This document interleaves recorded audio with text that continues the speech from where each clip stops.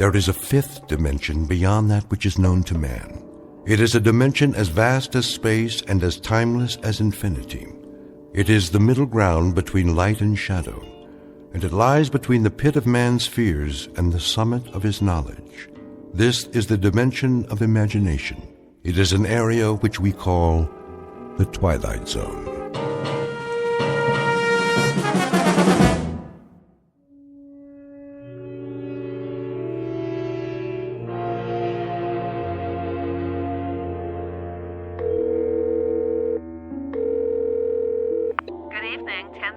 Hi, this is Joey Crown. Who? Joey Crown. I called before. Can you speak up, sir? I called a couple of times and I left a message. Do you have a reservation? Me?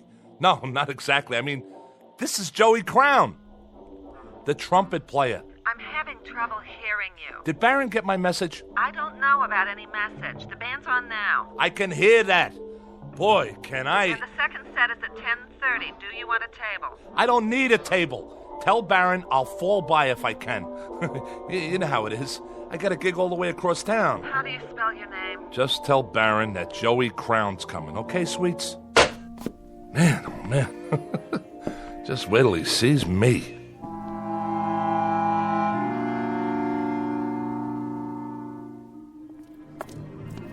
Hey, Bobby, what's happening? Name? You know me. It's... Wait a minute. Who are you? You have a reservation. Hey, pal. We've been waiting for a half hour. You got in line. How you doing? Sorry, folks, but I'm supposed to be inside. Hold on, I gotta check the list. I'm not on the list. See, I got a gig here tonight. Oh, you're in the band. Well, not in it exactly. Baron knows I'm coming. He'll let me sit in, I'm sure of it. First show's sold out. If you want to put your name down for 10:30... Just tell Baron, all right?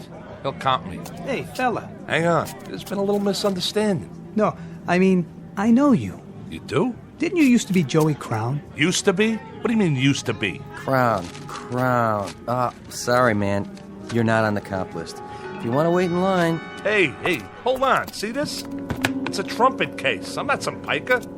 I played with Baron lots of times. I used to work the page tree and the gate. What's the matter? Don't you believe me? Ask Artie. He owns the joint.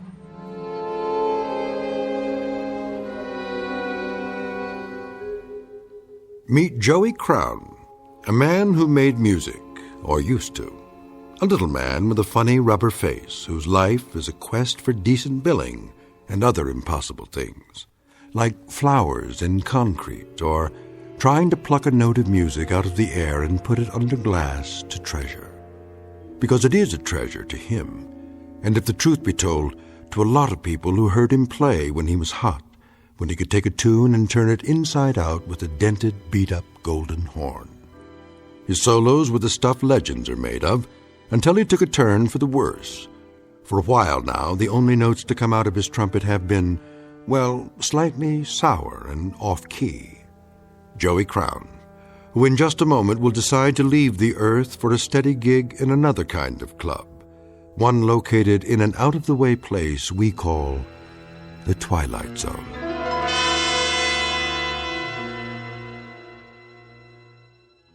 And now, The Twilight Zone, and our story, A Passage for Trumpet, starring Mike Starr, with Stacy Keach as your narrator.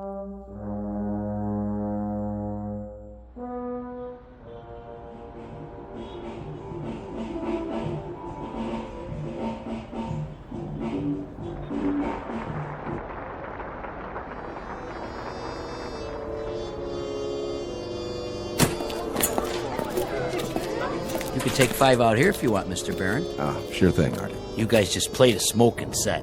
Thanks. Yeah, thanks. I came in early on the bridge. You did all the changes. Nice set, boys. Was it okay? I couldn't tell. That sounded good to me, just the way I like it. Sure was. Man, you guys know how to swing. Who's that? Too dark to see. I think it's... Hey, Joey. What do you say, Baron? What are you doing here? Well, what do you think? I brought my axe. What for? I thought you might need somebody with a horn. I already got my sideman, Joey. Sure you do. But I was thinking I could sit in, for the second set. Not tonight. Just a few choruses. Maybe some other time. Why not? You know how good I can play. Easy, Joey. But why? The last time you played trumpet for me, you loused it up. I did? I had to share you with a bottle. Bottle? Me? Oh, you get the wrong guy. You and that horn don't belong together on the same stage anymore. You mean 6, 7 months ago? That was just a bad night. I forgot what it tastes like. I'm on the wagon now. Way up. That right, Joey. Who's your brass section? Right here. Meet my new trumpet player. Yeah? That was him? Yeah, that was me. Don't get me wrong. He sounded great in there. Really cooking. But what do you think I am, some kind of a lush? Listen, Baron, I know what that stuff does to me. I ain't an old man yet. Me and my horn got a lot of years left. I could be a #1 boy again. Club dates, sessions, the whole bit. Hey, take it easy. What do you think I'm gonna do? Chuck it all away in some bum habit? Be serious. Listen, man, this is one mellow horn, and I got sweet music in me. A whole lot of it. You know yourself, when I open the case and pick that thing up and blow, I can make 'em cry. That you can, Joey. I remember. So what's the big deal? I can come in behind your man on the bridge. Then I sit out while he takes his solo. Then we trade choruses, and I... You dropped something, Joey? That's not mine, honest. I never saw it before. It was in your coat pocket. I saw it the minute you walked up. Come on, boys. Let's go back in. No, you come on, Baron. What are you trying to do to me? All I need's a chance. Okay, it's showtime. Go on. I'll be right there. All I need's a chance. One shot. That's what you need, all right. A shot. Better make it a double. That's not what I mean. Oh, don't worry about the mess, Joey. Somebody will clean it up for you. They always do. I'm sorry, Baron, but if you knew what it's been like to... One thing I don't know. When a guy has so many friends, why would he hang out with his worst enemy?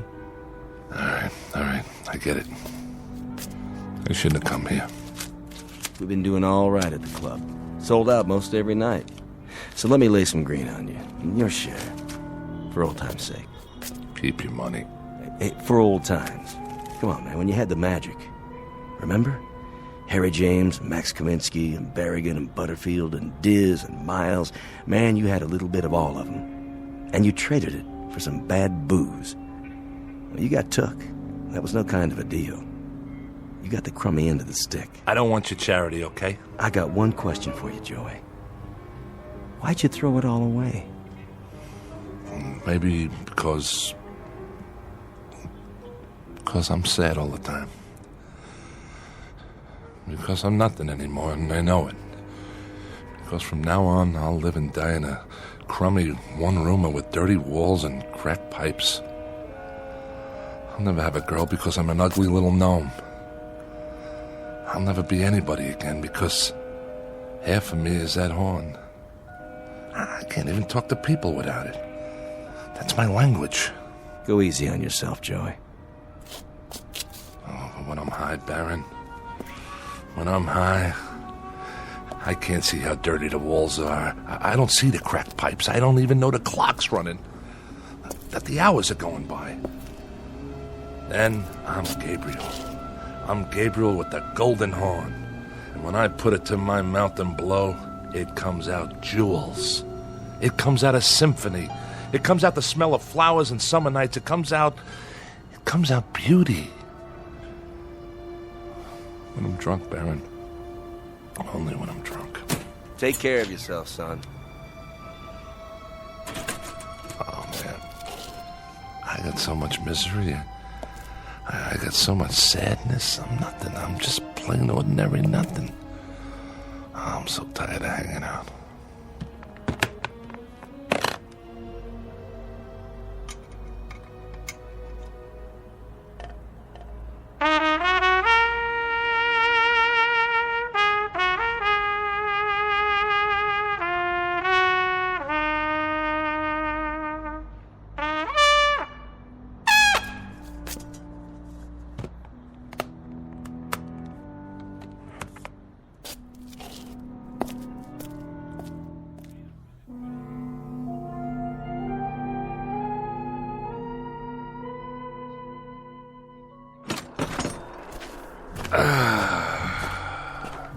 Smell that good old polluted city air.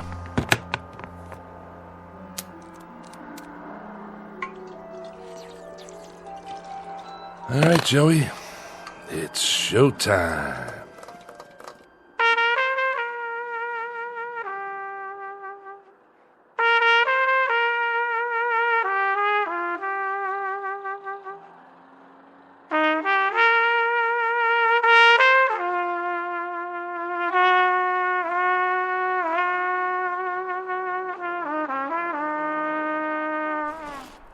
Here, I gotta write this in the blues, all right?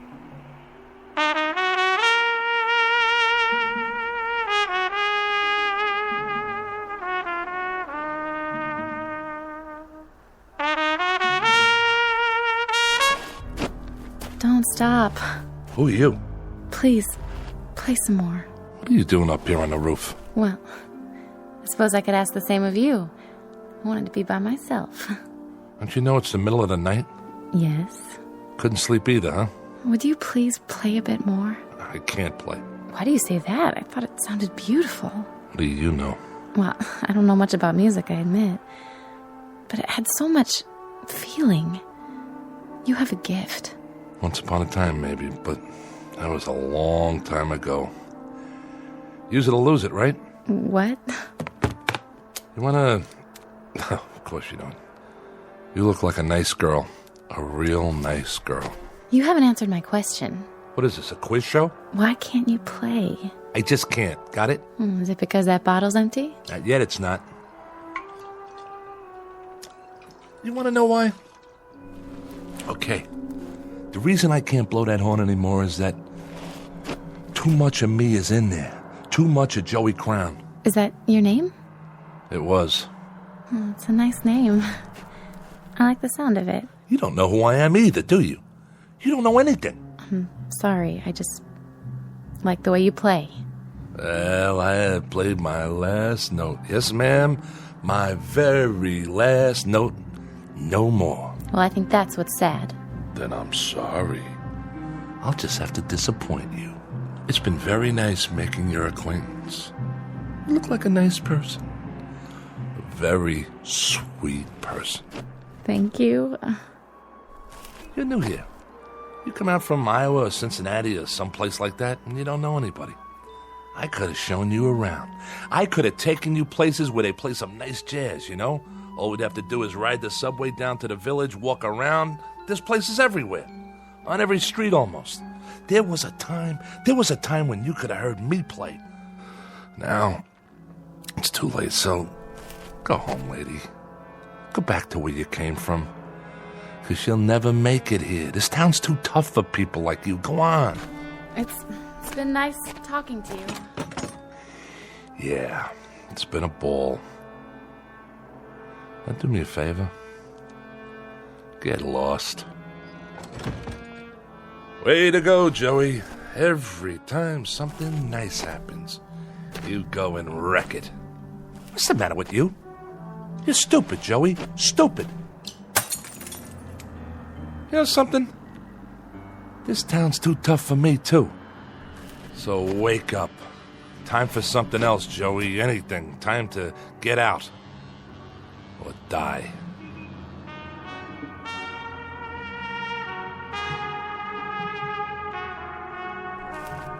Oh. Wait a minute. The heck is that? Nobody ever played that good, not even Joey Crown. Nobody on this earth.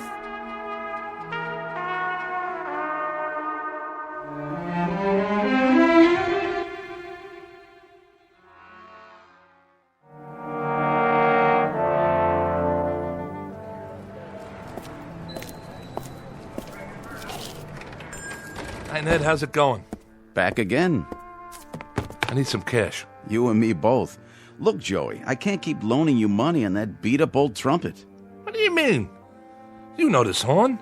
It's got a tone you wouldn't believe. That's the trouble. They all sound great when somebody's playing them. Look around. I got enough instruments to equip Sousa's band. I need another bugle like I need my taxes raised. But this horn's been around. It's got character. I played it at Newport. I played it on so many sessions you couldn't count them all. Go over there and flip through those records in a box. I bet you got 20, 30 albums I'm on. You name it, this is the horn, the same one. Trumpet is a trumpet, Joey. It's the man who plays it. That's what counts. Otherwise, it's just a pile of brass. $20. What? You gave me 40 last time. Like you said, it's been around. The case has got dents in it. Listen, Ned, I'm serious. So am I. What I need is enough to get a bus ticket out of the Port Authority. Taking a little vacation, huh? Atlantic City? Not this time. I'm leaving for good. $20 won't get me out of Jersey. Then you're not coming back. Not in your life. This is the new Joey Crown. I'm turning over a new leaf. If you're selling, 25. That's my best offer. Take it or leave it. Okay. 25. All right. Sign here. Just think, Ned. After today, you won't have Joey Crown to kick around anymore. This is the last time you'll see my ugly mug in here.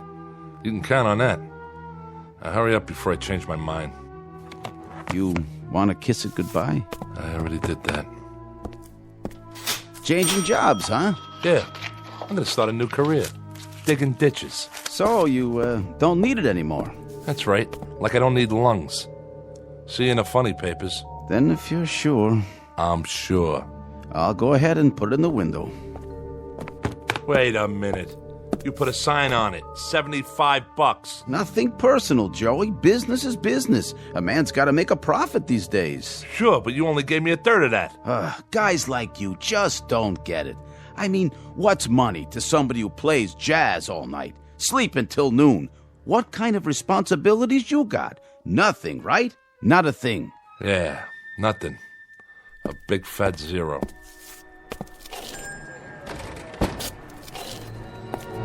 Hey, mister, watch where you're going. Get out of my way. Hey, don't cross the street like that. Mind your business. Hey, buddy, get out of the way! Leave me alone! Watch out! You think I care? You're gonna get killed! Oh my gosh! He just walked right out in traffic. Like he could care less. Somebody call an ambulance.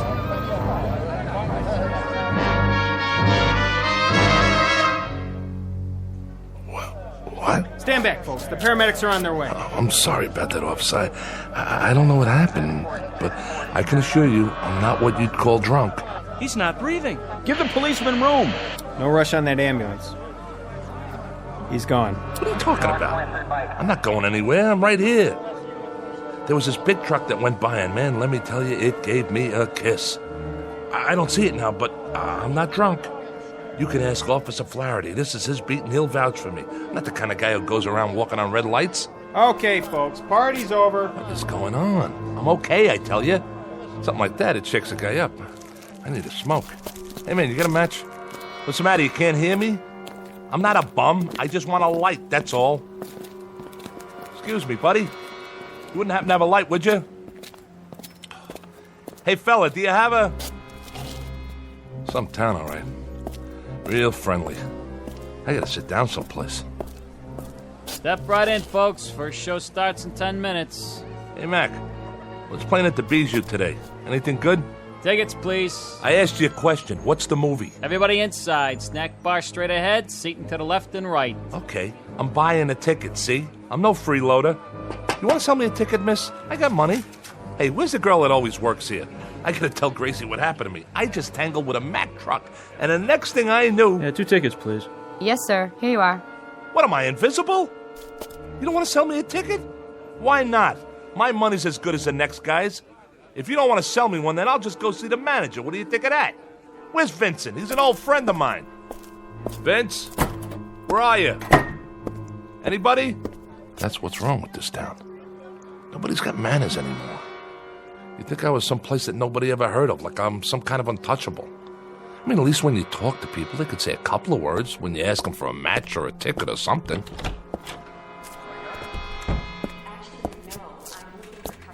What's the name of this flick, anyway? Really Scary Stories. Looks like a winner. What is this, a horror movie? No thanks, I gotta get out of here. Excuse me, if you could move your feet a little. Sorry, I didn't mean to step right through your leg. Hey, what's going on?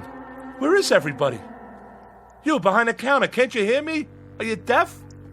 Those people in there, they couldn't see me, feel me. I stepped right on one guy's toe. Pinch me, I'm real, ain't I? Wait a minute, is somebody pulling a gag? Vince trying to shake me up? Well, now look, miss, is somebody trying to... Look at me! Right behind you in the mirror. It's my reflection. I can't even see myself.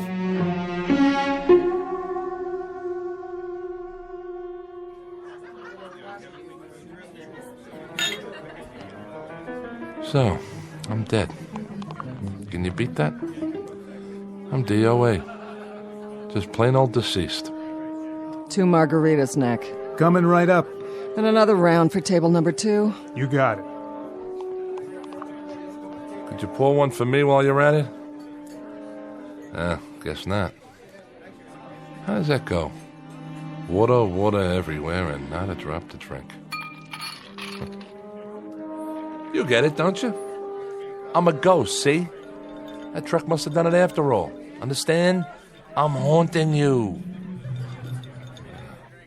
Ain't that something? At last, for the first time in the short, miserable life of Joey Crown, he was finally successful at something. Hey, Nick.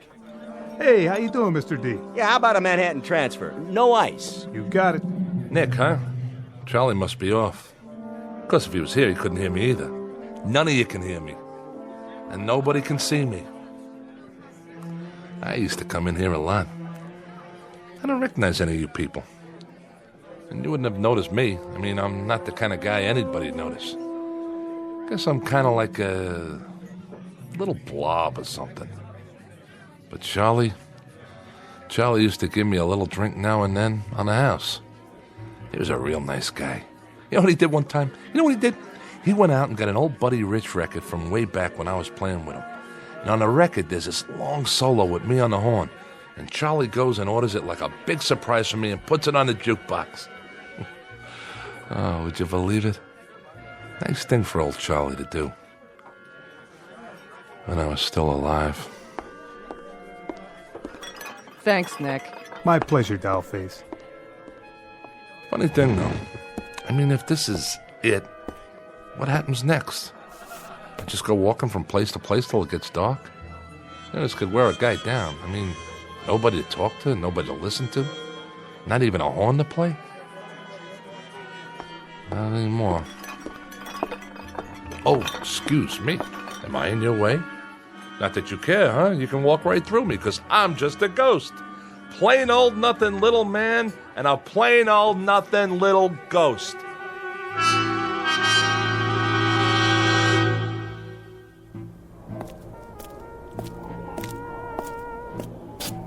Hey, it's that trumpet player I heard. The same one.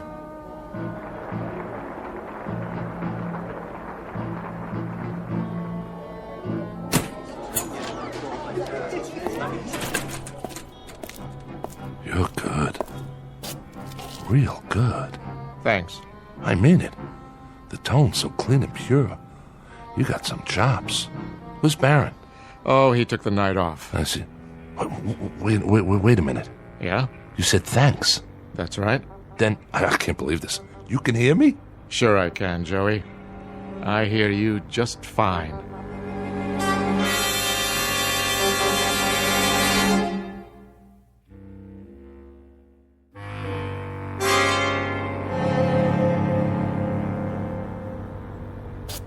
You really hear me? I hear you. You see me? Very clearly. Ah, I get it. Are you a ghost too? Not really. I am. I stepped in front of a large vehicle this morning. Is that right? It ain't good for the health, believe me. I'll bet it's not. Say, if you don't mind my asking, who have you played with before? Before what? Before now. What bands? Oh, I've played all over. Yeah, but with who? Dizzy? Miles? Those were great hornmen. They sure were. Did you study at Juilliard, Berkeley? I guess you might say I picked it up on the fly. Here and there. You sure got a great trumpet. The way it shines. Custom made, huh? You want to try it out, Joey? Yeah, I'd like to. You mind? Whatever you like. Joey. You call me Joey. Joey Crown. That's the name, isn't it? Yeah. But we ain't never been introduced. Not formally. But I know who you are. You play a nice trumpet. I know. I'm an expert on trumpets. You ain't no slouch on it, that's for sure. Go ahead.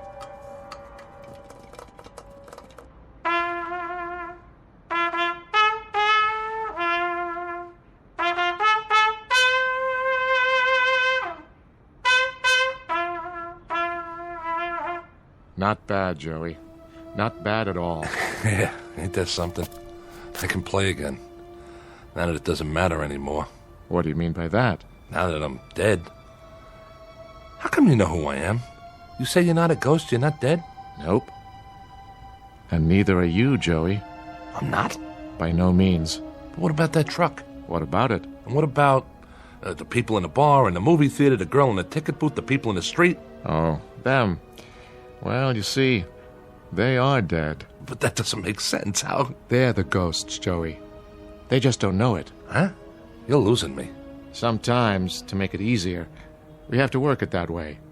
We let them go on in a life that they're familiar with, and they never know for a long while. But that's why they can't hear you. You're the one that's alive. But like I said, I stepped off that curb. That you did. And right now, Joey, you're in a kind of limbo. You're neither here nor there. You're in the middle. You're on a break between sets, so to speak, waiting to go on in the real world or the shadow world. Which do you prefer, Joey? Which? Well, just what do you think? I want another chance. Think it over, now. I have thought it over. I used to think I was getting dealt from the bottom of the deck, but you know something? I just forgot how much I had already. I forgot about the music I could make on the horn and how nice it sounded. I'd have to agree with you there. And going to Charlie's and talking to people, real people, and maybe going to the movies now and then. Cutting a record once in a while, walking in the park, hitting the clubs late at night, even when it was rainy or snowing and I had to bundle up like an Eskimo. I miss that. I really do. I never won a beauty contest, but I had friends. I had good friends. What do you think happened to all that? Somewhere along the line, I forgot the good things. That's what happened. I just forgot. You've got a choice, you know. Choice? One way or the other. It's not too late. Well, in that case, if I've got a choice, then I want to go back, understand? I want to go back. All right. You go back. Just like that? But, Joey, no more stepping off curbs. That was some stunt back there. From now on, you take what you get and you live with it. Sometimes it'll be sweet frosting and nice gravy, and sometimes it'll be sour and go down hard. But you live with it, Joey. I think I got it. Guess I better take my trumpet back. Oh, yeah, sure, yeah. That's a nice talent you've got. You really think so? To make music, to move people, to make them laugh and make them cry, to make them tap their feet and want to dance. That's an exceptional talent, Joey. Don't waste it. See you around. Hey, mister. What is it, Joey? I didn't get your name. How's that? I didn't get your name. My name? Call me Gabe. Gabe? Gabe. Short for Gabriel. Goodbye, Joey. Gabriel. Hey, wait, I gotta ask you something.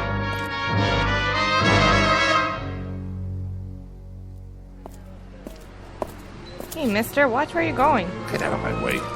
Hey, don't cross the street like that. Hey, buddy, get out of the way! Watch out! You're gonna get killed! Oh my god! He just walked right out in traffic. Like he could care less. Somebody call an ambulance. Wait, he's breathing. I'm all right. Just let me get up. You okay, pal? I think so. Let me help you up there. Oh, you know you shouldn't ought to do that. Stepping off the curb like that. It's lucky I just grazed you. Don't worry about it. No harm done. He's all right. Oh, thank God. He could have been killed. Well, look. I am 14 years without an accident. That right? I'd be obliged if, well, you know, no insurance companies, no doctors, nothing like that. So, how much do you want? For what? To keep this just between us. Name your price. My price? Oh, let's see now. You got, let me see, $75? That all? Sure, I got that much. I got more if you want. 75 will do. Okay, 50, 60, 75. Here you go, pal. Good luck to you. I gotta go now. Well, what do you know about that?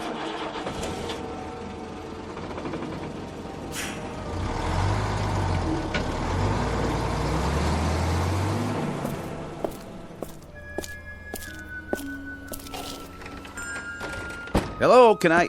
Oh, it's you. Hi, Ned. Change your mind already? Yeah, I changed my mind. They come and they go. But you, Joey, you're the first one to go and then come back. I know. I don't want to hear your argument. No argument. I guess I can let you have it. How much? 75? No. 25. He'll talk me back down anyway.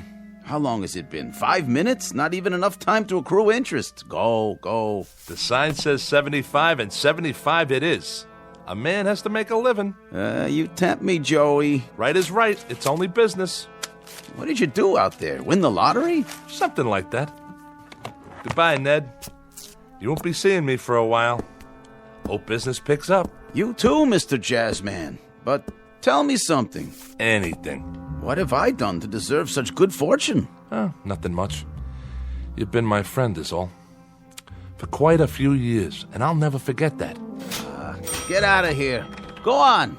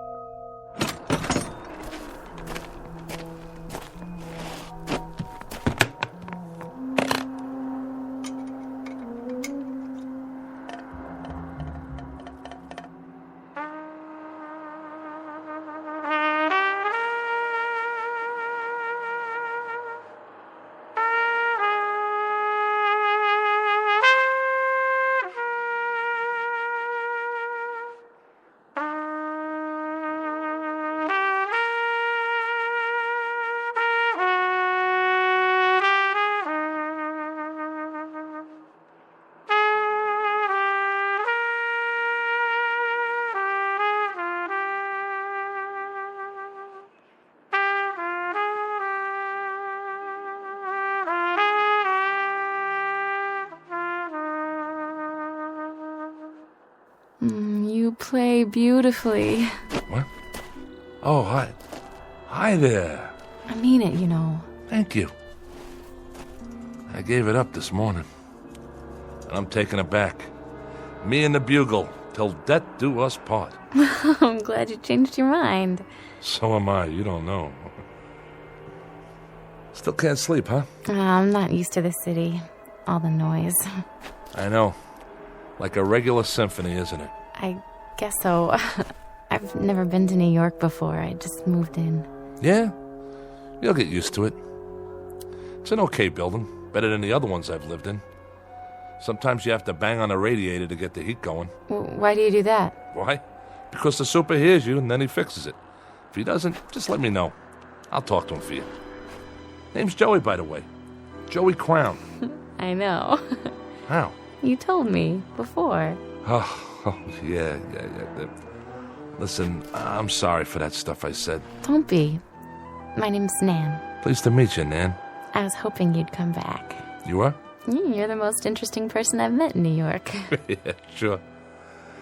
There's a lot of guys around here. Most of them ain't little apes like me. I mean it. The most interesting. And the nicest. I love your music. Honest? Honest. Will you play some more, Joey? Sure, I'll play some more. I'll play whatever you like, for as long as you like.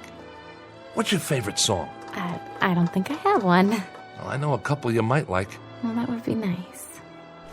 You know, you might get to like it here. It's not a bad town. I'm sure it isn't.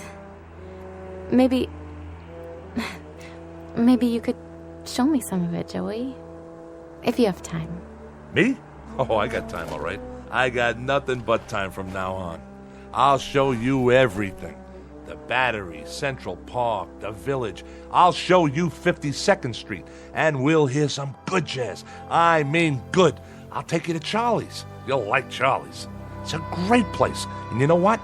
You're not going to believe this, but he's got a record of mine when I was playing with one of the big bands. At least I think he still has it. If he doesn't, there's a little pawn shop I know that has all kinds of records in back, and we can pick up a copy and bring it home and listen to it.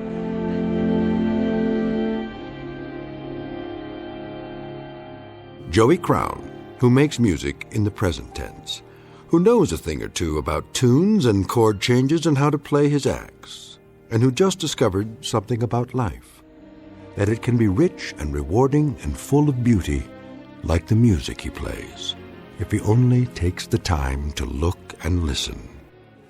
Joey Crown, who finally got a cue and a clue in the Twilight Zone.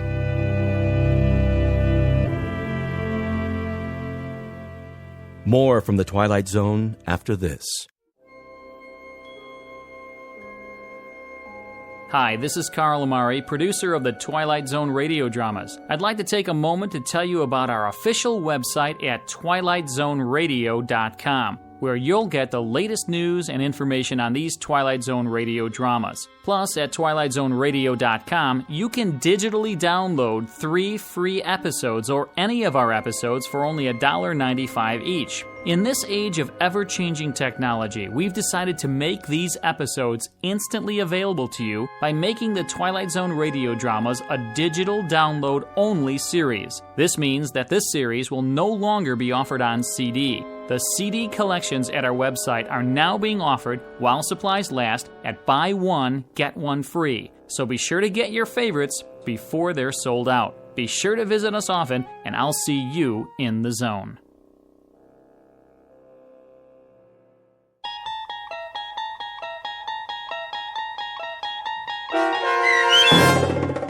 A Passage for Trumpet starring Mike Starr with Stacy Keach as your narrator was adapted for radio by Dennis Etchison and based on a script by Rod Serling. Heard in the cast were Doug James, Brooke Sanford, Jeff Lupetin, David Darlow, Kurt Nabig, Meg Falcon, Lynn Foley, Carl Amari, Sarah Marks, Chuck Somar, Vince Amari, Karina Karpolovsky, Bo Nortel, and Roger Wolski, with special trumpet stylings by Chuck Somar. To learn more about the Twilight Zone radio dramas and to obtain audio cassettes and CDs of these programs, visit our website at twilightzoneradio.com. The producers of The Twilight Zone wish to thank CBS Enterprises, Carol Serling, Dennis Etchison, Dick Brescia Associates, Claire Simon Casting, Terry Jennings, the American Forces Radio and Television Service, our sponsors, and our radio affiliates for helping make this series possible. This copyrighted radio series is produced and directed by Carl Amari and Roger Wolski for Falcon Picture Group. Doug James speaking.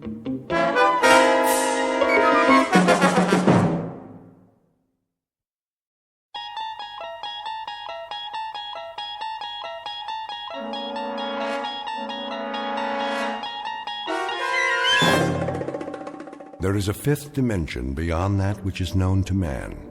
It is a dimension as vast as space and as timeless as infinity. It is the middle ground between light and shadow, between science and superstition. It lies between the pit of man's fears and the summit of his knowledge. This is the dimension of imagination. It is an area we call the Twilight Zone.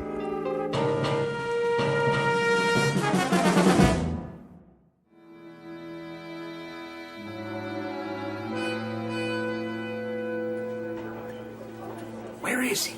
We should start anyway. Pass me the coffee, Bob. How long are we supposed to wait? Gentlemen, I called you here for a meeting, but I don't have all day. You try my patience, Mr. Williams. Yes, sir. I want the figures on the account now. I'll try to reach him again, sir.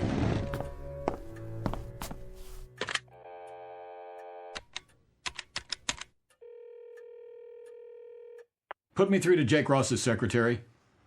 Yes, I'll hold. Williams, we're still waiting for your Mr. Ross. I'm trying to get him now, sir. Is this Jake's office, Joni? Yeah, I'm fine. Mr. Williams! I know he's out to lunch, but there was a conference called for 2 o'clock and it's 2:30. Yes, Mr. Mizrell's office. Where is he? All right, then check. Tell him to get his keister back here fast. Well, where is your protege with the multi-million-dollar automobile account? She's calling around the usual places, Sardi's East to Colony. Don't be an idiot. He's due any moment, sir. Probably stuck at a big client lunch or something. More likely a big martini, or 3, or 4 of them. Mr. Mizrell, I assure you he was too young to put on this account. I told you that, Williams. Much too young for so large and important an account. See? I knew it. Here's Jake now. Message for Gert Williams? Give me that. We have been here now for 34 minutes, Mr. Williams. This is a note from Jake Ross. Would you be so kind as to share its contents with us? I can tell you the sense of it very quickly, Mr. Mizrell. It's Jake's resignation. He's moving to another agency. And he's taking the automobile account with him. That account represented a gross billing of millions of dollars a year. And how many times have you promised it to me? This is as much a shock to me as it is to you, Mr. Mizrell. Don't con me. It was your pet project, yours. And it was your idea to give it to that little college greenie. Get with the program, Williams. Get with it, boy. I'm sorry. So what's left? Not only has your pet project backfired, but it sprouted wings and left the premises. I'll tell you what's left for us in my view. A deep and abiding concern about your judgment. Please. This is a push business, Williams. A push business. Push and drive, but personally hands-on. You don't delegate responsibilities to little boys. I don't feel well. You should know that better than anyone else. I have to leave now. It's a push all the way, all the time, right down the line. Hey, you don't look so hot. What's the matter with him? Why don't you just shut your mouth, fat boy?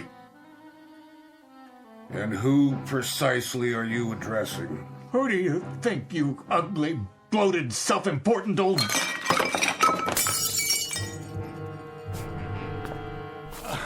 I'll clean it up, Mr. Mizrell. He didn't mean that, sir. I closed 2 new accounts. If I may... Oh, no.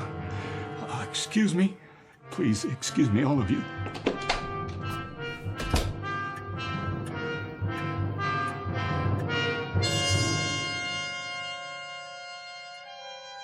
This is Gart Williams, age 38, a man protected by a suit of armor all held together by one bolt. Just a moment ago, someone removed the bolt, and Mr. Williams' protection fell away and left him a naked target. He's been cannonaded this afternoon by all the enemies of his life. His insecurity has shelled him. His sensitivity has straddled him with humiliation. His deep-rooted disquiet about his own worth has zeroed in on him, landed on target, and blown him apart. Mr. Gart Williams, ad agency exec, who in just a moment will undertake a desperate search for survival in the Twilight Zone. And now, back to our story from the Twilight Zone. A Stop at Willoughby, starring Chelsea Ross, with Stacy Keach as your narrator.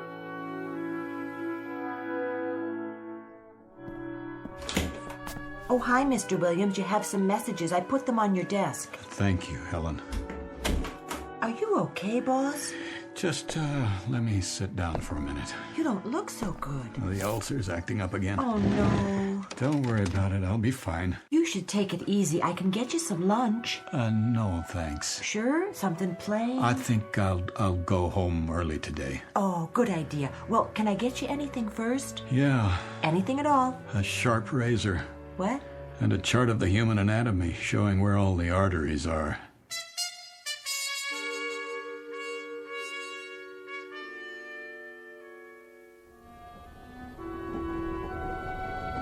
Tickets, please. Ticket? Oh, right here. How are you tonight, Mr. Williams? In the absolute pink. Cold winter this year. Seems to get darker earlier than it ever has. That's the way of the world. The rich get richer and the days get shorter. Isn't that the truth? Here's your ticket. Enjoy the ride. Tickets, please. It's a push business, Williams. A push business. You gotta get with it, boy. A push business. Push. Got to get with it, boy. You got to get with it. Got to get with it. That's enough! Is anything wrong? What? Oh, no. I was just thinking out loud, I guess. Oh, I was afraid you were speaking to me. Not at all. Sorry. It is a boring commute, isn't it? It's easy to doze off. Yes, it is. All that darkness outside. You can barely see the landscape. To tell the truth, I never paid much attention to it. But, well, now that you mention it. I used to read, but I got motion sickness. So now there's nothing to do but wait for the next station. And the one after that, and I don't even know where we are at the moment. I can't see any lights. What's the next stop? I've lost track. That's funny. It is? Lost track? Oh. At least we're not off the track. Not yet, anyway. Give it time. Oh, I suppose we could be anywhere. Wait, do you hear that? Hear what? What's happening?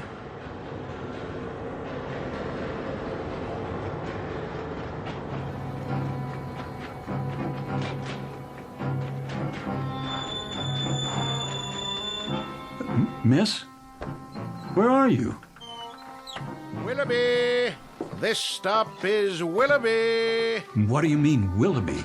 Where's Willoughby? That's Willoughby, right outside. There's no place called Willoughby on this line. I've taken this train hundreds of times. Where's the woman I was talking to a minute ago? Woman, sir. This car's empty. And the light. Why is it so bright outside? Well, why wouldn't it be? Sun's out. The sun? It's summer. That's what she is. Mid-July. And a real warm one, too. No, it's not. It's November. What is going on? Why are you dressed that way? That ridiculous old hat, the uniform. Where's the regular conductor? Willoughby, 5-minute stop. Wait. What is this place? Already told you. Willoughby. But that's impossible. Take a look for yourself. But those clothes, the horses. What is this, a practical joke? No, sir. It's Willoughby, July 1888. Nice place, don't you think? And there's the woman I was talking to. Where did she get that parasol? You'd have to ask her. Getting off? Well, this isn't my stop. Miss, you there? Why, hello, Mr. Williams. Good day to you. Hold on. Can you tell me... Shall I open the door? No, You ought to take a look around sometime. Peaceful, restful, where a man can slow down to a walk and live his life full measure. If you're not getting off, you'd best take a seat. Yep, right on schedule. All aboard!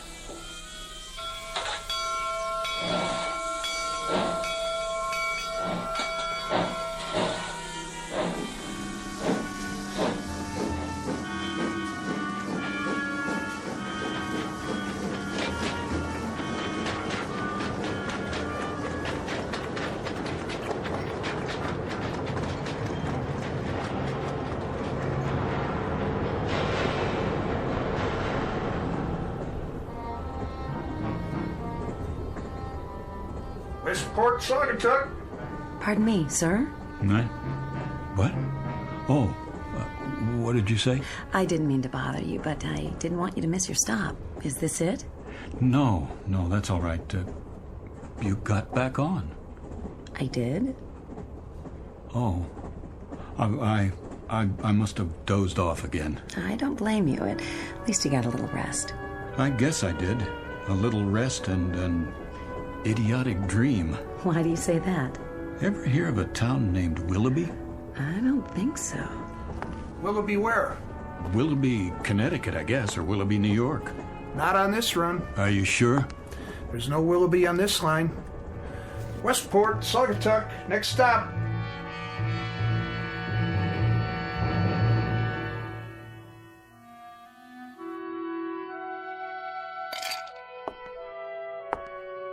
Hello, Gart. Jane? I didn't hear you come home. That's all right. I figured you'd notice sooner or later. Oh, I see. So that's how it's going to be. If you say so. What are your plans this evening? Do you care? So you're going to get quietly plastered and sing the old college songs. No songs. I'm all sung out. Then you're just going to get drunk while I sit here and watch. You can join in if you like. No thanks.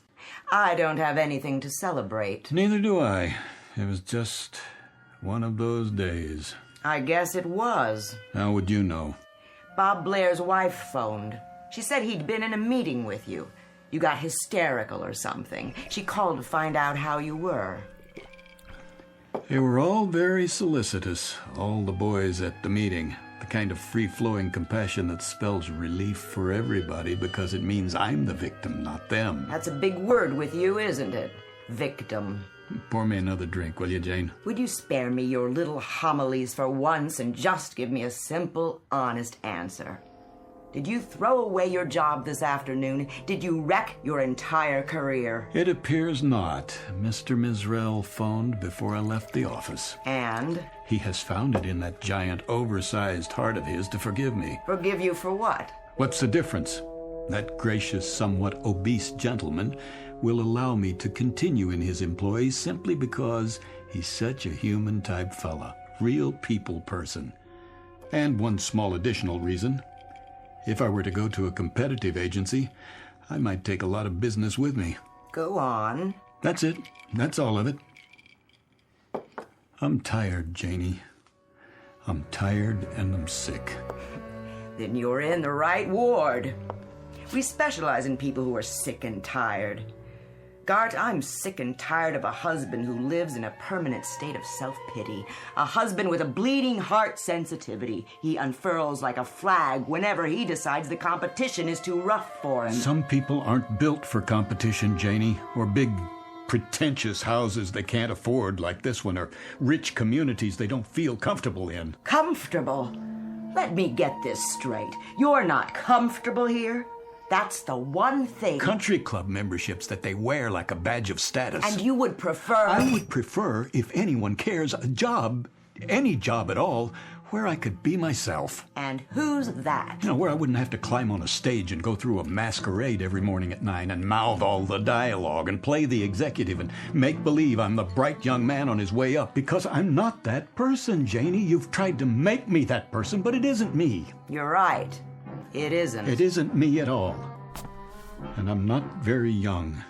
I'm a soon-to-be old, very uncompetitive, rather dull, quite uninspired, average type of guy with a wife who has an appetite that won't quit. And where would you be if it weren't for my appetite? I know where I'd like to be. And where is that?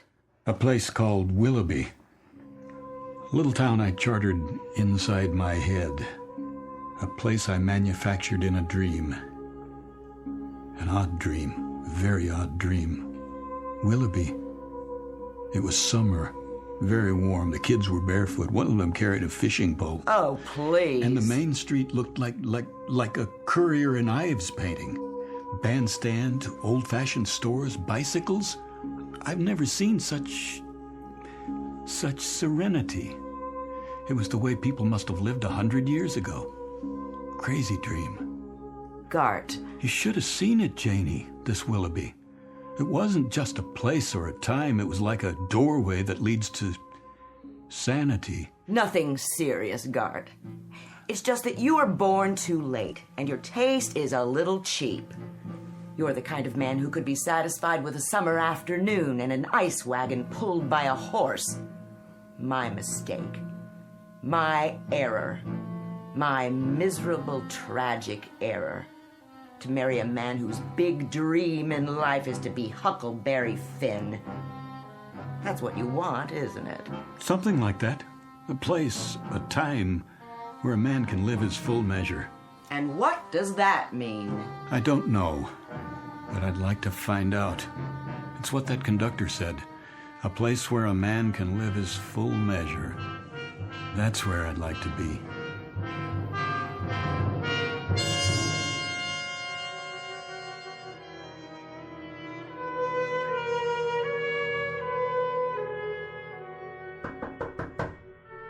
Yes?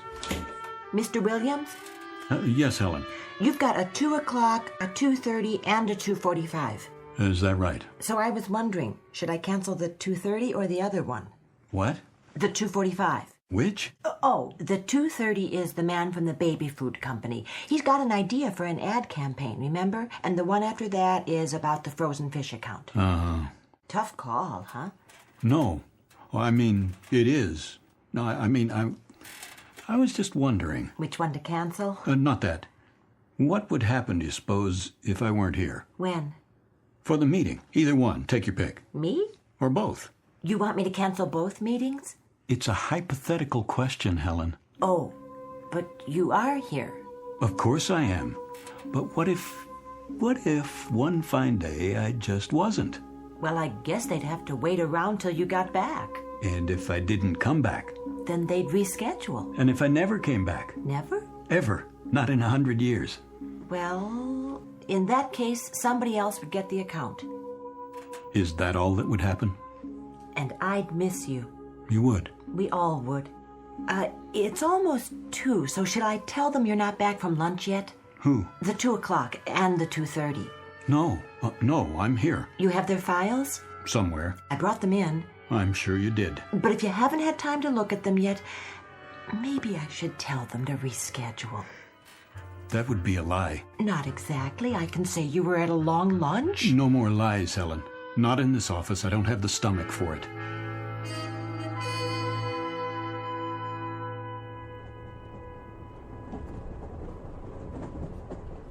Hello again. It's you.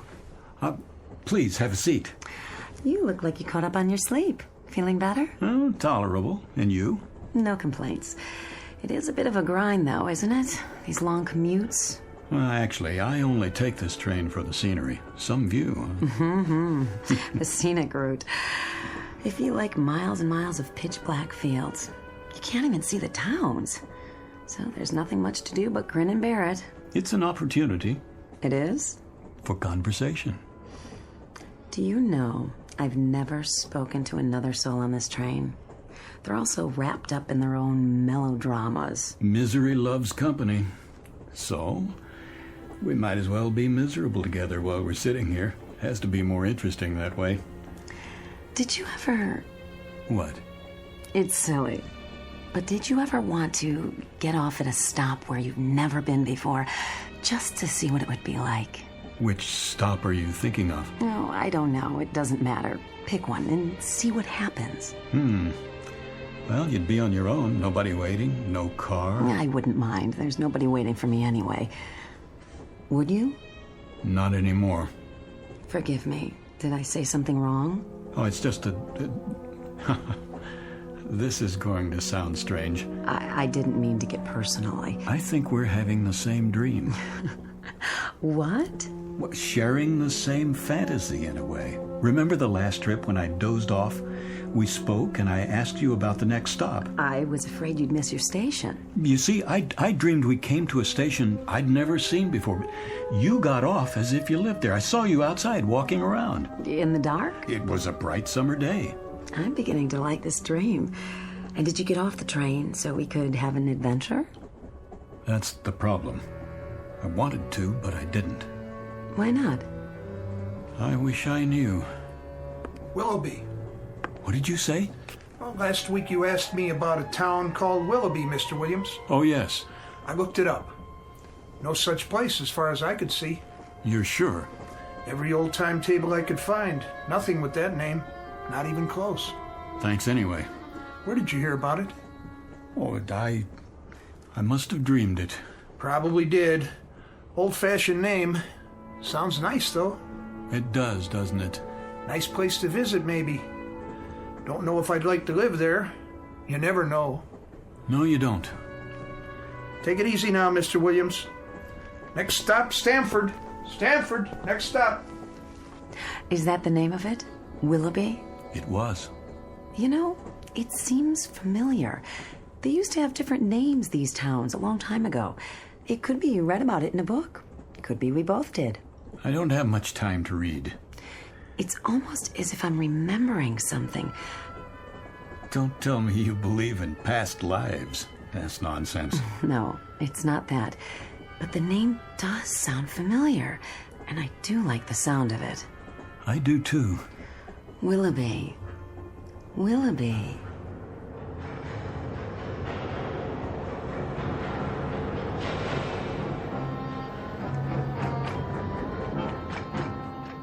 Willoughby. What did you say? Next up, Willoughby. The woman who was sitting there. Woman, sir? In that seat. Where is she? No other fares in this car, sir. But it was only a minute ago. Good day to you. Day? All out for Willoughby!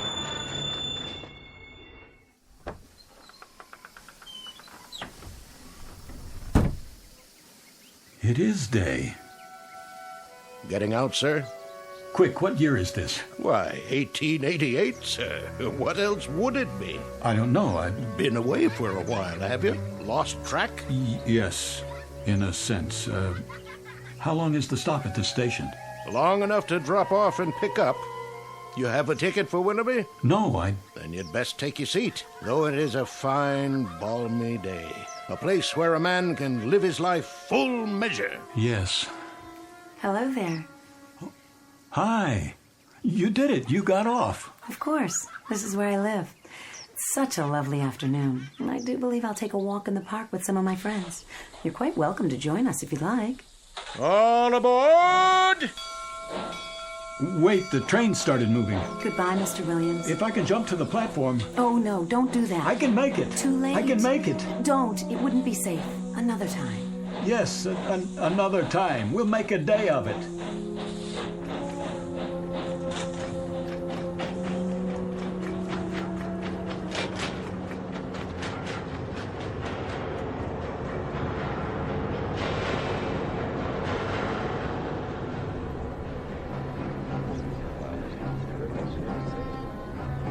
All these people. A full car, Mr. Williams. Always is this time of day. There's your seat right over there. The woman I was talking to. I'm not sure that She's not here now. Oh? Maybe she went to the club car. Or got off. Where? No stops so far. She got off at Willoughby. You on that kick again? I told you there's no such town. I know. That's what you said. Sounds like a nice place, though. A real nice place. Tickets! Next time. Next time, I swear I'm going to do it no matter what. I'm going to get off at Willoughby.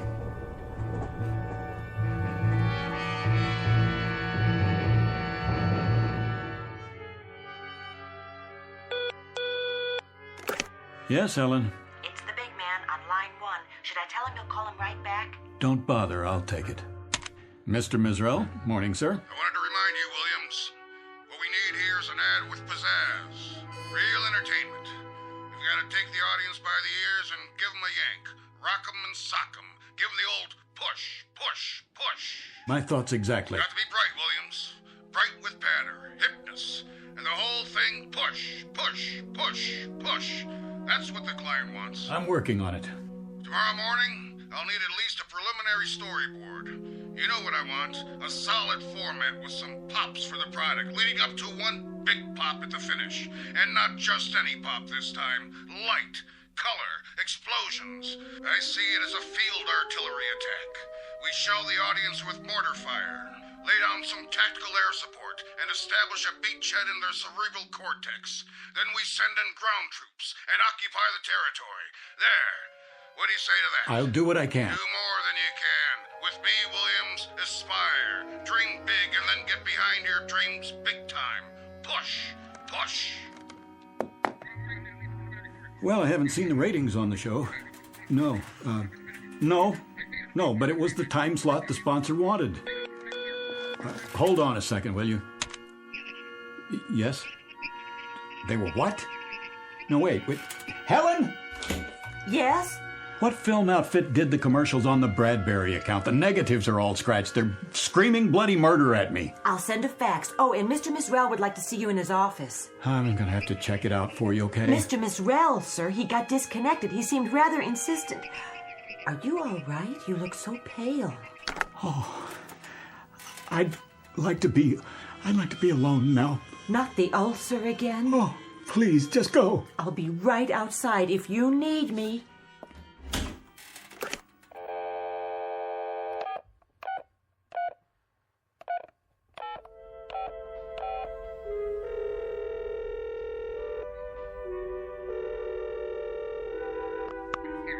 Janie, this is Gart, honey. Stay there, will you? Things are going to be different from now on, you'll see. I just want you to stay there. I'm coming home. Janie, please listen. I've had it, understand? I can't go on for another day, another hour. This is it. I've got to get out of here, Janie. Janie, help me, will you? Please? Please help me. Janie? Janie?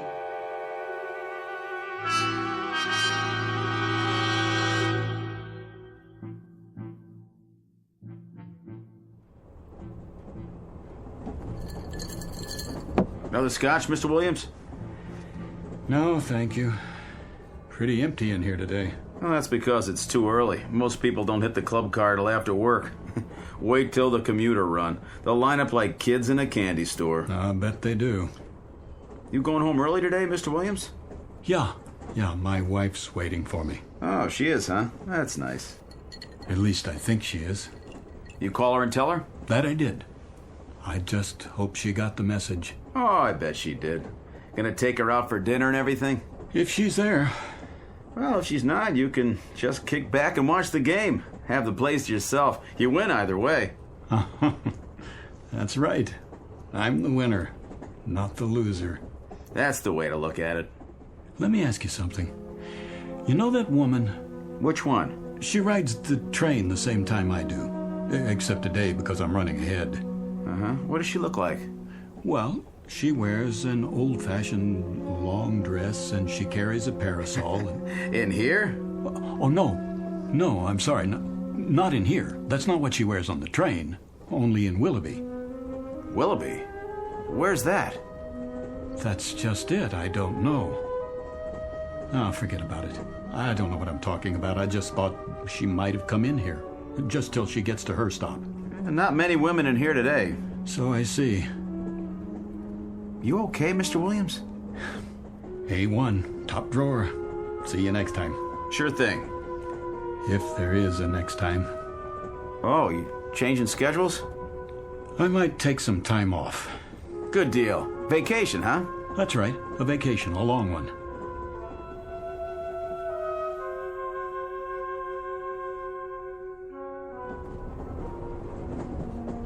Ticket?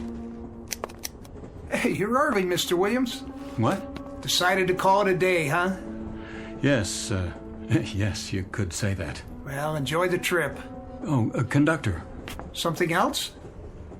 You wouldn't happen to have a light, would you? You want a cigarette? They have matches in the club car. No worse than a drink, I guess, if that's your poison. But you can't light up here. You have to wait till we stop at a platform. Of course. I was just wondering if you could bend the rules this time. It's been quite a day. I need to unwind before I get home. I used to smoke 2 packs a day. Had to give it up, though. Doctor's orders. Right. Said it was cutting years off my life. So I decided to stick around. You want to do that, don't you? Yes. As a matter of fact, I do. That's why I'm going home. There you are, then. I have another question for you. Yeah? That woman, the one I talked to. Which woman is that now? Have you seen her in the other cars? Can't say as I have. Would you take a look? If I see her, I'll let you know. Thanks. I appreciate it. Some people didn't go to work, though. Cold day. Yeah, maybe that's it. Be colder tonight. That's what they say. Looks like snow. You keep warm now. I'll try. Next stop, Stanford. Stanford.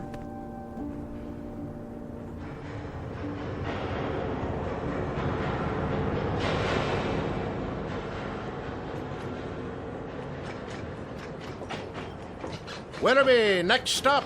Next stop, Willoughby. This is where I get off. Stop the train. Yes, sir.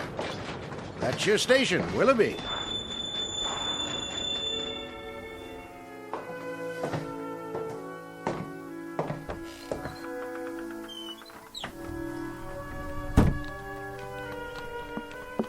Need a hand with your baggage? I don't have any. Nothing at all? Not a thing. A good day to you, then. Yes, it is. It really is a beautiful day.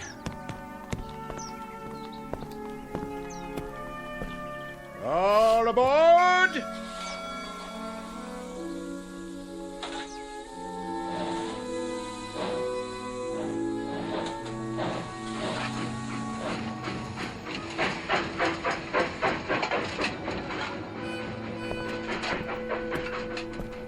Hi, Mr. Williams.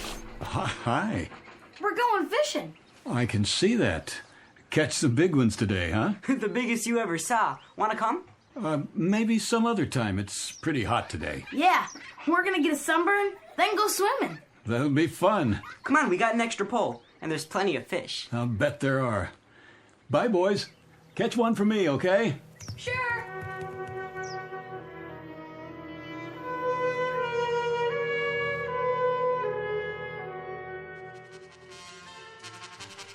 Such a lovely day. Too nice to stay indoors. I want to hear the band. Yes, the band. I love the sound. So do I. Beautiful. Did you say something? Not really. It's you. Hello. Oh, it is you. I'm glad you decided to join us. I was on my way down to the park. Where? Oh, that's right. You just got here. Come with me. It's not far. I'll introduce you to all my friends, just as I promised. Then they'll be your friends, too. I'd like that. I feel as if they already are. Then later, perhaps we'll take a stroll by the lake. It's truly splendid with the moon and the stars and... I like it here right now, with you. The trees, the stores. The shops are my weakness, I must confess. You've got some wonderful antiques here. Antiques? That beautiful grandfather clock in the window, for example, a classic. Wonder how much they're asking. It's quite reasonable, I'm sure, even though it's new. But it can't be. Come along now. We'll be late.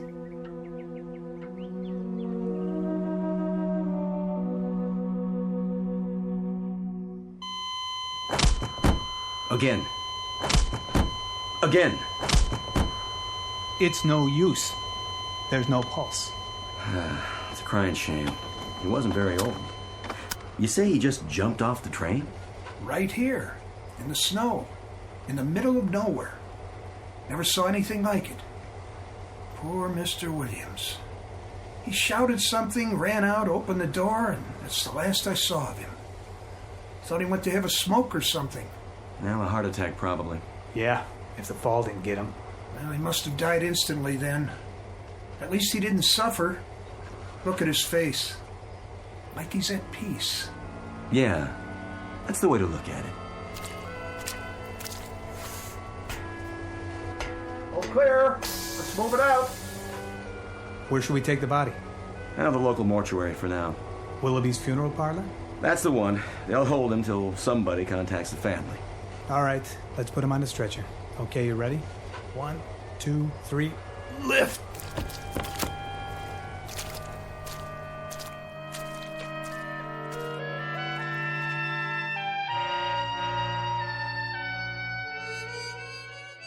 Mr. Gart Williams, who withstood the slings and arrows that come with life in the fast lane for as long as he could bear them, and eventually sought respite for his torment in the only place left open to him, under a gravestone, who climbed onto a world that went too fast for him and then finally jumped off. Mr. Gart Williams, who might now tell us what really awaits us in the great beyond, because this too is very much a part of the Twilight Zone.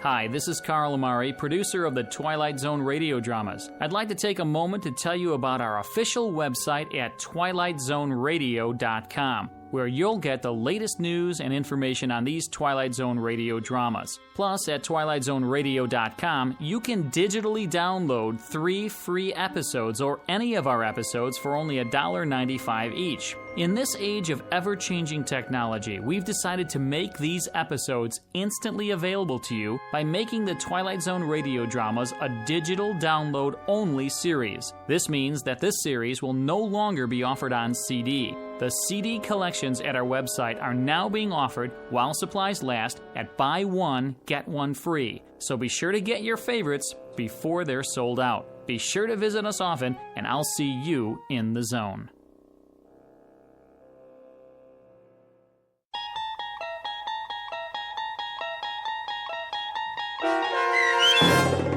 A Stop at Willoughby, starring Chelsea Ross, with Stacy Keach as your narrator, was written for The Twilight Zone by Rod Serling and adapted for radio by Dennis Etchison. Heard in the cast were Rich Komanik, Peggy Roeder, Turk Muller, Lynn Foley, Laura Russell, Tony Castillo, Roderick Peoples, Linda Ryder, Jeff Lupetin, Mike Aljadeff, and Adam Tangway. To learn more about the Twilight Zone radio dramas and to obtain audio cassettes and CDs of these programs, visit our website at twilightzoneradio.com. This copyrighted radio series is produced and directed by Carl Amari and Roger Wolski for Falcon Picture Group. Doug James speaking.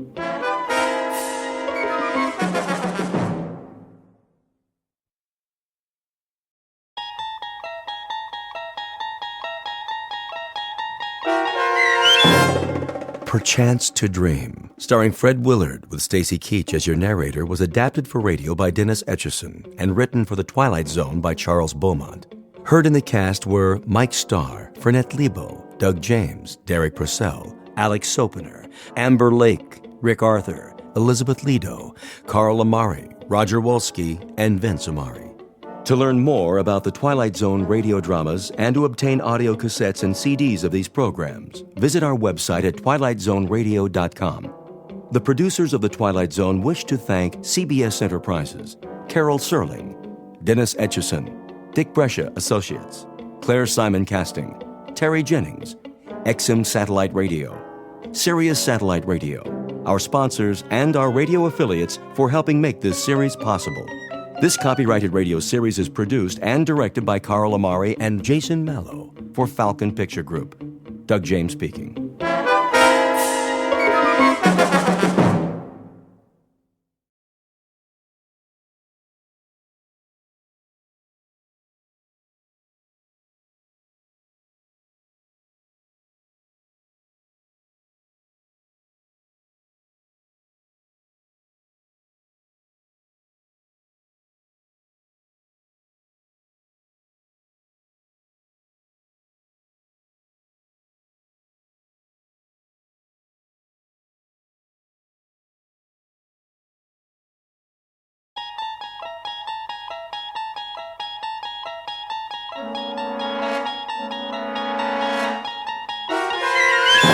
There is a fifth dimension beyond that which is known to man.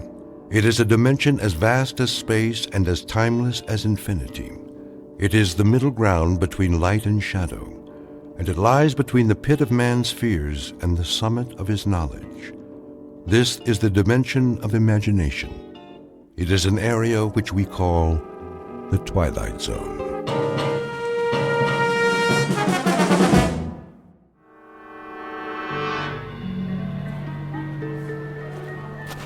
Cotton candy here. Get your cotton candy. Look, Mom, can I have one?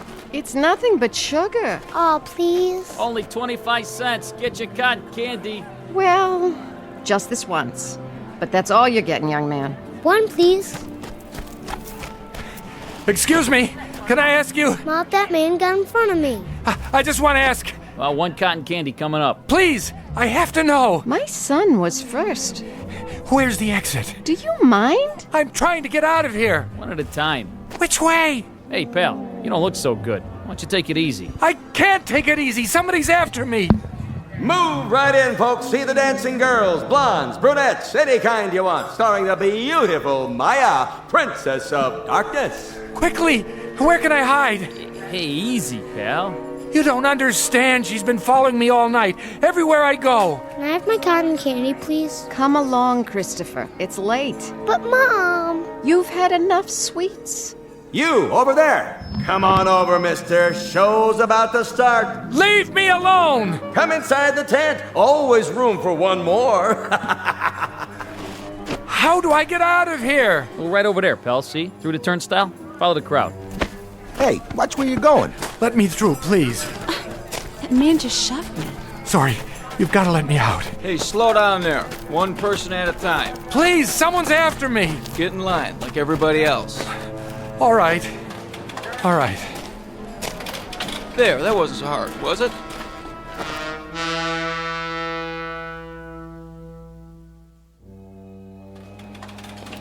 Officer, where's the uptown train? That's the next platform. Keep it moving, folks. Where am I? What's that? I don't know where Where are you going? What? Oh, I have to see Dr. Jackson. Who? I have an appointment on the Upper East Side. You don't need the subway. You're there. But how? It's the other end of that platform, right up those stairs. Say, are you all right? I really don't know. What time is it? 11:45. Midnight? That's a good one. In the AM, pal. Where have you been all night? Why don't you go home and sleep it off? I can't. That's the one thing I can't do.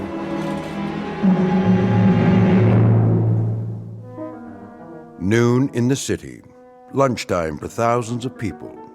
To most of them, the next hour will be a rest, a pleasant break in the day's routine. To most, but not all. The gentleman on the run is Mr. Edward Hall, an ordinary man who lives an ordinary life. The only problem is, his life has been turned upside down. He knows his way around the city, but he's had a bad night. Several, in fact. Nights without sleep as he flees a place that may or may not exist.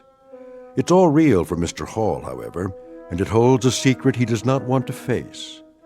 So get ready to run with the hunted, because time is the enemy, and the hour ahead is a matter of life and death when you're trapped in the Twilight Zone.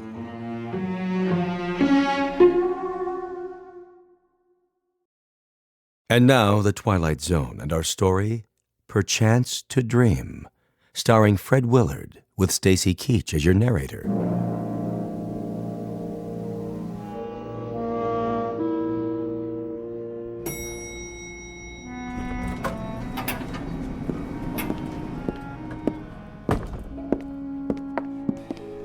Excuse me. Yes? I'm not sure if this is the right floor. The Goodman building, right? Mm-hmm. What are you looking for? Doctor, I can't remember his name. It's on this piece of paper. Let me see. Elliot Rathman? Oh, yes. Dr. Rathman, the psychiatrist. He's in 1410. That way, at the end of the hall. Thank you. Are you all right? I don't know anymore. I guess that's why I'm going to the doctor. Would you like me to walk with you? No, I can make it. Are you sure? What? You don't look so good, honey. Why don't you come with me? You? It isn't far. I can show you the way. Don't touch me. What's the matter? I'm free for the rest of the day. Get away! Relax, honey. It won't be long now. May I help you? Tell her to keep away from me. Pardon? That woman. Who? In the hall. She's been following me. I don't see anyone. She was there as soon as I got off the elevator. I didn't recognize her at first, but when she began to speak... Well, there's no one there now. See for yourself. She was. I tell you. Why don't you take a seat? Do you have an appointment? I think so. Dr. Jackson said he would call. Oh, yes. Mr. Hall. That's right. We've been expecting you. I'll tell Dr. Rathman you're here. Doctor, your 12 o'clock is here. That's fine, Charlotte. Mr. Hall? Yes. Come in. Please. The chair or the couch, whichever you prefer. Not the couch. No? You look tired. I am, but I can't. Why not? If you're tired... I might fall asleep. And what would be wrong with that? It's a long story. Are you feeling sick? No, just tired. Then try the chair. It's pretty comfortable. maybe just for a minute. I have to be careful not to close my eyes.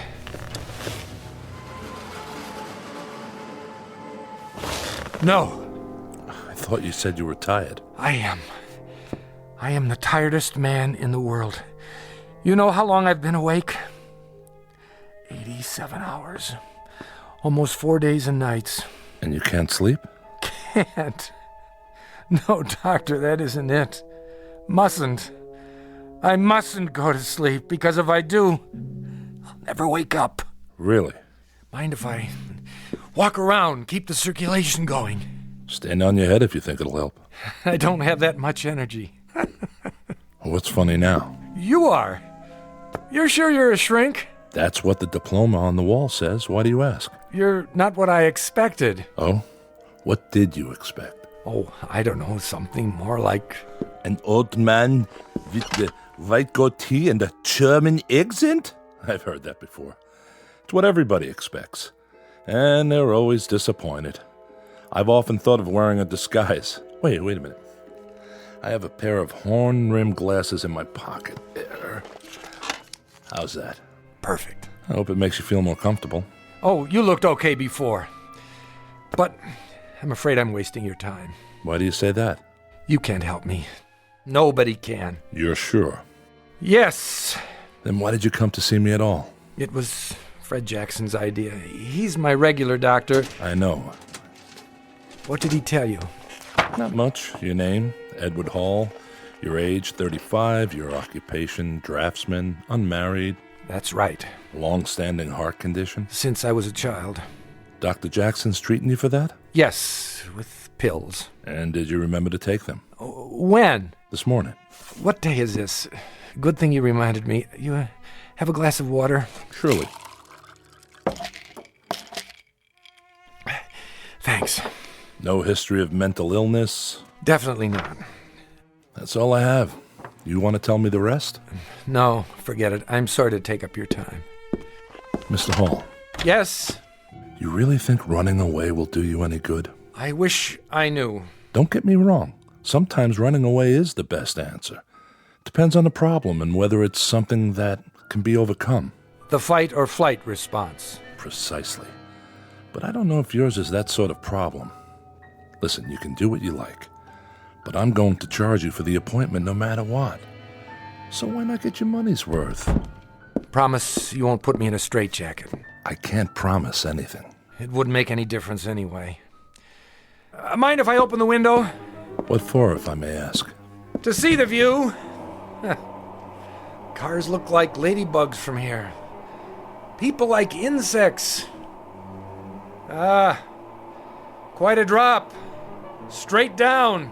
14 stories, 13 technically. There's no 13th floor. Architects are superstitious. And are you? Not that I know of. I'll have to ask you to close it. I only wanted some air. I'll turn up the air conditioner. It works best with the windows closed. Did you think I'd jump? You might have. Not a chance. I want to live. That's my problem. Why is that a problem? There are people who don't want me to. Then get on with it. With your story, I mean. I don't know where to start. Start anywhere. Okay, but I'm warning you, you'll think I've lost my marbles. Marbles can be found, Mr. Hall. Please, go on. Nice office you've got here. Nice furniture. Glad you like it. The pictures on the wall. This one in particular. The seascape. You ever look at it? Really look at it? Why? Does it remind you of anything? Has it ever moved? Quite a few times. It used to be over the desk. My wife likes to redecorate the office. No, what's in the picture? How do you mean? The boat on the waves. You're serious? No, it hasn't. Not to my knowledge, anyway. Sorry to disappoint you. I can make it move. Can you? Yes. That would be quite an accomplishment. Not really. When I was a kid, we had a picture like that. Not the same exactly, but close. A boat, a sailing ship. One of those paint-by-numbers things. I remember those. I think my mother painted it when I was a baby. She used to tell me to look at it. If I looked at it long enough, she said, it would move. I didn't believe her. But the idea fascinated me. One night I spent a whole hour just staring at that silly boat. And did it move? Yes. You were lying in bed waiting to fall asleep, but you couldn't. That's right. You understand there's nothing strange about that. A fixed image on your retinas. Eventually, your nervous system shifts the position slightly to remain alert, or seems to. In Gestalt psychology, we call it the figure ground effect. In plain words, it was an optical illusion. I know, except that after a while, I couldn't control it. Every time I looked at the boat, the sails filled and began to dip, moving over the bounding waves. I couldn't stop it. Imagination is strong in a growing boy. I realized that. I realized it even then. But the point is, I got just as scared as if it were really happening.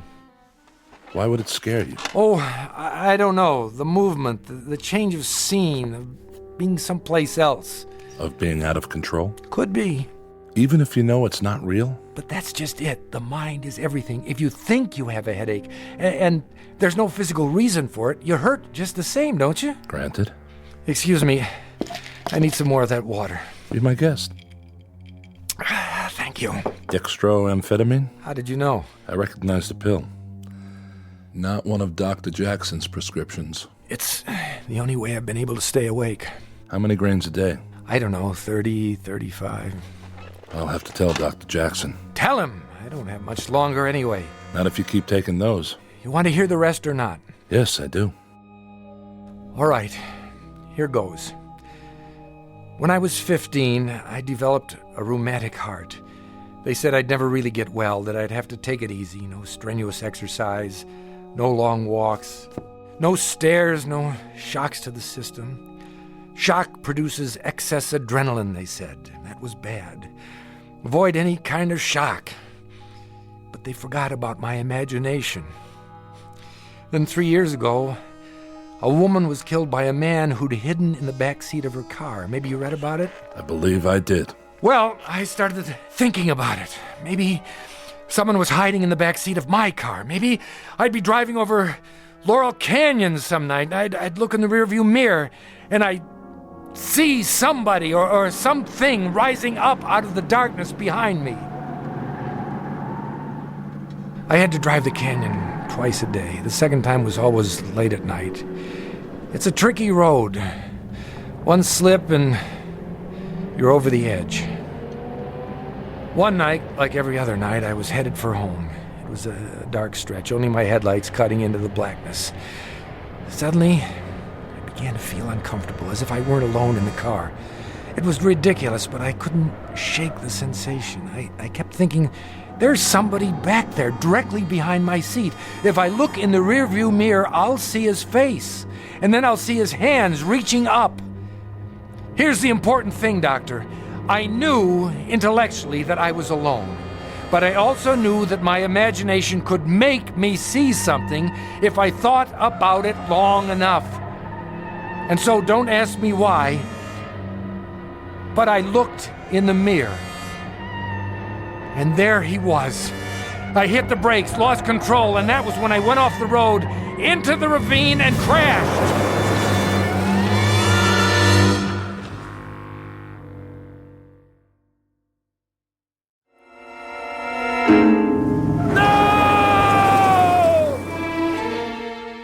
And that was it. The car was totaled.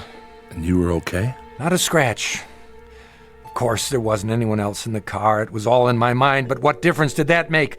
I crashed anyway. You were lucky to walk away from it. Yeah, I was lucky. The shock could have killed me, the old heart condition.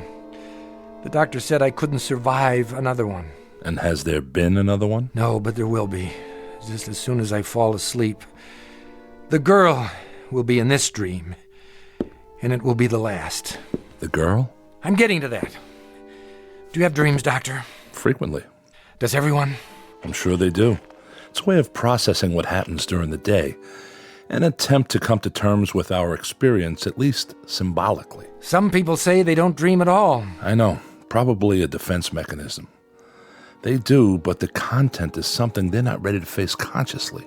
I've always had dreams, ever since I can remember. Sometimes they've been wonderful, sometimes terrible, but vivid. I'd wake up and for a few seconds I wouldn't be sure which was real, this world or the dream. It's not uncommon, Mr. Hall. They say a dream takes only a few seconds, but I can't believe that. I've dreamed whole lifetimes. Generations have passed. Civilizations rose and fell. A single second, and it lasted forever. I'm sure that's the way it seemed. The experience of time can be very subjective. It expands, contracts. It's more than a feeling. Why do you say that? When I was a kid, I used to dream in sequence. I mean it. Remember the adventure serials they showed at movie theaters? It was like that. Every dream was the next chapter. And I'd always remember because when I woke up, I wrote down what happened. Do you think that's crazy? Not necessarily. It could simply be that the dreams conform to your notes and not the other way around. Then you don't think it's possible to dream in episodes? I don't say it's impossible. I just haven't seen it in the literature. It's possible. Believe me. For a while, the dream stopped. Then something happened. About a week ago, that was when it started again. What was it that happened? Nothing. That's just it. Why don't you tell me what you remember? Well, I went to bed around 11:30. I wasn't tired, but I needed the rest because of my heart. I don't even know when I fell asleep, but all of a sudden I wasn't home in my bed anymore. I was at an amusement park in the middle of the night. Can you describe it? Oh, the usual. A merry-go-round, a roller coaster, a funhouse, a shooting gallery where you could win a prize, that sort of thing. Colored lights. And it was crowded. People all around, pushing, yelling. I couldn't get my breath.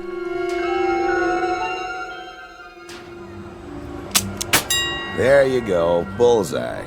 Some shooting. You must have been in the service. Yeah, Marines. Sharpshooter. Well, take your pick. Stuffed animal, Cupid doll. I'll take the teddy bear for my girl. One teddy bear coming up. Ooh, Artie, thanks. It's so cute. Keep it by your bed to remember me by. Oh, I will. Hey, how about you, buddy? What? Over here, Mark. Step right up. My name's not Mark. Oh, yeah, sorry. Take a chance. 6 shots for a quarter. Hit the bullseye and you get a genuine imported Cupid doll.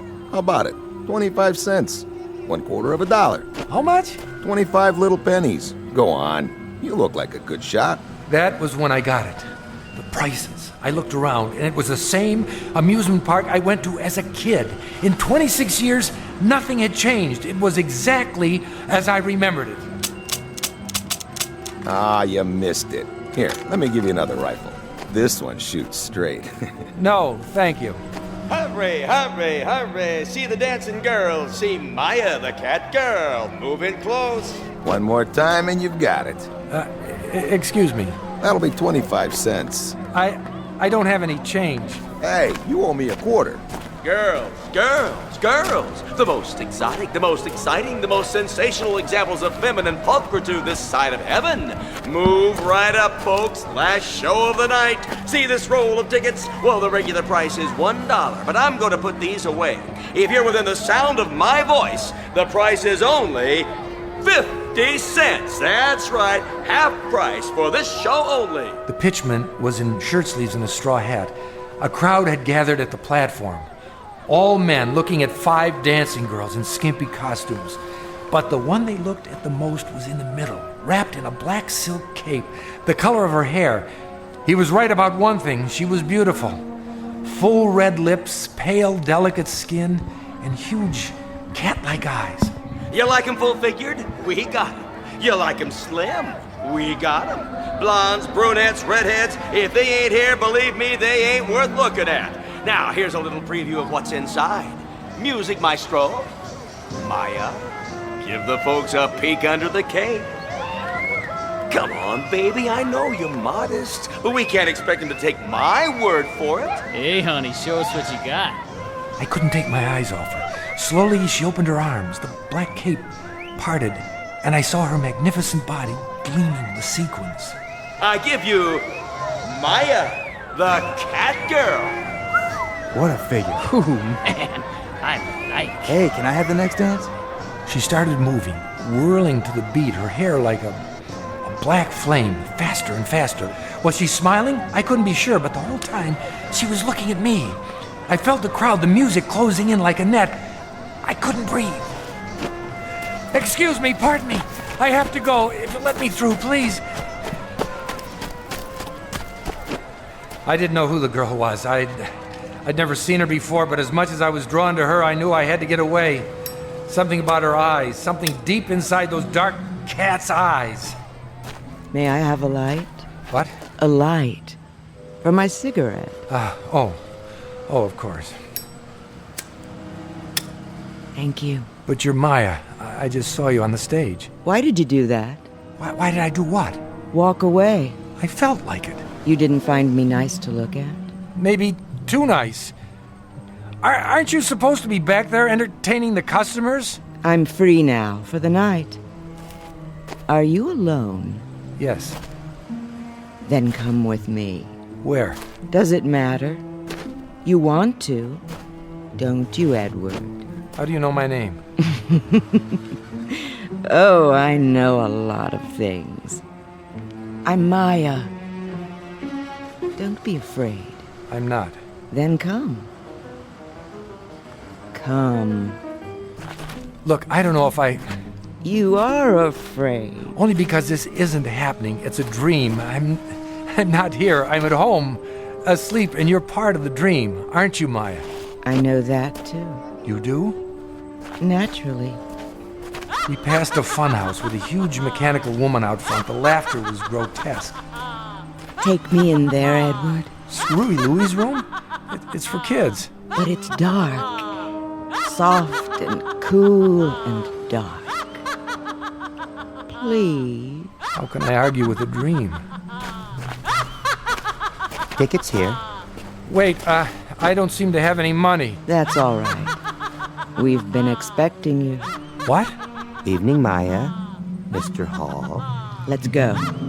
It's just inside this door, behind the glass. You can kiss me now. What if I don't want to? You want to. Look, whose dream is this, anyway? Edward. What in the... It's only a prop. A mechanical dragon. I can't take this. My heart. But it isn't real, Edward. It isn't real. And that's when I knew, beyond any doubt, what she really wanted. She wanted to kill me!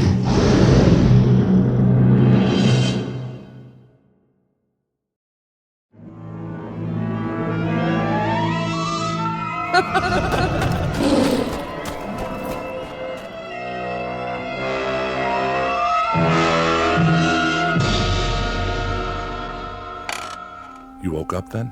Yes, I'm glad to say. My heart was beating a mile a minute. I had to lie still for an hour, waiting for it to settle down. I went to my doctor in the morning. He said I'd almost had it. Do you know who the girl was? No idea. She looked familiar, but I know I'd never seen her before. You're sure she wanted to kill you? Yes. Why did you think so? Why?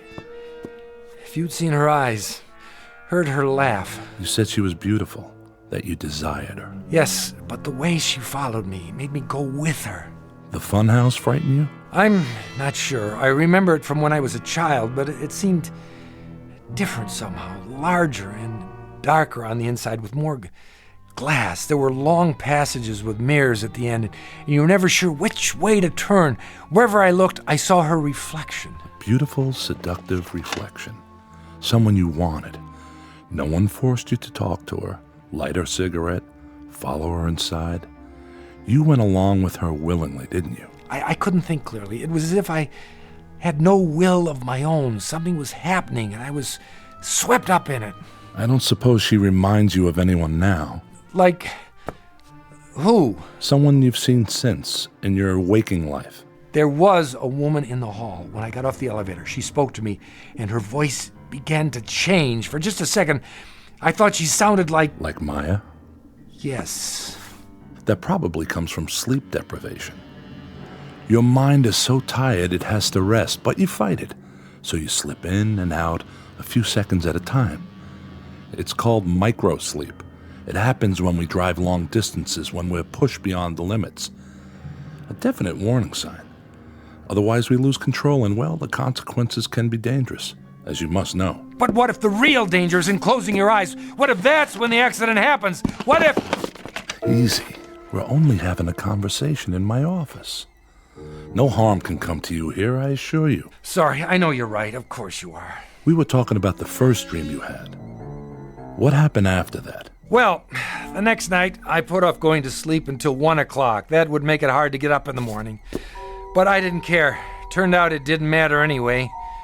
The dream came back, and this time it was more intense. I was back at the amusement park outside the fun house, and I was running. I couldn't catch my breath. When I thought I was far enough away, I stopped. Well, the next night I put off going to sleep until 1 o'clock. That would make it hard to get up in the morning, but I didn't care. Turned out it didn't matter anyway. The dream came back, and this time it was more intense. I was back at the amusement park outside the fun house, and I was running. I couldn't catch my breath. When I thought I was far enough away, I stopped. I was in front of a tent with a picture of tarot cards and a crystal ball painted on it. It was dark and no one was around, so I went inside looking for a place to rest. You are looking for me? Oh, sorry, I didn't know anyone was here. I am Madame Olga. No more fortunes, it's late. Come back tomorrow. Yes, yes, I'll do that. Wait. Something is wrong? No, I mean, I don't know. Come closer to the candle. Oh, so pale. And your eyes. You are running away. Well, actually... Sit. Give me your hand. If I could just stay here for a minute. Loosen your tie. There. Thank you, that's better. And the button at your throat. Open it. Now. Someone is after you. It doesn't make any sense. I don't even know her. Ah. But she knows you. I'm not sure. She seems to. You desire her? She's beautiful. What man wouldn't? She is the flame and you the moth. I'd better go. Wait. I must consult the cards. I don't need my fortune told. No? I don't believe in that sort of thing. It doesn't matter whether you believe or not. What is cannot be changed. You mean fate? Call it what you like. The past and the future come together in this moment. What about free will? An illusion for children. All is written. Well, I hope you can tell me the way out of the park. I seem to be turned around and I have to be at work in the morning and... Silence. Well, what's my fortune? I am afraid you don't have a fortune, Mr. Hall. Thanks. That makes me feel better. Why do you hurry? I have more important things to do, like getting home. You rush for no reason. You have always been here. You always will be here. Thanks for the advice. Bye. Edward. Where? Behind you. But how? I've been waiting. Get away from me. What's there to be afraid of, Edward? It's only a dream. I have a heart condition. I can't stand all this excitement. That's silly. There isn't any excitement, not really. You said so yourself. You're home in bed, asleep. Now you can do all the things you can't do when you're awake. Anything, Edward. Anything. No, that isn't true. The doctor... Oh, look! I don't like those things. But Edward, it's the Cyclone Racer. Please look. No. Come on, Edward. Just one ride. It's fun. Please! Look, It's the last run of the night. You must come with me. I didn't want to go anywhere near that roller coaster, but I couldn't help myself. I had no choice, even though I knew what it would mean. I had to follow her. Oh, that was so scary. Yeah, especially in the dark.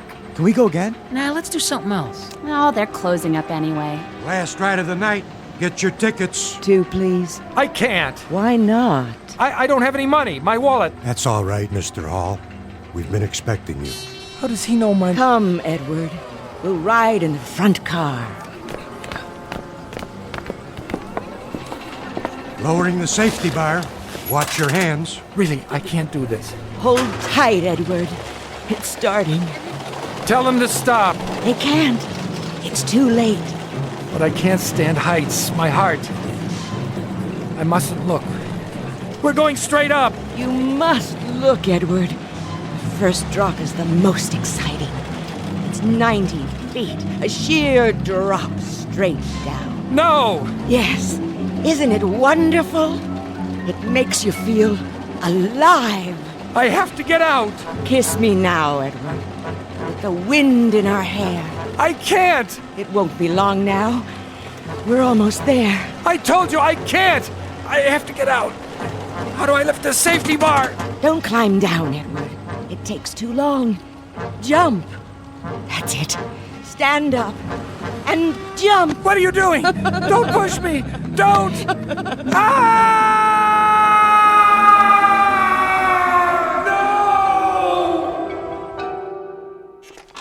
Is that it? That's it. If I go to sleep, I'll be back on the roller coaster for the next episode. It'll pick up where it left off.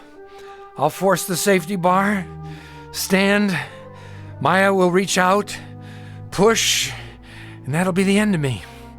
On the other hand, if I stay awake much longer, the strain will be too much for my heart, and that'll be the end of me. Heads you win, tails I lose. Quite a choice, isn't it? Where are you going? Outside. Maybe if I get some air. I wouldn't advise it. What would you advise? A straitjacket? So long, Doc. You can't help me. I've wasted enough of your time. Leaving so soon, Edward? Maya. What's the matter, Mr. Hall? It's her. My receptionist? Sorry, her name doesn't happen to be Maya. Doesn't it?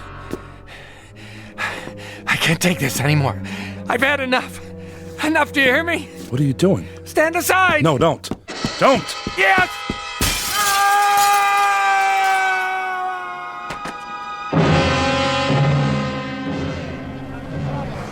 What happened? He fell or jumped from that window up there. Oh no. The blood. The blood.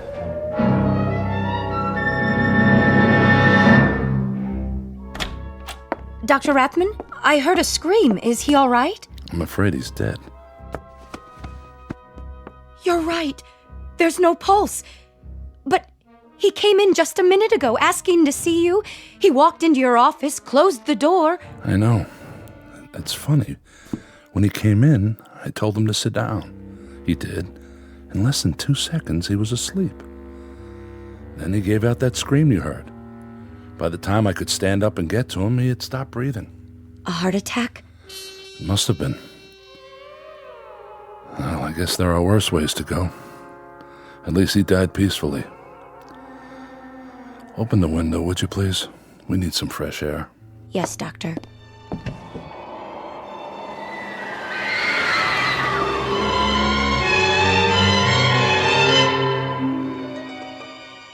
They say a dream takes no more than a second or so, and yet in that second a man can live a lifetime, suffer and die. And who is to say which is the greater reality, the one we know or the one in dreams, somewhere between heaven and earth, in the Twilight Zone? More from the Twilight Zone after this. Hello, I'm Stacy Keach. I hope you're enjoying this edition of the Twilight Zone radio dramas. To learn more about this series, be sure to log on to our official website at twilightzoneradio.com. You'll find special discounts on our Twilight Zone audio collections, listings of our radio stations, links to other websites, and a photo gallery of our recording studio and some of our stars in action, plus ways to contact us with questions or comments about the show. And for a limited time, when you log on to twilightzoneradio.com, you can send in for a free CD of the show. So be sure to visit us at twilightzoneradio.com.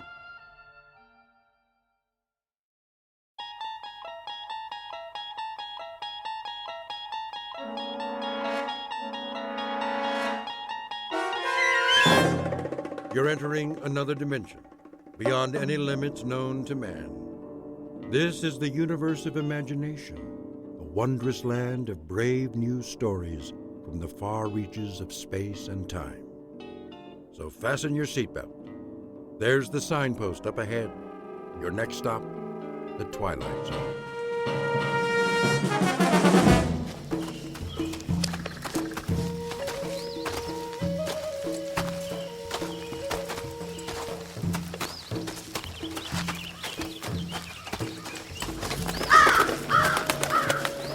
Man, what was that? Seagull, probably. No way. Let's move it, ladies. But Sarge... Now what are you crying about? Ramirez says it was a seagull. Yeah? From what ocean? You hear that, Manny? There ain't no beach around here. I didn't say it was. I said it could have been. It was big and black, and seagulls ain't black. Maybe it was a chicken. Now listen up, you jokers. We don't make it back by 1200 hours, we miss chow.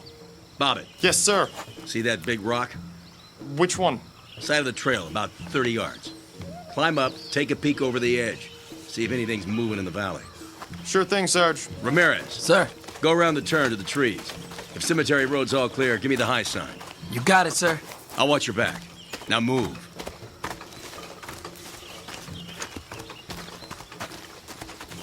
Sarge wants to take a break. What about us? This ain't no democracy. You hear that? Artillery. Could have been thunder. I don't see any clouds. You see any clouds? The weather's crazy around here. The enemy's 5 kilometers away. That's what headquarters says. Why would they lie? So we don't turn, tail, and run. I ain't no chicken. Well, let's find out. You got the glasses? Right here. There's the rock. Go over and take a look-see. And keep your head down. Here goes nothing.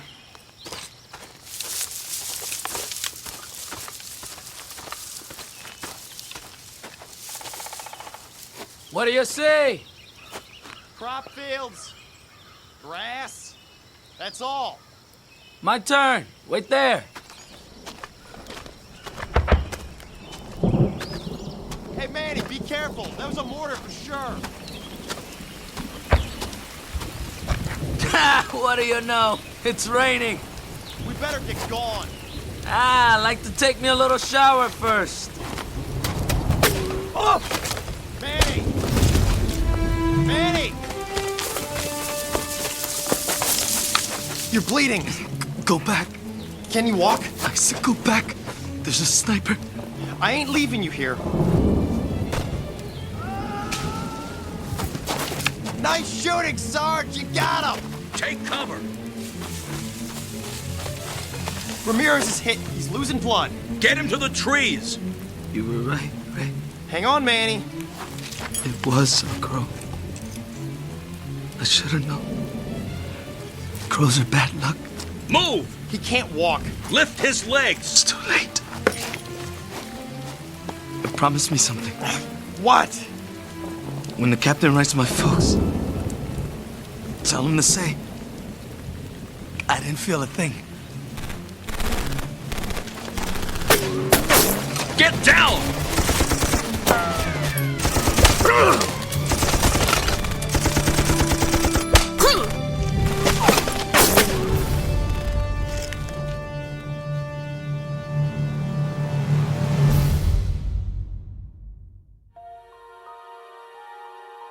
3 men on patrol, a mile from camp. A simple reconnaissance mission. Or it should have been. The year? Take your pick. The place? It might be any on a very long list. This army happens to be American, but there are a lot of uniforms out there. The men, though, never change.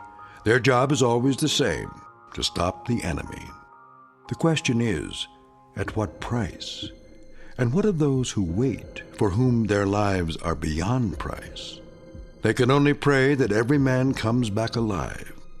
Some, however, never come back. This, then, is their story.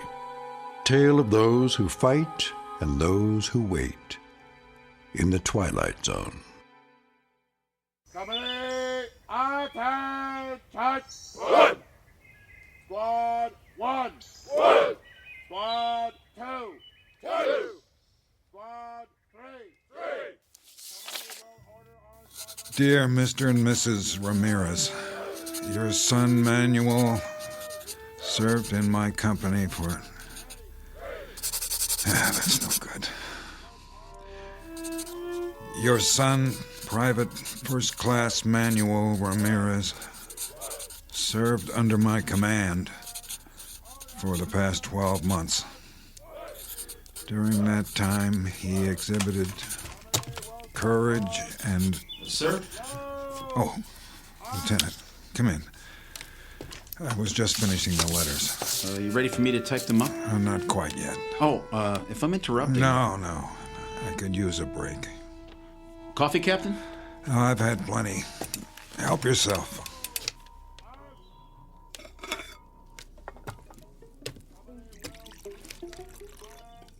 How many is it now?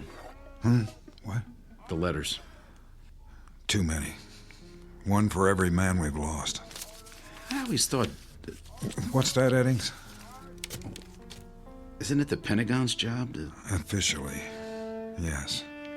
Then why... They were under my command. That makes it my responsibility.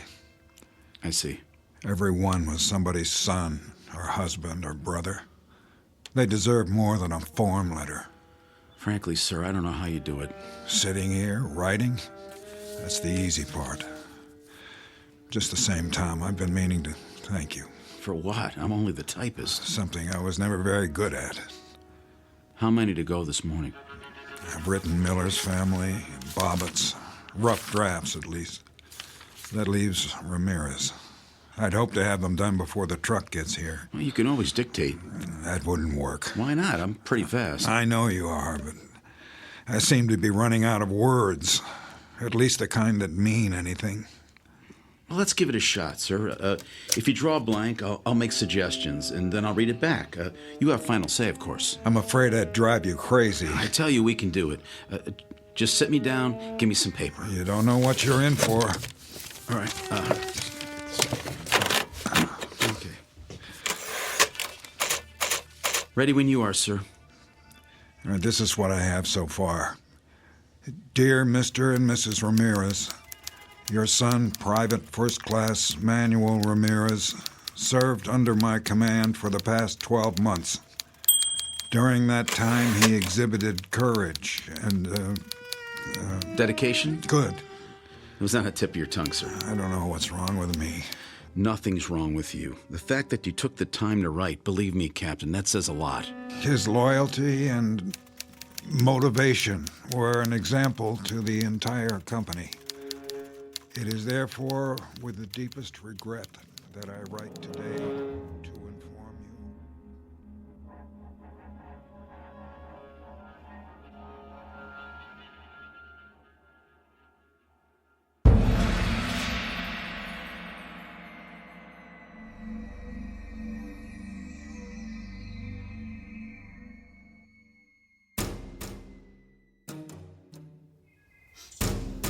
Present! Arm! Order! Arm! Hey, Lincoln. What? You seen the bodies? Yup. All bagged up. Where'd they put them? Behind the latrine, till the truck gets here. They laid them on the ground? No. They put them in the little chapel of dreams, done up in their Sunday best. What do you think? They shouldn't leave them out like that. Afraid someone's gonna steal them? No. Well, they're sure not gonna get up and walk away. We're talking about Manny. I went through basic with him. Me too. And Bobbitt, and the Sarge. This morning we had mess together. So? And now, what are they? Dead meat. That's what. Missing and presumed dead. Same thing, isn't it? Once you're on the list, you don't come back, just like Inglis and Willard and Ruiz and... Forget about it. We used to have 100 guys. Now how many we got? 67. Who's next? I mean, if we don't watch it, we're all gonna be on the list. We're all... I said forget it, Cook. This isn't war games. You want to make it home in one piece? And keep your head screwed on straight or you're done for. You got that? I just don't want to end up like I was nothing. We could bite the big one and nobody'd even know. What if they never found you? All you'd be is a name on a list. There's the truck. Now shut your mouth and do your job. You hear me?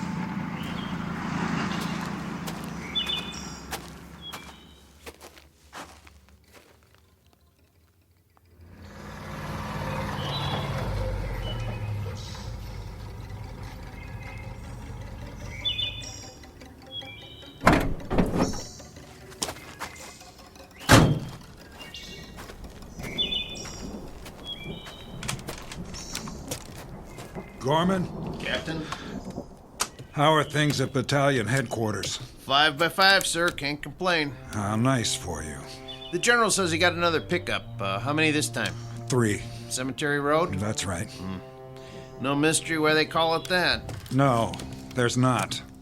Here's the paperwork, Sergeant, plus the letters for stateside. No problem. Pull the truck over there. Lincoln, you and Cook, load them up. Make sure they're tied down securely. Yes, sir. Well, I better get going while it's still light. They say there's a storm coming in. Gorman? Sir? Keep your eyes open on the road back. Sure will. No sweat, though. It's secure. Now, that can change. Yes, sir. I guess it can. That man's always on the move. Better than sitting in one place. Stop by my quarters for a minute, will you, Tom? I want your opinion on something.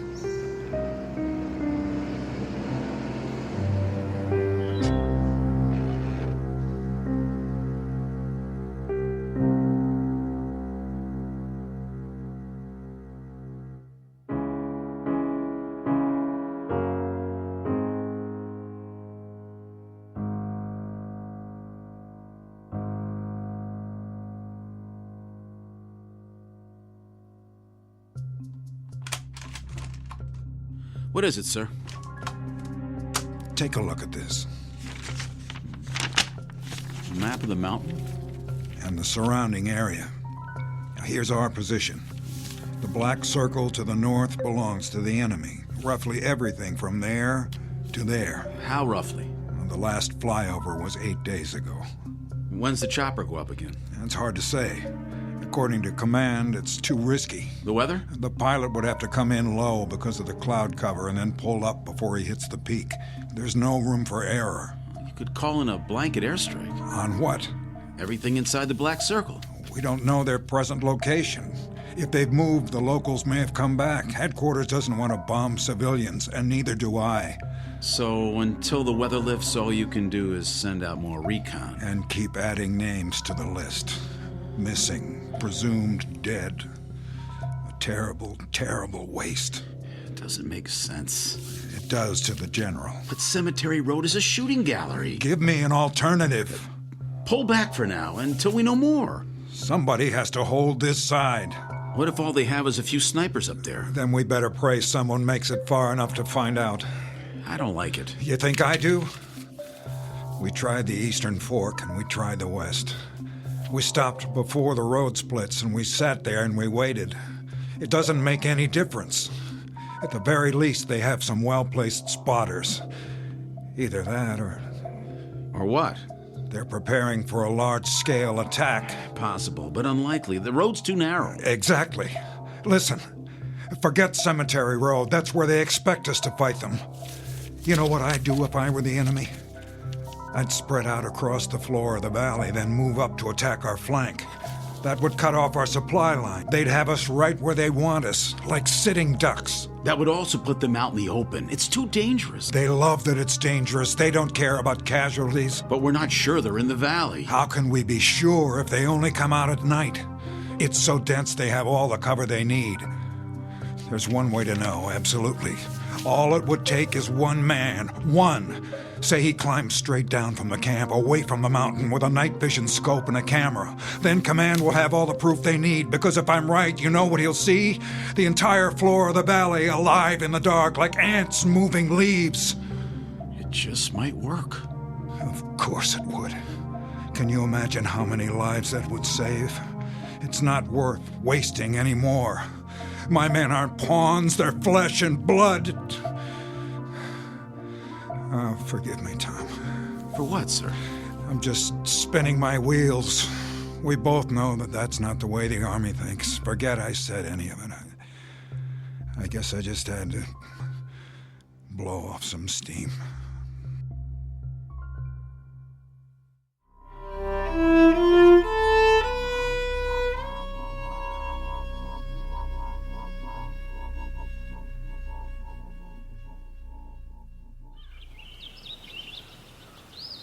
That ain't the way that women are over here. They have women here? Hey, Sarge? What? Can I get some fresh coffee? What's the matter with what you got? It's kinda cold. Well, I'll tell the waitress to make some special just for you. Where's Lincoln? In the latrine, I bet. Maybe he locked himself in. Maybe he fell in.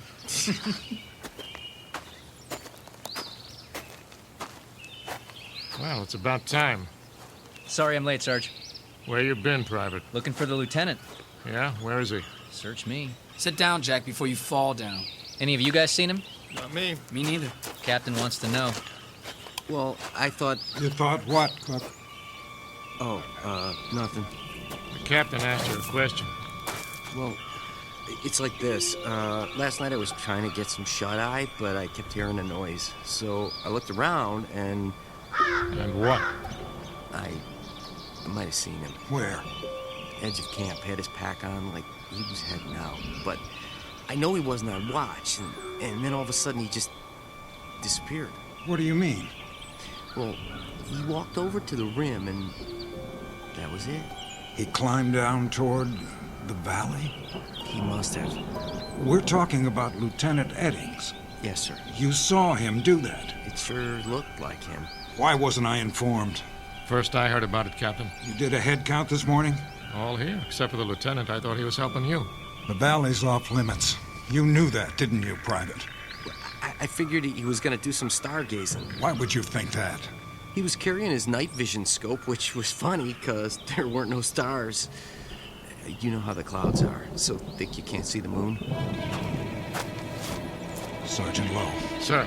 I want you to put together a search party. Right away. And don't show your faces back here until you've found him. Are we clear? Redmond, Trulick, Hernandez, you heard the captain. Grab your gear. Yes, sir. All right. Come on, boys.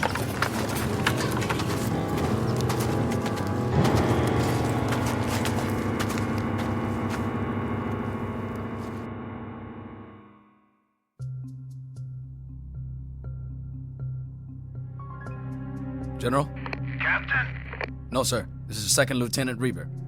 The captain's right here. Hold on. General Hostler on the line. Thank you, Reaver. General? Captain? What your status? Repeat, please. What's that? It's the weather. It bounces the signal around. Update your status. We're still holding position. Any further losses? No, sir. Well done. Prepare to break camp. Say again? I'm pulling you off the mountain. You can't do that, General. I want you back at battalion before the rainy season. Not now, sir. What? I thought you wanted Blue Company out of there. Not yet.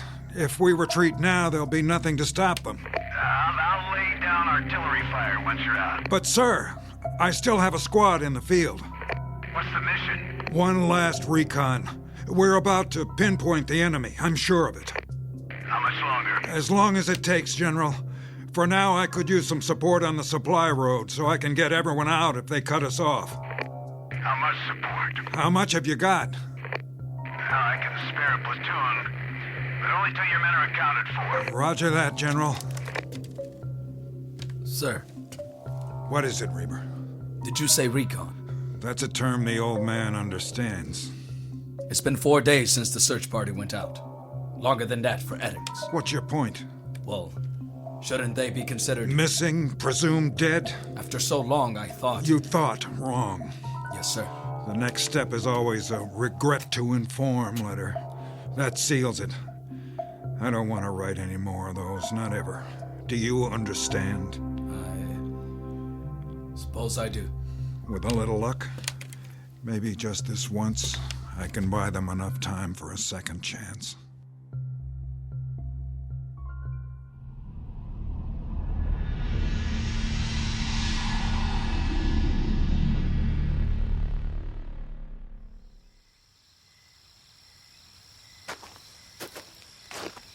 Evening, Captain.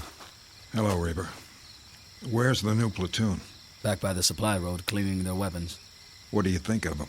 They look like they'd shoot anything that moves. That's the problem. Then you're not going to send any of them down? With 5 of my men still out? Not unless I have to. No sign of them? Not yet. I'll call you on the walkie if I spot anything. Meanwhile, you ought to get some sleep, sir. I have 2 men standing watch. Which men? Privates Lincoln and Cook.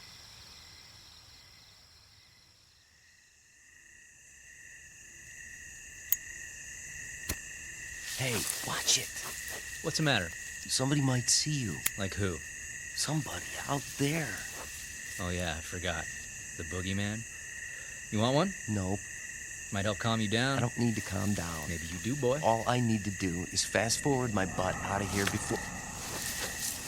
What was that? The wind. There ain't no wind tonight. Well, maybe you're hearing things. Douse the cigarette, soldier. Evening, Captain. You know better than to light up out in the open. Sir, yes, sir. Anything to report? Nothing, sir. No movement down below? Not as such. You seem uncertain. Well, sir, you know how your eyes can play tricks on you. If you're scared of the dark. Are you? Heck no. I always said the nighttime was the bright time. You know, Draco the Dragon. I don't believe I've had the pleasure.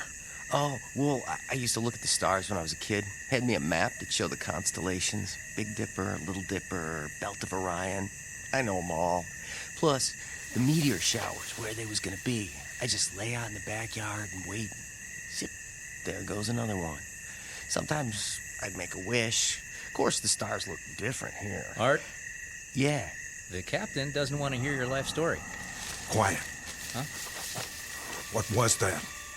I didn't hear anything. Let's have a look with the glasses. You see something? I'm not sure. What was it? Some sort of movement in the tall grass. Yeah? Reber? Yes, sir. I'm going down the side for a look around. Wait, sir. It may be nothing. I'll send some men. Negative. But, Captain... No one else. Not this time. Stand by. We'll go with you. No. Maybe the captain's right. He can't go alone. Cover me from here. But, Captain... And don't shoot any uniform that might be one of ours. Here. Use my glasses.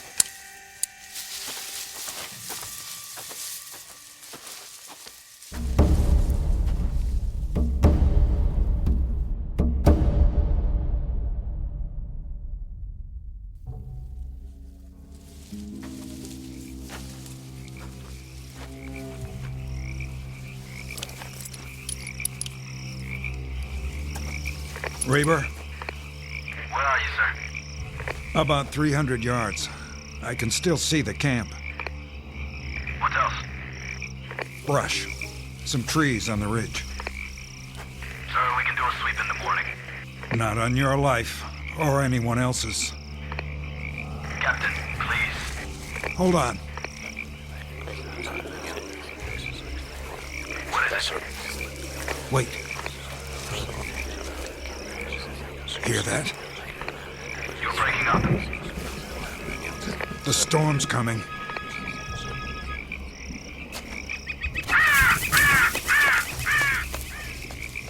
And that's not all. I'm sure of it. I'm losing you, Captain.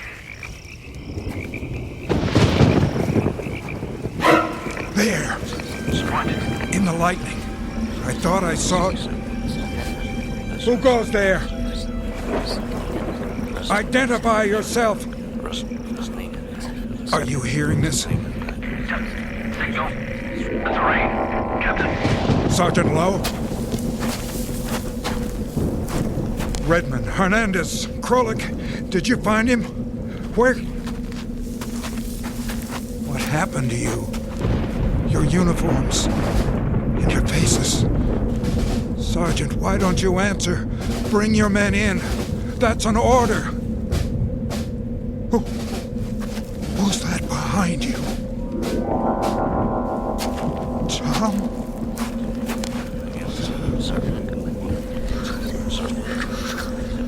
Yes. Yes, I understand. Did you get that? Get what? The enemy's coming from the north. A massive troop movement. We have 72 hours at most. Tell headquarters, Reber. Tell them now!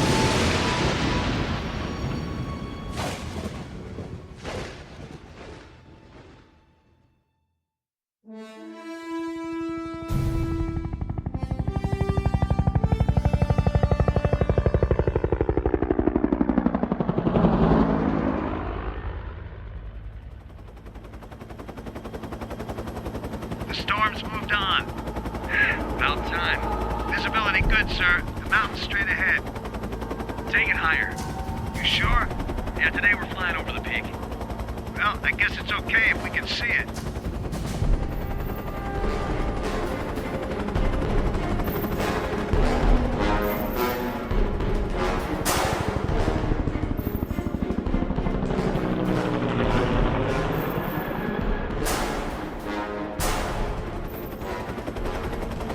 How's the trail look? West side's clear. The valley, too. You think the enemy pulled out? They must have. Their kind don't usually give up. Well, they could have reinforcements on the way. No ground troops in sight. The boys will be glad to hear it. There's Blue Company down below. Take her back now, Major? Maintain course. How far? North. A few kilometers. General's orders. How come? You think there's more coming? That's what we're going to find out. Increase altitude.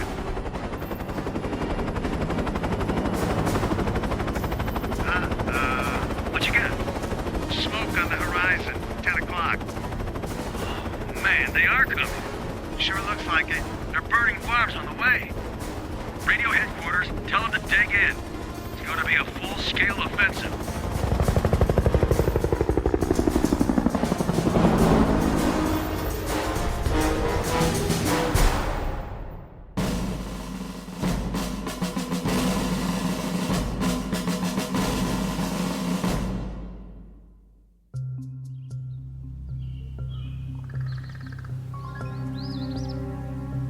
Jack, Yeah, you seen the captain? he'll be along. You can set your watch by it. That's the truth. Every 15 minutes. That's all he does, walking back and forth, checking the valley. Sentries ain't good enough for him. Still nothing down there. Then why aren't we moving out? Ask him yourself. Here he comes. Private Cook, Yes, sir? report. Big fat zero. You're positive? Stone dead, Captain. What are we supposed to be? Be quiet. But, sir... Quiet.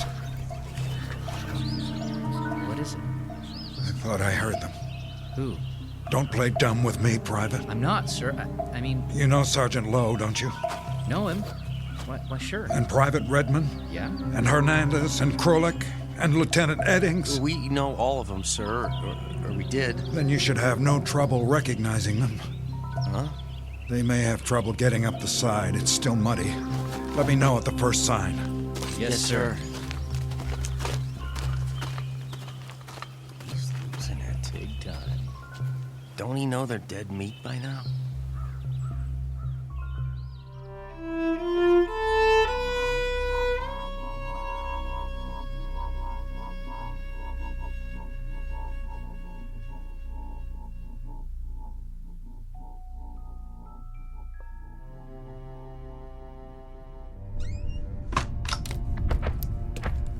I don't have time. This won't take long, Captain. I just need a word with you. What's this about? If you wouldn't mind sitting down for a minute.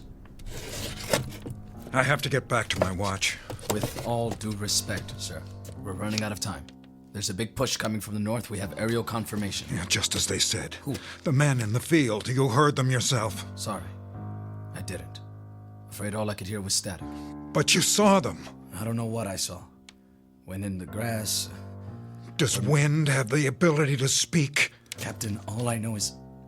We have to break camp now, before sundown. The trucks from battalion are on the way. It's too soon. The order comes from the general himself. I'm still in command. Sir, you don't have a choice. We need to hold the perimeter. In a few hours, there'll be infantry here, plus heavy artillery. They won't need us. I can't leave. My men. There are 62 other men whose lives depend on it. 67. 5 of whom are now missing and presumed dead. Isn't that true? I saw them. What did you see? Shadows? It was too dark. There was lightning. You saw what you wanted to see. How long since you've slept? They were there, I tell you. Lowe, Hernandez, Redmond, Krolick, and Eddings. You saw their faces? Some of them didn't have much left, rotting away like their uniforms. But in the lightning, I saw burned skin, wounds, horrible wounds. They could barely walk. They were trying to get back. They must have lost their way. Some of us went down, sir, to the place where you were. We searched every inch of it with flashlights. There was nothing. Not even a mark in the grass. In that case, Yes, sir. borrow men from the platoon. Make one last sweep. Several hundred yards to the ridge. And if they don't come back either? What? If they're shot at, or blown up, or burned, and you refuse to put them on the list, what do you think will happen? Do you honestly believe they'll wait till you decide? Not alive, but not dead either. That it all depends on you? Who has that kind of power? Please. Think! What if you never write another letter about another GI? Will they stay that way forever? The living dead? The undead? What if God Almighty goes on strike and nobody ever gets cut down again? For heart attacks or disease or old age or anything else? There'd be no room left on Earth. Is that really what you want? Then what? Listen to me. It's over. You can't save them all. They completed their mission. The time's come for them to rest. They've earned it. Then do one thing for me. If I can. Pray for them, Reaper. For the ones who didn't make it back.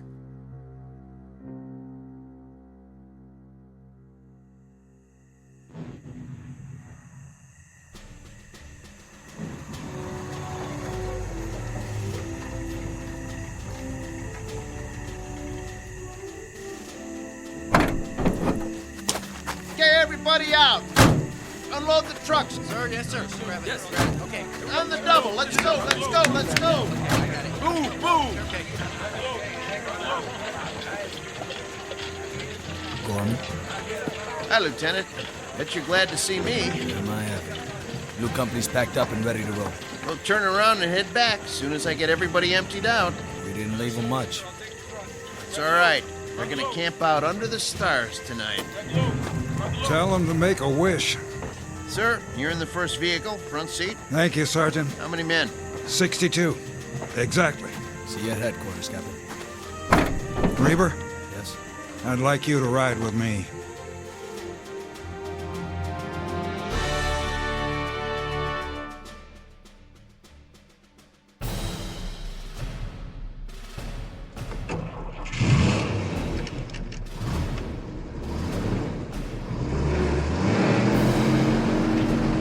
Now don't mind the road. It was made for cows and farmers. You're doing fine, Gorman. And I got a thermos full of coffee if you want. No, thank you.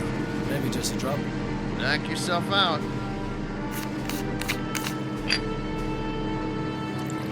Some sight back there, huh?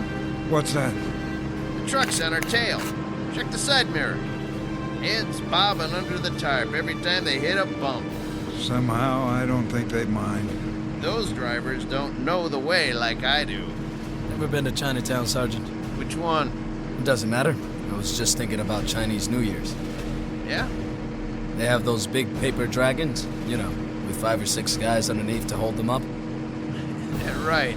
That's what all these trucks remind me of. Only here it's canvas instead of paper. And there's a whole lot of guys. Look at them back there.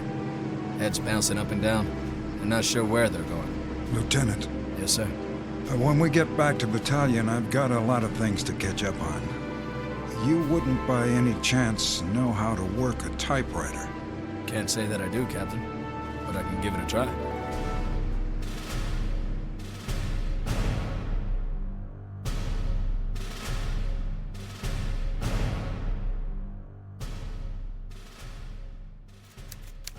Dear Mrs. Eddings, in the course of my military career, I never had the privilege of serving with so promising an officer as your husband.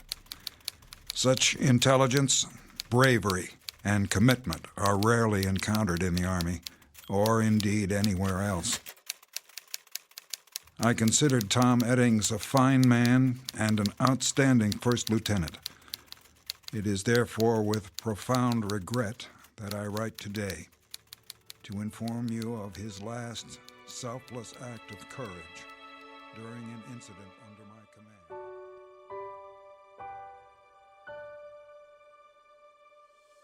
command. Incident on a Mountainside, a fable to file under ghost stories, or perhaps a brief side trip on the road to understanding.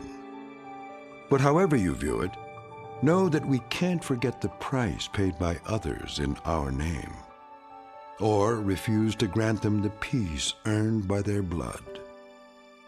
Such matters never die, here or in the Twilight Zone.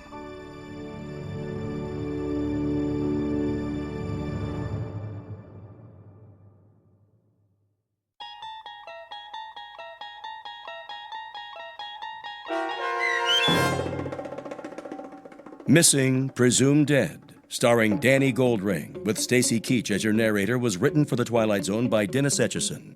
Heard in the cast were Jeff Lupetin, Edgar Miguel Sanchez, Gary Tiedemann, Kurt Nabik, Patrick Cerny, Doug James, David Darlow, Joby Cerny, and Norm Woodell. The producers of The Twilight Zone wish to thank CBS Enterprises and the Rod Serling Estate for making this series possible. This copyrighted radio series is produced and directed by Carl Amari for Falcon Picture Group. Sound design, custom Foley effects, recording, and editing are produced in the Cerny American Sound to Picture Theater by sound designers Craig Lee, Bob Benson, and Tim Cerny. Music for The Twilight Zone is provided by CBS and American Music Incorporated, New York. To learn more about the Twilight Zone radio dramas and to download episodes, including 6 free episodes on our homepage, visit our official website at twilightzoneradio.com. Doug James speaking.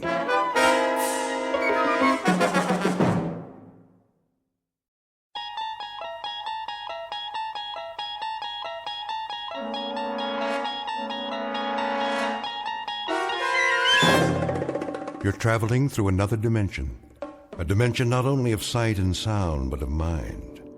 A journey into a wondrous land whose boundaries are that of imagination. That's the signpost up ahead. Your next stop, the Twilight Zone.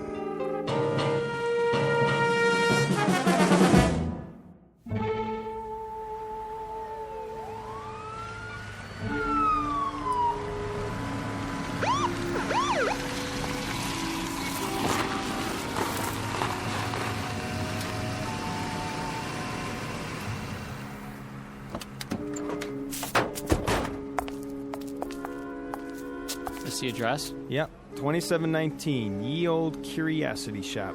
This is it. Oh, officers, I'm so glad you're here. You the one who called, ma'am? That would be my husband. Jensen, the detectives are here.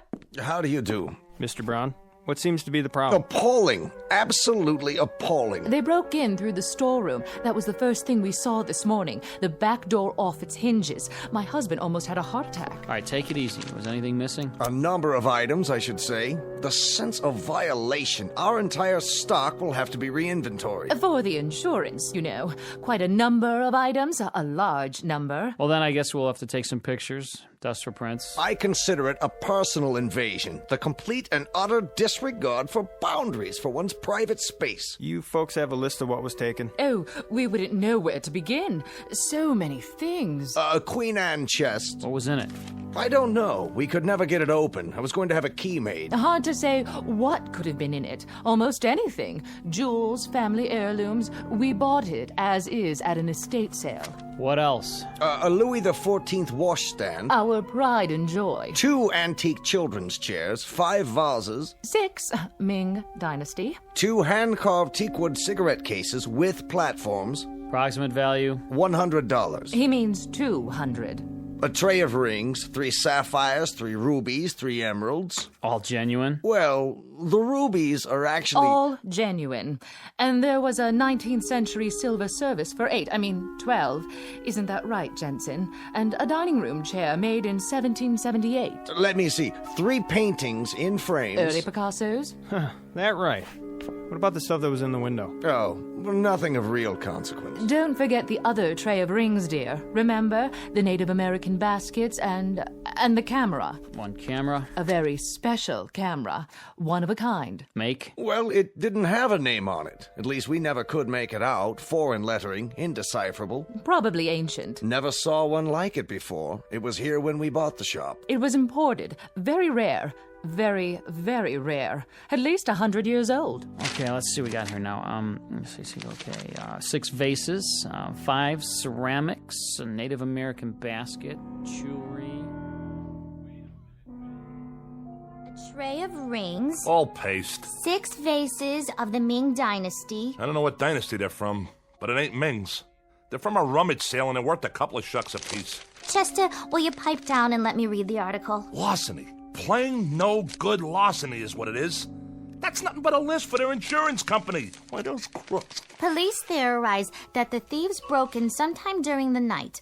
Mr. and Mrs. Jensen T. Brown, the proprietors of the antique shop, listed the following additional items as among the goods stolen. A Louis XIV candelabra. A phony candlestick holder. For Liberace. 2 antique children's chairs. 2 thrift shop chairs for midgets. And a set of U.S. Navy surplus tableware.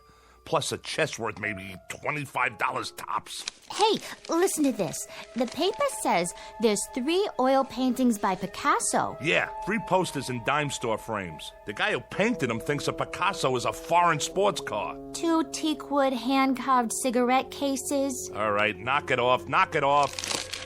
Here's something they forgot to put in the paper. A camera? Big deal. Well, it looks like an antique. When I was a kid, you could have bought this in a 5 and dime. But now, I get it as part of a heist.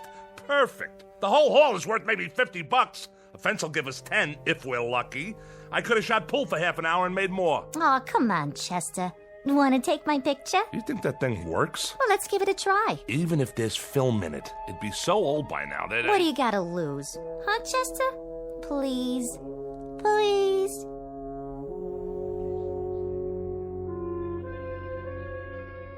Scene of the crime, a hotel suite that in this instance serves as a den of thieves.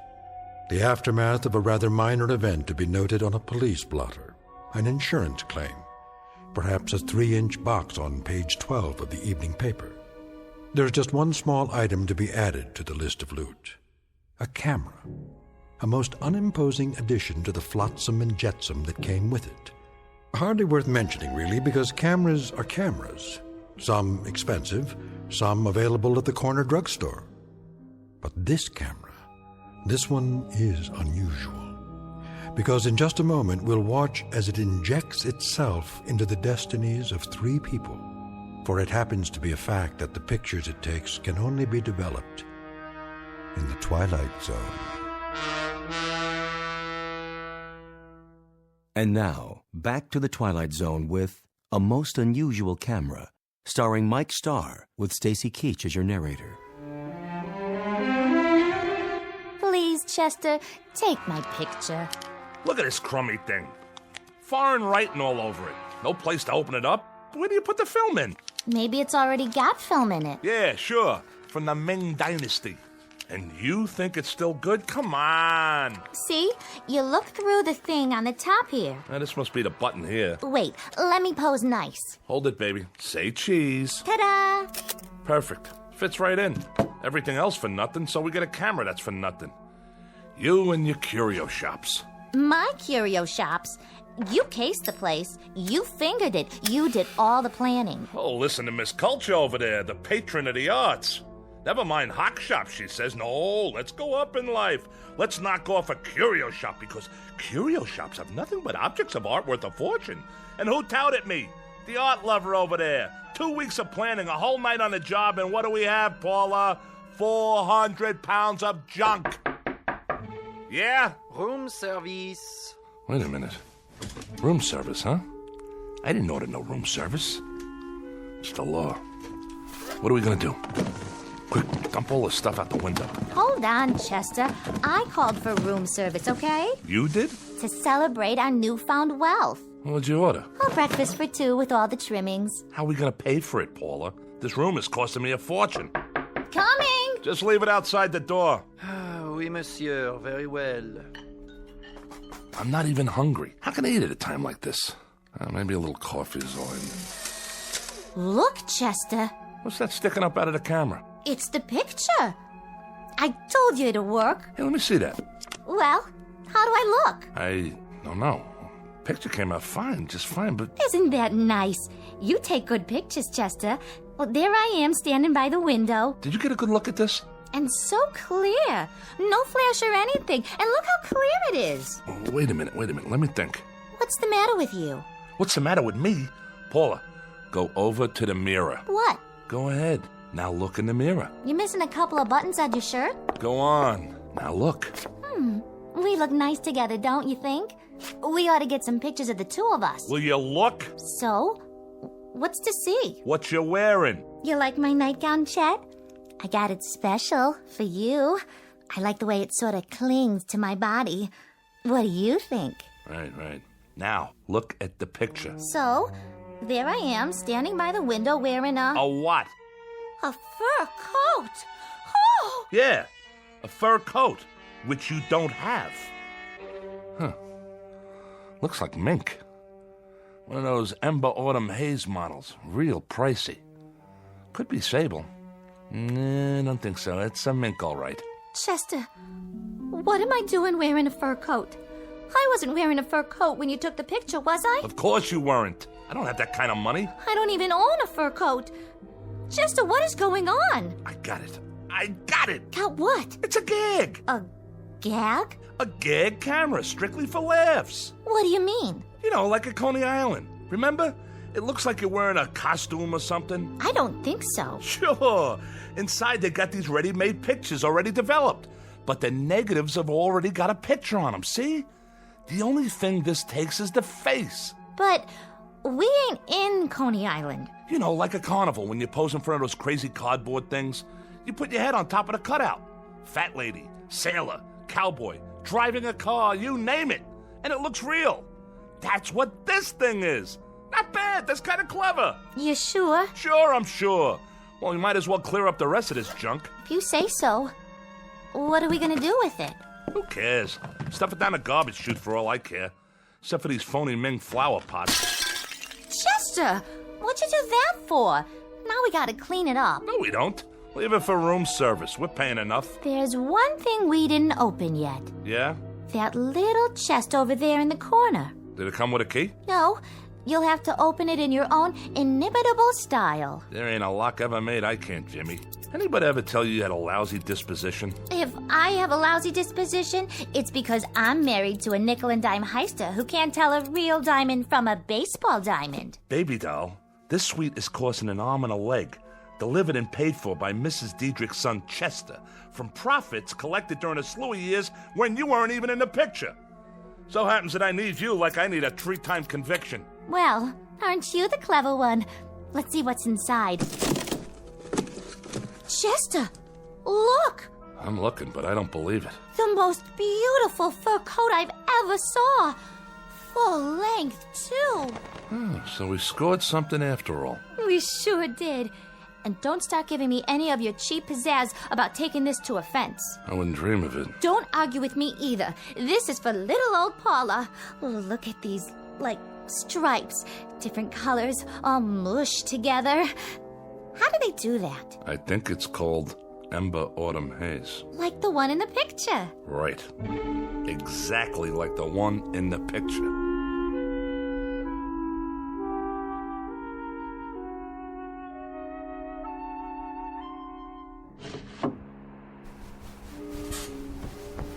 come back to bed. In a minute. It's the middle of the night. Sure is, and I can't sleep. What are you doing by the window? Getting some fresh air. Are you still worried about the camera? Shut up. Yeah, you are. You're playing with it, aren't you? What do you care? Leave the light off. It's hot in here. It's not hot. We got air conditioning. What's it to you? You can't just let it go by, can you? You want me to forget about it? Is that it? So it's a crazy camera. So it takes dopey pictures of things that aren't really there. That's not the point. Oh, yeah? What is the point? Sure, it takes dopey pictures. Pictures like things that haven't happened yet, but do happen. That's the point. So what do we do, Chet? One lousy picture and you get insomnia? It's a camera, that's all. Here, I'll show you. Did you just take a picture? There. See any lightning? What did you take a picture of? It doesn't matter. The wall, the door. All right, now drop it, why don't you? Let it alone. Forget about it. How can I forget about it? This thing comes from witches, maybe, or sorcerers. Look at the writing on it. It could be loaded with black magic or something. And what are you loaded with? Do you see anything? Where is the man with the horns who comes in with a bargain for your soul? He's supposed to show up any time now, right? But he's not here, is he? Listen to me. It's a screwy camera. Period. Let's see how this one came out. Well? Here. You tell me. It's my brother Woodward, standing by the door. That's who it is. It's that cheap, no-good brother of yours. But that's crazy. He's in jail. 7 years for breaking and entering, and that was only a year ago. So it's impossible. So was the fur coat, right, Paula? Oh, no. No, Chester. It's throwing us a curve. Maybe it's somebody who looks like Woodward. Chester, I'm scared. Feel my heart. I'm palpitating. A little palpitating never hurt nobody, and what's to be scared about? The thing has obviously gone tilt or something. Are you sure? Sure, I'm sure. Woodward's not here. Woodward can't possibly be here. Woodward won't be here. Woodward is serving time. He's 900 miles away in a cell block, and I don't care what that crazy camera shows us. Who's ever in that picture ain't Woodward. What's that? Shh! Somebody's trying to jimmy the door. Go see. Please, Chester. But be careful.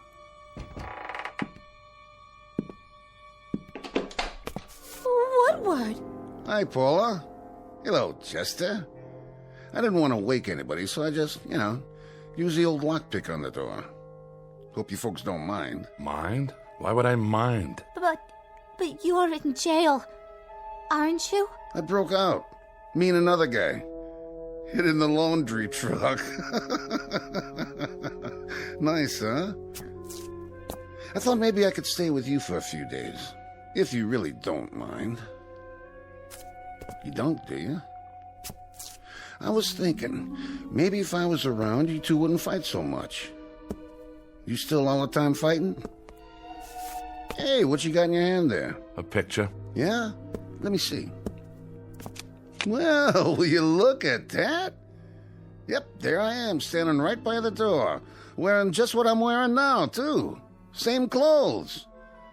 Ain't science wonderful? Do you know what you're saying? Sure I do. I think it's great to be able to get a picture of... Wait a minute. Wait a minute. Yeah? If I was outside the door... Uh-huh. And you was in here... That's right. But you already had this picture of me. Right. Standing right here. Inside the door. Yeah, and? Then... How come?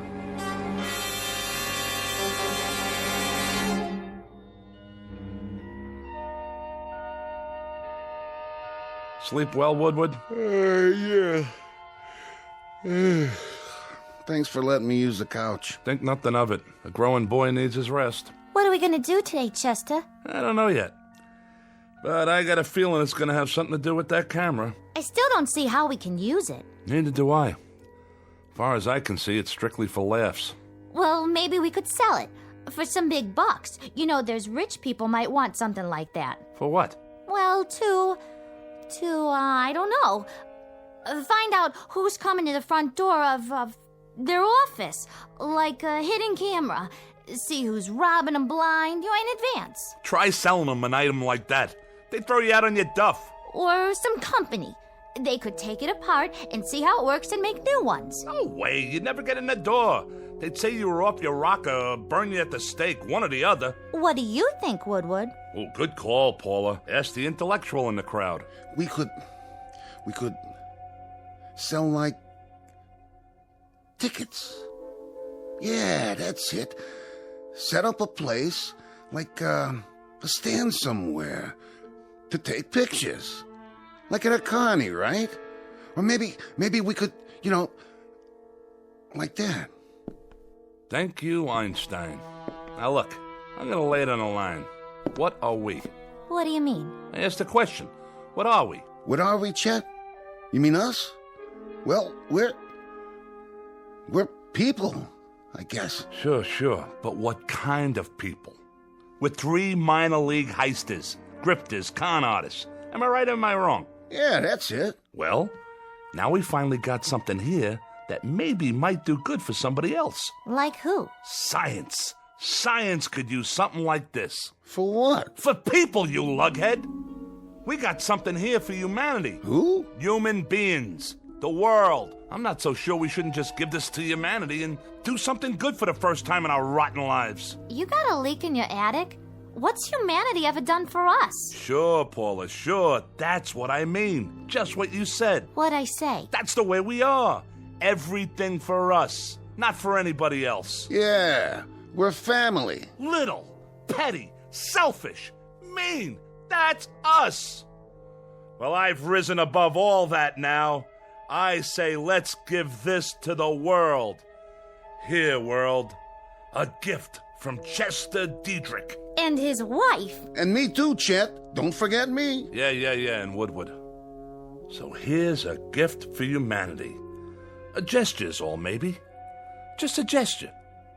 But it shows the heart of Chester Diedrich and his wife and his brother-in-law. How do we... Woodward, do me a favor. Breathe through your nose. Huh? Why don't you go watch TV? Isn't there something you want to watch to occupy that brain of yours? Oh, yeah. Sure. How do we know the things medical science could do with this? How do we know how valuable this'll be as a scientific discovery? They'll name a building after us. Throw big society balls and charity stuff for us. I can see it now. The Chester Diedrich Foundation for the eternally something or other. In the Los Tendros opener, Hotfoot has just won it. Jerry's Flash second, Easter Baby third. This was Hotfoot's second win in 3 days. He paid $24.90, $15.80, and $6.70. We now move into the second race. Shut that off. I'm making plans. Oh, sure, Chet. Anything you say. Oh, where was I? High society. I can wear my mink coat. Of course, I'll need a couple new dresses and some matching shoes. Hold on. Well, maybe just one dress to start with. A real evening gown with... I got it. You sure do, Chester. I never would have thought of that. I got it. Got what? I got it. The TV set. Woodward, you're a genius. I am? This camera takes pictures of things that happen, but haven't happened yet. I guess. Read my lips. It took a picture of Paula with a fur coat. 5 minutes later, she had a fur coat. It took a picture of that door with nobody standing in front of it. And then you were standing in front of it. Follow me? No. All right, boys and girls. Now get this. We go to the racetrack, right? I'm starting to get it. We take a picture of the winner's board at the track before the race. I think I get it. The winner's board before the race. That's a great idea. But I don't get it. Hold on now. We take a picture of the winner's board, and then we look at it and... Oh! Chester! Woodward, are we getting through to you yet? We take a picture of the winner's board. It's empty, see? Because the race hasn't been run yet. But That camera, that little old bugger over there, it takes pictures of things that happen 5 minutes later. So the picture we get will have the winning numbers on the board. We know what horses come in and what they paid. Now I get it. Come on, everybody, get your coats.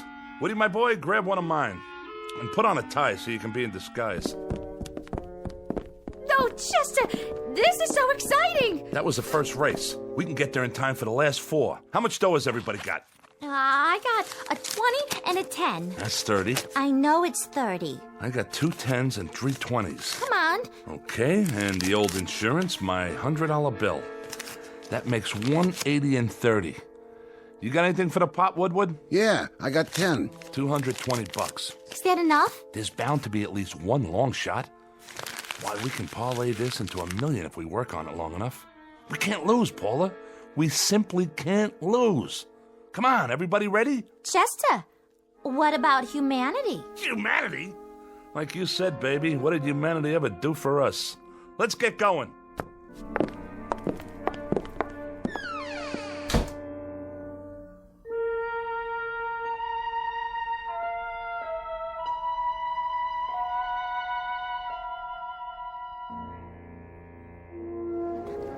Give me the camera. Let me see. The camera. You brought it, didn't you? Right here, Chester. I was just teasing. I'll brace it on the rail to keep it steady. Oh, boy, Chet. Oh, boy, you got us an idea here. My ribs aren't bothering your elbow, are they? No, not at all. Then let loose of me. Let me get the picture. Did you get the board? I got it. Are you sure? I'm sure. Now what do we do? Now we wait for the picture to come out. Don't we have to develop it first? Take it to a drugstore or something? Oh, for crying out loud. No, see, it comes out of this little slot on the top. Yeah? Neat. Sometimes it takes a little while. How long? The race is gonna start pretty soon. All things come to him who waits. Oh. Which horse do you like? I don't know which one I like yet. On account of I haven't looked at the picture yet, okay? Uh-huh. I like the number 5 horse, Tinky Beggar. It suits you. Peanuts, hot dogs, get your red hots here. Over here! Oh, no. Wait 5 little minutes and you can buy all the hot dogs you want. Right now, everything we have goes on the horse. Which one? Well... Look at it. 6, 3, and 11. And look what 6 pays. $47.60 to win. Hand me the racing form. Here you go. Number 6. Tidy 2, that's number 6. Okay, kids, we bet our money on Tidy 2. I don't like the looks of that horse. He's walking real slow. Will you get it through that thick skull of yours? We can't lose. Stay right here, and don't let anything happen to that camera.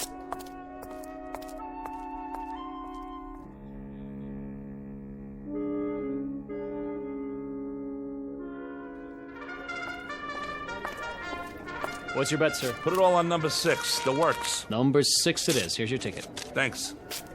Psst. Hey, Jack. Get out of my way. Not number 6. That's Tidy 2.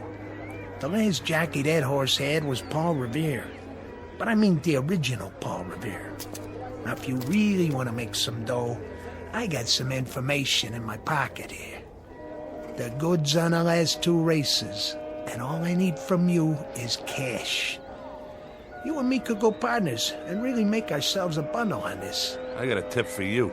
Bet anything but number 6 so you don't lower my odds. See you later, Jack.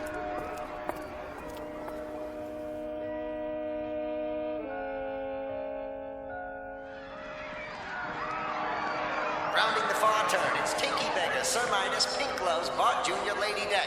Coming in the stretch, Tidy 2 coming up very fast on the outside. Now in the stretch, Tinky Beggar, Sir Midas, and Tidy 2 is third. Tidy 2 moving up. Tinky Beggar and Tidy 2 neck and neck. It's Tidy 2. It's Tidy 2 all the way. We did it! Now, just you feast your eyes on the numbers. 6, 3, and 11. Just like the picture said. Are we rich yet? We're getting there, Junior. We're getting there. Now let me set up the camera before the next race. Paula, you 2 go cash in. Here's the ticket. And don't drop it. Okay, Chester. I sure hope you got enough film for that camera of yours. Why, you know, Woodward, that's a very intelligent comment. film. I wonder where you go to get film for a camera like this. Oh, but I wouldn't worry about it. Chester will figure it out, I'm sure.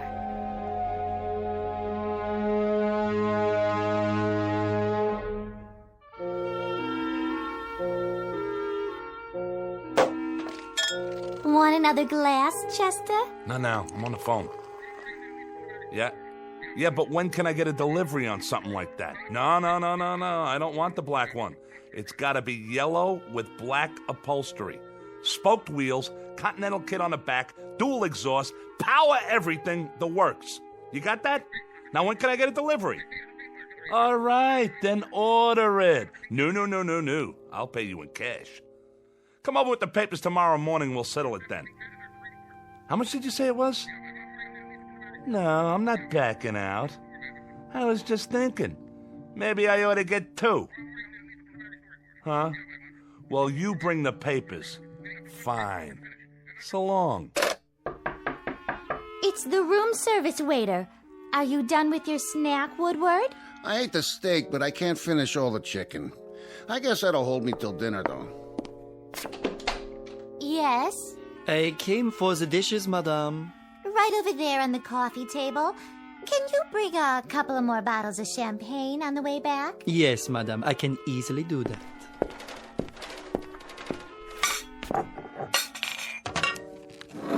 Hey, get your hands off the camera. Let him look at it. Bet you've never seen anything like that, Pierre. Mais non. Most unusual, sir. Isn't it, though? You don't know how unusual. But what do you do after your 10 pictures? Is there any other way to get more film? Well, we've only had it for a little while and we... What did you say? Yeah, what did you say about 10 pictures? The inscription on the outside, it says, 10 à le propriétaire. That means 10 to an owner. I presume that means you may only take 10. It's so odd. The lettering is definitely French, but I've never seen a French camera like that. As a matter of fact... Thanks. Bye. All right. How many pictures have we taken? There was one of Paula. Then one of Woodward. 6. We bet 6 races. That means we've taken... 8. We've taken 8 pictures. Chester, there's only 2 left. 10. But how do we know what that means? Some frog waiter tells us it means 10, so right away we think we only got 2 pictures left? How does he know what it means? I bet you we could take as many pictures as we want. But we don't know. Chester, we can't take any chances. No, we can't. You know what we should do? We should sell it. Who rattled your cage? This don't even belong to you. You're strictly for charity, buddy. Now what we should do with it is go back to the track and bet 2 more races with it. Are you both crazy? What you do with it is hang on to it. Save it for a rainy day. Careful. You stop it. You're going to break the camera. It took a picture.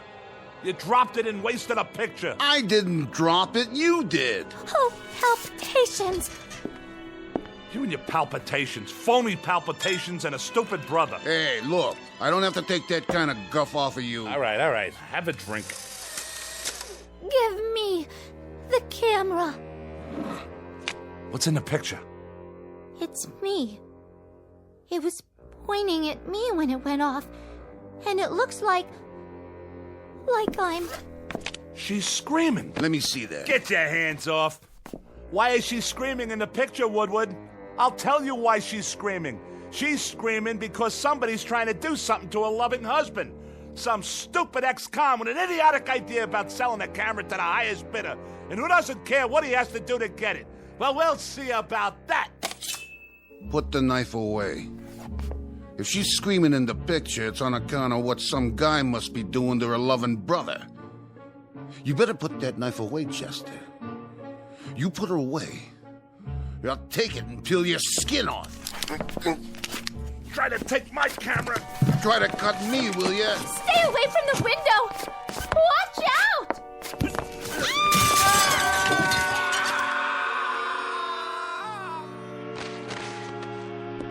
Oh, Chester! Chester, my poor darling husband! And Woodward! Woodward, my brother, my flesh!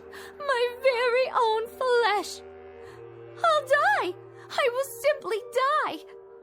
There's nothing left for me now. Except this suitcase full of money. How thoughtful of you, Chester. Well, don't worry about me. I'll muddle through somehow. We have to learn to live with tragedy. Poor Chester and poor Woodward. My heart is simply too full to say any more. May you both rest in peace. Now, where is that camera? Here. One picture left, huh? One more picture to remember you boys. For posterity. Pardonnez-moi. Oh, how did you get in here? I have, how you say, the key. There is something in the way of laundry that I should take, no? You got the wrong room, Jack. There's no laundry up here. I'm checking out. There is the matter of dirty laundry. And your two friends, they have checked out already? Ah, yes, I see them. Such a pity. Lying down there in the courtyard. So young. One moment full of life, vim, vigor, and the next moment, poof. What do you think you're doing with that suitcase? Doing? But, madame, I told you, I'm here for the laundry. I'm, how do you say, cleaning you out. You're cleaning me out? And while you're doing that, Jack, what do you think I'll be doing? Well, I'll cue you, buddy. I'm gonna be calling the cops. Cops? You mean the gendarmes? You'll forgive me, but if you call the police, Madame will get herself into, how do you say, one fantastic bind. Dear lady, I know all about you. I did some checking. You, your husband, your brother, you're wanted. So the money is up for grabs. Why, you little rat. And as for the police, I advise you to get out while you can.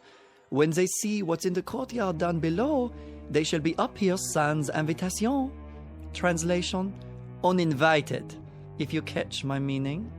So you walk out of here with the loot, and I get nothing but a big fat goose egg? At your service. Now, as to the laundry, it may be back on Thursday, or maybe Friday, or maybe never. And the camera. But I am not a hog. I leave the picture with you. Sacre no, this is a picture of the courtyard below. Well, sure it is. I just took it. And if you don't mind, I think I'll just keep it. As a souvenir. But how can this be? In the picture, there are more than 2 bodies. More than 2? Then who else is down there? Watch your step, madame. The broken glass. You will trip and hurt yourself.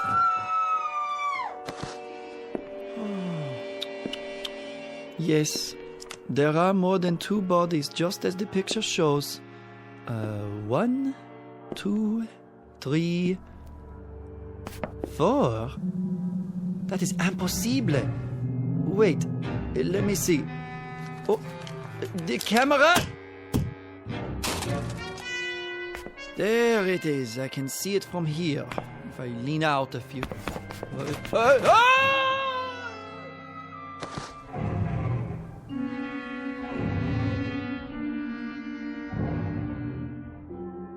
Object known as a camera. Vintage uncertain. Origin unknown. But for the greedy, the avaricious, the fleet of foot, who can run a 4-minute mile so long as they're chasing a fast buck, it appears to be an ally. But appearances are deceiving. It isn't at all what it seems. It's really nothing more than a beckoning come-on for a quick walk around the block in the Twilight Zone.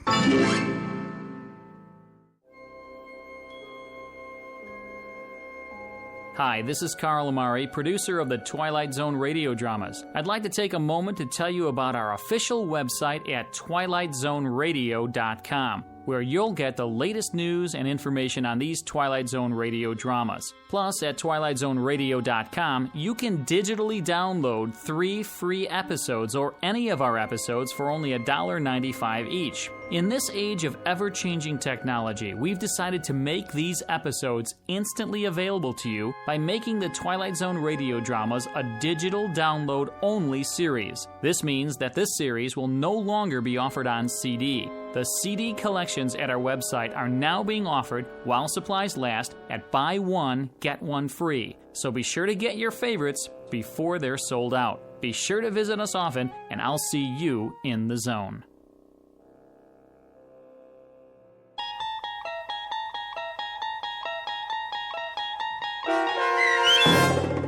A Most Unusual Camera, starring Mike Starr with Stacy Keach as your narrator, was adapted for radio by Dennis Etchison and based on a script by Rod Serling. Heard in the cast were Alyssa Fraden, Rich Komanek, Brooke Reed, Christian Stolte, Turk Muller, Roger Wolski, Carl Amari, and Doug James. To learn more about the Twilight Zone radio dramas and to obtain audio cassettes and CDs of these programs, visit our website at twilightzoneradio.com. This copyrighted radio series is produced and directed by Carl Amari and Roger Wolski for Falcon Picture Group. Doug James speaking.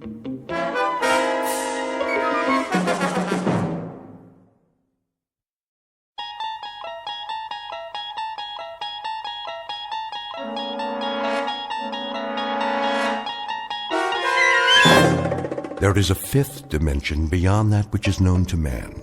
It is a dimension as vast as space and as timeless as infinity. It is the middle ground between light and shadow, and it lies between the pit of man's fears and the summit of his knowledge. This is the dimension of imagination. It is an area which we call the Twilight Zone.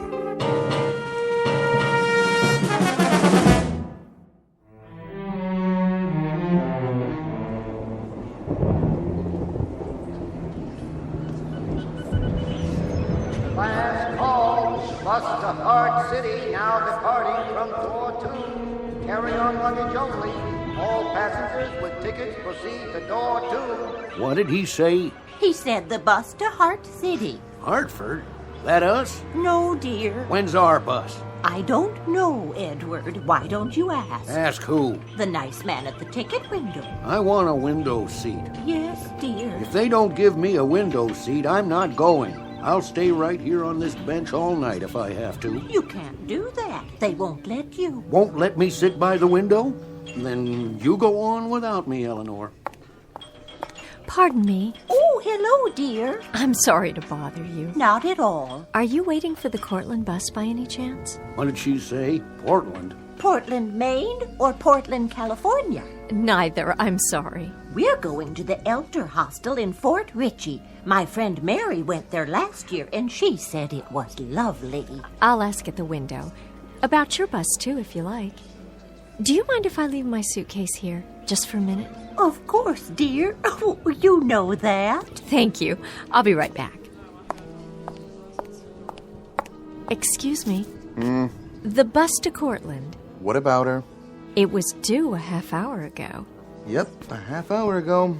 When will it be in? It's kind of hard to say. Road slick, maybe a bridge or two out. That's bound to screw up the schedule. Well, do you have any idea when it'll be in? She'll be in when she'll be in, that's all. I told you that the last time you asked, miss.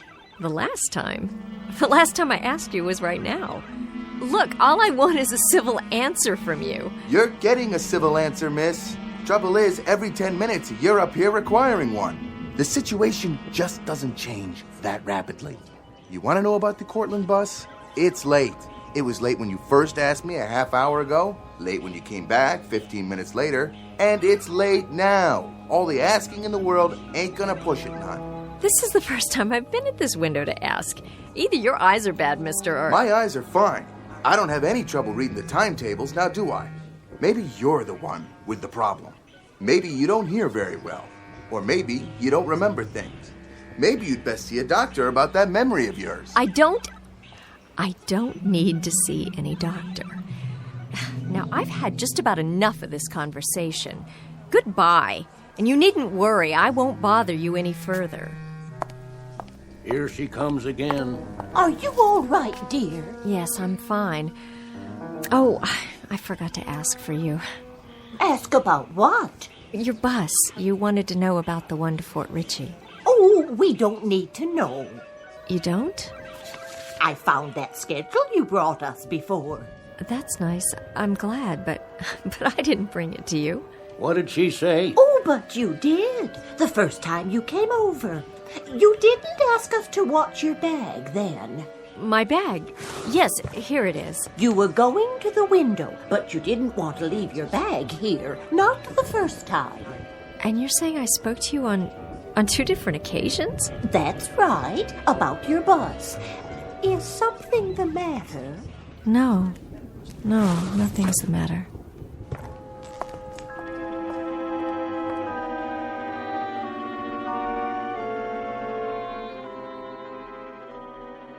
Millicent Barnes, age 25, young woman waiting for a bus on a rainy November night.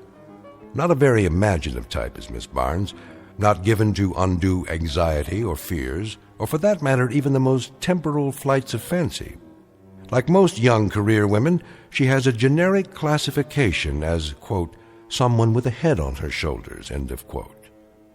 All of which is mentioned now because in just a moment, the head on Miss Barnes's shoulders will be put to a test.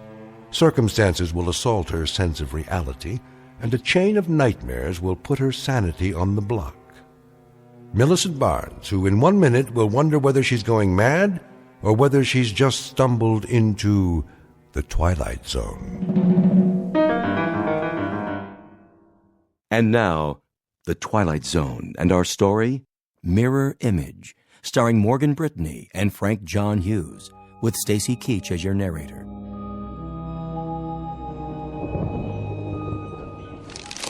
Well, shall we run through it again? Thank you, no. Good. I wondered, well, I just noticed. Noticed what? That the bag in there? Where? In the baggage room behind you. That bag, the one on the floor in front of the others. What about it? Well, I'd like to see it. You would? Yes, it looks familiar. What is this? Some kind of game? No game, honestly. It looks just like mine. It's identical, even to the handle being torn, the red name tag, the sticker on the side. Lady, that is your bag. You checked it. That's not my bag. You want it back? It looks just like mine, but it's not. It can't be. That's my bag over there by the bench. Is it? The bench against the wall, at the end where I was sitting. Oh. Uh-huh. My bag was there, but it's not now. That's because you checked it. Well, how did... Then I'd like to uncheck it, if it's mine, as you say. Claim check, please. What? All you have to do is show me a claim check. The one I gave you when you checked the bag. I don't have one. Here's my bus ticket, my wallet, my keys, and the rest. See, that's all I have in my purse. No claim check, no suitcase. But that's absurd. You just said it's mine. Nothing I can do about that. State law. When I saw it in the baggage room just now, I'd swear that was the first time I... Why don't you just go over there and sit down, miss? You're either walking in your sleep or you're hungover or something. Just go back there and sit down and breathe through your nose and let me read my magazine. When the Cortland bus comes, there'll be a loud noise, a door opening, and people will come in here.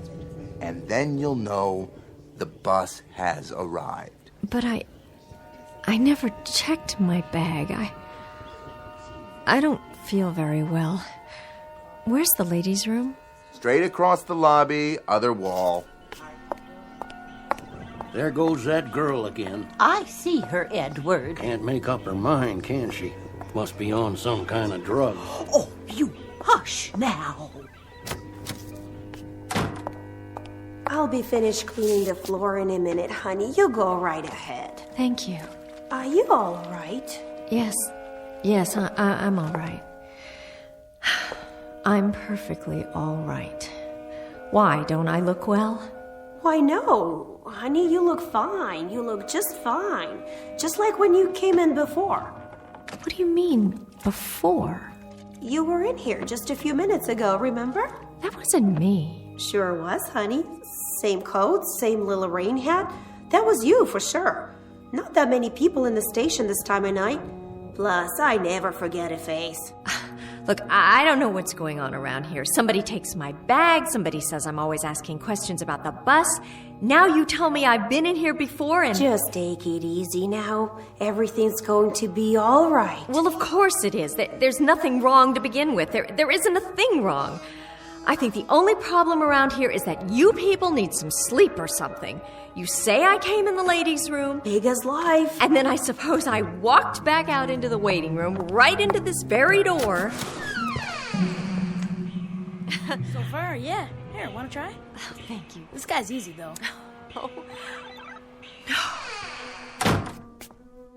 Let me get you a cold cloth, honey. I don't think you're well. I don't need one, thank you. I must be overtired. That's it. But I'm going to be fine. Now, let's just do a quick reality check. Look out there. What for? Tell me what you see. Okay. Now, tell me about the woman. Tell me if... No woman. Are you sure? All I can see is a kid playing a video game. Hi. Oh, hi. I'm on level 13 again. That's nice. Whoa. I wanted to ask you, who were you talking to just now? Who do you think? Want to play, huh? Play? There goes. I lost. Oh, well. I might have another quarter in my purse. Nah, 4's enough. Is it? That's what you gave me already. I still got 2 left. Of course. And that was just a minute ago, wasn't it? Yeah, when you're coming out of, you know... The ladies' room? That guy at the window. He won't give me change, but you did. 4 quarters for $1. Thanks. You're welcome. So you want to play? You mean like before? You didn't play me before. You said some other time. Well, want to now? This game, it's called Tomb Raider. Cool, huh? There's the graveyard. When the dead people come out of the ground, you have to shoot them before they get you. Or a tombstone pops up with your name on it. See? After I was standing here talking to you, where did I go? Did you see exactly?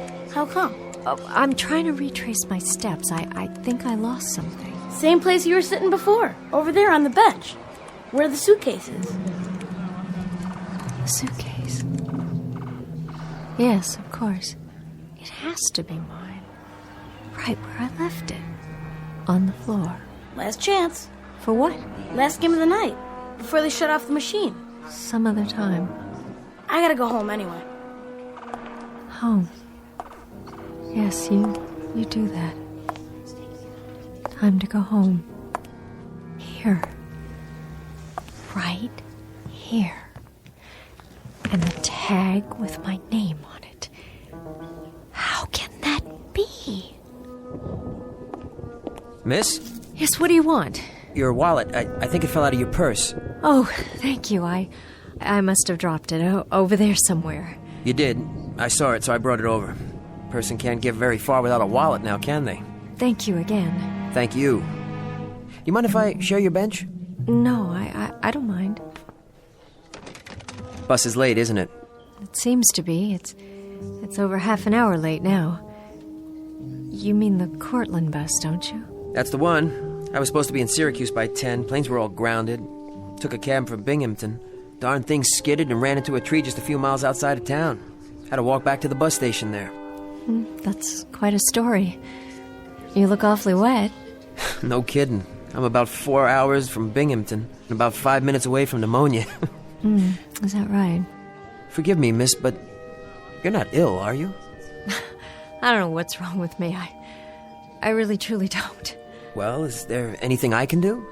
I don't know how to answer that. It's just that a whole bunch of odd things have been happening. Odd?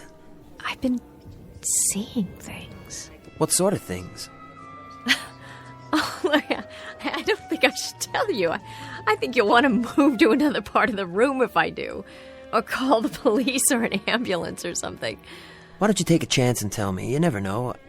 I might be able to help. I don't even know you. Oh, sorry. Paul Grinston. I'm from Binghamton. Millicent Barnes. At least I was. And what does Millicent Barnes do? I'm a private secretary. I quit my job here on Thursday, and I got another job in Buffalo, and that's where I'm going tonight. Well, trying to go to Buffalo. But everything I do, people keep telling me I've done it before. The man who sells the tickets, he said I kept asking him where the bus was, and the woman in the restroom, she said I'd been in there before, and I hadn't been.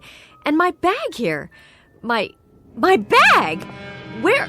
Right there, by the edge of the bench. Oh, for a second there, I thought it was starting all over again. I think you'd better tell me the whole story. Well, that couple over there, the man and the woman and the ticket man, they said I'd checked it, and there was a bag almost identical to mine in the baggage room. I saw it. Then when I looked again... Go on. Please. Well, it doesn't make any sense, but when I was in the ladies' room, there was a voice from out here, and I thought I heard... What did you hear? My own voice. I thought I heard myself talking to someone. Who? That boy. Where? Oh, he must have gone home. You don't believe me, do you? Well, I wasn't there. It has to be some kind of a delusion. Do people have delusions that they can hear? I don't know. I guess they could. That's what they are, I'm sure. Some kind of delusions. But it isn't just hearing things and seeing things that don't exist. It isn't just that. Why did the old man selling tickets and that woman in the powder room and the couple on the bench and the boy playing the video machine, why did they all say they'd seen me before? I can't say. That's a tough one. What is happening? What on earth is happening to me? I must be sick. I must be running a fever, but I'm not even warm. I don't have a fever. No fever at all. Do I? Here, touch my hand. Can you feel me? Yes, I can feel you. You're really here if that's what you're worried about, and you don't have a fever. I'm not some sort of crazy person. Really, I'm not.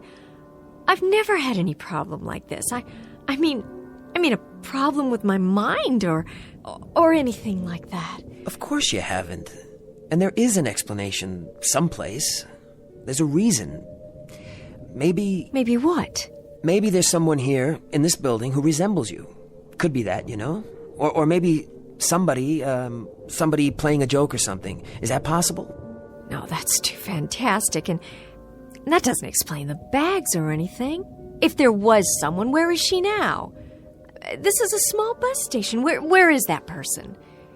When you get to Buffalo, will someone be there to meet you? Why, yes, I think so.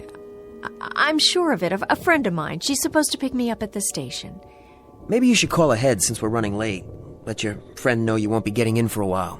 Yes, that's a good idea. There's a payphone over there. Good. Oh, but I only have $1, and that man at the window...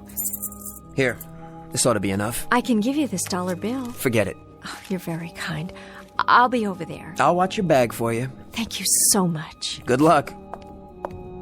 Would you do one thing for me? Sure. What do you need? I need you to ask the man at the ticket window something. Would you mind? Not at all. Ask him if... But you don't have to ask him. Just look over his shoulder into the storage room where they keep the bags and see if there's one that looks like mine. The same handle, the same kind of tag hanging off it exactly. And if there is, tell me. Would you do that? No problem. I'll be right back.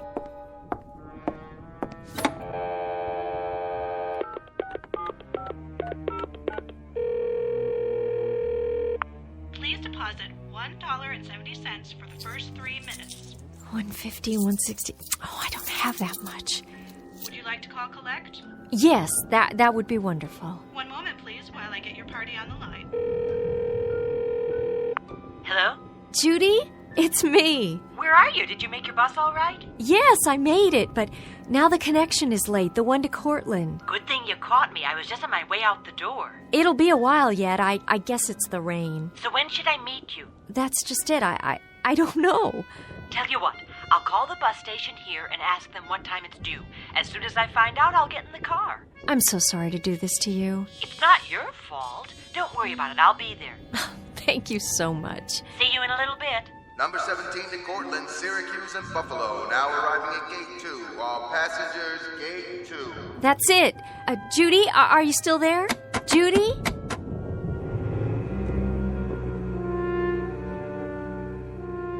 Gate 2, departing in 5 minutes. Need a ticket? No, I've got one. Luggage? What?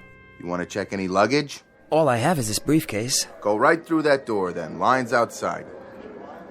What time is it? Oh, I don't know, man. It's finally here. I thought we'd have to stay in a motel. Hope the bridge didn't wash out. Well, better late than never. You can go now. Right. I have to wait for someone. I think she checked her bag. Could you look? Medium size, leather handle with a red tag on it, and a sticker on the side? You mean the young ladies? I don't see it. That's because she picked it up already. Took it through. No, I don't think so. I don't see it back there, but it's possible she didn't check it at all. Oh, she did all right. Picked it up as soon as I made the announcement, just before you walked up. Wait a minute. That's not true. No? She went to use the phone. Phone's over there. Nobody's using it now, see? How can that be? Glad to have her out of my hair, if you want to know. Real nervous type. Couldn't make up her mind. Number 17, Cortland, Syracuse, and Buffalo. Boarding now.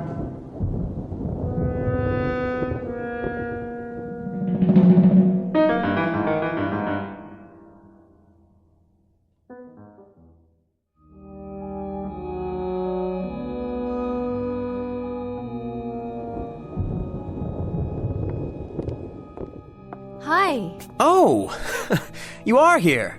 Where did you think I'd gone? To make a phone call, but... I did, and now the bus is here, at last. I guess we better get going. Let me get my bag. You're... Right here where I left it. Thanks for watching over it for me. Let me get that for you. Looks heavy. Oh, thank you. You're very nice. No problem. Really, you're being very kind to me. Oh, forget it. You're easy to be kind to. More than just kind. I mean... Come on. We don't want to miss it.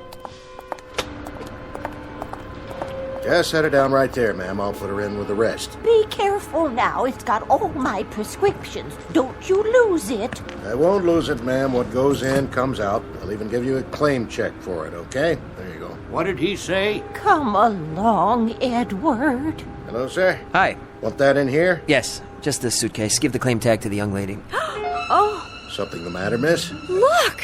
What? That's my bag. He's got it. Not that one, the other one.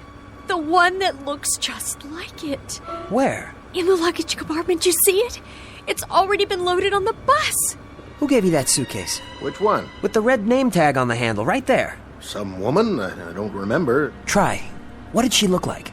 Well, it's hard to say. Half a dozen people lined up all at once. Miss Barnes! Millicent, wait!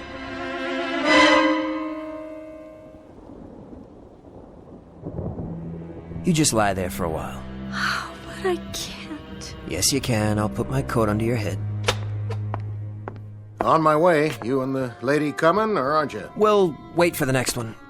Next one ain't due till 7 in the morning. That's all right. Got a long wait. Okay, we're on our way.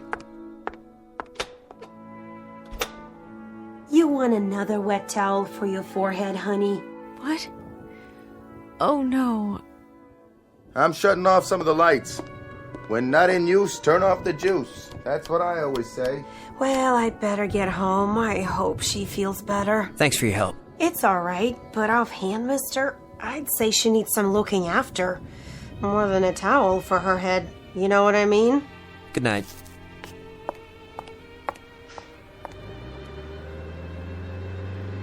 How are you doing? The bus. It couldn't wait, but there'll be another one. You didn't get on. I don't care. I'm this late already. A few more hours won't make any difference. It's quiet now. Nice and restful. So you can just take it easy on this bench here. Keep your feet up. Where are you going? Nowhere. I'll sit on the other end. Stay here. I wanted to tell you Yes? what I've been thinking about. Go ahead. Something. It's very odd, but I've been remembering something I heard or read a long time ago. I don't know where.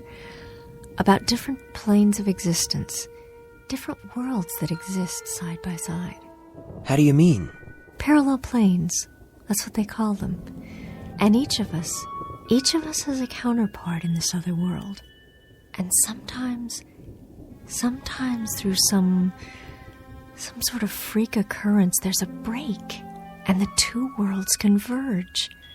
The counterpart steps outside into our plane, and to survive, it has to take over. Take over how? Replace us.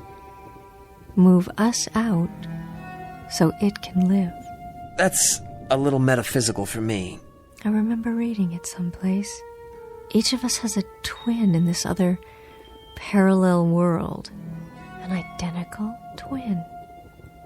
Maybe the one people saw tonight. Millicent, there's another explanation. There's gotta be. An explanation that, well, something that has more reason to it. I can't explain it, but somehow I know that's what happened. My counterpart, this other woman. Forget about it, please. Look, I just thought of something. I've got a good friend who lives in Tully. I'll call him and see if he can't bring his car down here for us. He could probably run us into Syracuse.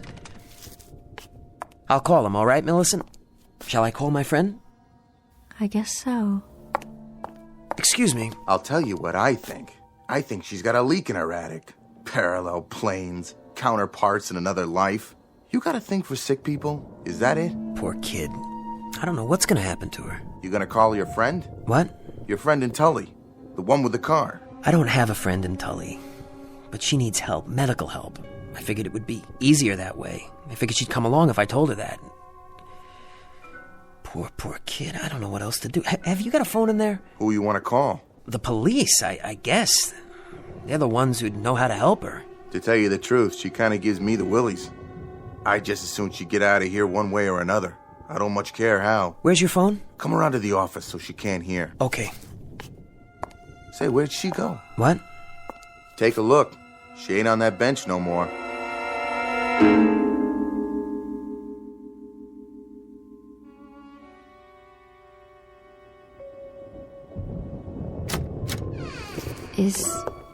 Is anybody in there? Where are you? Where did you go? I know you're in here. Unless you really did get on that bus, but you didn't, did you? You're too clever for that. I only want to ask you a question. Then I'll go. Who are you really? And what do you want? Millicent, are you in there? Yes?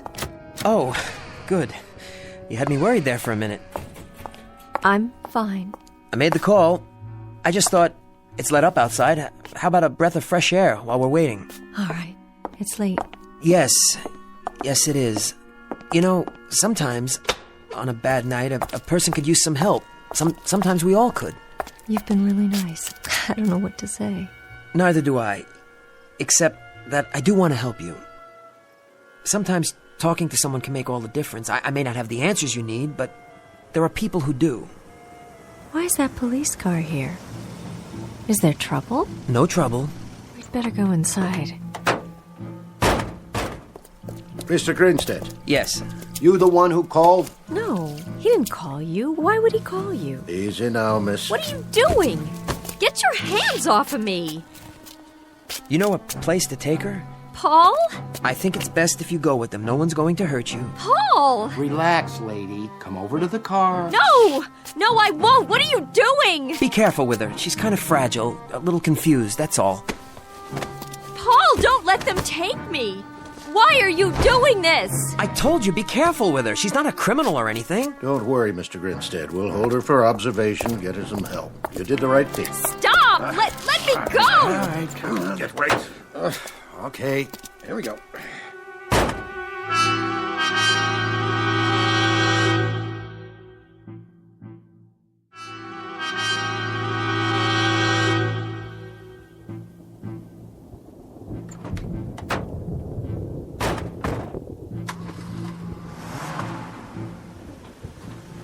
Millicent.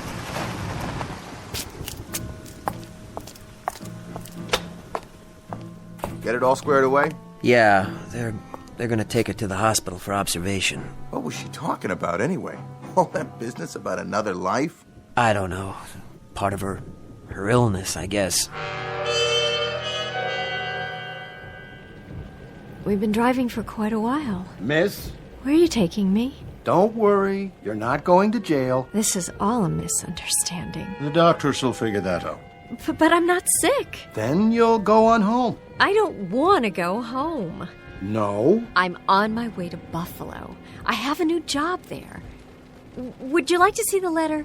It's in my purse. Got your ID, too? Certainly. Let's have a look. What happened back there, Miss Barnes? Nothing. Must have been something. Mr. Grinstead said you were upset, behaving irrationally. Did he? Said you had some wild story about people out to get you in the bus station? Oh? Well, there were a couple of pretty unsavory characters hanging around. Haven't you ever been in a bus station? He a friend of yours, Grinstead? Not at all. I only met him a few hours ago. And you thought somebody stole your luggage, got on the bus, tried to pass herself off as you? Look, officer, it's really very simple. I haven't slept in almost 24 hours. I've been riding buses and it's raining and every connection is late. Wouldn't you be a little on edge? That's no reason to run around disrupting the place, bothering everybody. He tried to pick me up. That's why I was so upset. Well, that's not what the station master said. Well, what does he know? I mean, he's pretty peculiar himself. Stop the car right here and let me out. I'm begging you. Sorry, I can't do that. Look, I'll take a cab all the way to Buffalo. Then none of you will have to put up with me anymore. See, there you go. There I go what? You seem like a nice enough person. Why don't you just take it easy? If you'd seen the things I saw, heard what I heard. Calm down now and be a good girl, and I'll have to cuff you. You wouldn't like that now, would you? Oh, you do that! Do it! Look, I don't care anymore. I think you better let them check you out real good when we get to Braywood. Braywood? What is that, a loony farm? Emergency medical facility.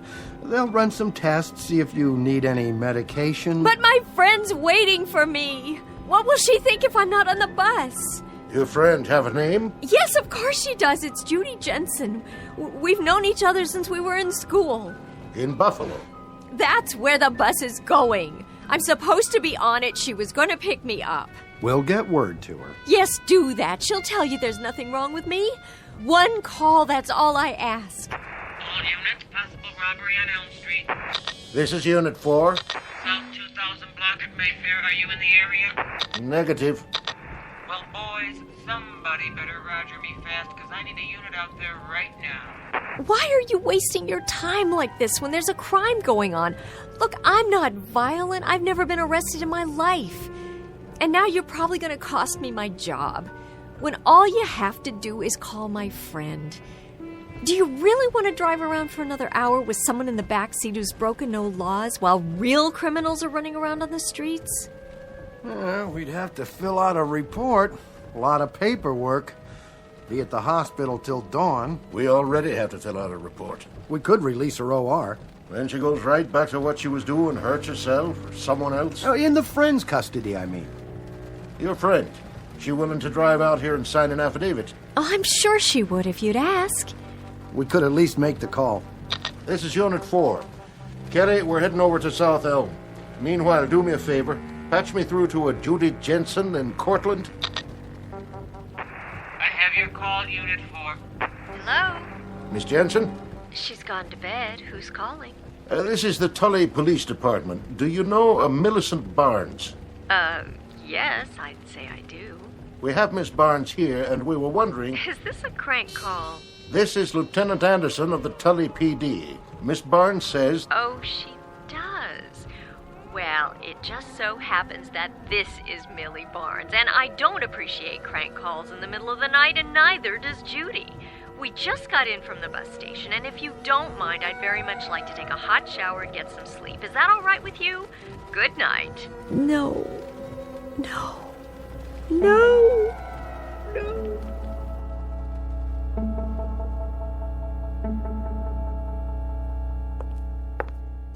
you have any coffee? Vending machine, other side. When's the next bus? 7 o'clock? You got 4.5 hours. Take a snooze on the bench there if you want. You'll be all alone. No noise. I even shut off the video machine. This place is like a tomb between now and morning. Thanks. I might do that. You want to check your briefcase? No, I'll keep it with me. Thanks.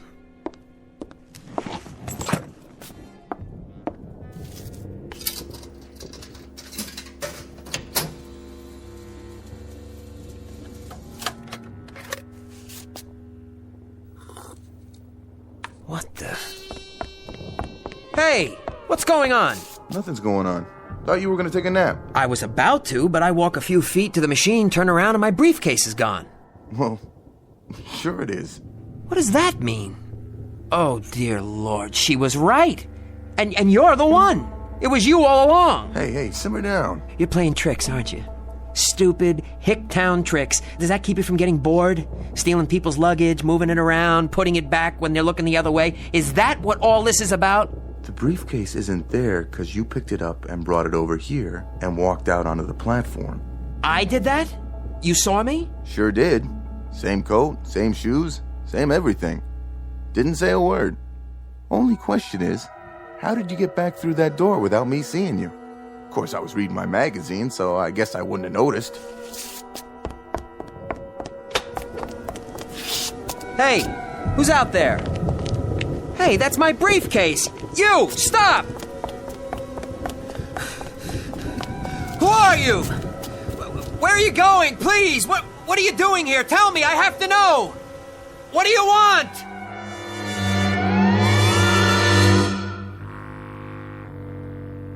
Obscure metaphysical explanation to cover a most disturbing phenomenon.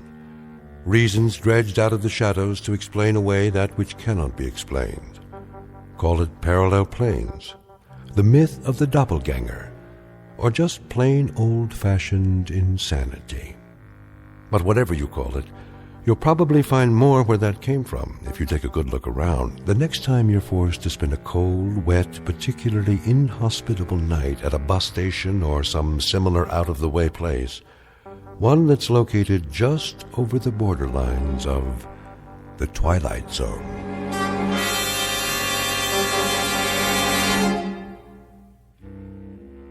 We'll be back to the Twilight Zone in a moment. Hi, this is Carl Amari, producer of the Twilight Zone radio dramas. I'd like to take a moment to tell you about our official website at twilightzoneradio.com, where you'll get the latest news and information on these Twilight Zone radio dramas. Plus, at twilightzoneradio.com, you can digitally download 3 free episodes or any of our episodes for only $1.95 each. In this age of ever-changing technology, we've decided to make these episodes instantly available to you by making the Twilight Zone radio dramas a digital download-only series. This means that this series will no longer be offered on CD. The CD collections at our website are now being offered while supplies last at buy one, get one free. So be sure to get your favorites before they're sold out. Be sure to visit us often, and I'll see you in the zone.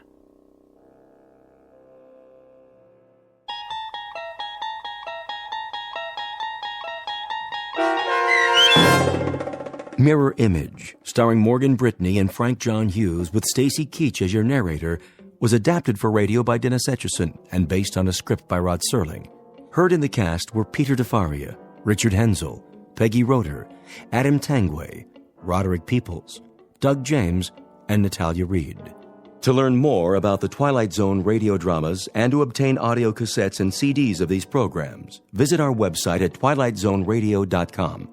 The producers of The Twilight Zone wish to thank CBS Enterprises, Carol Serling, Dennis Etchison, Dick Brescia Associates, Claire Simon Casting, Paul Patch, Terry Jennings, the American Forces Radio and Television Service, our sponsors, and our radio affiliates for helping make this series possible.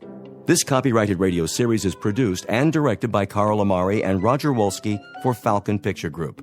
Doug James speaking.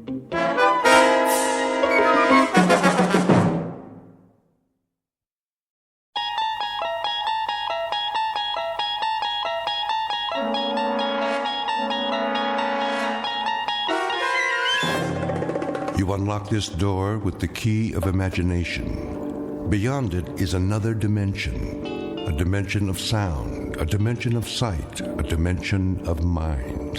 You're moving into a land of both shadow and substance, of things and ideas. You've just crossed over into the Twilight Zone.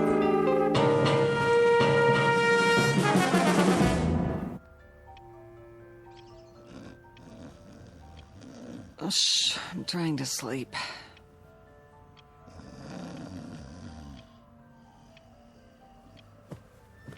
I said I'm sleeping. What?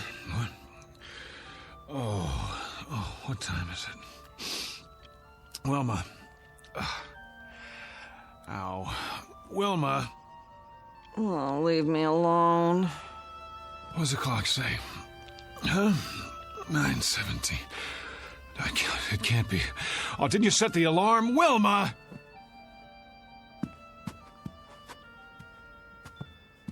I've got to be at the bank. Do you know how late I am? Oh, great. Just great. I don't even take my clothes off. No more parties. Never again. Oh, be quiet about it. Sure, go on. Get your beauty sleep. You feel lousy. Never mind how I feel. So I'm late for work. So what? No skin off your nose, right?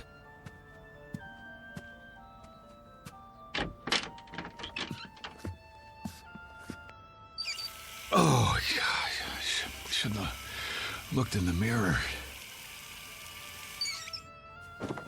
You know, I didn't want to go to that stupid party in the first place. It wasn't my idea. I wanted to stay home and read, but no, can't do that. Can't hurt old Petey's feelings, can we? Wouldn't be nice.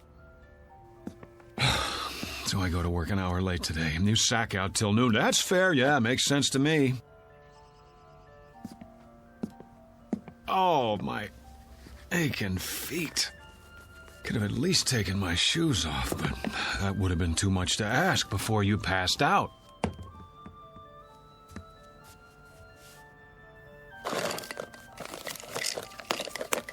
Oh, boy. Rearranging my stuff again, huh? Okay, I give up. Where'd you put it? Wilma! Wilma, where's my razor? Would you please tell me that much? Oh. Hey, wake up! Leave me alone! Snap out of it. I'm late, I said. Come on! Get away from me! Never mind the dramatics. Just tell me what you've done with my razor, and I'll clean up and get out of here. Then you can go back to sleep for as long... Don't do that! What's the matter with you? No! I'm not even touching you. Are you sick or something? Wilma, I asked you... Who are you? What kind of a question is that? How did you get in here? Well, as I dimly recall, I staggered in about 2 a.m. with you at my side. After that... What are you doing in my bedroom? Oh, you mean this isn't the YMCA? I suppose I could have slept on the couch if you wanted me to. Am I forgetting something? Did we have an argument? Because if we did, I'm afraid I... Get out of this house! Come on, honey, knock it off. I'm late enough as it is. Just tell me where you put the razor so I can shave, change my shirt. Out! Out! I'm in no mood for jokes. If you don't, I'll scream again, louder. Wilma! How do you know my name? It's on our marriage license, remember? Mister, I don't know what you think you're doing, but I've never seen you before in my life. Cameo of a man who has just lost his most valuable possession. He doesn't know it yet, but he's about to find out. In fact, he doesn't even know there's been a loss. Because, like most people, David Gurney has never given much thought to the matter of identity. But he's going to think about it from now on, because that is exactly what he's lost. And his search for it will take him through unknown territory in one of the darkest corners of the Twilight Zone. And now, The Twilight Zone and our story, Person or Persons Unknown, starring John Schneider with Stacy Keach as your narrator. Did you hear me? Get out! Because you've never seen me before. Now you don't even know your own husband. Oh, you're beautiful. What a time to go psycho on me. Now, look, whoever you are, I don't want any trouble. But if you don't get out of here, I am going to call the police. Easy, Wilma. Take a pill or something. Stay away from me! Go ahead, call the police. Call the fire department. Call the paramedics. Tell them to bring an oxygen mask because there's a man here who's dying of a hangover. Oh, my head. I'm not bluffing. If you're not off that bed and out of this room by the time I count to 5, I'll make the call. I swear. 1, 2. Cut it out, will you? I've got a splitting headache. 3, 4, 5. This isn't funny anymore. Give me the police. Hello, police? I'd like to report a guy who... Give me that. Have you gone crazy? What are you gonna do? Kill me? I'll scream until the neighbors come. All of a sudden, I'm a stranger?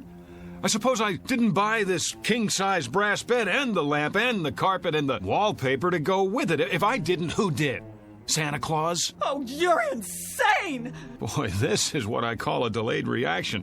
2 martinis at midnight and she gets drunk the next morning. Go back to bed, sleep it off. You cannot tell me what to do! You got it. I won't waste my breath. Now, what are you doing? Changing my clothes. What are your panties doing in my drawer? Your drawer? Where did you put my socks? If you don't keep your filthy hands out of my things... Filthy? Yeah, well, if I had time to take a shower...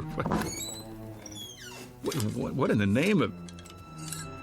Those are my dresses! So I see. What did you do with my clothes? Oh, the Lord is my shepherd. All right, I'll wear what I had on last night, but if anyone says something at the bank, I'll tell them whose fault it is. My darling, brain-damaged wife with her defective sense of humor. Daily bread and forgive her. Sorry, trespasses as we forgive those who trespass. I'm going to work now. When I get back, you'd better have things straight again, understand? Do I make myself clear? The kingdom, and the power, and the glory, now Goodbye. and forever. God help me.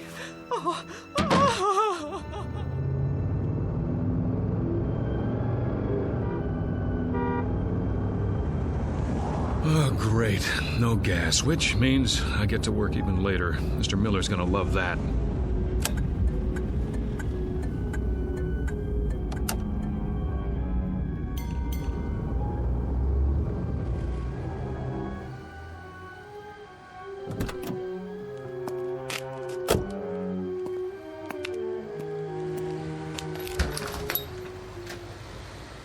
Come on. Here's your change. Thank you, sir. Fill it up on number 3. Cash or charge? Put it on the card. Here. You have ID?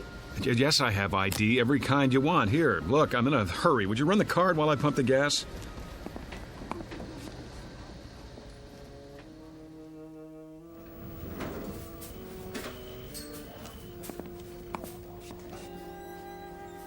Morning, Jim. Morning, sir. Welcome to Federalist Savings and Loan. Boy, treat the customer like a king. New uniform? What's that, sir? Looking mighty spiffy. Hat's on crooked, though. It is? Keep up the good work. Don't let any bank robbers in. If you'll fill out a transaction slip. Who do I see about a loan? Morning, Julie. Fred. Bring back this loan application and I'll begin the procedure. Well, how long's it gonna take? Oh, no, not long. We can usually give you a decision in 72 hours. What in the... Well, see, I sort of need the money right away. I'll do my best, Mr. Klein. May I help you? George? I am Mr. Hurtubise, Assistant Vice President. Of course you are. Who's that? Sir? At the desk by the window. Why, that's Mr. Cooper, our Vice President. Well, would you mind telling me what Mr. Cooper is doing at my desk? Beg pardon? What is he, some trainee of all the... If you'll wait your turn, sir, Mr. Cooper's busy. Yeah, sure he is. What is this, George? April Fool's Day? I don't see why I have to fill this out. I already gave you all the information. I'm sorry, Mr. Klein, but without verifying your collateral, I'm afraid there's nothing we can do. You know how long I've had an account here? And you giving me the runaround? Well, maybe I'll just take my business somewhere else. What do you think of that? Well, thank you for stopping by, Mr. Klein. If you'd care to reconsider... Thank you for nothing. Nice. I beg your pardon? You just lost a customer. I could have processed his application in 24 hours. And you are... Who the devil are you? How's that? I said, who the devil are you, and why are you sitting at my desk? Your desk? Yes, my desk. I've had about enough of this today. Get out of that chair. I'll do nothing of the kind. Friend, you'll get out of that chair or I'll throw you out. Yes, I need security over here. Move. No need to get upset, friend. Oh, you don't think so? After the morning I've been through? Here, take this junk with you. Your pictures, your phony nameplate. I said take it! Trouble, Mr. Cooper. Would you show this man to the door? Knock it off, pal. You're the one who's leaving. Better come with me. Back off, Jim. This joke's gone far enough. He says it's his desk. Come on, sir. Let's settle this outside. There's nothing to be settled. I want my nameplate back and my pictures. What the hell did he do with them? Now, sir. Outside, I have to insist. Go ahead, insist. I'm not budging. Yes, you are. You're putting your hands on me? This is too much, Jim. I like you. You're a good security guard. But if you don't let go of my arm, you're out of a job. Outside. I said, let go of my arm. There! Now you are fired. Put your hands up. Put your gun away and get back to work. What's the matter with you people? Has everyone gone crazy? Up over your head. I advise you to do as he says. Mr. Cooper, call the police. I already have. Well done. What? Now walk 3 paces in front of me. All the way to the door. Don't make me use this. George, what's going on? Tell me, please. Outside with him. Let's go. Sorry, everyone. Minor disturbance. Don't be alarmed.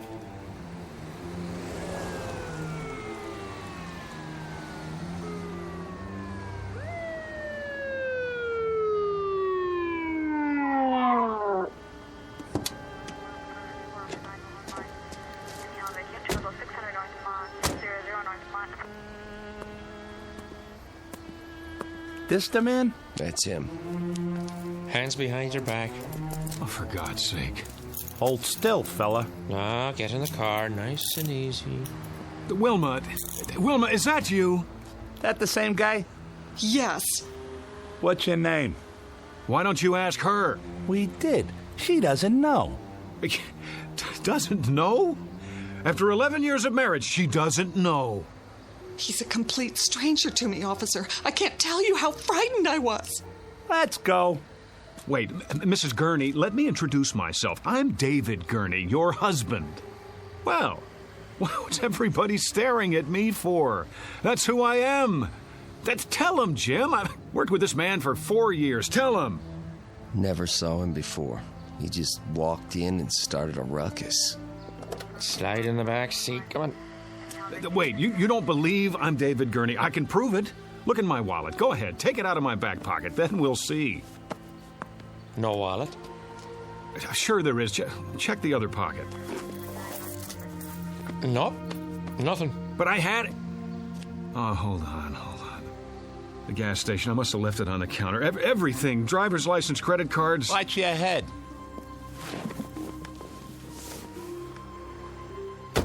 You can't do this. Somebody tell them. My name is David Gurney. David Gurney.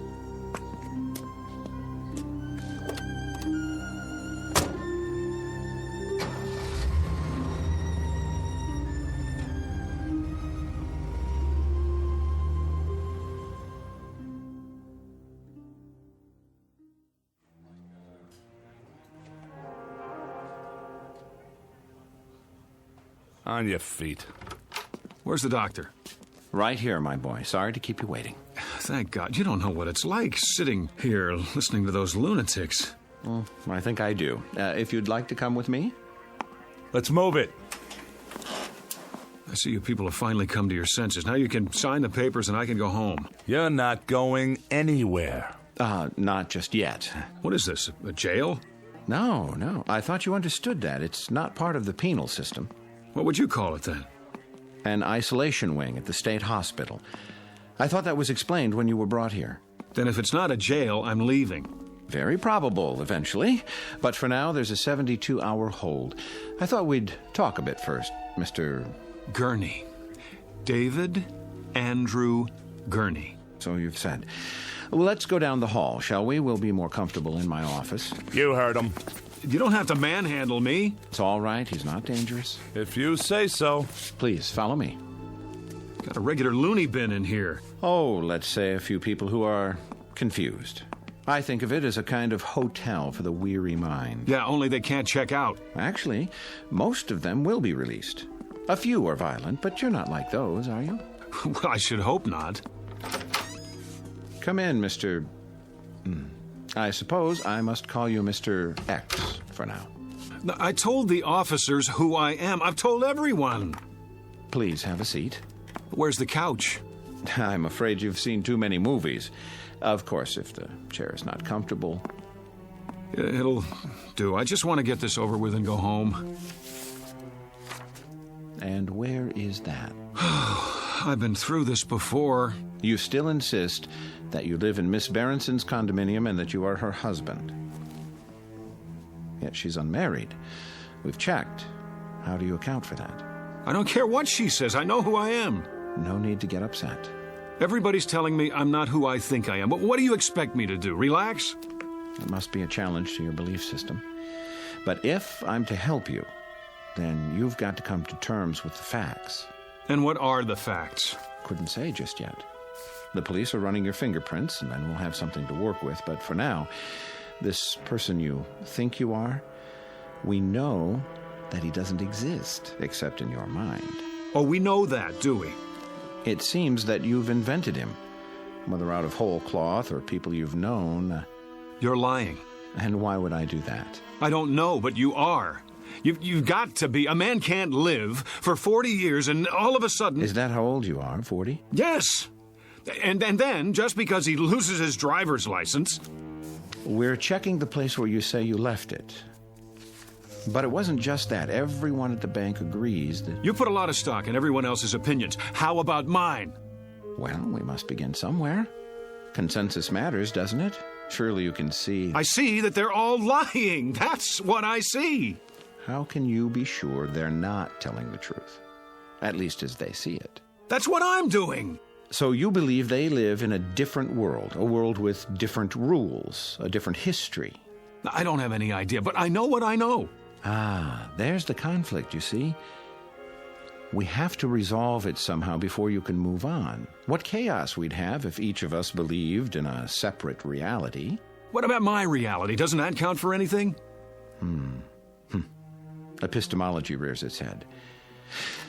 You're obviously an educated man. Perhaps if you'd provide a list of the schools you've attended, we can contact them. Unless you believe their files have all been corrupted somehow. All right, let's go over it again. I live at 2457 Lime Rock Avenue, Los Angeles, California. But we've established that Miss Berenson lives there. Her name is not Berenson, it's Gurney, and she's married to me. In fact, she is not married to anyone. Oh, that's a fact, is it? Her name is on the lease. She has ID, car registration. Let me see it. Well, that can be arranged.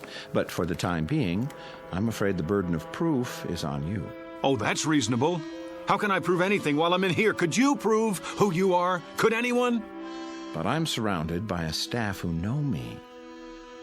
The people in those rooms down the hall, their voices in the wilderness. Eventually, they're going to have to come around, acknowledge the commonly agreed upon reality, or they'll be sent somewhere for long-term treatment.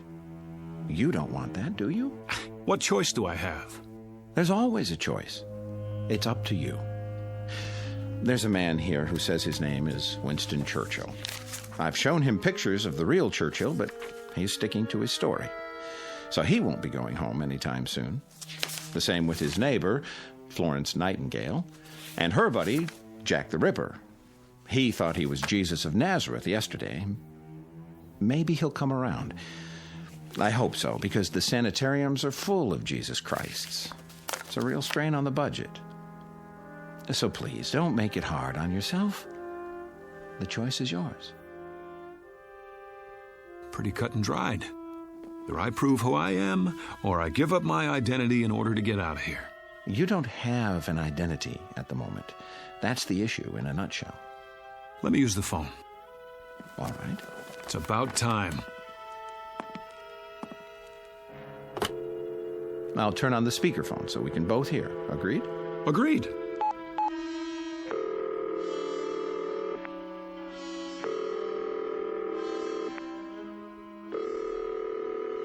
Front desk. This is Dr. Koslenko. Let me have an outside line, please. Yes, doctor. What number? 838-2171. My friend Pete. I've known him forever.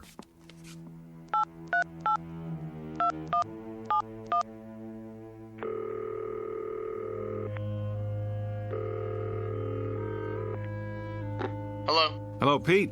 Yeah? Who's this? It's Dave. Look, you don't know how glad I am to hear your voice. Listen. Dave who? Pete, for God's sake, Dave Gurney. Wilma and I were at your place last night. Don't kid around. I think you have the wrong number, fella. But we went to school together. He's my best friend. Care to try someone else? Let's just cut through all this. Call 272-3478. Ask for Mrs. Gurney. Very well.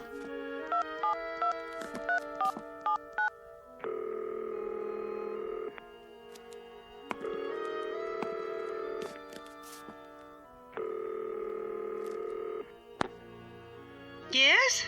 Who is it? I'd like to speak to Mrs. Gurney, please. This is Mrs. Gurney. Really? Hello, Mom. Hello? Oh, I'm so glad I got you.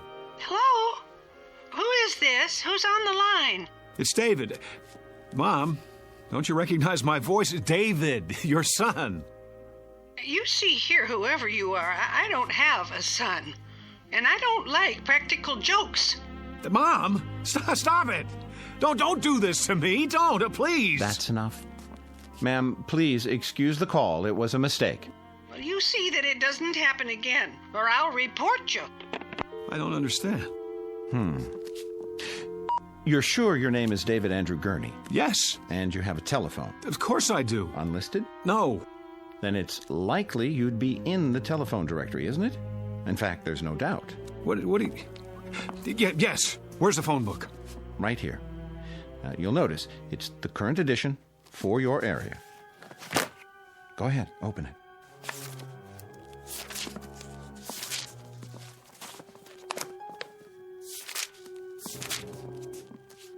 Gurney, Bertram J, 26837 Broadview, no.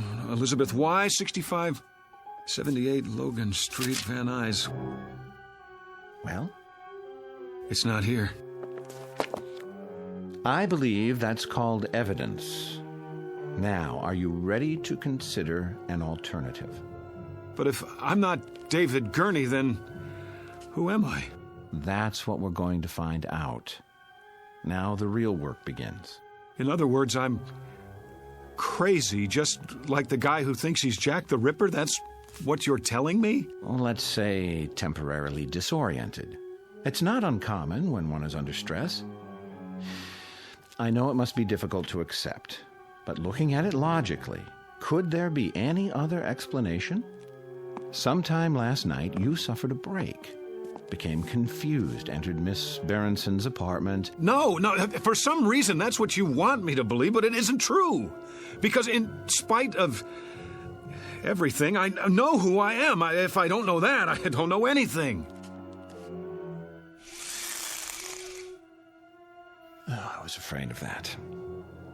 You know, I've been through this a great many times. Too many. And it's what I was trained to do, and I'm very good at it. Always ends up the same way. With the patient either returning to a normal, productive life or entering into a lifetime of treatment. Why?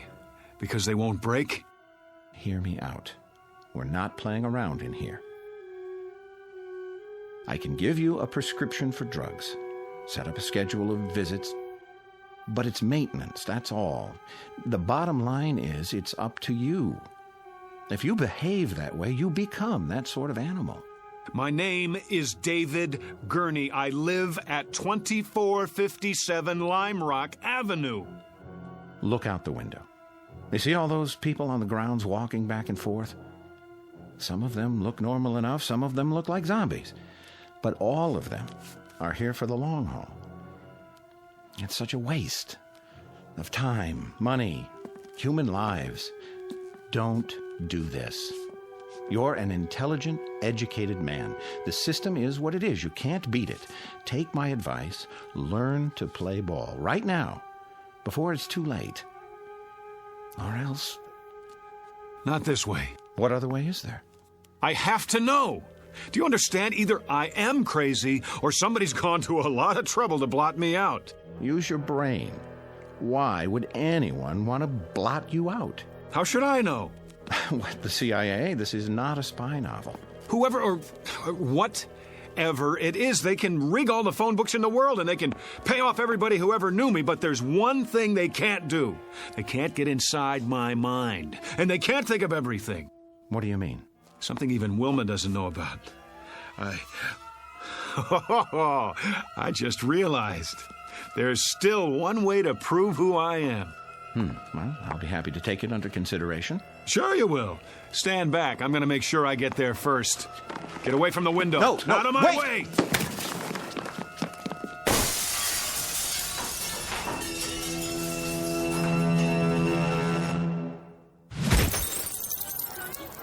All right, everybody, line up. Rec period's over. Back inside. We better stop him. He's getting away. Oh, he's already outside. Get the keys to the gate. I don't have them. Man, oh man, look at him run. Sure is in a hurry. I couldn't have done that.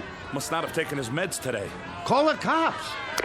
This is Braywood General. We have a patient over the wall. Put out an APB.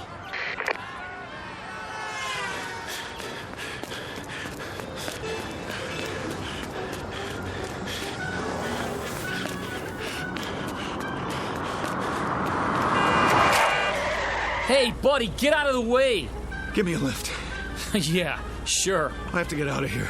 Yeah? We'll call a cab. I don't have any money. Did you help me? Sorry, buddy. Get out.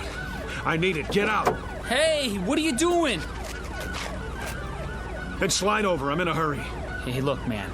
I don't want any trouble, okay?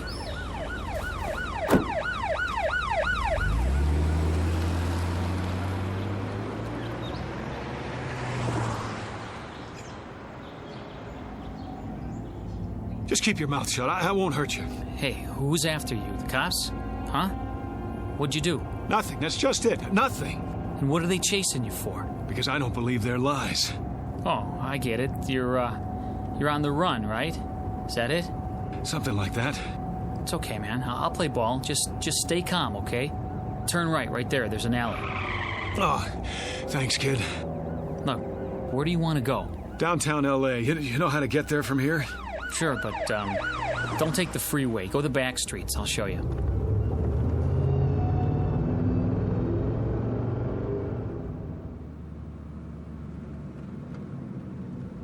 I hope this is the right address. So, can I go now?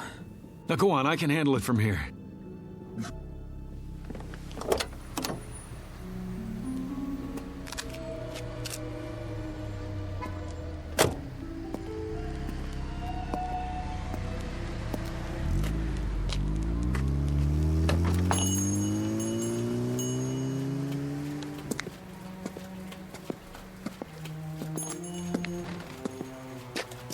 Can I help you? Oh, I sure hope so. This is the place where people pick up photos, right? Sure is. Good. I thought I got it right. You have a receipt? What? The receipt for the photo. Did someone take your picture? That's right. And he told you to come here? It was in Griffith Park with my wife. We were walking past the merry-go-round. It was last Sunday. A man came by with one of those big cameras. Dave, that man just took our picture. Beautiful shot, too. What are you doing? Here you go, folks. I didn't say you could do that. Oh, there's no obligation. Take this ticket to Photos R Us. Address is right on it. If you like the picture, it won't cost you an arm and a leg. 8x10s, wallet size, 3x5. He gave you a ticket. Yeah, but I don't have it with me. Then I can't help you. We have hundreds of proof prints. That's what I need. Proof. Hold on. I can almost see the number in my mind. 670... Yeah. That's it. 670-8777. I remember because of the 4 sevens. Maybe your wife's got the ticket. No, she's forgotten about it. I was going to surprise her. Sunday, that would be the 14th. I'll check the files. You found it? This must be the one. Hey, let me have it. Wait, was that 4 7s at the end or 3? There's only one way to find out. Yes! Is that it? Yes! Yes, that's it! Oh, you don't know how important this is to me. You okay, mister? I am now. That'll be $4.75 for the enlargement if you want extra prints. Hey, mister, you have to pay first. You. Hello, Mr. X. What are you doing here? I might ask you the same question. We've been following you since the hospital. I wanted to see where you'd go. What is this? All right, hands behind your back. Wait! Have any knives or weapons in your pocket? I said hold on! It's all right, officers. I'll take responsibility. The guy owes me money. Oh? $4.75 to be exact, plus sales tax. And do you know what for? I'm sure you're going to tell me. Proof that I'm not crazy. Really? And what kind of proof might that be? I told you they couldn't think of everything. Well, I was right. I suppose you found a signature or some such? That wouldn't be enough, would it? I could have signed it at any time. Correct. Or if it's something else, I could have printed it up or bought it like a fake driver's license. I doubt that you've had time. What about a photograph, Doctor? A picture of me, hand in hand with the woman who says she never laid eyes on me before this morning. Is there some way to explain that? What do you have there? Go on, open the envelope, take it out and look at it, and then tell me what you think. Well? And what am I supposed to see? Me, with Wilma at Griffith Park last weekend. That should establish something. I don't understand. What's to understand? You need glasses? This is a photo of you in front of a carousel, alone. Let me see that. No, it was different a minute ago. A picture of two people, two. You saw her. Tell him I showed you the picture. You didn't show me nothing, mister. Just looked at it yourself, then you tried to run off without paying. But I tell you, she was there. We were there, together. Come along now. We'll go back and talk this over. No, we were there together. Together. Together. Together. We were... Dave? Together, I tell you. Dave, honey, wake up. What? Oh, where am I? In bed, you were dreaming. Oh, Wilma, it seems so real. That's why they call them nightmares. You want me to get you something? No, that's all right. What time is it? 4 in the morning. Go back to sleep. You have to be at work in a few hours. Whew, I must have had the nightmare, the granddaddy of them all. That'll teach you to mix scotch and martinis. Well, no, that'll teach me. Sorry I didn't put you in your pajamas, but I was a little out of it myself. Forgive me? Oh, sure I do. Don't blame yourself. You're in a rare mood. You don't know how happy I am just to be here. I love you, too. Oh, you better check the alarm. I'm not sure if I set it. I can't see. Now turn on the lamp.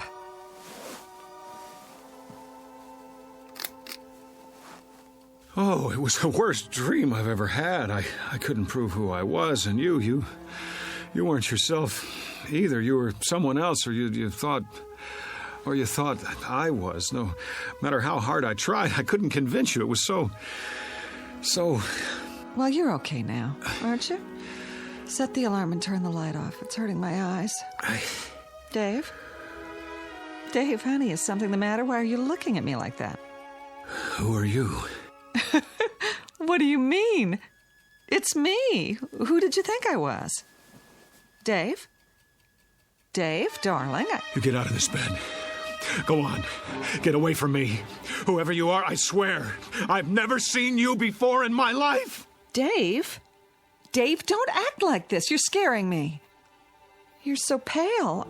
Are you sick? Dave? Dave? Dave! A case of mistaken identity or a nightmare turned inside out? A simple loss of memory or the end of the world for someone named David Andrew Gurney? At least he thinks that's his name. He doesn't know much of anything anymore, and he may never find what he's seeking because the truth is he's lost his way. But you can be sure he'll continue looking for it night after night in the Twilight Zone. We'll return to the Twilight Zone in just a moment. You are about to enter another dimension. A dimension not only of sight and sound, but of mind. A journey into a wondrous land of imagination. Next stop, the Twilight Zone. Hi, this is Stacy Keach. I'd like to take a moment to tell you about our Twilight Zone website at twilightzoneradio.com. At twilightzoneradio.com, you'll find the latest information on these Twilight Zone radio dramas, including behind-the-scenes photographs, plus the newest product releases, trivia contests, ways to contact us, other Twilight Zone-related info and merchandise, plus links to other fascinating websites. So make your next stop twilightzoneradio.com. Visit twilightzoneradio.com to purchase these Twilight Zone radio dramas on cassette and CD, or call toll-free 1-866-989-ZONE. That's 1-866-989-9663.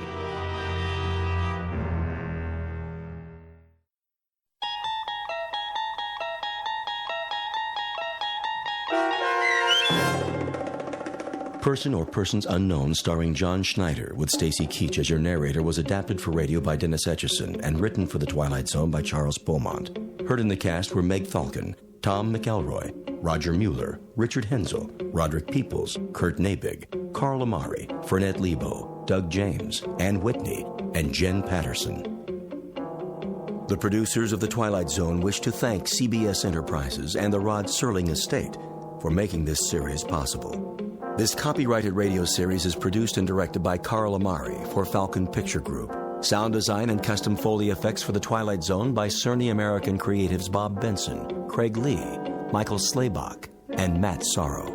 To learn more about the Twilight Zone radio dramas and to contact us, visit our official website at twilightzoneradio.com. Doug James speaking.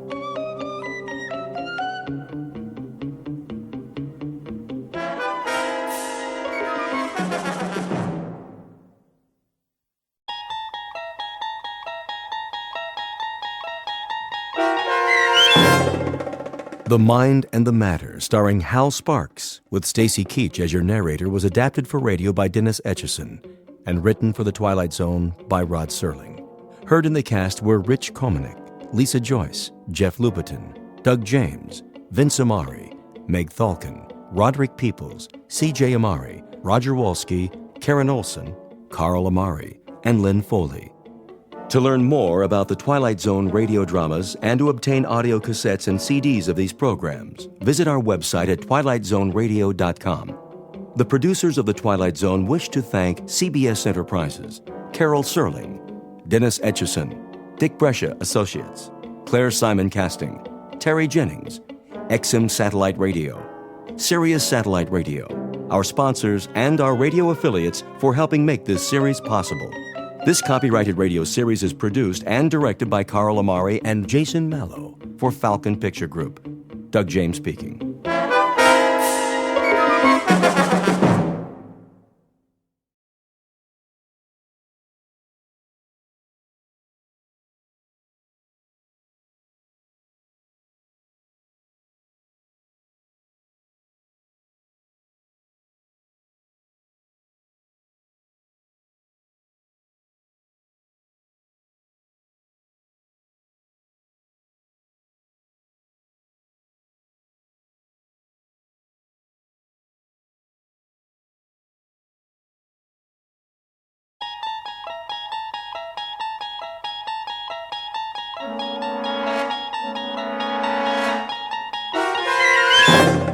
You're traveling through another dimension, a dimension not only of sight and sound, but of mind. A journey into a wondrous land whose boundaries are those of imagination. Your next stop, the Twilight Zone.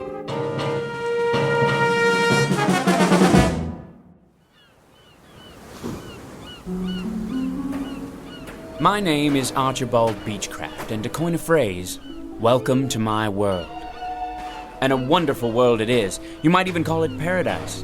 To tell you the truth, I don't remember exactly how I got here, but I assure you I have no intentions of leaving.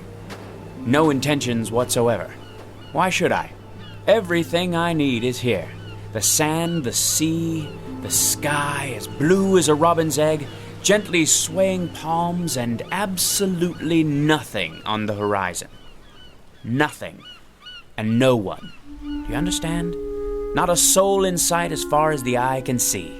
Only the occasional bottle that washes up on the beach. Like this one. They're all the same, with a note inside, some poor soul scribbling a message for help. Whoever reads this, I am stranded on a desert island. Please send a rescue ship at once. Stranded? A rescue ship? The fool! Doesn't he know he's finally found peace? He's escaped from the crowds, the rat race, from civilization. Obviously an imbecile. Who would want to go back to that world? Cars, subways, buses, and people. Everywhere you look, yammering away, pushing and shoving till you can't breathe, can't think. No thanks. I've had my fill of people. If you don't mind, I'll live out my days like this. Alone. Quite blissfully alone. Except, of course, for Chi-Chi, the perfect companion. Never a word of disagreement. In fact, never a word of any kind, because, you see, he's a chimpanzee. And a very intelligent one. If I'm hungry, he brings me a banana. When I'm thirsty, he climbs a tree and picks a ripe coconut. Have you ever tasted fresh coconut milk? Oh, you must. It's really quite refreshing. Hold on, Chi-Chi. What's this? A footprint? Well, that means we're not alone after all. But how can that be? This is my world. Wait a minute. Whoever made this footprint, do you suppose his name might be Friday? If so, he'll speak an entirely different language. No communication whatsoever, and plenty of room for both of us. He'll have his half of the island, and I'll have mine. Unless, of course, Friday's a female. You think it's possible? Why, I don't see why not. A lovely native girl in a sarong with big brown eyes like a Walter Keane painting, and a tray of finger sandwiches, poi, that sort of thing. Maybe some Mai Tais. Who can't speak, of course. No, why should she? She'll live in her grass hut and I'll live in mine, and we'll visit from time to time. An ideal arrangement. I'll give her a lei, a flower lei, whenever the spirit moves me. And when the spirit doesn't move me... Now where's that coming from? There aren't any telephones on my island. It can't be a telephone booth on the beach. Most ridiculous thing I've ever seen. Yes? Yes, who is it? Who in the... Hello, who's there? Hello? Who? Hello? Tropical Paradise, Beechcraft speaking. Hello? Hello? Oh, the alarm clock. I must have been dreaming again. What time is it? 6:30 already? This is my world, all right. And welcome to it. A brief, if somewhat jarring, introduction to Mr. Archibald Beechcraft, a child of his time, a product of the population explosion, and an unwilling inheritor of the legacy of progress. He has just begun his daily battle for survival in a world that cares not one whit for his happiness or sanity. But very soon, our hero will begin a one-man rebellion against this impersonal age, and to do so, he will enlist the help of certain unusual aids, of the sort found only in the Twilight Zone. And now, The Twilight Zone and our story, The Mind and the Matter, starring Hal Sparks, with Stacy Keach as your narrator.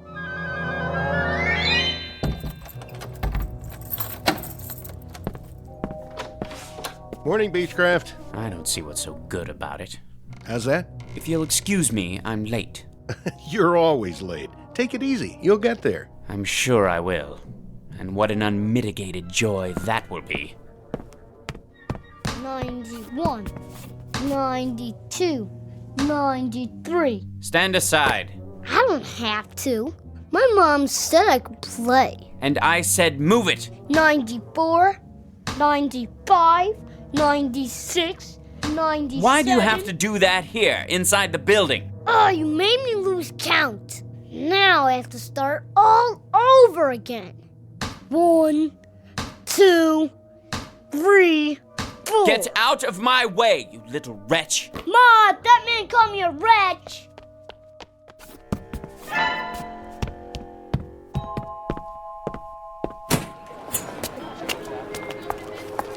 Hey, watch it, buddy. Sorry. Look where you're going. Beg your pardon. Hey, careful with the briefcase, huh? I'm late, you see. Hey, he almost knocked me down. If I miss my train... Red light, mister, red light. But I can't wait for the light to change. If I do miss my train, then they'll dock my pay, meager though it may be. And if they do that, well, there's no limit to what they can do. I'm not about to jeopardize my position just because of all the rude, inconsiderate people who are ruining this city. Positively ruining.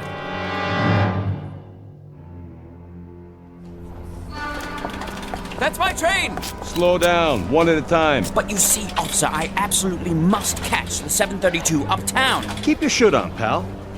Let me through, please. Watch who you're pushing. You don't understand. This is my... Hands off, buddy. One person per token. I don't have a token. Well, then you better get one at the window. But I overslept. I'm late. One at a time, folks. Let's keep moving. Let me on, please. Hey, you stepped on my foot. Move to the back, please. This elevator's full. But I absolutely must get to the 15th floor. Why don't you wait for the next one? I can't wait. I'm late as it is. I said this one's full. Surely there's room for one more. Sorry, Beechcraft. If I could just squeeze in. Will you watch the elbow? I do apologize. Going up.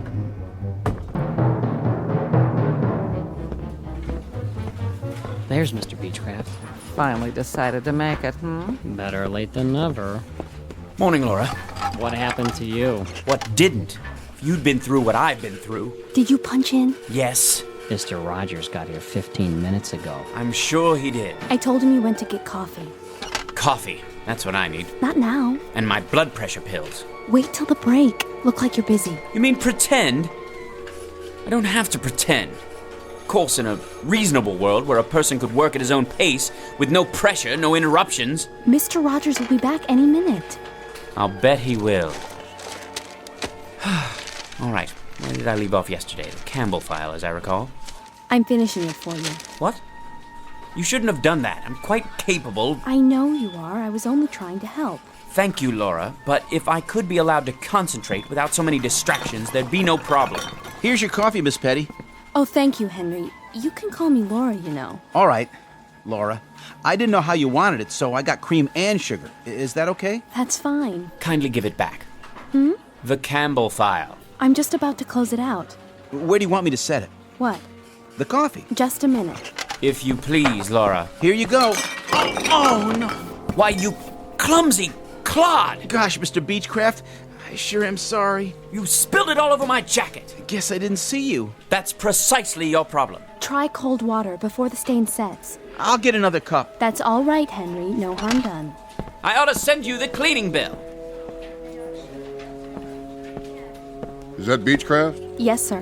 Looks like he's headed for the washroom. Something the matter? Well, Mr. Rogers, you see, He's a little out of sorts this morning. Is he now?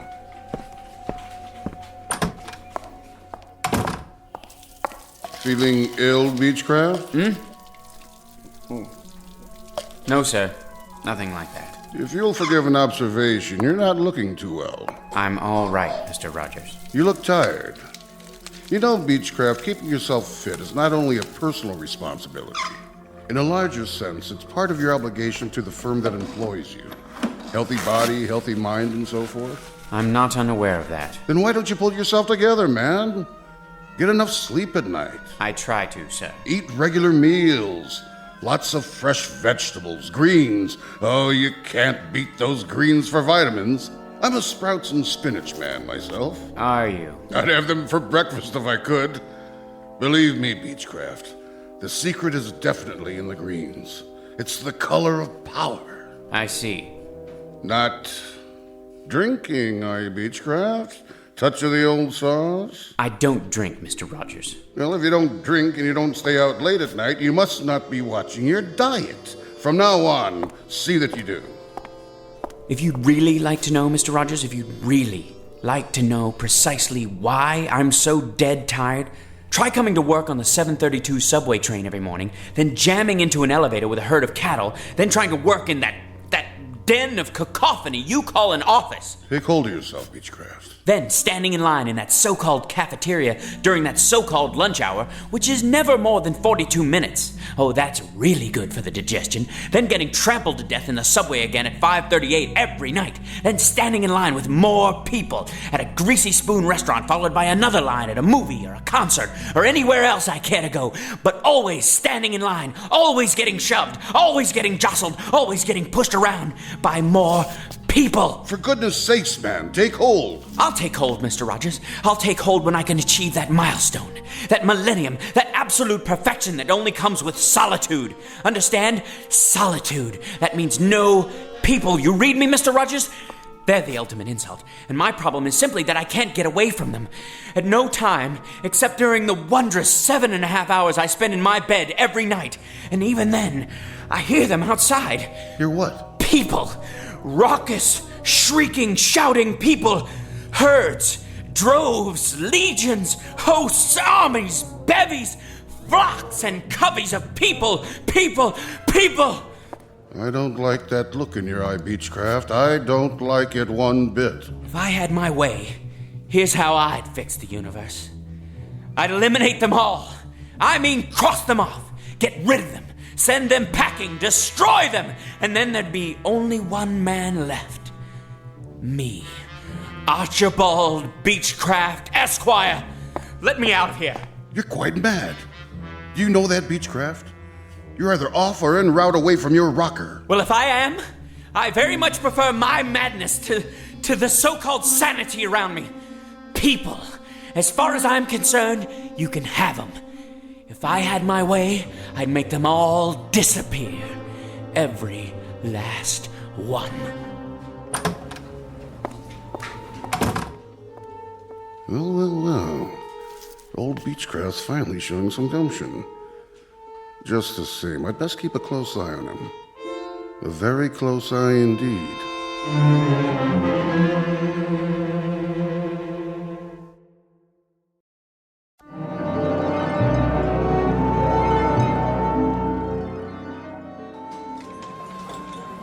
I'll have a baked fish. Yes, ma'am. Salisbury steak for me. Coming right up. Oh, and an extra roll. Vegetables with that?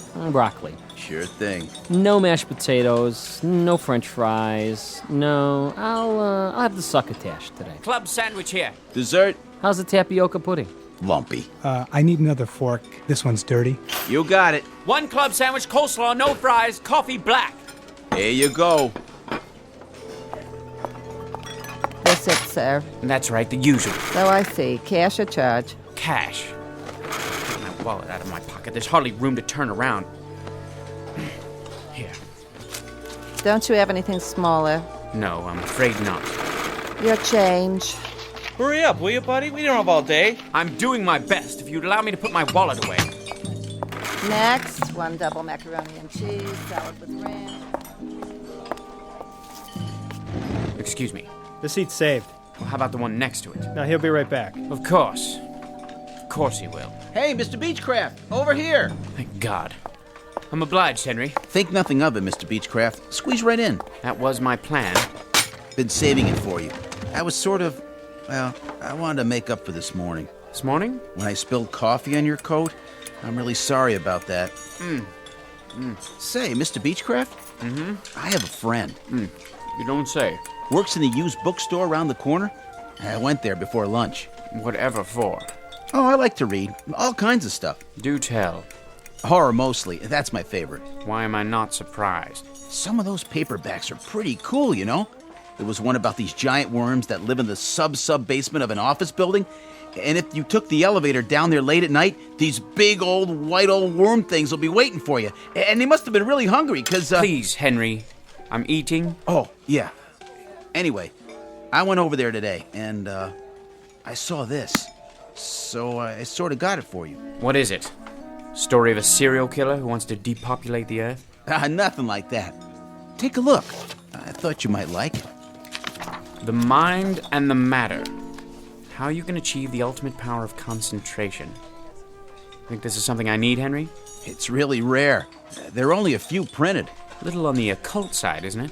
Maybe so. But seeing as how you always have so much work to do, my friend is kind of a student of the mind. He swears by this, says it's the last copy. The publisher was supposed to destroy all of them. For what reason? Too powerful. Tells you how to make people do things. Things? Would you believe it, Mr. Beechcraft? I've seen him. I've seen my friend cause a woman to do something fantastic. How's that? It's true. He was in a department store, and he saw this woman at the sale table, and he concentrated real hard on one particular thing, and Mr. Beechcraft, as sure as I'm sitting here in the cafeteria of the United Tool and Die Company, that woman... You won't believe this. What? Well, that woman picked up a chartreuse and orange scarf, paid for it and everything. She never would have bought it in a million years. Who would? But he made her do it, just like that. It's the truth, I swear. Will you please try to be more careful? Oops, there goes the coffee again. Sorry, Mr. Beechcraft. Thank you so much for the book, Henry. Now, if you don't mind, I think I'll be leaving. I've had more than my fill. Mr. Beechcraft, Chapter 3. Read that one first. Remember, Chapter 3. Right, Henry. Chapter 3. Initial phenomenon of intense concentration. Focus on a single desired outcome, then close your eyes, mental picture, repeat 3 times. Ready to go back? Not yet. I have to fix my makeup. Okay. Wait, I think I'll have a soda first. Want one? Nah. Let me see. Orange, root beer, grape. Might as well give it a try. Concentrate.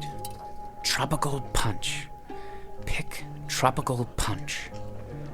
I just can't make up my mind. It's delicious. Try it. You'll like it. Why'd you pick that one? I don't know. I really don't. I was going to choose lemon lime, but for some reason my finger pressed tropical punch. How's it taste? Might as well find out. Yes! You'll see. It's absolutely delicious. Puts one in the mind of a Mai Tai. I think I'd better read the entire book. Chapter 4, To Achieve Your Heart's Desire. Heart's Desire, eh? Very interesting. Very interesting indeed.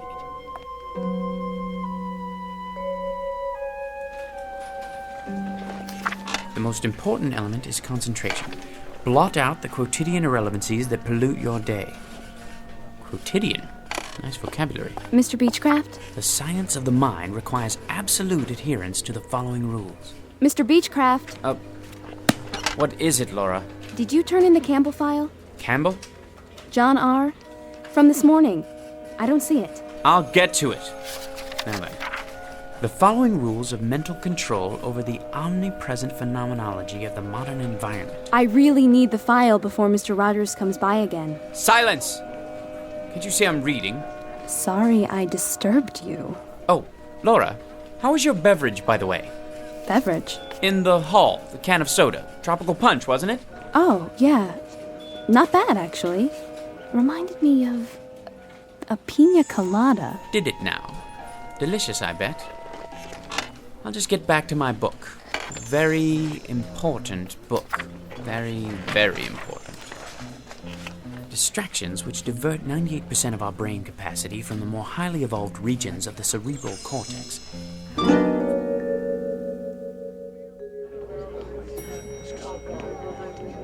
Everybody going to the ground floor? Yeah.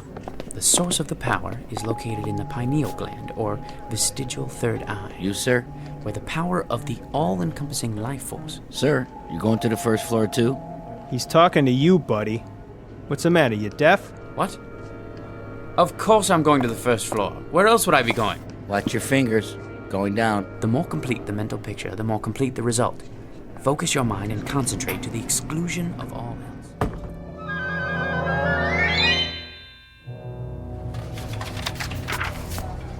From the lower to the higher chakras, until you feel the power surging. You getting on the train or what? Oh, yes. Then move along. All aboard?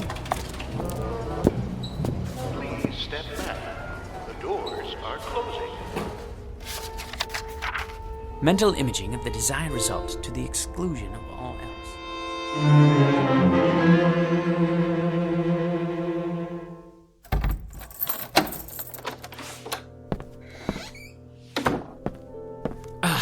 Now where was I? Chapter 9. The energy generated by pure mind has an electrical coefficient of... Yes, The numbers are absolutely correct, unequivocally. That being the case, it stands to reason that the conclusions are correct as well. Why, the mind must be the most underrated power in the entire universe. Given the proper concentration, well, there's really no limit to what a man could do. No limit at all. Look at them down there. People. So many. I wonder, if I concentrated hard enough, could I actually get rid of... But why not? Why not? Concentration, that's all it takes. I have the power here, inside my head. Sheer concentration. Concentrate on getting rid of all those people. I wonder if I could do it in one fell swoop. Or knock them off one by one. Just think of it. Nobody in the elevator, in the office, the cafeteria, or on the street. None! Not in the hall or on the stairs. Nobody except...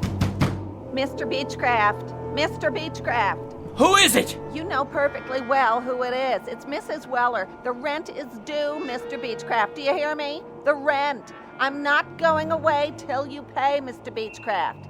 Mr. Beechcraft. Close your eyes and repeat the following words 3 times. Go away. Disappear. Be extinct. The rent, Mr. Beechcraft. Go away. Disappear. Be extinct. The rent. Go away. Disappear. Be extinct. Mr. Beechcraft. Mrs. Weller? Mrs. Weller? Mrs. Weller? Aha! You're gone! Concentration, that's the key. And I have it.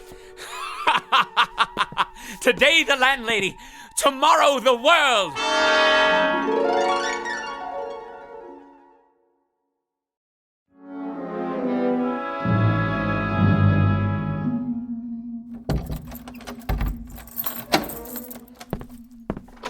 Good morning, Beechcraft. Is it?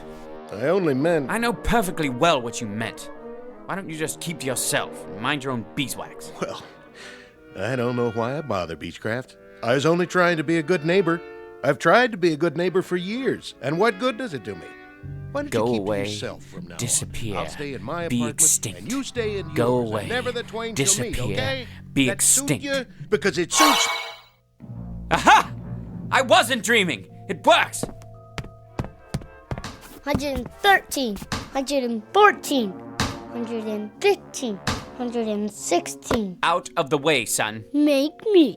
117. Very well. 118, Go away, disappear, be extinct. Go away, disappear, be extinct. Hey, give me back my ball. I don't have your ball, young man. Then where did it go? Ma! Silence!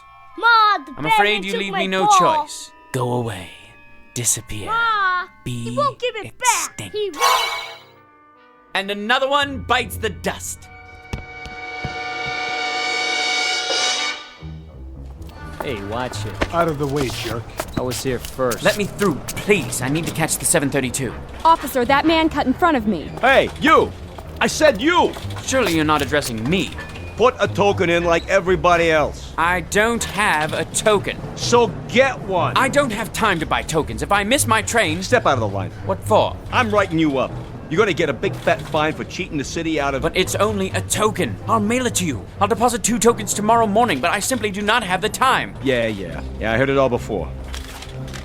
This one may take some doing. What'd you say? Nothing, officer. Concentrate. Go away, disappear, be extinct.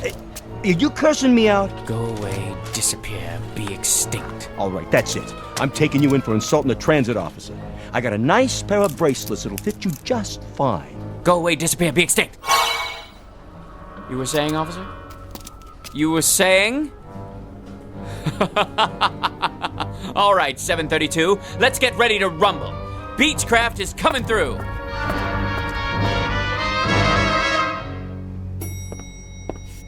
What?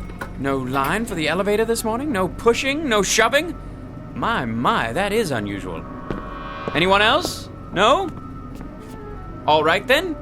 Going up?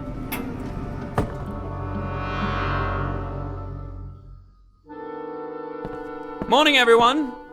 Laura? You're not here, are you? Slept in, I presume? Like a great many people. Fine with me. I'll just sit down here and get to work without being rushed. Now, where was I? Oh, yes. Jones Stephen. A rather large export to the UK. I'll just see if everything's in order. At my own pace for once. Yes. Better finish this one before Mr. Rogers gets here. If he ever shows up. Now, let me see. All well and good. A major improvement. Only, when I finish this and the other files, what else is there to do? With no one breathing down my neck, how should one occupy his time? Isn't it time for lunch yet?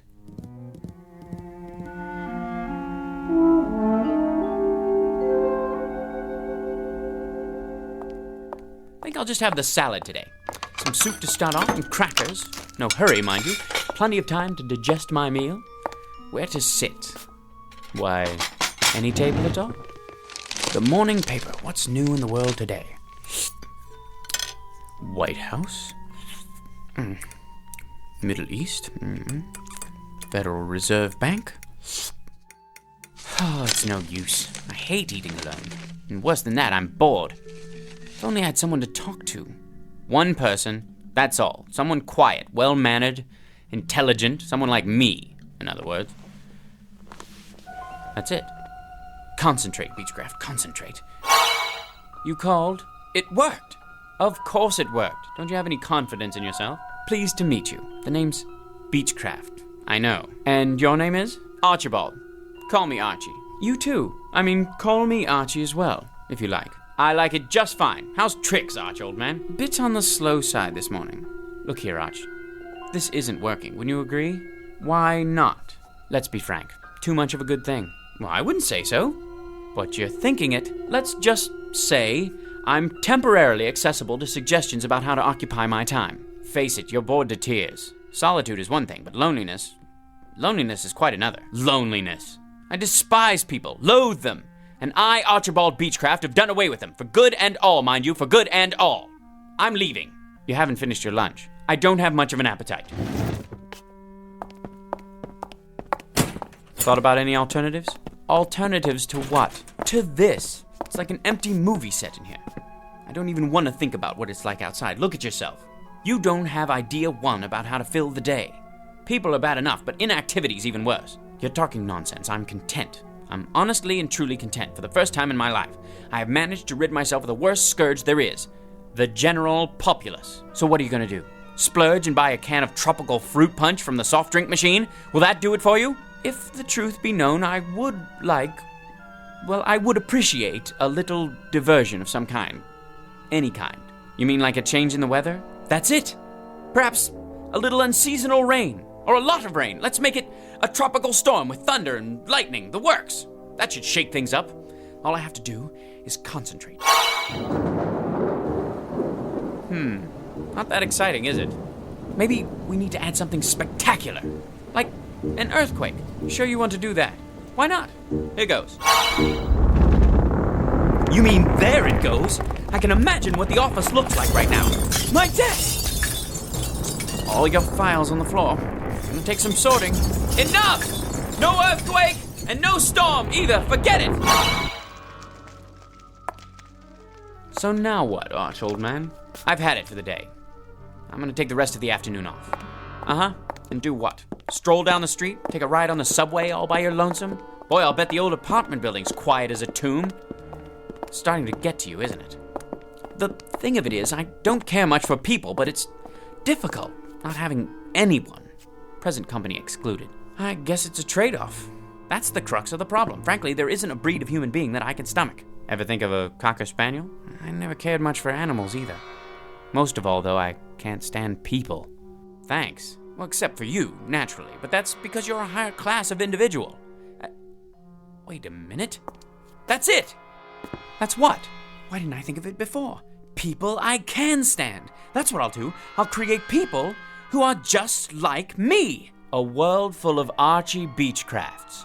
Now that's a thought. You bet your sweet life it is. I'll will it. I'll concentrate, and from now on, everyone will be exactly like me. It's so simple. And when will this new era be ushered in? Tomorrow morning. I'll re-people the earth. Nothing but my kind of folks. In fact, why wait? How about right now? 15th floor, everybody off. Look at them, like sardines. Rude, thoughtless people. Worthless, every last one. Nobody has any manners nowadays. Late. Thanks to them. Listen to them. They sound just like me. You're not kidding. Take a gander at their faces. They look like us, too. A rather handsome lot, you must admit. Where are they headed? Back to work, I presume, those who chose not to dine in the cafeteria. A sight for sore eyes, eh, Archie? It certainly is. Now that I've decided to replenish the population in a kinder, gentler mold.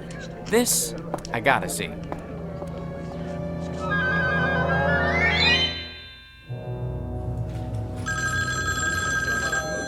United Tool and Die, one moment, please. Rude son of a noise, the miserable noise. I'll go out of my ever-loving mind. Keep it down, I'm trying to work. Can't hear myself think. People. Is there no respite? Herds, droves, legions, armies, hosts, bevies, coveys of people. Deliver me, please, deliver me. Hear that, Arch? I've heard more than enough. You asked for it, you got it. A sty. That's what it is. Nothing but a pigsty. A people sty. Had it? Undeniably. Finally getting through to you, huh? Without a doubt. A lot of me is just as bad as a lot of them. You said it. So, what's to do now? Nothing else to do but put it back the way it was. Just like that. Just like that. Mind over matter. Concentrate. Go away, disappear, be extinct. Go away, disappear, be extinct. Go away, disappear, be extinct.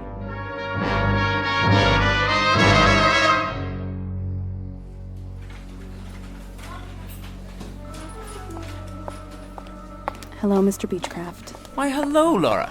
How nice to see you. What? Oh, nothing. It's just good to have you back. I haven't been anywhere. No, of course not.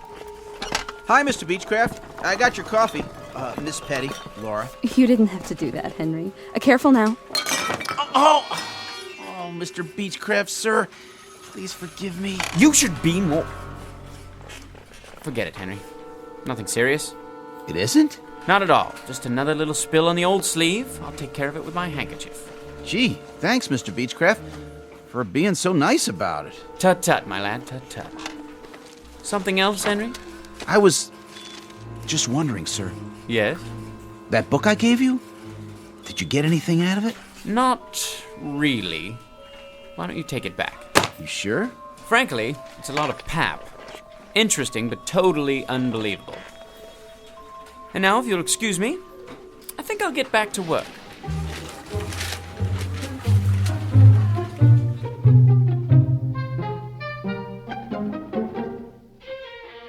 Mr. Archibald Beechcraft, a child of his time, a product of the population explosion, and an unwilling inheritor of the legacy of progress. A man who has just found out through trial and error that with all its faults, this may well be the best of all possible worlds, people notwithstanding. Tonight's case in point, in the Twilight Zone. More from the Twilight Zone after this. Hello, I'm Stacy Keach. I hope you're enjoying this edition of the Twilight Zone radio dramas. To learn more about this series, be sure to log on to our official website at twilightzoneradio.com. You'll find special discounts on our Twilight Zone audio collections, listings of our radio stations, links to other websites, and a photo gallery of our recording studio and some of our stars in action, plus ways to contact us with questions or comments about the show. And for a limited time, when you log on to twilightzoneradio.com, you can send in for a free CD of the show. So be sure to visit us at twilightzoneradio.com.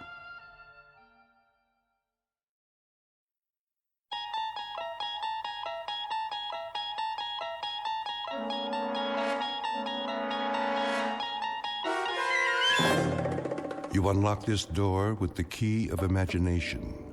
Beyond it is another dimension, a dimension of sound, a dimension of sight, a dimension of mind. You're moving into a land of both shadow and substance, of things and ideas. You've just crossed over into the Twilight Zone.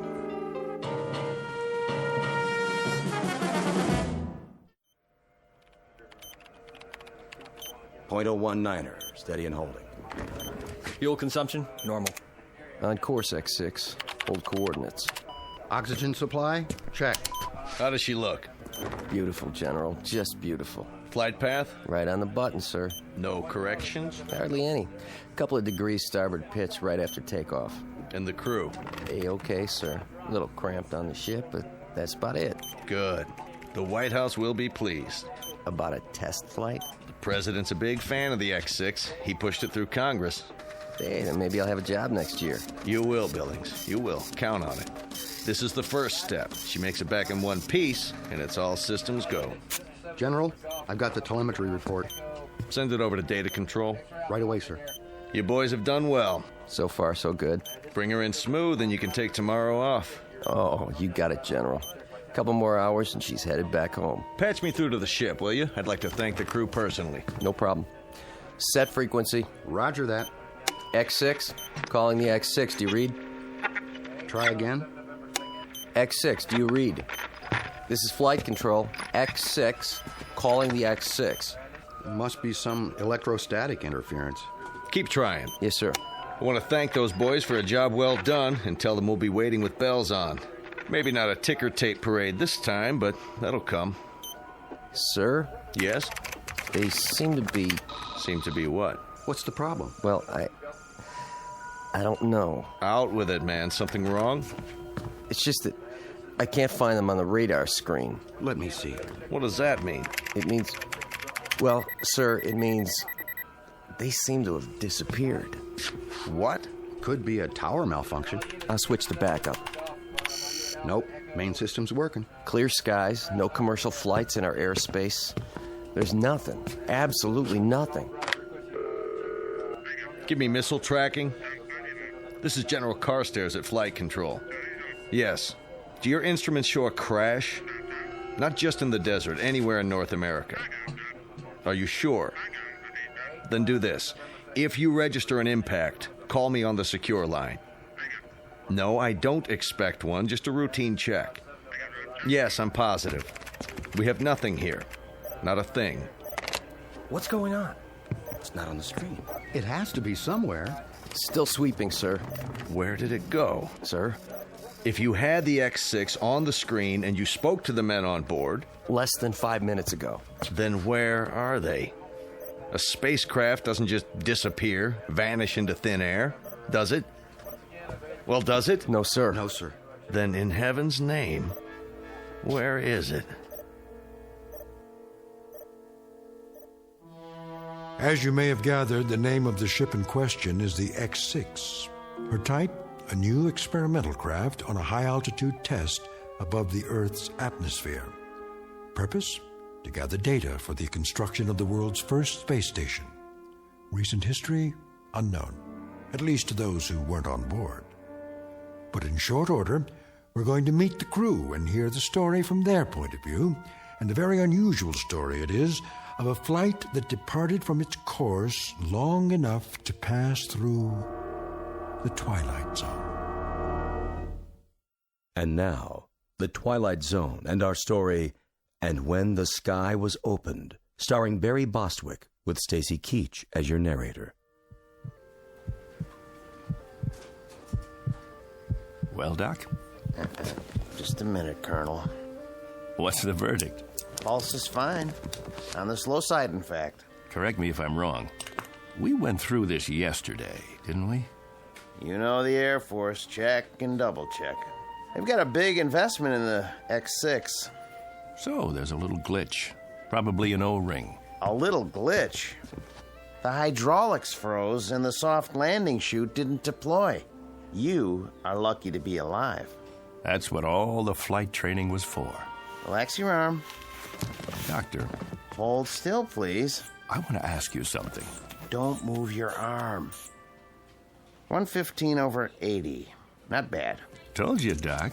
I could have phoned it in. All right. That's all for now. Get yourself some breakfast downstairs.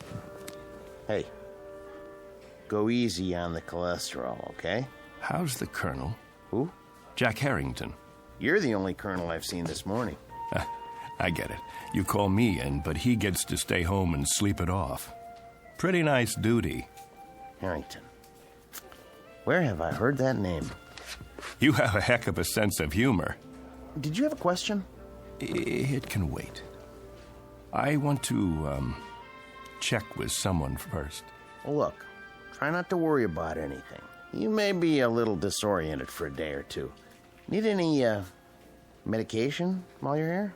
Sleeping pill? Muscle relaxant? Me? Never felt better in my life. If you experience any headaches, neck pains, that sort of thing, give me a call. Forget about me. Gart's the one with the busted leg. He's still on the 3rd floor. Yeah, he'll be in a cast for a while.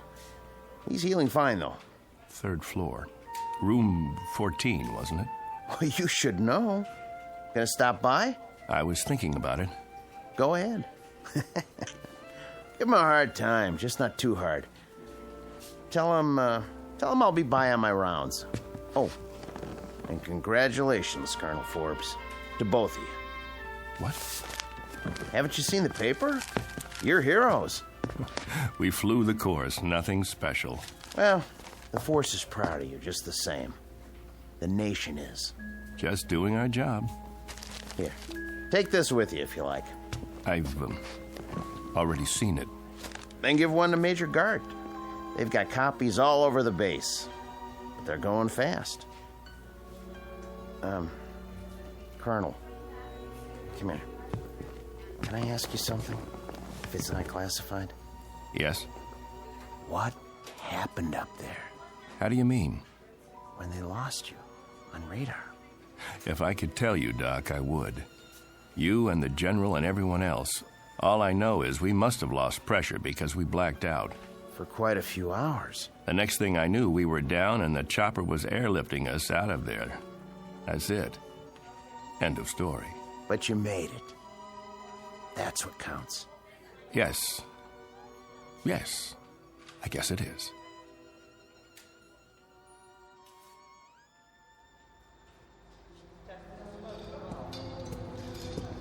I want her completely broken down, piece by piece.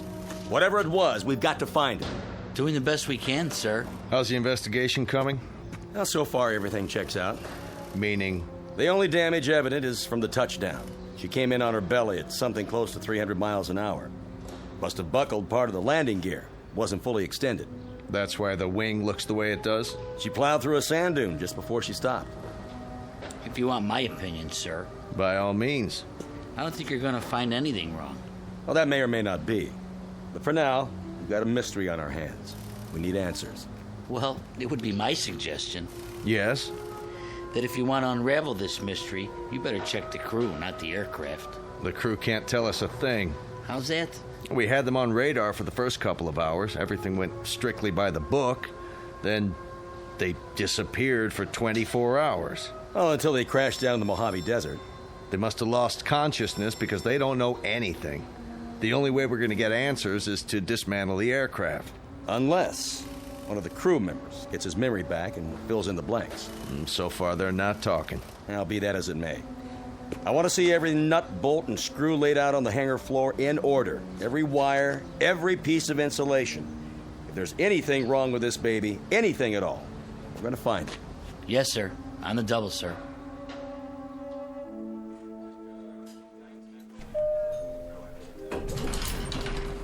Dr. Bridges to the infirmary. Dr. Bridges. Oh, hello, Colonel. I didn't see you. That's all right, nurse. No harm done. How are you feeling, sir? Fine, thank you. How's Major Gart? Coming along nicely. You can go on in if you like. He'll be glad to see you. Thanks. I will. Is that one of the pilots? The ones who crashed? Yes. Colonel Forbes. He's cute. He is. But did you see his eyes? Blue, I think. No, that's not what I mean. I mean, they've got a kind of far look. Like his body's here, but, I don't know, his mind's somewhere else. I don't know where. I just hope he's okay.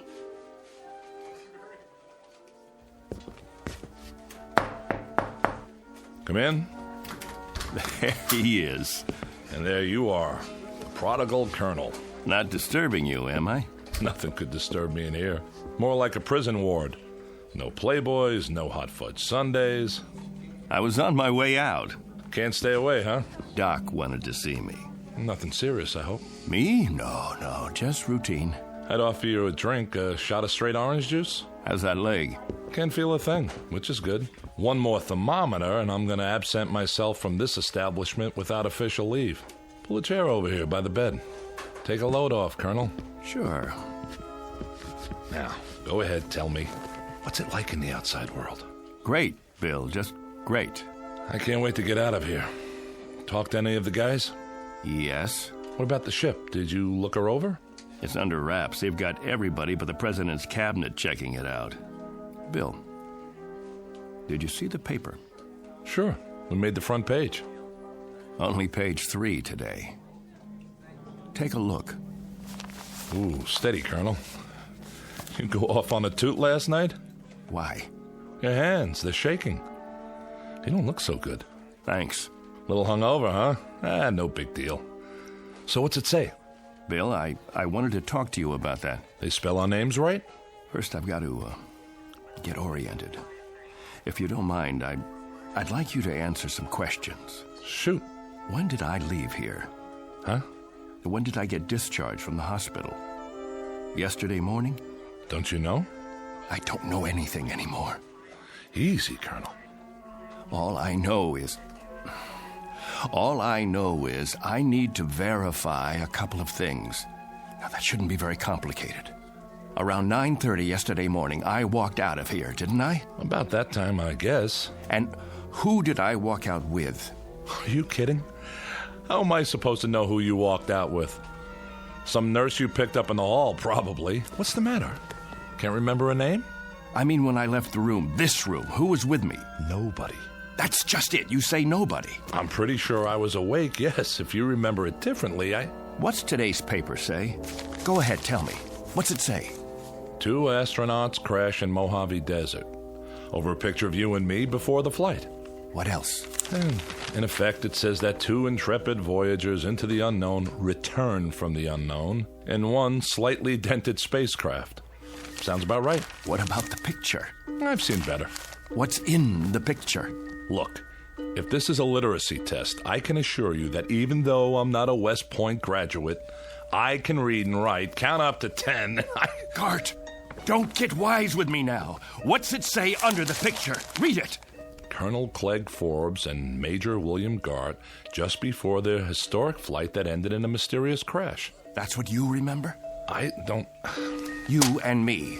The X-6 taking off. About 2 hours up, we black out, and 24 hours later, we come to in a crashed aircraft in the desert. We don't know where we've been or what's happened. Right so far? You remember something different? Bill, there were 3 of us in that craft. There was you, me, and another colonel named Harrington. What? Jack Harrington. Don't tell me you've never heard the name. He was 36 years old. He was my best friend.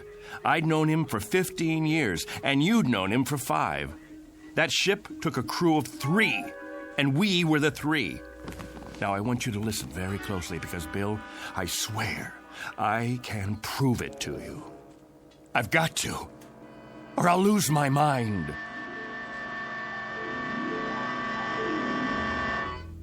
What are you talking about, a 3rd crewman? They brought 3 of us back to the hospital when they found us in the desert. You, me, and Harrington. Jack and I were just scratched up. You got the busted leg. Yesterday morning, they discharged Harrington and me. There was 3 beds in this room. Now, wait a minute. We said goodbye and promised we'd come back today to visit you. Then Harrington and I left to do the town. Now, you tell me none of that sounds familiar? Clegg, I don't know what you're talking about.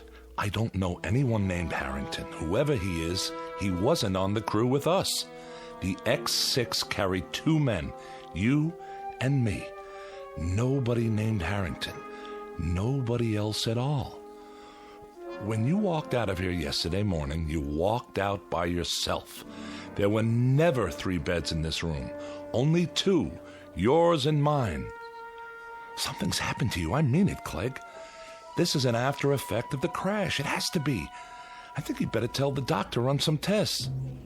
Look, Bill, let me describe to you what I remember. Go on. I'm listening. I'll give you a chronological breakdown of everything that happened as of yesterday morning. First of all, I saw the paper. The one you just showed me? No, not that one. Yesterday's edition. I saw it on the stands downtown, only it said that 3 men came back. There was a picture of you, me, and Harrington on the front page, taken just before we took off. That's impossible. I know, it must be impossible. You say there were 2 of us. Everyone else says there were 2 of us. And now, that's what it says in today's paper. Well, then, that should tell you something, shouldn't it? A reality check. But I know there were 3 of us in that aircraft. They picked 3 of us up in the desert and airlifted us in a chopper, and 3 of us were checked over and debriefed. They kept you here because of your leg, and it was Harrington and I who left this room yesterday morning. Then we requisitioned a staff car and got a ride into town together. Bill, you said goodbye to us from that bed, and then you said, Harrington, keep an eye on Forbes. He can't hold his liquor. Those were your words. I don't know what you expect me to say. Don't say anything. Just listen. I was standing right at that door, and Harrington went back to your bed and made like he was going to sock you. I swear to you, Bill, it happened. I know it happened. And Harrington, keep an eye on Forbes, will you? He can't hold his liquor. Hey. Why, you? I'm gonna let you have it, you fresh kid. I'm gonna fix this punk's wagon. I wish somebody would. I'm gonna tell the medics he's one very sick cookie and they should hold him for observation another 7 years. You think that's long enough? I don't know.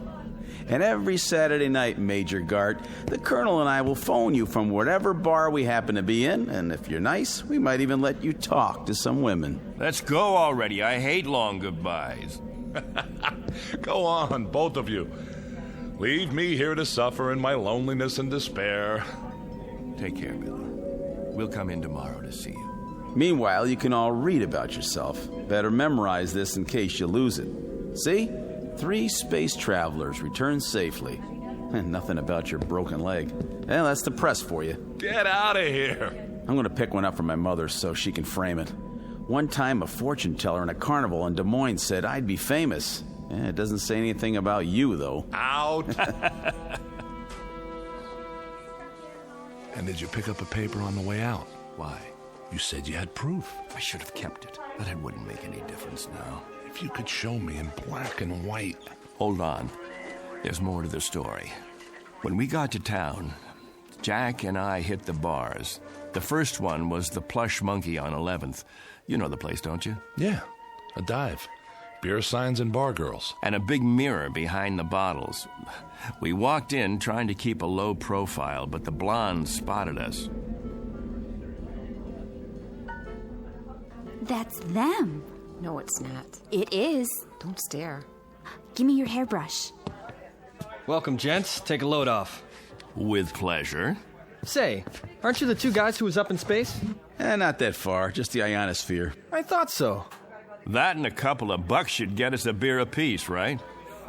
You bet your life, but never mind the $2. This is on the house. Why, thank you, my good man. Very kind of you. I don't get many celebrities in here, so go ahead, boys, drink hearty. You earned it. I don't even mind you cracking up the ship, and I'm a taxpayer. I like your attitude. Got a match? Not since Superman. A light from my friend here. Sure, pal, sure. Anything you want. Evening, ladies. Hi there, Captain. Colonel. Oh, sorry. She's new in town. Care to join us? Hold that thought. I'll ask my friend. You do that. We ain't going nowhere. Hey, Jack. Something wrong? No. Look at yourself in the mirror there. Not exactly a happy camper. I was just thinking. About what? I'll tell you after I taste the beer.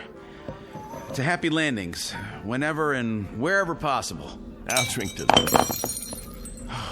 Sorry. Something is wrong. That's okay. Ain't the last glass of draft in the house, let me tell you. It just slipped out of my fingers. Don't worry, I'll clean it up. Get you another one right away, Colonel. You're sick, Jack? No, I'm not sick. I just got this funny feeling. What kind of feeling? I don't know.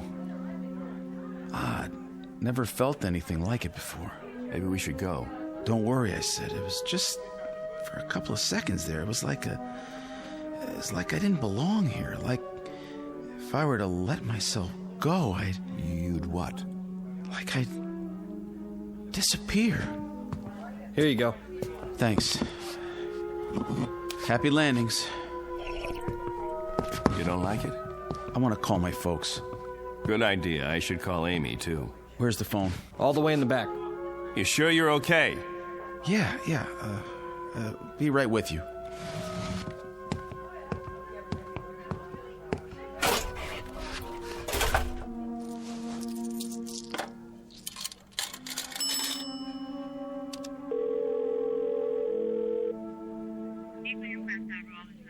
I'd like to place a call.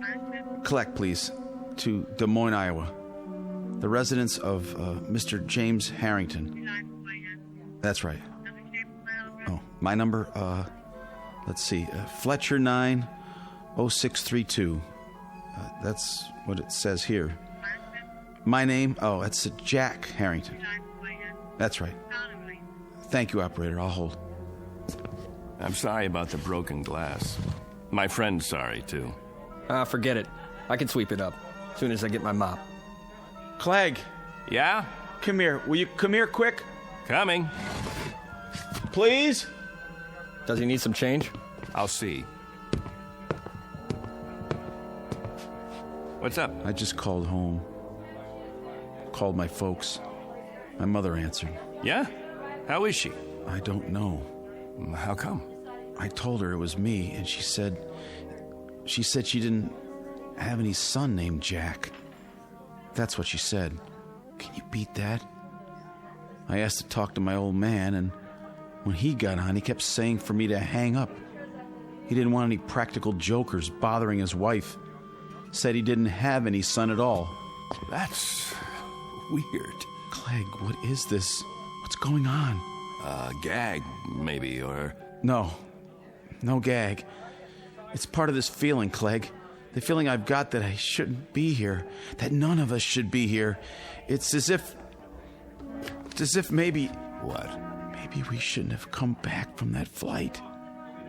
Maybe somebody, something, made a mistake and let us get through when we weren't supposed to. Stay put. I'm going to get you a good stiff drink to go with that beer. I have to. I told you to stay here. Shot of whiskey, please. Make it a double. Sure. Say, Colonel, you think you could do me a favor? What? Sign this newspaper? My boy'd get a big kick out of it. Wait, where did you get this? From the machine outside. Here's a pen. Could you sign it to Richie, right on the picture? But it's wrong. What is this, a joke? You have it printed up? 2 spacemen return and crash in Mojave Desert? Huh? That's you, isn't it? Colonel Forbes? The other guy's still in the hospital, right? Which other guy? It says right here, Major William Gart. But there was a third man. See for yourself. He's back there in the... Back where? In the phone booth. It looks empty to me. Nope. Nobody's been in there all day. What? Buy me a beer, honey? I'm awful thirsty. My buddy, the one who was sitting here on the stool next to mine. You just got him another... Hey, where's his beer? What beer? My buddy's drink. Colonel Harrington, where is it? The one you gave him in place of the one he dropped on the floor, right here by the... Nobody dropped nothing on the floor. You see any broken glass? I don't. Dry as a bone, too. What are you trying to pull? I don't know what you mean, Colonel. You came in here alone. You don't know what you're talking about. You're crazy, you know that? Crazy, you hear me? If you think a thing like that, you gotta be out of your mind.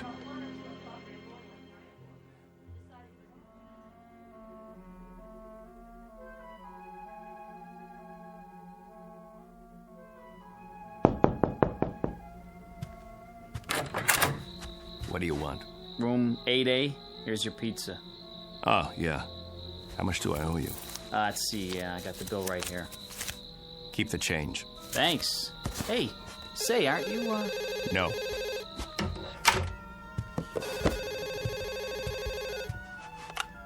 Yes? Ready with your call to Des Moines. Thank you, operator. Hello? Hello? Who is this? Mr. Harrington, this is Clegg Forbes. Who?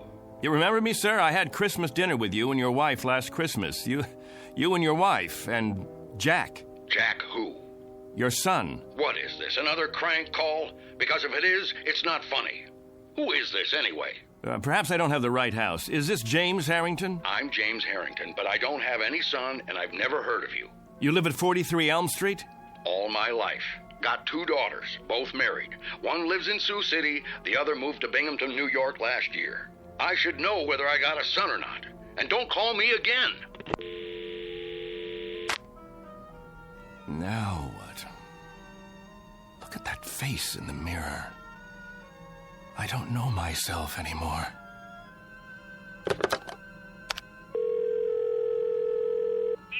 Operator, I'd like Anderson Air Force Base, please. Commanding officer's residence. That's right. Call me when you get through.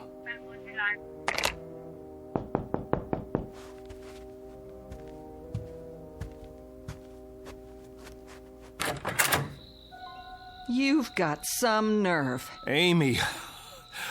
Amy, honey, am I glad to see you. Keep your hands to yourself. You, Colonel Clegg Forbes, are a devious, miserable, two-faced, two-timing... Amy, you won't understand this, but I need your help. You send me a telegram that you're getting out of the hospital in the morning and that you'll meet me at the station at 2. Well, I was at the station at 2. Amy, listen to me, please. I was also there at 3, and I was still there at 4.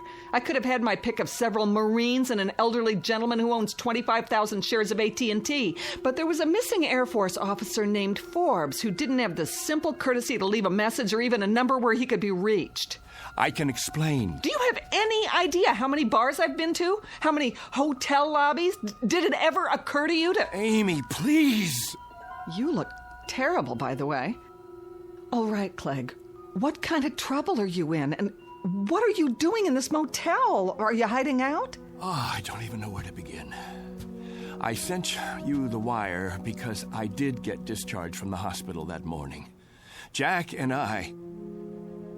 The wire. It was in the telegram. What was? I told you that Jack and I were getting out. Wait. I wrote down the message when I sent the telegram. That'll prove it. I wrote it on a piece of paper. Now, where? Wrote what? Here it is. I wrote it right down here. See? It says, Dear Amy, I'm getting out at 9. No. I was sure of it. I wrote down that Jack and I were getting released from the hospital. Both of us, understand? Jack and I were... Am I missing something? Who's Jack? Don't you know? I don't know any Jack. Who is he? There were 3 of us in the ship. Gart, me, and Harrington. Jack Harrington. And I was with him, and he just disappeared. But you know him, Amy. You know him. You've met him 100 times. We've eaten dinner together. We've gone to dances together. We've double dated. Clegg, what is happening to you? I don't know. I swear to God, I don't know, but... Yes. Put him on, please. Hello, General. This is Clegg Forbes. Yes, sir. That's right. General, about Jack Harrington. Harrington, sir. Well, you know Jack. We were in your wing at the field. We were there for your... Harrington, sir. Jack Harrington. We were on the X6 together. Jack Harrington. Stop it. Jack Harrington. Jack Harrington. You need help. If you'll tell me who to call. No, I know. I know this is a put-on. That's what it is. A big, earth-shaking, highly complicated, practical joke. He's still back at the bar. Of course he is. Amy, that's where he is. He has to be. At the bar. Clegg? Clegg?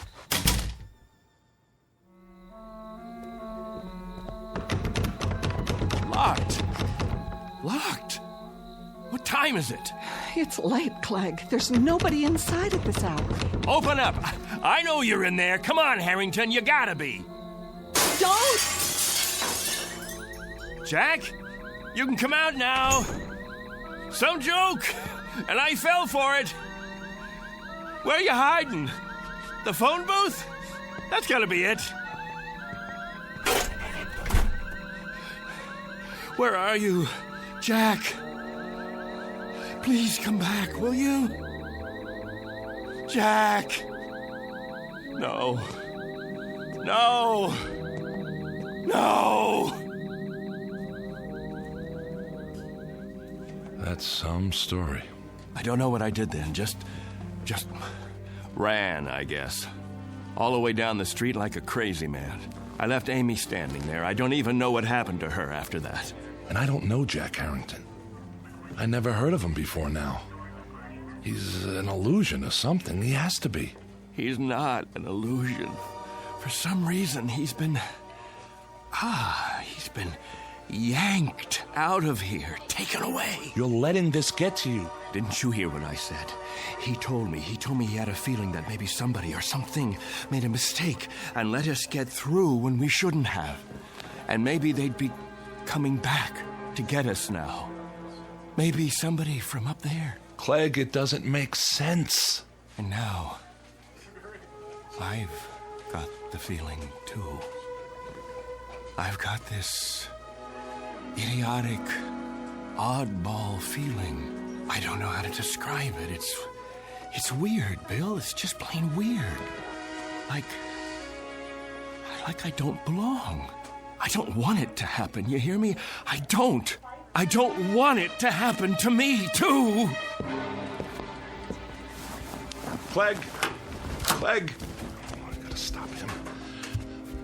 Somebody get him! Somebody! Hey, did you want something? Where is he? Where did he go? Who? Colonel Forbes.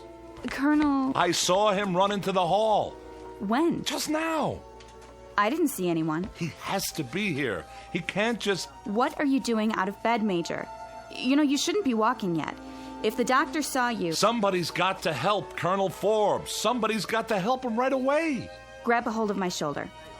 Now, come on. I'm talking about Forbes. You know, Colonel Forbes. He was brought in here with me. In here? That's right. In the other bed, next to mine. Look, this is a private room. What? There's no other bed but yours. No. You see? All right, now, lie down. Now, raise your cast. That's it. What do you mean there's... Oh, no. Dear God. What happened to the other bed? Okay, try to rest. I'll call the doctor. Here, would you like to look at the paper? You're a hero. Do you realize that? Spaceman completes journey. Lone traveler returns to Earth. Lands in Mojave Desert. It's a nice picture of you. Would you like a glass of water? Major William Gart. Just before his historic one-man journey into space.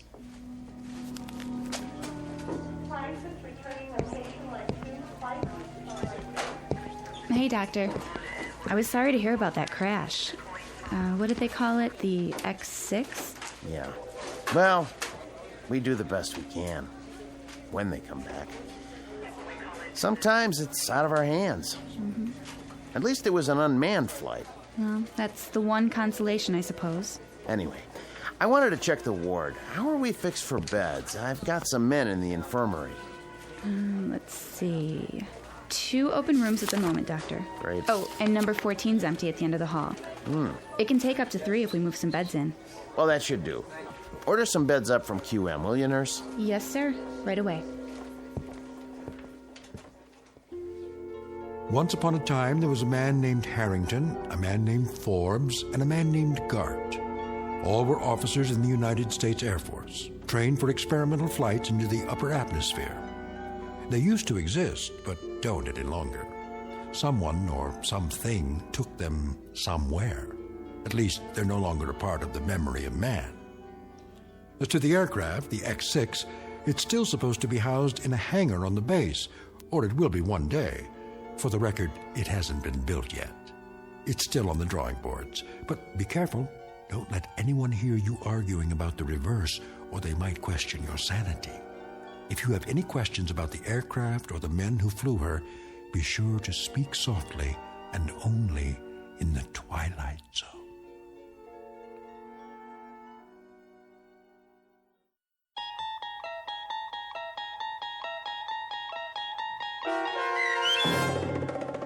And When the Sky Was Open, starring Barry Bostwick, with Stacy Keach as your narrator, was adapted for radio by Dennis Etchison and written for The Twilight Zone by Rod Serling, based on a story by Richard Matheson. Heard in the cast were Mike Starr, Jeff Lupetin, Meg Thalken, Joby Cerny, Christian Stolte, Kurt Nabig, Richard Hensel, Doug James, Vince Amari, Justin Kaufman, Elizabeth Lido, Carl Amari, Jennifer Joy, and Tracy Hernandez. To learn more about the Twilight Zone radio dramas and to obtain audio cassettes and CDs of these programs, visit our website at twilightzoneradio.com.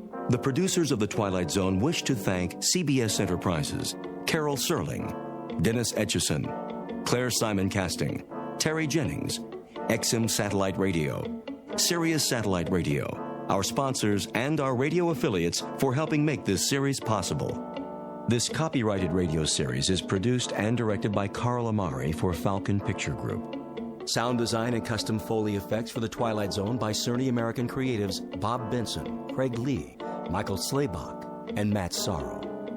To learn more about the Twilight Zone radio dramas and to contact us, visit our official website at twilightzoneradio.com. Doug James speaking.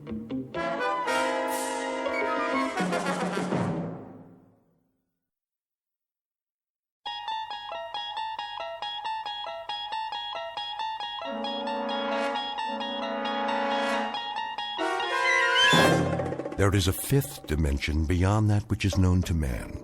It is a dimension as vast as space and as timeless as infinity. It is the middle ground between light and shadow, and it lies between the pit of man's fears and the summit of his knowledge. This is the dimension of imagination. It is an area which we call the Twilight Zone.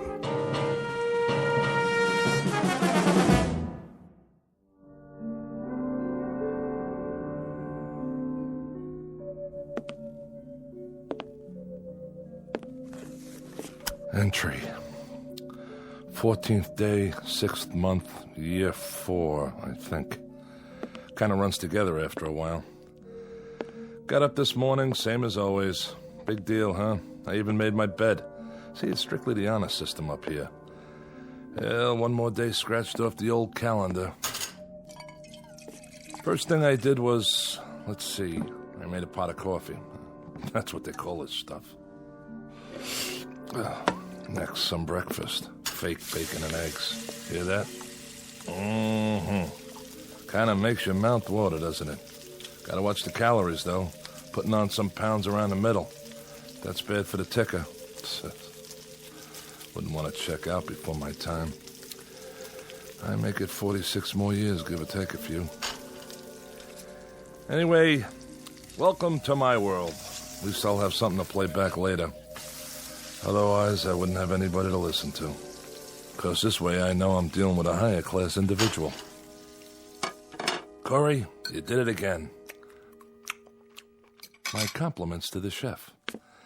Now let's go outside and take a look around. Don't mind if I do. This is my backyard. And my front yard. It's all my yard now. No footprints in the sand except mine. I never even locked the door. Why should I? Nobody comes calling. Not even a lizard. Just miles and miles of nothing. Anyway, be back in a while. Time to go to work. I got a 1947 pickup truck out there. Been restoring it for years. Gives me something to do, like a hobby, you know? Allenby, he brings me parts a little bit at a time. Wonder how he's going to get the long block here. Now that's got to weigh more than a few pounds. Bye for now. This is Corey, signing off.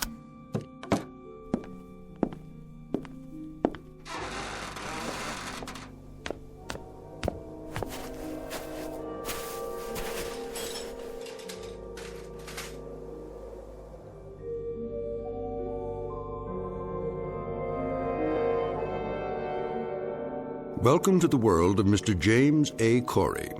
A shack, a shed, and a yard made up of sand and scrub that stretches to infinity. His work? An old truck, cobbled together from junkyard parts. He takes his time, for there is a ritual to loneliness. Twice a day, Corey leaves his shack, goes over to his vehicle in progress, and makes a few minor adjustments. Then he sits in the front seat, stares through the windshield that isn't there, and perhaps succumbs to a wishful daydream that he is at the wheel of a moving car, and the car is on a highway and there is someplace to go. But this will have to remain a dream, because where this man is, there are no highways, no places to go, and no people to see. For the record, let it be known that James A. Corey is a convicted criminal placed in solitary confinement.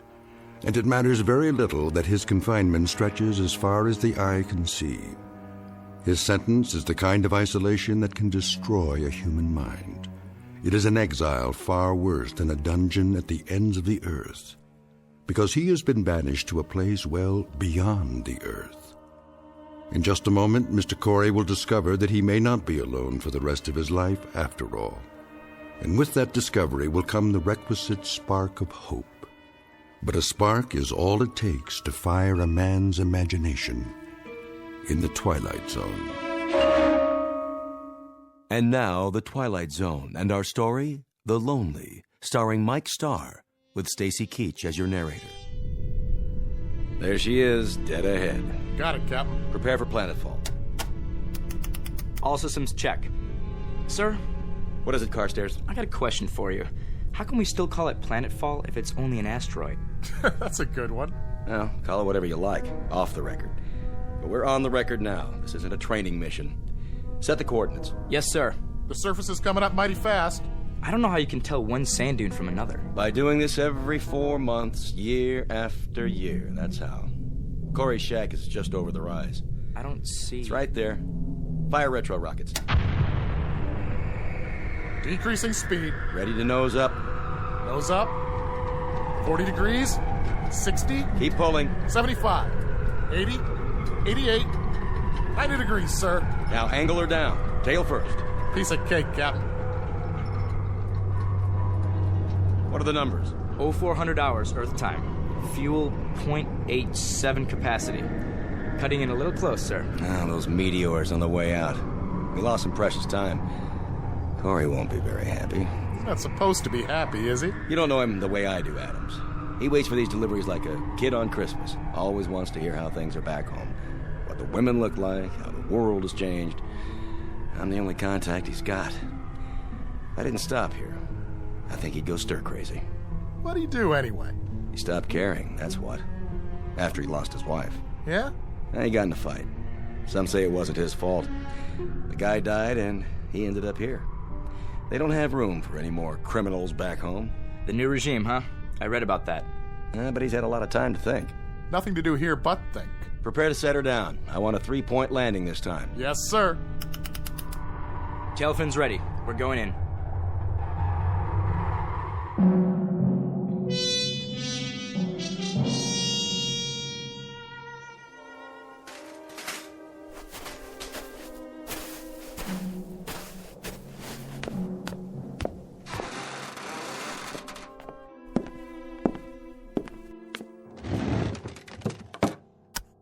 Entry, 15th day, 6th month, year 4.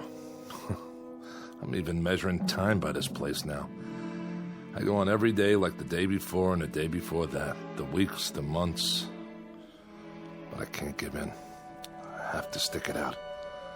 There'll be a supply drop coming soon, I think. They're overdue. Hope it's Allenby's ship. because he's a decent man and he brings me things. Like he sneaked the parts for that antique out there. Few pieces at a time, as much as he could carry. Thank God for that truck and the hours it used up. I can look at it out there and know it's real. And reality is what I need. Because what else is left that I can believe in? The desert? The wind? Myself? Here's a thought. Maybe I'll end up like that truck. Inanimate. Nothing but an object sitting in the sand. Wonder if I'd still feel the loneliness. Would I feel anything? Hey! That's it. The ship. Hear that, diary? Now I don't have to talk to you. I've got somebody else. Besides myself. Be back later.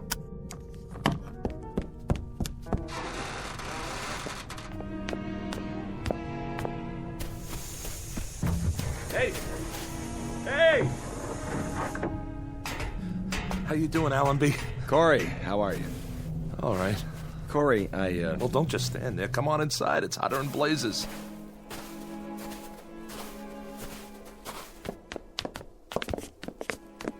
What a place you got here. Glad you like it. I didn't say I liked it. I think it stinks. And I guess you think I don't? I don't know what you think. Hey, take it easy, Adams. Well, you don't have to live here now, do you? No, but I've got to come back here 4 times a year. And that's 8 months out of 12, Corey, away from Earth. Sometimes my kids don't even recognize me when I get home. I'm sorry. I'll bet you are. Come on, fellas. Have some coffee. I got some clean cups. That's all right. Corey. Wait, what am I thinking? Let me pour you a real drink. Thanks, Corey. It's real nice of you. Not right now, Carstairs. If you say so, Captain. Hey, this isn't so bad, huh? I like the way you set it up in here. Sure. I have what I need. Most of it anyway. Thanks to the captain there. Yep, you got it made. This is Corey's kingdom, and it never changes. Sit down, everybody. How about a little poker? 4-handed draw, jacks to open. Who's in? We don't have much of a layover this time. All right, no openers. Joker's wild. There was some trouble on the way, and we lost time. Deuce is wild. How's that? Or blackjack? Anybody want to play blackjack? You can count to 21, can't you, Adams? Listen to this guy. Look, we've only got 15 minutes, guys. So what? Nobody's checking your schedule out here.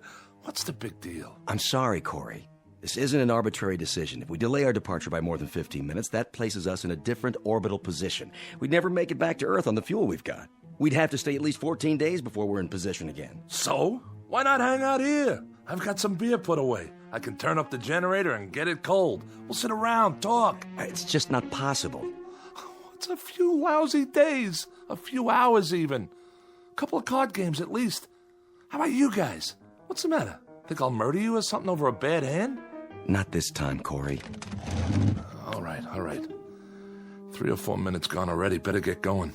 I wouldn't want to foul up your schedule. Not for a lousy game of cards or a few bottles of crummy beer. How's your water supply? Don't worry about it. I got plenty. Well, I'll have a cupful then, if you can spare it. Sure. We've got some fresh on board. I'll have the men bring it over. You do that. I brought you a few more things, too. I thought you could use them. Thanks. Any news? Not yet.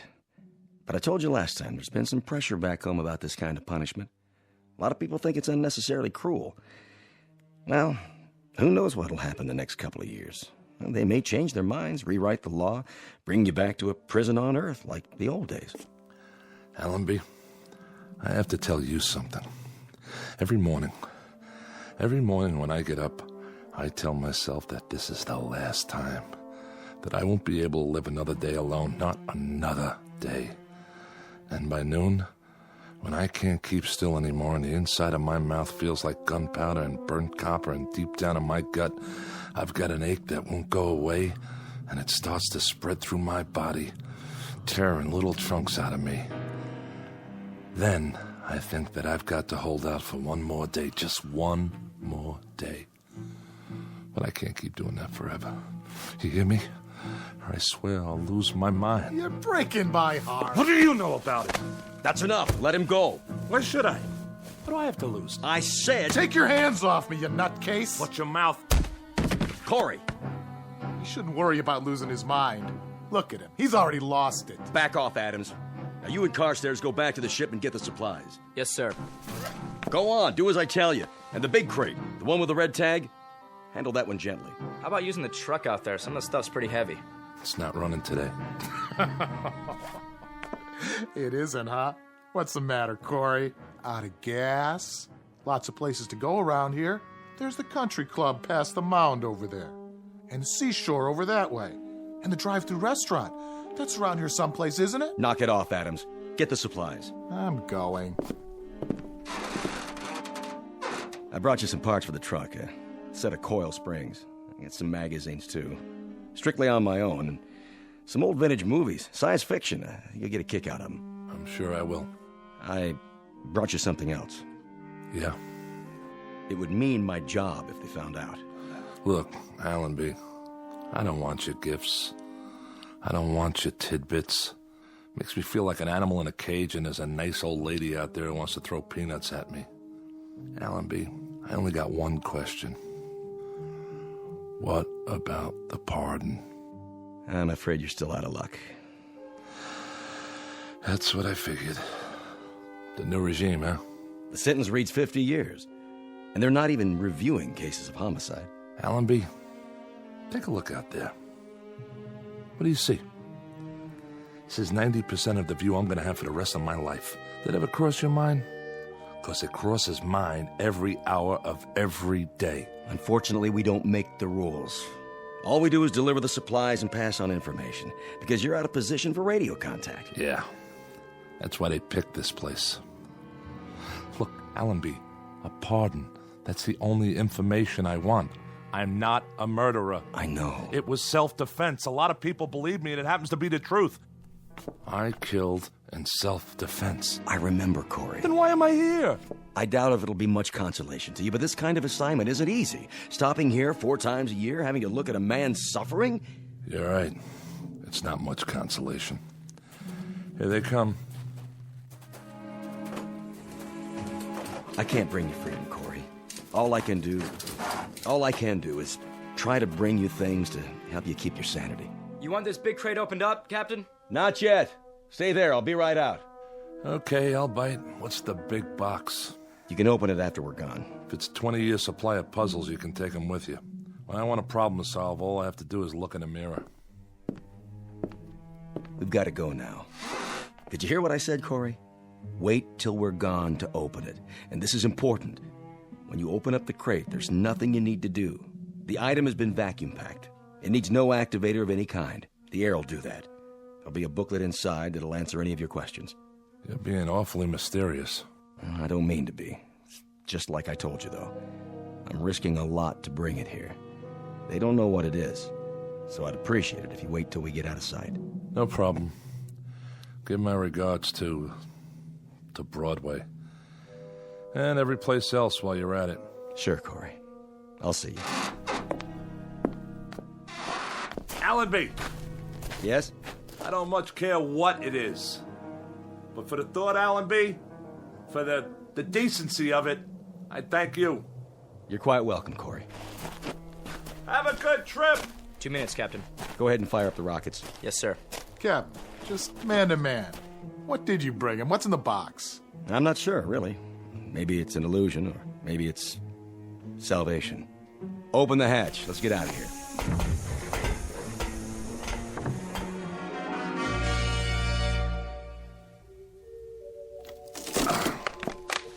What? You are now the proud owner of an XB-1 robot. This model represents the latest in modern technology. Do not think of it as a machine. For all intents and purposes, it functions as a highly sophisticated simulacrum of a human being. Hello. My name's Alicia. What's yours? Hold on a minute here. Don't I speak clearly enough? No, you sound fine. Fine. What is this thing? Both physiologically and psychologically, she is comparable to a living human with a full set of emotions, a writable memory track, and the ability to reason and to speak. She is immune to organic illness and under normal circumstances should have a lifespan similar to that of a human being.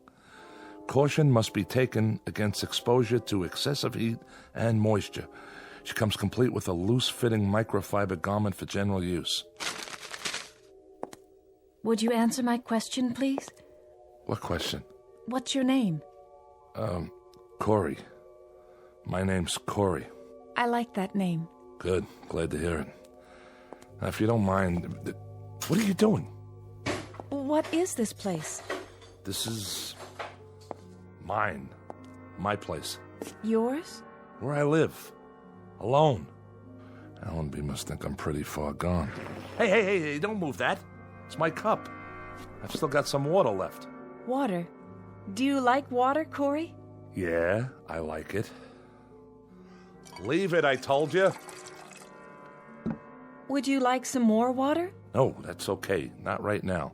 Very well. Where is your place? Where?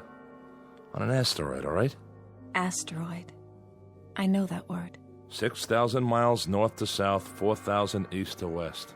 It's got atmosphere, gravity, the works.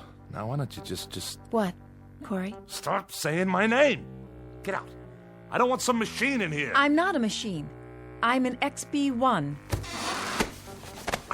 Go on. Get out. Corey? Corey? Corey?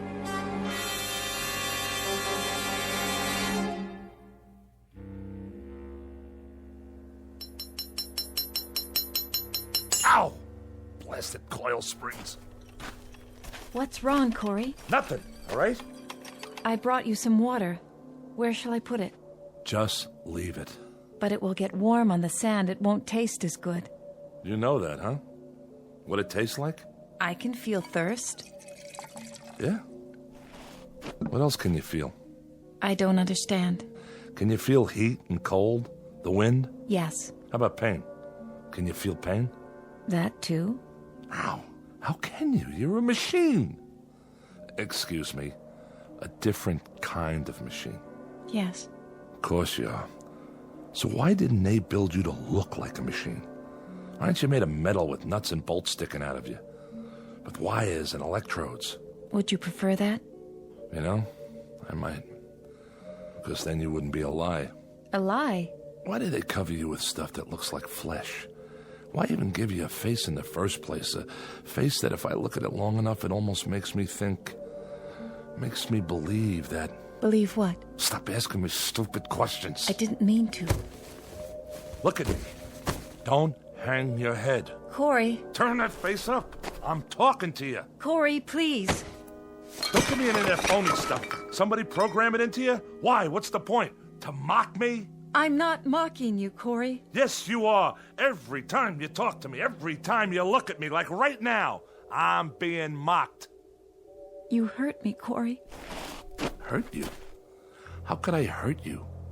This arm, it isn't real. Please, let go of me. There aren't any nerves under there. There aren't any tendons or muscles. There isn't any flesh and blood. But you don't even know what I'm talking about, do you? What are you doing? Oh, just what do you think?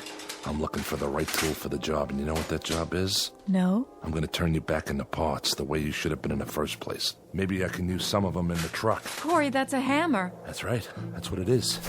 You know what you are? You're like this broken down heap of iron sitting here.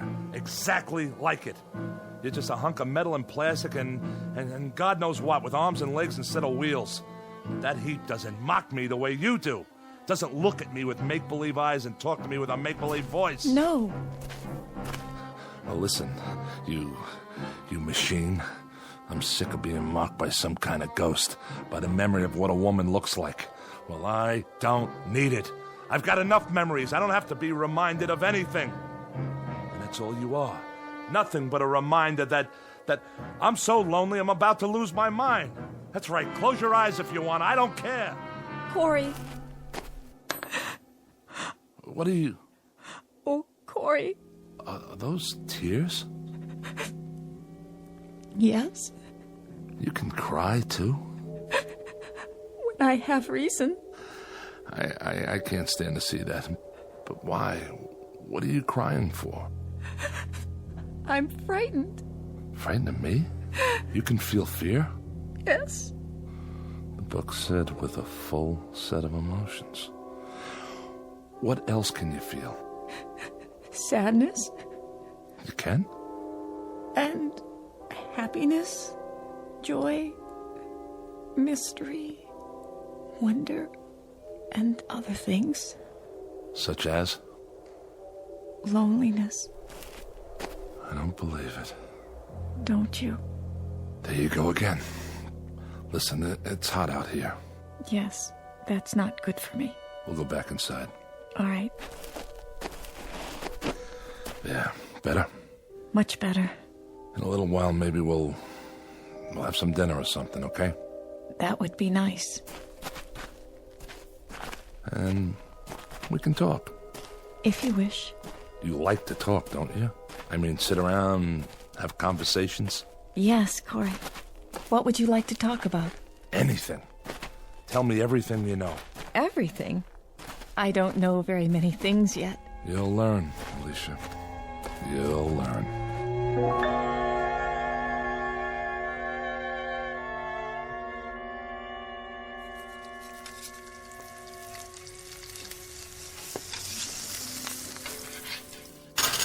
Here you go.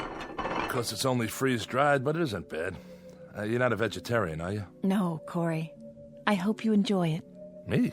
This is for both of us. It smells wonderful. You haven't touched your wine. I'm fine, thank you. No. Go ahead. Drink up. I don't require food or drink, Corey. Is that right? Yeah, of course. What am I thinking? You should have let me prepare the meal. Why, you're not a slave. We're going to be partners from now on. You and me. No. But it means so much to you. I like to see that. It makes me feel happy. Does? Of course, I'm not a true human being as you are. I don't care. I don't care how you were born or made. You're flesh and blood to me. I need you, Alicia. Do you understand? And I need you, Corey. Okay. Now that we got that settled, let's drink up. Here's to us. From now on, we don't need anybody else. Yes, Corey. Drink up.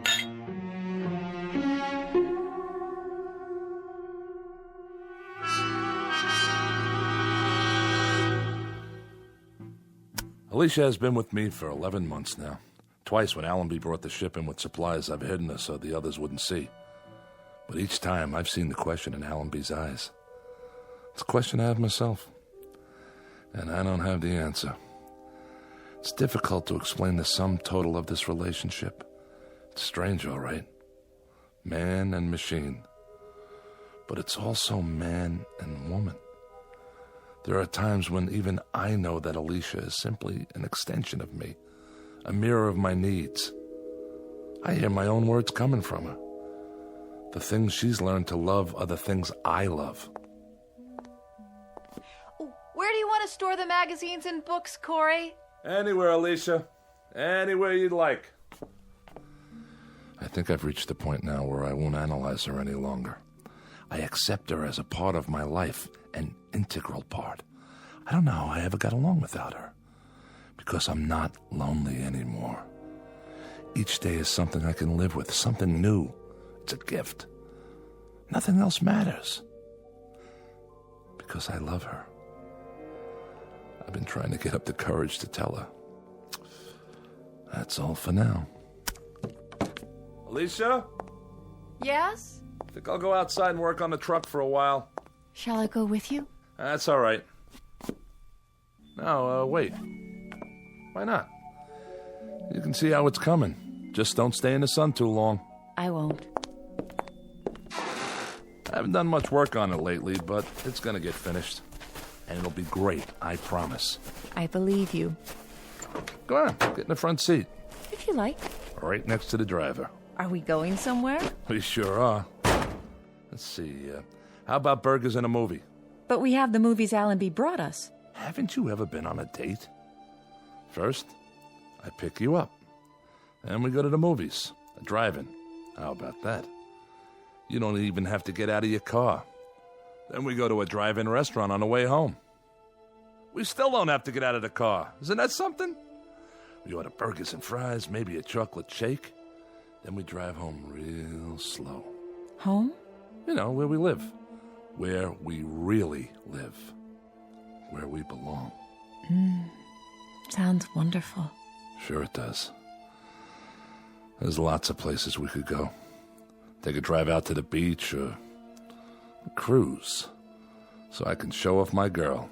Would you show me off, Corey? You're darn right I would. 'Cause you're beautiful. Alicia, something I've been wanting to tell you. Corey? Yeah, What star is that? you can't see stars in the daytime. I was going to tell you. But maybe it's a ship. The ship's not due for another month. What is... There! See it flash? It looks like silver. Wait a minute. It must be Allenby's. That's the only one that ever comes this close. Corey, what does it mean? I'll find out. You wait here. Just wait, all right? If you say so.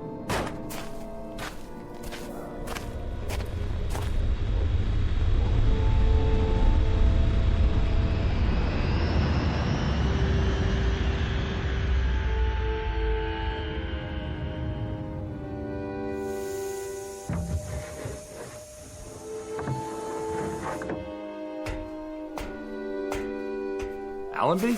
Hello, Corey. What are you doing here? Have some trouble? No, we had no trouble. What's the matter, Corey? Aren't you glad to see us? But you don't have a scheduled stop for another month. This is a scheduled stop. What are you talking about? We've got good news for you, Corey. Hold on. Let me tell him. Tell me what? Well, Corey... Forget it. Whatever it is, I'm not interested. You'd better hear what it is first. You heard me, Allenby. I'm not interested. Don't you get it? I don't care what happens on Earth. Not anymore. You will this time. I guarantee it. Doesn't make any difference. It's worse. If we'd come back a month from now, he'd have been eating sand or something. I'll see you guys. Leave the supplies by the shack. Corey, listen to me. It's this way, Corey. All the sentences have been reviewed. They've given you a pardon. We're not here to bring supplies. We're here to take you back home. What? But we've got to take off in exactly 10 minutes. We can't wait any longer. We're almost out of fuel. Any more than 10 minutes, and the coordinates will be wrong, and then I don't think we'd ever make it. Wait a minute, Allenby. What did you just say? What did you say about... You heard me right. A pardon. It won't do any of us any good unless you pack your stuff and get ready to move, Corey. We've picked up 7 men from other asteroids, and we've only got room for about 15 pounds of gear. So grab what you need and leave the rest of it behind, such as it is. I don't even have 15 pounds of stuff. I've got a shirt, a pencil, and a recordable diary. Pair of shoes. The truck you can leave here for the next poor devil. There won't be any next poor devil. There won't be any more exiles. You're the last. We'll leave it here to Russ then. The farthest auto junkyard in the known universe. And Alicia and I will wave to it as we leave. We'll just look out of the porthole and throw it a kiss goodbye. The car, the shack, the salt beds, the sand dunes, the whole works. Alicia and I will just... Who? Who, Corey? Oh, my dear God. I forgot. Allenby, it's Alicia. You remember her. Is he out of his mind? Who's Alicia, Corey? Who's Alicia? Adams, you idiot. You brought her here. You brought her in a box with a red tag on it. She's a woman. Well, a robot, technically, but closer to a woman. Much closer. She kept me alive. I swear to you, if it weren't for her... Corey, I don't know what to say. You worried about Alicia? You don't have to be. I tell you, she's just like a woman. And she's gentle and kind, and without her, I tell you, I'd be finished. I'd have given up. The only reason you'd have to come back would be to bury me. That's what you wouldn't let us look at, huh, Captain? The crate. Sorry if I wasn't supposed to tell them. It doesn't matter now, Corey. But unfortunately, there's another problem. Problem? There are no problems left on heaven and earth. We'll pack up 15 pounds of stuff and we'll climb in that ship of yours, and when we get back to that beautiful green earth... 15 pounds? 15 pounds? You've got to have room for more than that. Throw out some equipment. Alicia weighs more than 15 pounds. That's the point, Corey. We're stripped now. We've got room for you and nothing else except that little recorder of yours and the pencil. You'll have to leave the robot here. Allenby, she's not just a robot. You leave her behind. That's murder. I'm sorry, Corey. No, you don't understand. You can't leave her. Alicia! Come here! You'll see. You'll see why you can't leave her. Alicia! Alicia! Where is she, Corey? I don't know. Look, just pack your gear and get out. Captain, we've only got a few more minutes. Come on, Corey. No! I'm not leaving without her. I told you that. I can't leave. This is our last trip. It's off the route now. That means no supplies. That means if you stay here, you die here. And if you make that choice, there'll be a day, Corey, when you'll pray for death to come quickly. I can't help it, Allenby. I can't leave her behind. And you won't take her. So that means I stay. Alicia! Come here, Alicia! Let them see you. Don't be afraid. Corey, listen to me. I saw this thing get crated, shoved into a box. It's a machine with servo motor and wires and circuits and batteries. She's a woman! Captain Allenby, we've got to take off. How about it, Captain? We better leave him. We can't do that. Sick, mad, or half alive, we've got to bring him back. Those are the orders. Corey, it isn't just you now, it's all of us. So we can't argue anymore, Corey. We have to take you one way or another. I'm sorry, Corey. Grab it. No, you don't. Alicia! Stop him. Corey! Come on, Corey. We'll carry you if we have to. There you are. Alicia, talk to them. Tell them you're a woman. Tell them... Corey, is it all right? You said to hide. What are they doing? Are they hurting you, Corey? I have no choice, Corey. No choice at all. Now, Allenby, I tell you, she's a human being. She's... Corey, I'm frightened. Corey! No. You see, Corey? There's nothing behind that face except wires and circuits and visual receptors. Alicia! Alicia... Corey? Corey? Corey? Corey? Corey? Come along now. It's over. Yeah. It's over. It's gotta be now, Captain. Put it behind you, Corey, like a bad dream. When you wake up, you'll be on Earth. You'll be home. Home? That's right. All you're leaving behind is loneliness. I'll have to remember. Remember to keep that in mind. Let's go, Corey. Let's go home.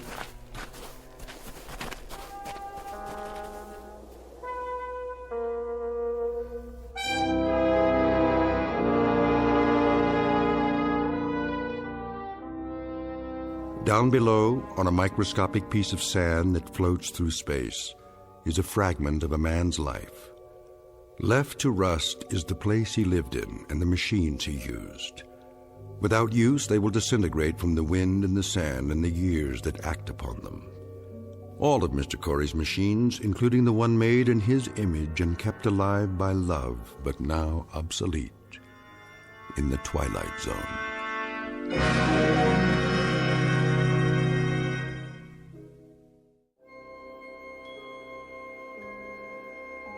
Hi, this is Carl Amari, producer of the Twilight Zone radio dramas. I'd like to take a moment to tell you about our official website at twilightzoneradio.com, where you'll get the latest news and information on these Twilight Zone radio dramas. Plus, at twilightzoneradio.com, you can digitally download 3 free episodes or any of our episodes for only $1.95 each. In this age of ever-changing technology, we've decided to make these episodes instantly available to you by making the Twilight Zone radio dramas a digital download-only series. This means that this series will no longer be offered on CD. The CD collections at our website are now being offered while supplies last at buy one, get one free. So be sure to get your favorites before they're sold out. Be sure to visit us often, and I'll see you in the zone.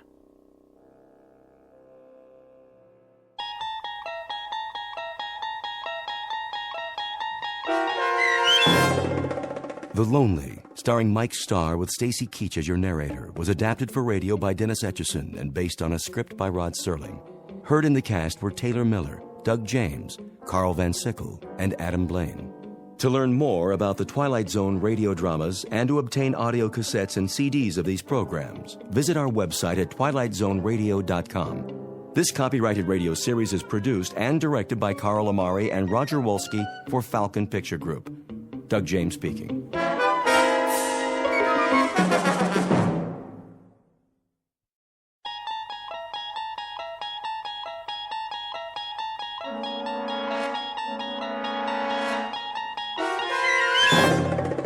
You unlock this door with the key of imagination. Beyond it is another dimension, a dimension of sound, a dimension of sight, a dimension of mind. You're moving into a land of both shadow and substance, of things and ideas. You've just crossed over into the Twilight Zone.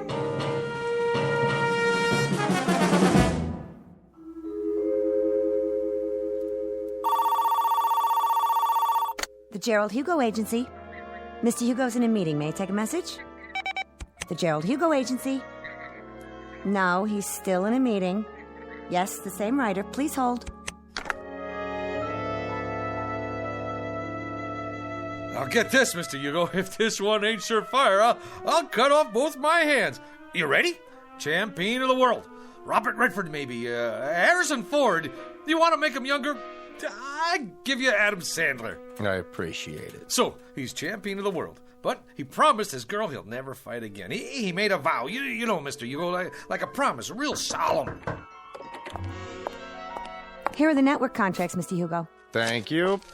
But now, here comes the rub. Get this. The champion's kid brother has like this incurable disease that can't be cured, and he needs an operation like yesterday. Yeah, and the doctor comes to the fighter and he says, "Hey, man, you want like your kid brother should live or what? I mean, that's the conflict. Don't you think it's a kick right in the head?" I do feel a dull ache. Here's this prize fighter who made this vow to the girl, and the newspaper guys start in on him, see? But I mean with the needle. Spider is a cheese champion. Who's Spider? The fighter. And now, here comes the meat. He promised his girl, but when he tells her he's gonna fight, she starts palpitating, and she calls him a filthy, rotten, dirty... Line 1, Mr. Hugo. Excuse me, Julius. See, the beauty of the story is that you can dress it up any way you want. Maybe he ain't a prize fighter. Maybe he's a cowboy, and he promised his girl he'd never shoot a gun again, and it's her kid brother that's got the disease. What's the matter? Don't that grab you? Why don't you go downstairs and cross the street on a red light? How about science fiction? There's this rocket man who promises his girl he'll never go up in a spaceship. Julius, you've been here all morning. I'll give you this. I've been an agent for 23 years, and I've never heard so many variations of the same story. Now, would you mind going home? I've got a big deal cooking here. A big deal? You doll baby, you were saving it for a surprise, weren't you? It's a sale, ain't it? The zombie story. I knew the minute I wrote it that thing was surefire. Listen to this, honey. It's fantastic. This dame marries a guy who walks around on his heels all the time. She thinks he's punchy, but it turns out he's dead. All the time they're married, she don't know it. Julius, let me put it to you this way. American Zombie didn't sell. The love story where the lady scientist falls for a robot, that didn't sell. Naked Weapons about a gang of topless ninjas, that didn't sell. They laughed me right out of the office. So I put it to you, Julius. Why do you persist? Why don't you go back to doing what you did before? The streetcar conductor, Mr. Hugo, there ain't no more streetcars. And besides, I get motion sickness. Let me put it to you another way. Number 1, you will never make a writer. Number 2, you'll starve to death if you try. And number 3, you're wasting my time, the producer's time, and everybody's time. Helen, phone up Jerry Bradshaw at Paramount. Tell him I've got a series proposal to show him. That's it, a TV series. Oh, Mr. Hugo, don't you get it? This is an absolute bolt from heaven. I got so many television series ideas, I can't sleep at night. Boy meets girl. Every week, we get a different boy and a different girl. Julius. Oh, how about a quiz show? Pick your own embalmer, we'll call it. You make this deal with the contestant, and when he kicks off... Julius, what do I have to say to get you out of here? Give me a chance. It's all I ask. Let me write a pilot script. Julius, my boy, I'm not a hard man. The television industry today is looking for talent, and the writer is a major commodity. But for me, to try to sell you to a network is like trying to con the Queen of England into buying a salami. But I could give it a whirl, couldn't I? What's the series about? Maybe it's right up my alley. That's the point. This particular series and you go together like the black and tan at an IRA picnic. It happens to be based on black magic, conjuring, that kind of thing. Now, what do you know about black magic? What do I know about it? What do I know? You ask me, Julius Mulmer, what he knows about black magic. I could research it. Julius, let me get back to work now. What about the series, Mr. Hugo? My career is on the line. Give me till next Wednesday. Make it Tuesday in a pinch. All right, Julius, you latch onto a couple of books, knock out a rough outline, and let me have it by 4 o'clock Monday. I'll submit it for you. Why, I don't know, but I will. Mr. Hugo, you're not going to live to regret it, and I mean that from the cockles of my heart. You're absolutely dead right, Julius, and I mean that from the cockles of my heart. You've just witnessed opportunity, if not knocking, at least scratching plaintively on a closed door. Mr. Julius Mulmer, a would-be writer who, if talent came 25 cents a pound, would be worth less than car fare. But in a moment, Mr. Mulmer, through the offices of some black magic, is about to embark on a brand new career. And although he may never get a writing credit on The Twilight Zone, he will soon become an integral character in it. And now, back to The Twilight Zone and our story, The Bard, starring John Ratzenberger and Stacy Keach.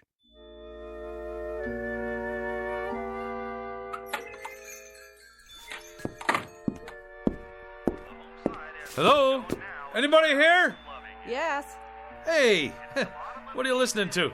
The ball game. Oh, this is the Minor Arcana bookstore, right? Sure is. What'll it be? I have a special price on first edition Keats. Okay, show me a keep. That's a man's name, not a thing. And not a very uncommon name at that. There was a third baseman came up from Newark, played for the Yankees one year. They used to call him Beanball Keats. Yeah? Held the American record for getting beaned the most times. One time they were playing the Browns. That was when St. Louis had the Browns, and he got beaned 3 times the first 5 innings. Old Beanball Keats.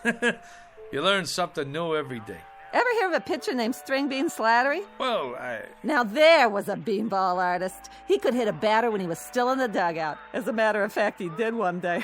Hit a third base coach, played for the A's. Fellow named Lefty Mahoney. Old Lefty was just taking a drink when String Bean wound up and tossed one at him right on the noggin. It seems there was a feud going on between them when they played for Binghamton in the old NYP League. Mahoney used to wipe the spit off String Bean's pitches. Mahoney was catching at the time. String Bean's father used to be an outfielder for Syracuse in the International League. I don't need no book about baseball. You don't? Oh, how sad. It's a wonderful sport, you know.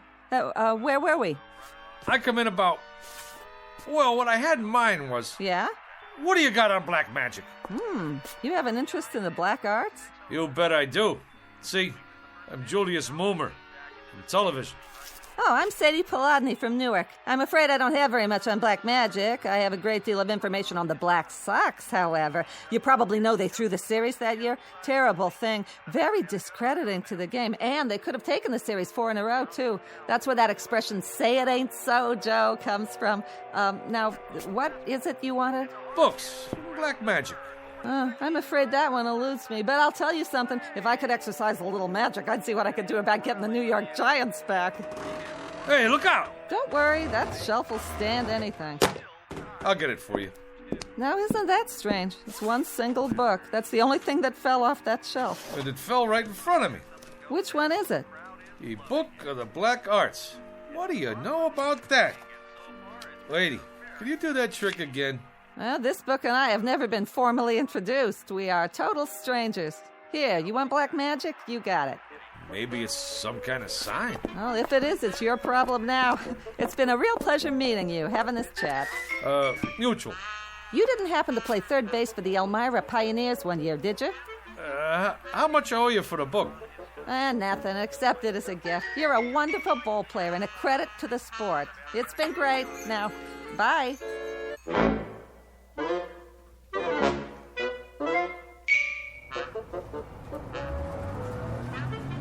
Make the sign of the pentagram and repeat 3 times. Let's see if I got this right here. In the name of the Prince of Darkness and the Black Sabbath, Beelzebub, Beetlejuice, Asmodeus of Astrogoth, Ozzy of Osborne. I can't say all that. Zaza zoom, ba ba boom, ipsy dipsy, ba ba boom. Hey, none of that on this bus. What? All right, buddy. This here is public transportation, and there's rules. Do you mean me, driver? Yeah, you. I don't need no crazies on my bus. But I was only... Out. Hey, you don't have to throw my book. It's a very valuable tome there. I never touched it. It got off with you. But I left it on the back seat there. Get out of here. Oh. What do you know? Just like a puppy dog that follows you around. Looks like this little book in me. We got a thing going on.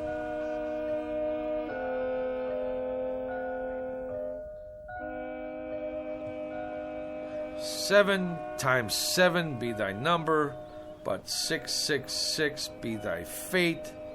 Yeah, right. What's all this mumbo-jumbo anyway? What's going on here, Jack? Not a thing, officer. I was just reading. Yeah? Well, do me a favor, will you, bud? Read someplace else. What's the matter? There's a law against sitting on a bench in Central Park with literature? There is if you make my horse nervous. He knows when somebody's up to something. He's got instincts. So whatever it is, do it someplace else. I don't get it. On account of why? Move it! Cossack. Stormtrooper.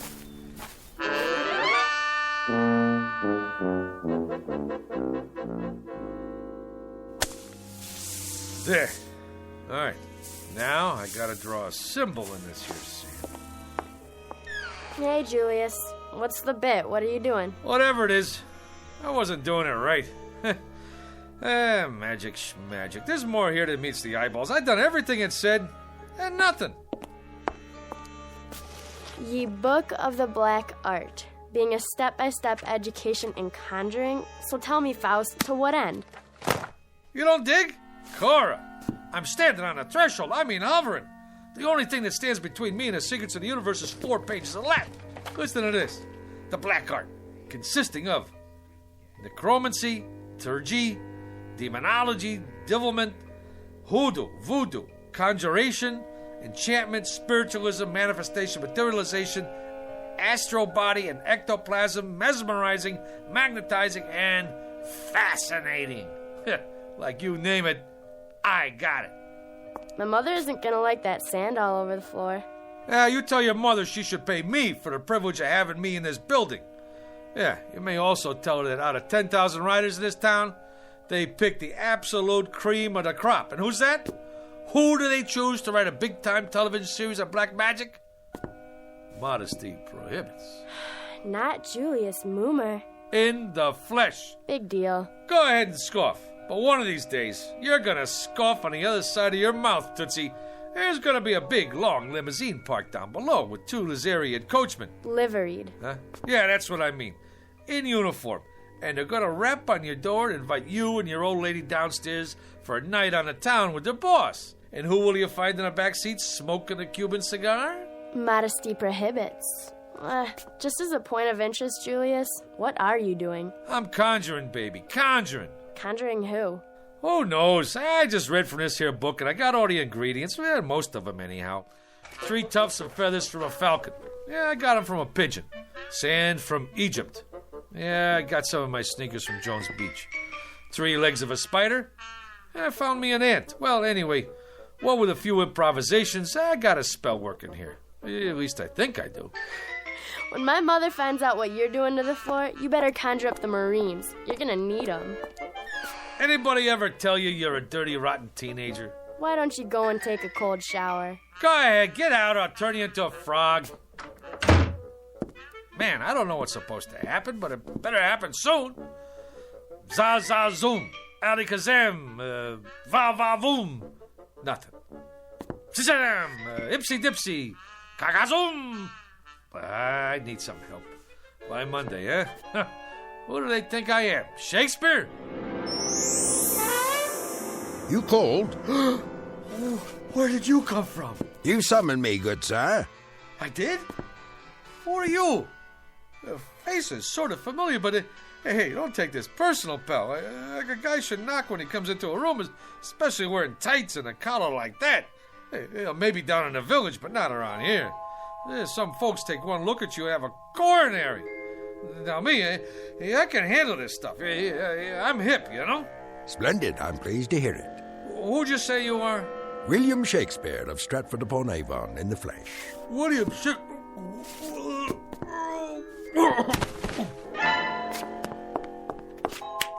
Good sir, I await your pleasure. What do you want from me already? Prithee, good sir, ask not what I want of thee, but rather what dost thou ask of the Bard of Avon? Would you try that one more time? It seems I must speak in the parlance of the time. Your time. I simply said, good sir, it was you who conjured me up, and I'm at your service. What would you ask of me? On the level, Pops. You mean to say you're the Shakespeare? Man, you've been dead 1,000 years. 'Tis true, of course, but death be not proud. You required a service of me, hence I am at your disposal. Well, He speaks, yet he says nothing. Romeo and Juliet, Act 2, Scene 2. Quaint surroundings, decidedly so, if squalid. And this, an ancient printing device, perhaps? Yeah, that's my Underwood typewriter. I inherited from my old man. He used to write letters on it. You would ask me to compose a sonnet, perchance, a play? You have but to ask, Mr. Moomer, is it? You mean you could knock me out a couple of pieces? Good sir, you have but to ask.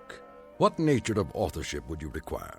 Oh, I got me an idea, Will. You don't mind me calling you Will, do you? What's in a name?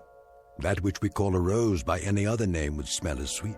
Man, what language! Hey, Will, don't let anybody knock your stuff. You got potential. But here's what we'll do.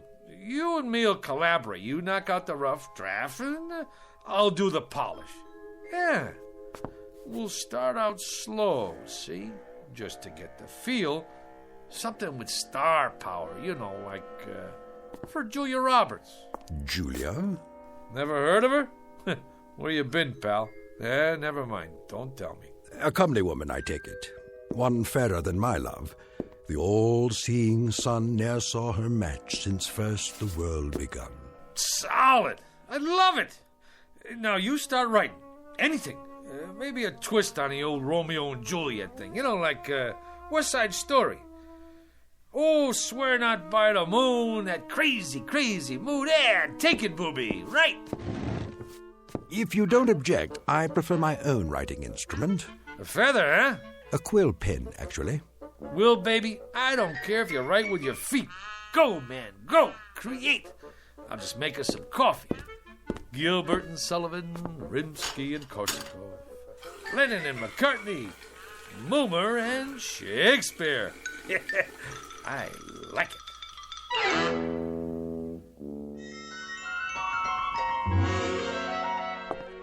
What are they saying? I presume they're talking about your script. That's the point, honey. What else is there to talk about? The stuff is poetry. I don't mean if you can keep your head when all about you kind of guff. This here is class. It's downright Shakespearean.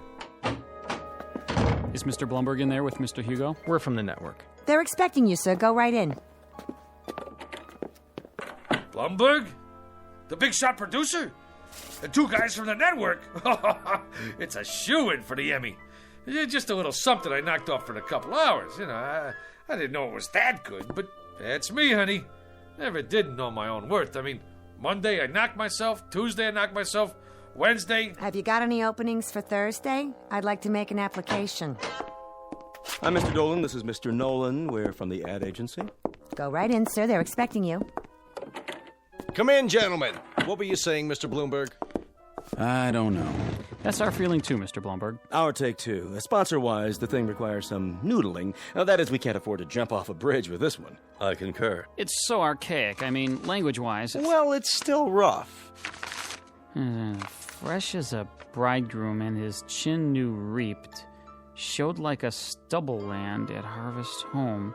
He was perfumed like a milliner, and twixt his finger and his thumb he held a pouncet box, which ever and anon he gave his nose and took it away again. Well, you gotta say this for it. It has imagery. Right, Mr. Blumberg. Imagery it has. I was going to comment. The thing did possess at least a modicum of imagery. Right, Nolan? I concur. What's the time slot? Yes, what about the time slot? Thursday, 10 to 11. And what's the lead-in? The Indefatigables. Solid show. The private eye with insomnia never sleeps. Ratings-wise, it's a solid smash. May I? Please. And if the boy have not a woman's gift to rain a shower of commanded tears, an onion will do well for such a shift. Onion? Could be a sponsor conflict. I concur. Could we make it, turnip? Solid thinking. Everybody knows about turnips. You say turnip to the lady in Dubuque, she's with you. I like it. A shower of commanded tears. Shower. Suggest inclement weather. And people don't shop in inclement weather. Make it a sunshine of commanded tears. Solid. I concur. I think we could call the writer in now. A tremendous talent, prodigy of mine. What are his credits? He was a streetcar conductor, an observer of the passing scene, an incredible judge of human beings. You can see that in every line. A modern-day chronicler of human foibles. Solid. Send in Mr. Moon. How are you, Mr. Hugo? Gentlemen, well, what do you think? Like literature, huh? It shows some promise. Mr. Dolan here represents the sponsor of the Shannon Classic Playhouse. The Shannon Food Corporation. You no doubt have eaten their products. Oh, endlessly. This boy is a Shannon booster from way back. Oh, man, that's the truth. That Shannon's onion soup, this I dig. We don't make onion soup. That's French in origin. We're an American firm. Red, white, and blue right down the line. I concur. Man, I'm glad you said that, because I always say, if it's good enough for the lady in Dubuque, it's good enough for me. Now, let's get down to some business here. The Tragic Cycle, written by Julius Moomer. Act 1, Scene 1. The camera fades in on a shot of the garden. You know, like with turnips.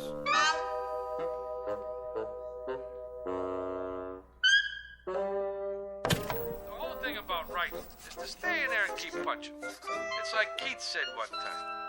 All the time, keep punching, or you're done for. Hey, how about that, Will?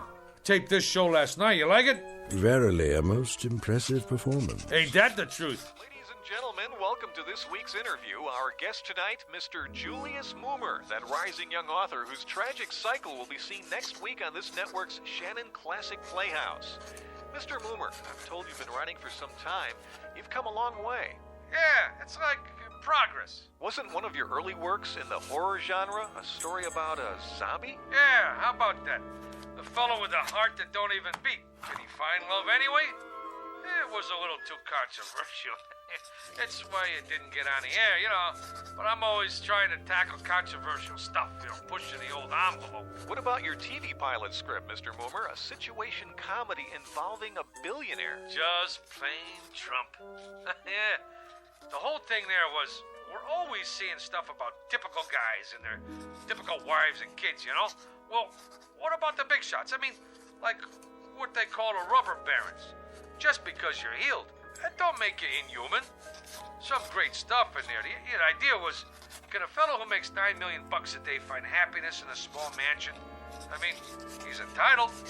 Of course, a writer, now, he's got to suffer. Like, I remember sitting in that cold attic night after night with hardly enough strength left to dictate, and some little voice inside me always kept saying, "Go, Julius, go, Julius." So, I went. Truly inspiring, Mr. Moomer. That kind of got me. Right here. I, too, felt a twinge of a sort. I believe I've finished this last sequence, Mr. Moomer. Yeah? Let me see. You know something, Will, you got a real thing with words. It comes from working in an attic, Mr. Moomer. A little voice deep inside me keeps saying, "Go, William, go." I like that. Anyway, Can't you just see it? The Shannon Food Corporation. Ta-da! Presents The Tragic Cycle, written by, ta-da! Julius Moomer. From an original story by Julius Moomer. Additional dialogue by Julius Moomer. Lucky I'm so modest. A thing like this could go to a guy's head. They're already talking another miniseries, movie contracts even. Maybe a Broadway musical. Well, you don't look so good. Like a strutting player whose conceit lies in his hamstring. That's from Troilus and Cressida, Act 1, Scene 3. In short, Mr. Moomer, you have not been prone to extend credit where it is due. At no time, for example, have I heard the name Shakespeare, or for that matter, any suggestion of collaboration on our play. Well, baby, we gotta play this one by ear. I tell him a guy named Shakespeare helped me write this, they'd stick me in a straitjacket. Be that as it may, the point is, Mr. Moomer, I have finished my task. I will now take my leave. What, are you out of your mind? This whole thing is coming out velvet. You want to creep back in some crypt and get forgotten? Come on, man, you're big time now. I'm making you a household word all over again. With all due modesty, would the name of William Shakespeare have survived the test of time without the support of Julius Moomer? Yeah, but fame flits. Who remembers yesterday's champions? Sure, Root hit a lot of home runs, but who asked him for his autograph now? Nobody. Nijinsky, that's pretty good, but who remembers her last movie? You did some right, but out of sight, out of mind. Shakespeare's dead, long live Mickey Spillane. Get me? My good man. You can't desert the ship. Now, what are people gonna say? That Finkel didn't have no gratitude? We got projects to do. Go out to Hollywood. Hey, the babes go crazy for guys with beards. I shall ponder it, Mr. Moomer. Till when? Till tomorrow. To date, you have not seen fit to invite me to any rehearsals. Tomorrow I shall survey the actors performing in it, and if justice is done to what I have wrought, perhaps I shall remain for a time longer. Now you're talking. Now I shall take a walk. I am that merry wanderer of the night, Midsummer Night's Dream. Act 2, Scene 1. To be or not to be, Mr. Moomer, that is the question. Oh, wait a minute. Rehearsal?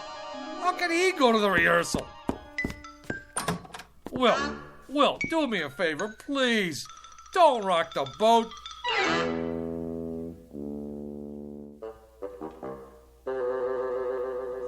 Comfortable, Mr. Shannon?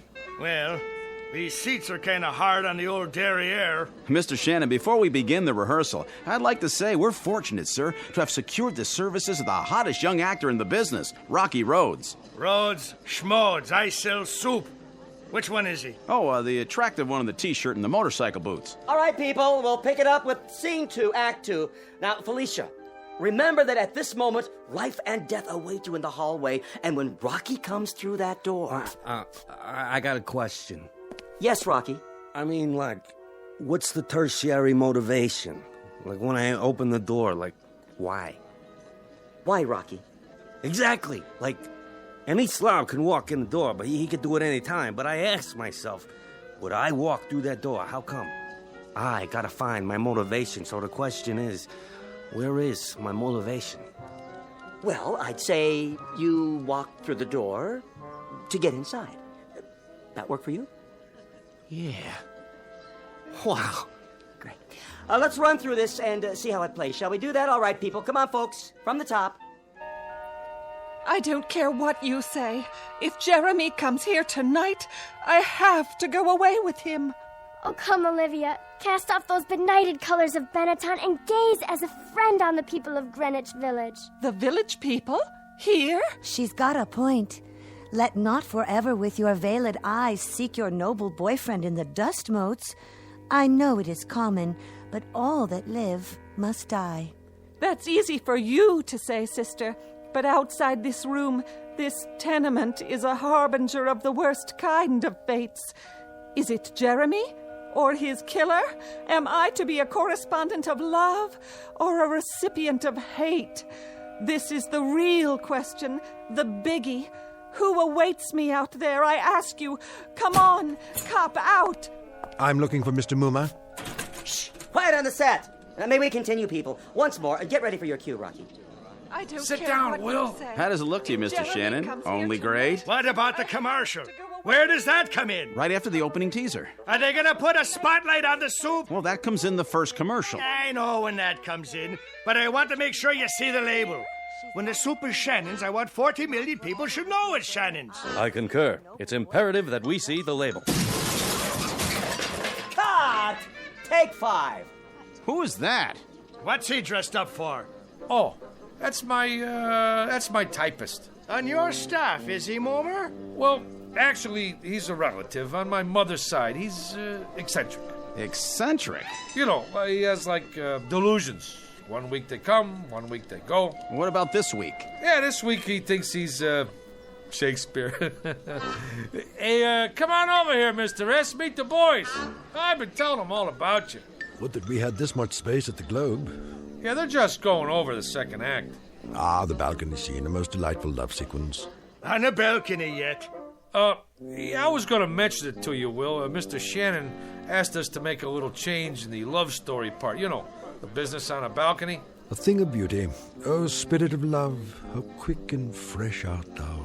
Who owns balconies these days? Tremendously valid point, Mr. Shannon. No question about it. Right on down the line. You mean no balcony? You see, this here is television. It's like you gotta grab them quick. Instead of the boy climbing up to the shrubbery to meet the girl, it's a subway station. You jest. That's the bit. She sprains her ankle, and this here boy kind of like the doc on ER. He operates on her ankle right there between the Brighton Express and the Bronx Local. You see, doctor stories are big this season. All right, cast. I want to run through the next scene. Mr. Mumar. What's the trouble, Will?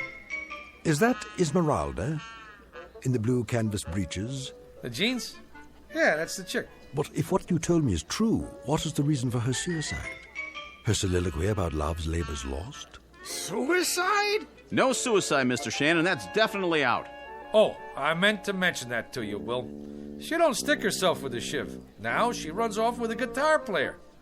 That was my wife's suggestion. And an inspired one at that. It was indeed. I concur. And the father and brother who burst in? My wife didn't care for that. The way we play it now, the two guys who come in are cops.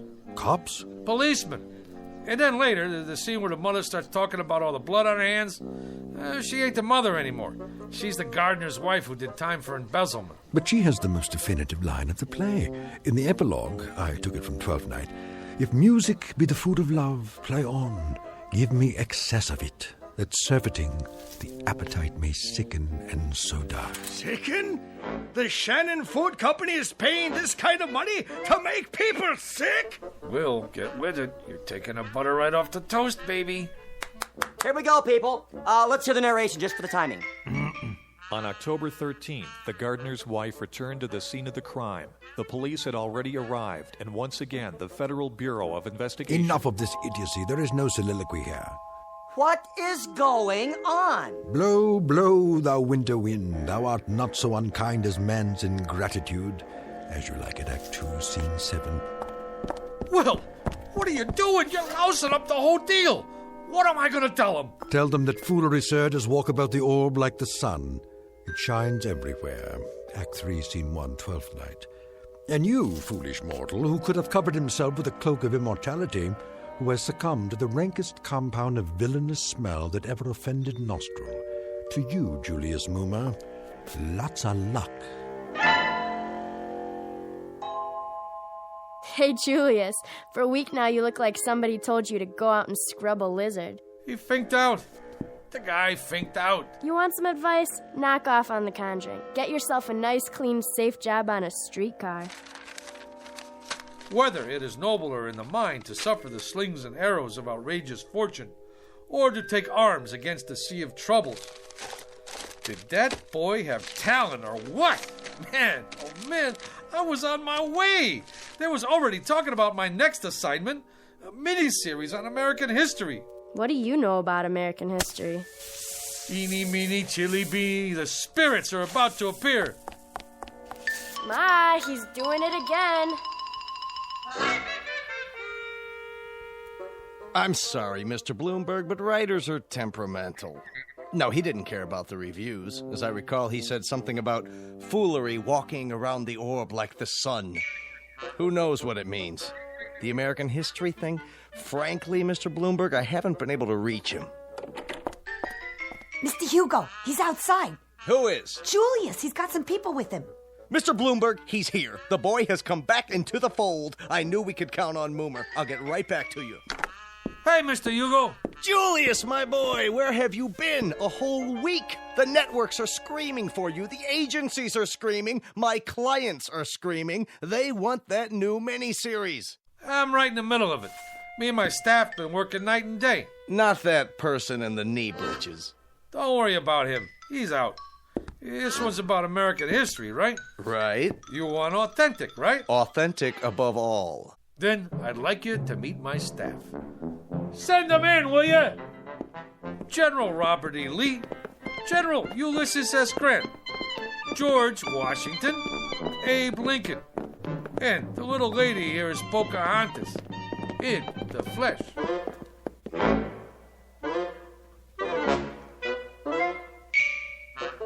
Mr. Julius Moomer, a streetcar conductor filled with desire for the special, if somewhat risky, rewards of authorship.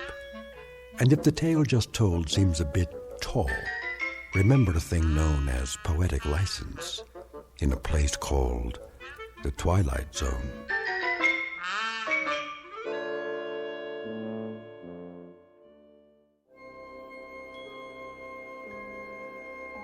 Hi, this is Carl Amari, producer of the Twilight Zone radio dramas. I'd like to take a moment to tell you about our official website at twilightzoneradio.com, where you'll get the latest news and information on these Twilight Zone radio dramas. Plus, at twilightzoneradio.com, you can digitally download 3 free episodes or any of our episodes for only $1.95 each. In this age of ever-changing technology, we've decided to make these episodes instantly available to you by making the Twilight Zone radio dramas a digital download-only series. This means that this series will no longer be offered on CD. The CD collections at our website are now being offered, while supplies last, at buy one, get one free. So be sure to get your favorites before they're sold out. Be sure to visit us often, and I'll see you in the zone.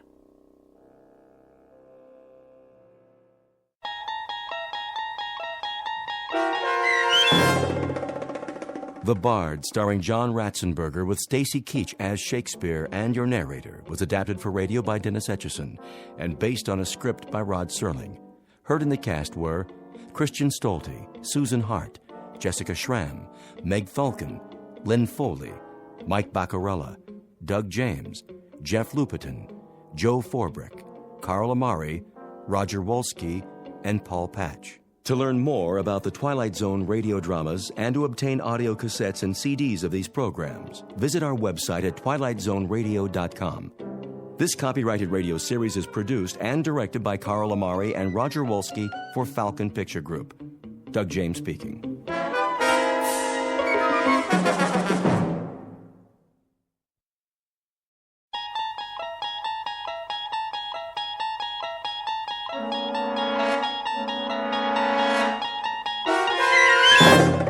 You unlock this door with the key of imagination. Beyond it is another dimension, a dimension of sound, a dimension of sight, a dimension of mind. You're moving into a land of both shadow and substance, of things and ideas. You've just crossed over into the Twilight Zone.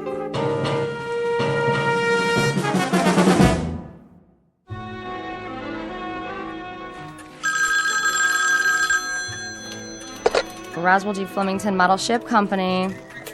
I'll check. Please hold. Did we fill the Benson order yet? Benson? I just packed it. Scale model steamship complete with working boiler and drive propellers. It's going out today. COD. Mr. Benson, your ship's been shipped. Mailed. You should get it by the end of the week. That's right. You're welcome. Lloyd, where's the ledger from last quarter? On the top bookshelf. Why'd you put it all the way up there by the ceiling? I didn't. Flemington did. Oh, then let's move the ladder so I can get up the flying jib or whatever he calls the wall beam. The mast. The captain insists it's the mast. Now don't you go nautical on me, Lloyd. Oh, I'm not. I wouldn't, believe me. Strictly his terminology. Well, I say it's a bookshelf, and I say it's a pain in the neck. The Roswell G. Oh, hello, Mrs. Flemington. Yes, Mr. Flemington is in, but he's taking his mid-morning nap. In his quarters. I mean his office. Yeah, that's right, with his phone unplugged. Would you care to leave a message? Okay, I see. I'll tell him. Here it comes! Oh, cover your ears, boys. Let's get with it, Conklin. A tight office is a happy office. Idle hands make for an unproductive poop deck. Yes, sir. What are you doing, Miss Abernathy? Just putting on my lipstick, sir. That is, Captain. Belay that. Extraneous activity is nothing more nor less than sloppy seamanship, in a manner of speaking. You there, fence-mocker. Aye, aye. Keep an even keel, in a manner of speaking. Let's keep an even keel here, man. To all of you, bear in mind that we must, all of us, go aft, climb up the old mast, in a manner of speaking, and set our sights on a distant horizon. Got it, sir. A tight ship, a happy ship. Damn the torpedoes of competition. And full speed ahead. Aye, aye, Captain.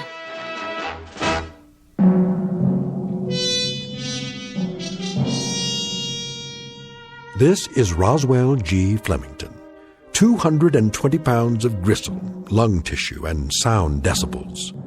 He is, as you may have perceived, a noisy man, one of a breed who substitute volume for substance, sound for significance, and shouting to cover up the readily apparent phenomenon that he is nothing more than an overweight and aging perennial sea scout, whose noise-making is in inverse ratio to his competence and character. But soon our would-be admiral of the fleet will embark on another voyage, this one in an uncharted and twisting course, headed for a distant port called the Twilight Zone.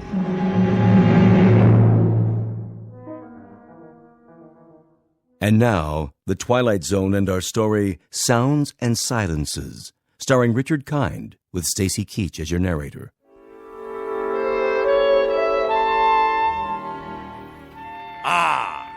Clear skies, visibility unlimited. And now, for something a bit more bracing. You may enter. I forgot to tell you, sir. Yes? What? Speak up. I forgot to tell you that your wife called. Oh, she did she? Yes, a little while ago. She's on the phone again now. Would you like to take the call? Oh, I suppose so. See how the home fires are burning. What's that? I said I'll plug in the extension. Yes, sir. Here, madam. Yes? Yes? What noise? Oh, well, it's a most excellent recording, actually. Flight sounds of aircraft leaving the carrier Hornet. No, I can't turn it down. It has to be heard at realistic levels. Speak up. What is your request? Talk? About what, pray tell? Well, then talk away. Very well, later. Of course I shall be home for dinner. Yes, of course, I'm quite sure. Goodbye.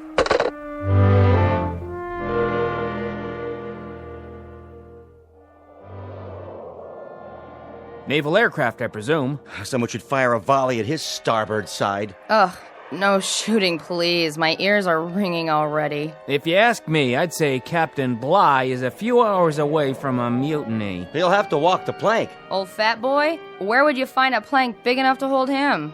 All those kamikazes they threw at us during the war, wouldn't you think just one of them would have hit him? One of these days, all that noise is gonna come back and bite him. I just hope I'm around to see it happen.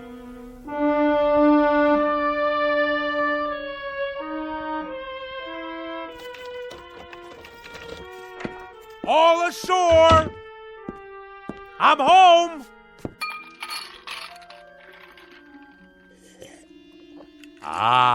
Navy rum. To be followed later by a full measure of grog. But first, Some easy listening on the stereo. Which album shall it be tonight? Sounds of submarine warfare, great squalls of the North Atlantic, cruising on a windjammer, engine rooms of the great destroyer. No. Wait. Here it is. Perfect!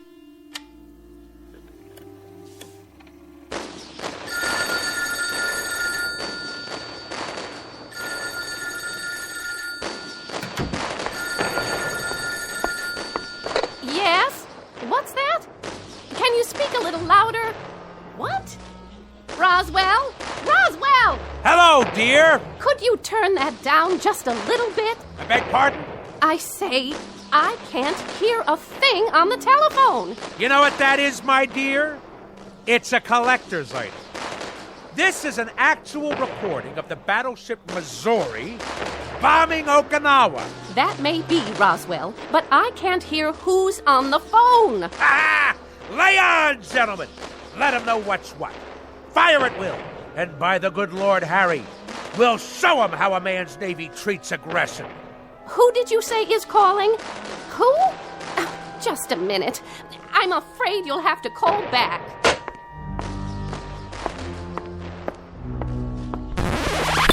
Woman! What have you done? Called a truce in the Pacific. You've ruined the record. That, madam, constitutes an act of utter abomination and the most callous vandalism. I would remind you that I live in this house, too. That there were only 100 such recordings pressed for the collector's market, as rare can be. Well, now there are only 99. Absolutely irreplaceable. What you have just done is an act of wanton desecration, not unlike the defacing of John Paul Jones's statue. What are you, madam? Some kind of crazed peace fanatic? Roswell, we've had this out before. I'm not the fanatic around here. I must say, your meaning eludes me. Perhaps I should use semaphore signals. This insistence on blaring noises and running a household like it was a destroyer escort on convoy duty. This combination has now become quite impossible. Nonsense! That's why we have to talk. We are talking! And if I read you correctly, you have grown intolerant of my ways. In point of fact, you hold my very business in contempt. Not your business, you. The way you run your business and this ship-shape home. Ah, so you disapprove of the nautical decor. I'll have you know that every item is of enormous value. Enormous! From the ship's wheel at the helm. It's not a helm, Roswell. It's a living room. To the sails and riggings. They're curtains made out of canvas according to your orders. Old canvas. To the life preservers on the walls. All obtained at great expense, with profits from the self-same company that has kept you in good stead for so many years. Well, I can't live with it anymore. How's that? Oh, knock it off, Roswell. Stand down, madam. You're a noisy, insufferable clown, but you're not stupid. I have had it up to here, and my ears have had it, and my stomach lining has had it, and whatever part of the brain that keeps a person balanced, that's had it too. In short, I have had it. I'm leaving. By the good Lord Harry. Departing a sinking ship, you might say. And don't tell me how sudden this is, because as you well know, we have been en route to this point for the last 20 years. I can't bear to be at sea any longer. I am totally and absolutely astounded. Are you now? I am indeed. My own wife, and after 20 years. 20 years ago, I was not taken in marriage. I was piped aboard. And after 20 years, the piping has become shrill and unbearable. It has destroyed me, my nerves, and my sanity. So, at this point, Roswell, I'm leaving, in a manner of speaking, the ship's company. So, you're deserting me? In a manner of speaking, Roswell, you said it. Lydia! Lydia, don't you lock me out of our own bedroom!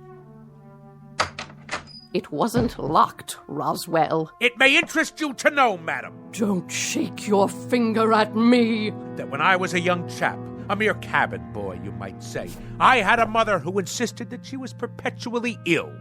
A whiny, petulant, complaining woman similar to yourself. Oh, this is too much. And when I would come home from school, she made me walk tiptoe and whisper in her presence.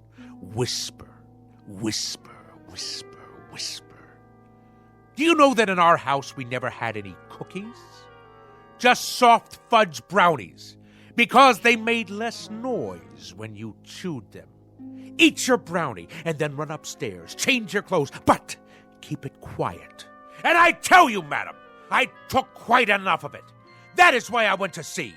And that is why I've spent my life in the very wholesome, healthy, quite understandable pursuit of the free and the unfettered. Strip off the cotton and the insulation, and let the sounds of the earth come in. And so now I am owner, manager, chairman of the board, and president of the Roswell G. Flemington Model Ship Company. Second to none in the field. Whose motto is, damn the torpedoes, full steam ahead for fun and profits. I know the company, I know the president, I know the motto.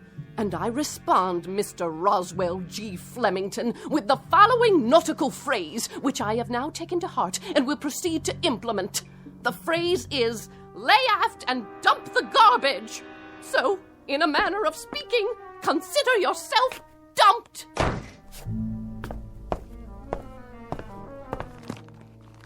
Sounds of a three-masted schooner in the South Pacific. Perfect. Good riddance, madam. If the truth be known, I have never liked you. I have simply suffered your presence. If there is one thing that sticks in my craw, that thing is a landlubber. So, madam, in a manner of speaking, get ashore. Do you hear me? Get ashore now! I have never in my entire life felt so free, so unencumbered, so absolutely fulfilled. In the parlance of naval language, in a manner of speaking, the situation is 4.0. My decks have finally been cleared. I intend to enjoy myself topside for the rest of the evening. And at precisely 10 bells, I shall retire to my sleeping quarters. But until then, this is my watch. At long last, I can see to the far horizon. And a life of wonderful, delightful noise. Now, where's my karaoke machine? Anchors away, my lad! Anchors away!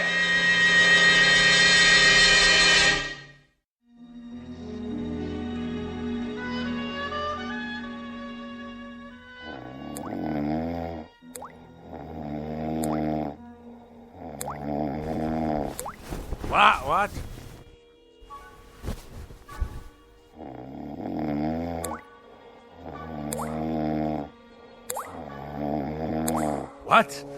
What? What? A leak in the cargo hold? All hands on deck! Oh, where's it coming from? The blasted bathroom sink. There. The shower. Off, I say, off!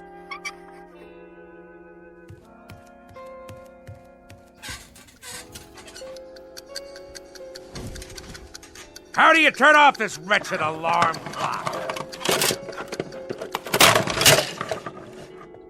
Oh, my decks seem to be, in a matter of speaking, listing a bit. Where are my Navy cut cigarettes?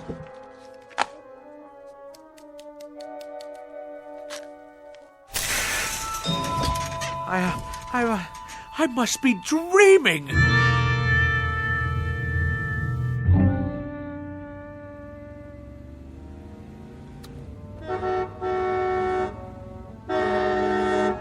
Go around! Pass, you imbecile! That's right.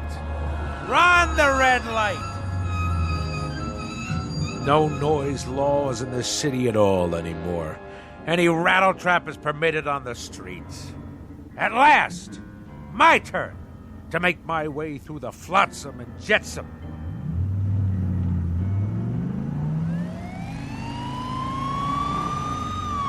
Judah, pull over.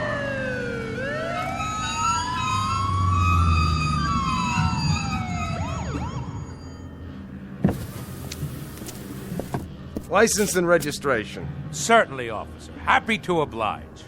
My duty is a civilian. Here you are. Mr. Flemington? Roswell G. Flemington of the Flemington Model Ship Company. Perhaps you've heard of us. Purveyors of the finest in maritime collectibles. A Navy man, are you? Coast Guard? Merchant Marine? Something wrong with your car? Why, no. No, not at all, thank the good Lord Harry. Now, this boat has kept me afloat for many years now. Hydromatic V8 with overdrive. Though the engine seems to produce a most curious sound this morning. Like a motorboat every time I step on the gas. No, it's more like a tug, I should say. Like a tug hauling an ocean liner to the dock. On your way to work, are you? I am indeed. And if you wish to cite me for speeding, you'll have difficulty proving it in court. A great deal of difficulty. At no time have I exceeded 15 knots. Point of fact, that's an impossibility. Considering the sounds of strain emitted by this engine. I didn't stop you for speeding, sir. Oh, good. Well, I'll be on my way. I stopped you because you were going so slow. You did? Oh, I see. Well, then that's all very well, then. Why are you driving so far under the speed limit? Why? It's as I said. This craft obviously has a few bolts loose somewhere. I tell you, I've never heard such a racket from the engine room. Then I'd suggest you take her into port somewhere. There's a gas station on the next block. They do repairs. But frankly, sir, the car sounded just fine to me.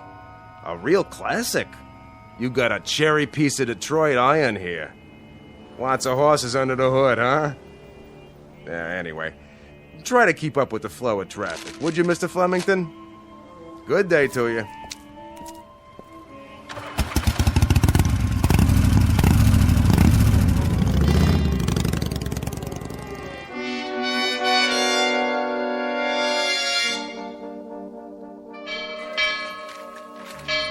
Oh, I've been here 2 years and I don't know when I'll get used to that thing. I've been here 4 years and I've never gotten used to it. What do you suppose happened to old Lardhead this morning? You should count your blessings. This is the first time he's ever been late. Wouldn't it be awesome if his car had fallen off the ferry boat with him in it? The peak. The absolute peak. Thus endeth the dream. Good morning, Mr. Flem. That's the first time he's walked in without telling me that the smoking lamp was not lit and we had to move full speed ahead toward the shores of prosperity. Maybe he's sick. Something incurable, like barnacles on the brain. That's very odd. That's very, very odd. I've been here 10 years, and that's the first time he's ever looked frightened.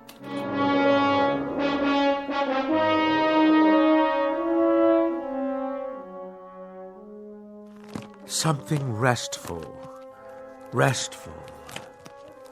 Actual sounds of Hawaiian outrigger canoes. Yes.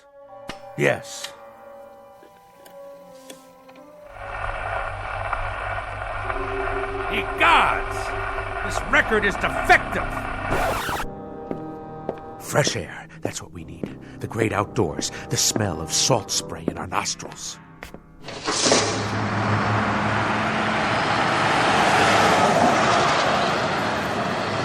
Blow me down.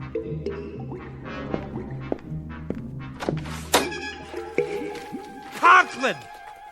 What are you doing, man? Me?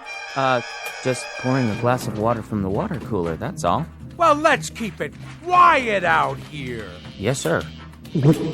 Now what are you doing? Swallowing, Mr. Flemington? I was thirsty. Quietly, I said. Quietly. Now stop gaping.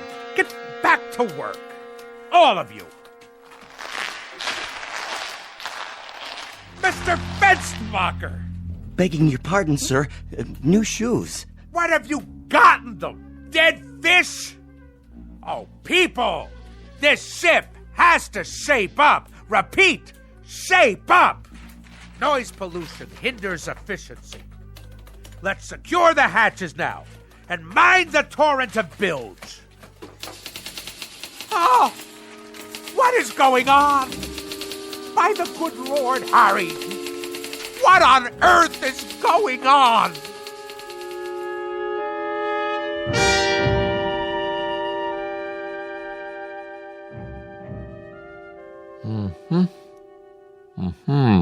Well? Nothing abnormal that I can see, Mr. Flemington. No excess wax, no obstruction of any kind in the inner or outer ear. You mean no sign of infection? Nothing at all? Not even inflammation. Candor dictates that I tell you, Doctor, that as a ship surgeon, you're a wash. You wouldn't make cabin boy, in a manner of speaking. I take it, Mr. Flemington, that you expected me to find something wrong with you. I told you the symptoms, haven't I? You have. An apparent auditory distortion. Apparent? Shoes that sound like pipe organs played underwater? A leaky faucet sounds like barrels over Niagara Falls. And I wish you could have seen me cross 48th and 6th today. The traffic noises nearly keel-hauled me. It was considerably more than a distortion. I don't know what to say without any outward signs. Well, I know what to say. Now hear this, Doctor. There is obviously something askew in my crow's nest, in a manner of speaking.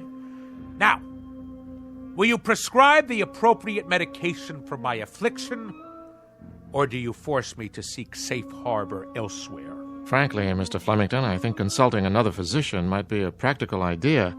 Extremely practical. Very well, then. But if you had a modicum of professional ethics, you would have given me this advice before going through the motions of a perfunctory examination. As it is, I'll now be done for your bill as well as another ear specialist's. Mr. Flemington, I wasn't going to recommend another ear specialist. I had in mind, perhaps some psychiatric help. A psychiatrist, huh? I will make a presumption that you are being humorous. It is that charitable outlook that saves your being called to account, sir. The soundest recommendation I can make under the circumstances. I can assure you, Doctor, and I use the term loosely, that there are few people today on land or sea who are as sane as I am. I bid you good day. Good day to you, and good luck.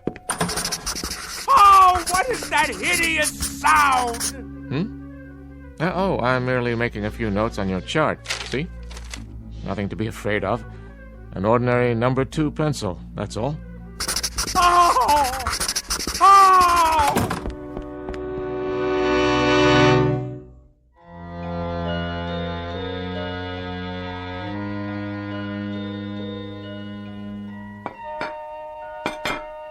Do you have to be so piercing with that rose? Sorry, Mama. Well, you've done a beautiful job setting the table. You can sit down now, Mama. Oh, you're a good girl, Rosie.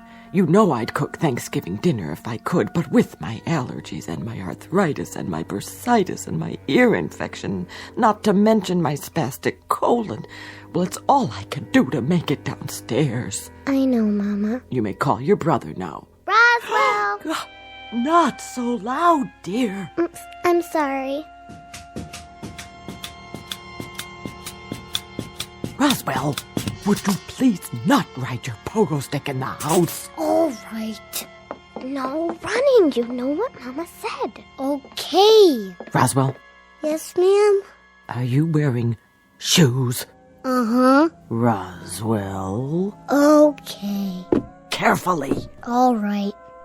Now take your seat, Roswell. You too, Rose. Who'd like to say grace? I will. Go ahead. Heavenly Father, we thank you for this food that my sister has set before us, and especially the pie, which I hope she remembered to make for dessert. A silent prayer, Roswell. Oh, yeah. Amen. pass the mashed potatoes, please. Yes, Mama. And the cranberry sauce, and the yams, and the creamed corn, and the creamed spinach, and the tofu.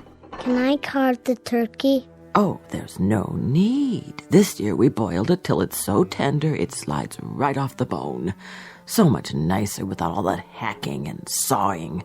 Doesn't it look scrumptious? Yeah. Here, have a roll, Roswell. Thanks. Hey, how come it's so soft? Rosie only put them in the oven for a minute so they wouldn't be too crunchy. Easier on the nerves. Did you make the pie? Tapioca, but there's lots of whipped cream. Grab hold. What's that? A wishbone. Grab hold and pull. I don't know. Go on. What are you children doing? And what's that in your hand? Oh, my heart. You gave me such a fright. I'd better lie down.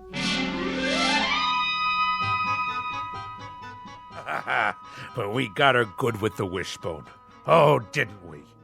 She thought she'd been shot with a harpoon. And you enjoyed that? It was the best Thanksgiving ever. Oh, the rules she had. Did I mention that we only used paper plates and plastic forks after that? See. Out with the pogo stick. I padded around in socks from the moment I got home from school. The radio was permitted only with headphones. The telephone had no ring, just a little red light. My toothbrush, soft bristles. No toast, only soft-boiled eggs. No ice cubes in the refrigerator, not even chunky peanut butter. And all my school books had to be paperback, in case I accidentally dropped one on the floor. Go on. As soon as I was old enough, I ran away and joined the Navy. What happened to your sister? Oh, she became a sign language interpreter for the National Theater of the Deaf. Well, I should say that about covers it. It does? Now do you understand, Mr. Flemington? Understand what, Doctor? Unless I'm very much mistaken, it's a phenomenon we in the psychiatric profession call autosuggestion. Nothing to do with motor cars, I presume. A person talks himself into believing that certain occurrences take place, when in reality they are pure figments of the imagination. Beyond that, there are some suggestions that you were very resentful of your mother and her preoccupation with her imaginary aches and pains. You don't say. My guess would be that this feeling now extends to your wife, who very similarly provides you with a mother image. But I can tell you this, Mr. Flemington, and forgive me if I repeat myself, these occurrences are only figments of your imagination. Yeah, but if that's so, then... Snap your fingers. Do I dare? Go ahead, snap your fingers. Any abnormal sound? None. Now, stamp your feet on the floor. Normal? Happily, delightfully normal. Now, let's really put it to the test.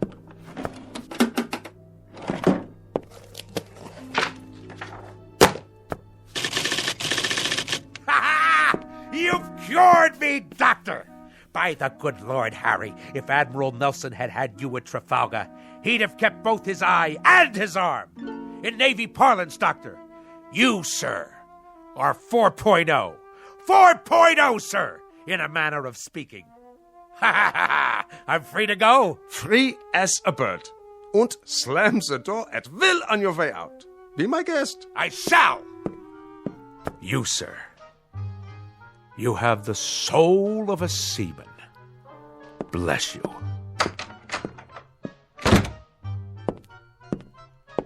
Any more patients today? No, Doctor, that was the last one. Praise Freud. Why do I get all the nutcases?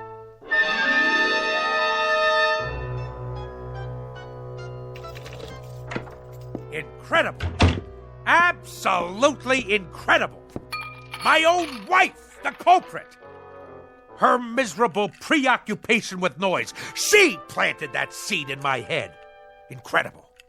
Incredible what one crew member can do to a ship's company. Absolutely incredible. And the whole thing. Mind over matter. Land ho! You are not welcome on this particular quarterdeck, madam. Nor shall I stay here, Admiral. I forgot some of my things. I came to retrieve same, and now, whether you pipe me ashore or not, that's precisely where I'm headed. I might add, madam, that despite all your efforts to capsize this worthy vessel, in a manner of speaking, against the rocks and shoals of petulance and pettiness, this ship remains tight. Your efforts have been both worthless and wasteful. Horatio, old pal, let the following be my final comments. You are an overgrown sailor boy with an undermanned head. You are full of such neuroses that I wonder how you haven't cracked before this. Belay that! Belay that, woman! It just so happens that I have had a psychiatric evaluation. And if there is anything wrong with me, it is you. Furthermore, madam, the whole business is simply mind over matter. Absolutely and totally. Do you know what I can do? I can shut you off. I am a man of such incredible will that I can shut you off. Go ahead! Yell at me. Yell! Because even at this moment, I am in the process of exercising mind over matter. I am shutting you completely out. Flemington, I wonder about you. I wonder why no one has committed you. I really do. Ha! See? See? I have shut you off. Go ahead. Talk all you like. Really, Roswell, you need help. You really do need help. Mind over matter. I want to shut her out. I simply shut her out. Now, let's see. What'll I listen to tonight? Anchors Aweigh? The Midshipman's March? Actual sounds of a Japanese destroyer exploding in the Pacific, complete with boiler hissings, fantail cracking, and smokestack blowing apart. Ha-ha! Only great, huh? Better prepare yourselves, neighbors. This one will galvanize you in the proper manner.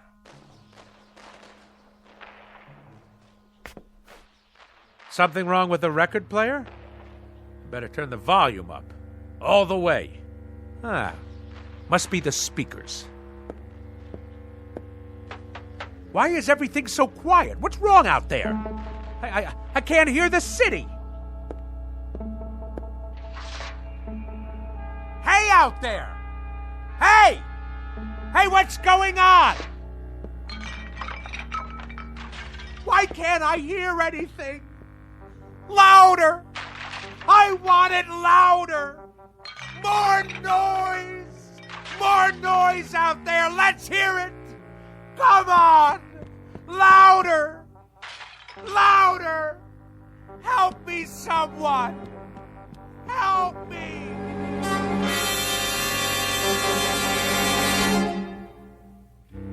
When last heard from, Mr. Roswell G. Flemington was in a sanitarium, pleading with the medical staff to make some noise, any kind of noise. They, of course, believed the case to be a rather tragic aberration, a man's mind coming inexplicably unhinged. And for this, they'll give him pills, therapy, rest, and lots of peace and quiet. Little do they realize that all Mr. Flemington is suffering from is a case of poetic justice. Tonight's tale of sounds and silences from the Twilight Zone. More from the Twilight Zone after this. Hi, this is Carl Amari, producer of the Twilight Zone radio dramas. I'd like to take a moment to tell you about our official website at twilightzoneradio.com, where you'll get the latest news and information on these Twilight Zone radio dramas. Plus, at twilightzoneradio.com, you can digitally download 3 free episodes or any of our episodes for only $1.95 each. In this age of ever-changing technology, we've decided to make these episodes instantly available to you by making the Twilight Zone radio dramas a digital download-only series. This means that this series will no longer be offered on CD. The CD collections at our website are now being offered while supplies last at buy one, get one free. So be sure to get your favorites before they're sold out. Be sure to visit us often, and I'll see you in the zone.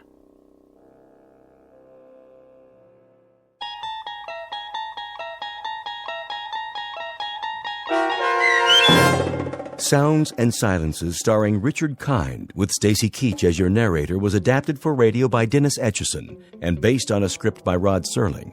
Heard in the cast were Maggie Carney, David Darlow, Richard Shavsden, Peggy Roeder, Sarah Marks, Carl Amari, Doug James, C.J. Amari, James Schneider, and Amanda Amari.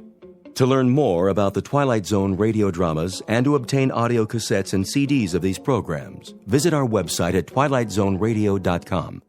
The producers of The Twilight Zone wish to thank CBS Enterprises, Carol Serling, Dennis Etchison, Dick Brescia Associates, Claire Simon Casting, Terry Jennings, XM Satellite Radio, the American Forces Radio and Television Service, Sirius Satellite Radio, our sponsors, and our radio affiliates for helping make this series possible. This copyrighted radio series is produced and directed by Carl Amari and Roger Wolski for Falcon Picture Group. Doug James speaking.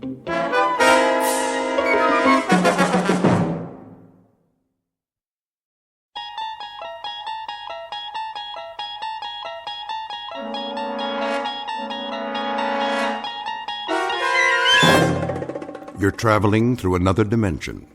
A dimension not only of sight and sound, but of mind. A journey into a wondrous land whose boundaries are those of imagination. Your next stop, the Twilight Zone.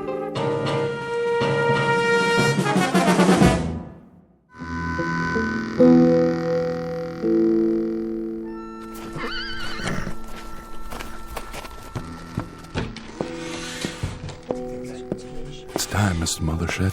Well, boys, look what the wind blew in. Drink, Corcoran?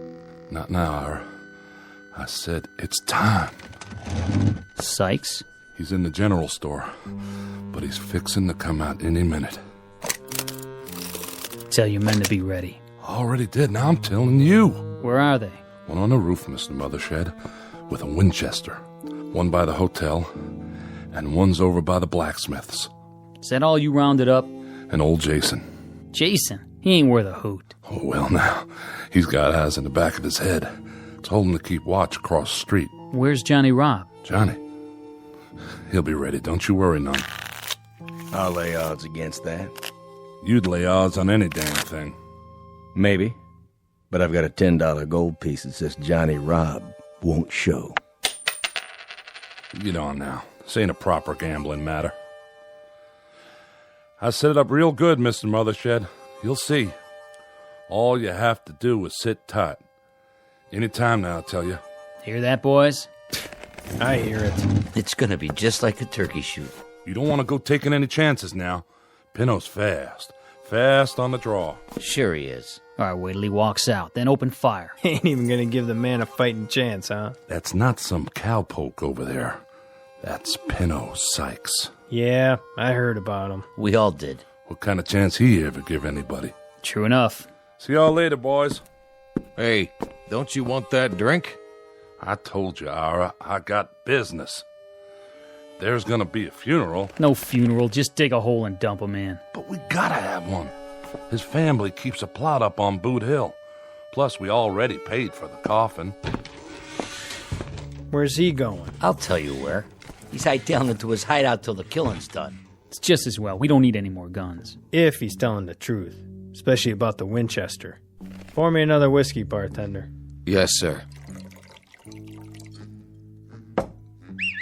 Hear that? I heard something. There's old Jason's signal. Let's go, boys. It's as good as over.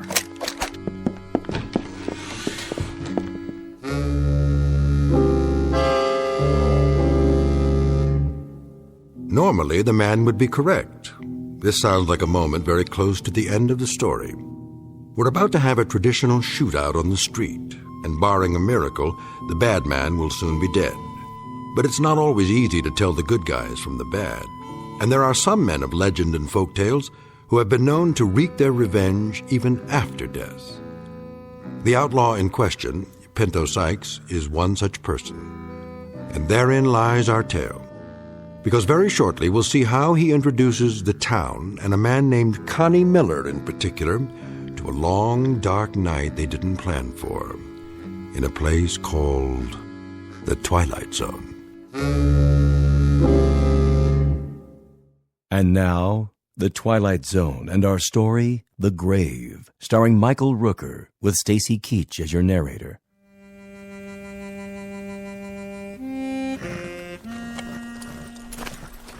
Put it on my bill. Yes, sir. I'll do that. Thank you kindly. You want any help with those supplies? Nope. Well, then, I'll be seeing you. Say. Yes, sir? Where's everybody gone to? Well, I don't know what you mean, Mr. Sachs. I better be getting back inside now. What did you call me? Me? Well, I didn't call you nothing. I say you did. I didn't mean no disrespect. You know my name? No, sir. I mean, yes, sir. I mean, well, everybody does. What are you so nervous about? Me? Well, I'm not nervous. I just got business to do. What kind of business? Ain't no customers waiting. Well, I know, but I... Good day to you. Come back real soon, you hear? Easy, Paint. Just tying this bag to the saddle, and we'll make tracks out of this jerkwater town. Freeze. Who's that? I got you covered, Pinto. Reach for the sky. Well, what do you know? Mother shed. You always was a low-down, egg-sucking dog. Still not man enough to draw on me. Keep your hand away from that gun. Easy now. What are you doing in this territory? I bought me a big spread. This town's got no room for your kind anymore, Pinto. Still scared of me, ain't you, Mother Shed? No need. I'm just passing through. Sure you are. Now, boys. Why, you...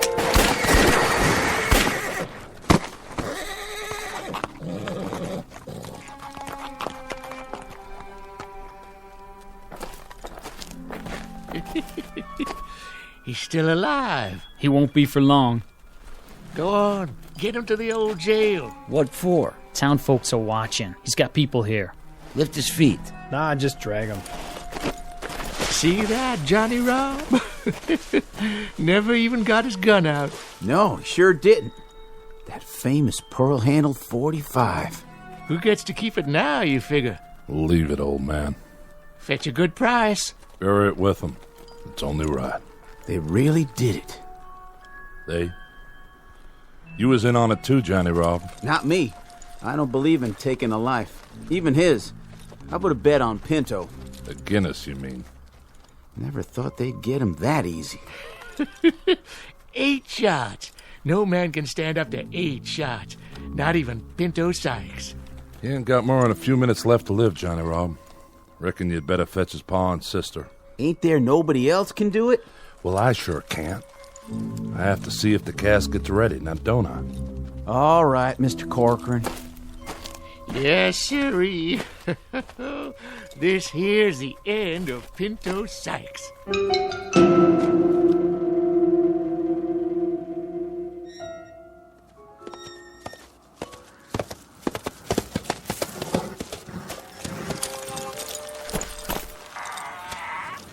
Somebody there? Only me, Connie. You shouldn't be standing in the shadows, Jason. I was waiting. Waiting for what? Had a feeling you might show up, now that it's safe. Why? Pinto Sykes come through here yet? You didn't hear. Why don't you talk sense, old man? What's that picket fence doing out there in the street? His sister, Ione, put it up day before yesterday to mark his blood. Closed it off so's nobody would ride over it. Whose blood? Well, just who do you think? There's a southern wind. You know what that means, don't you? Not much dust in southern winds, blowing down off the mountains. I bet if you look close, you can still see Pinto's blood shining in the moonlight. Who shot him? I asked you a question. Who, old man? Who? Where did you go?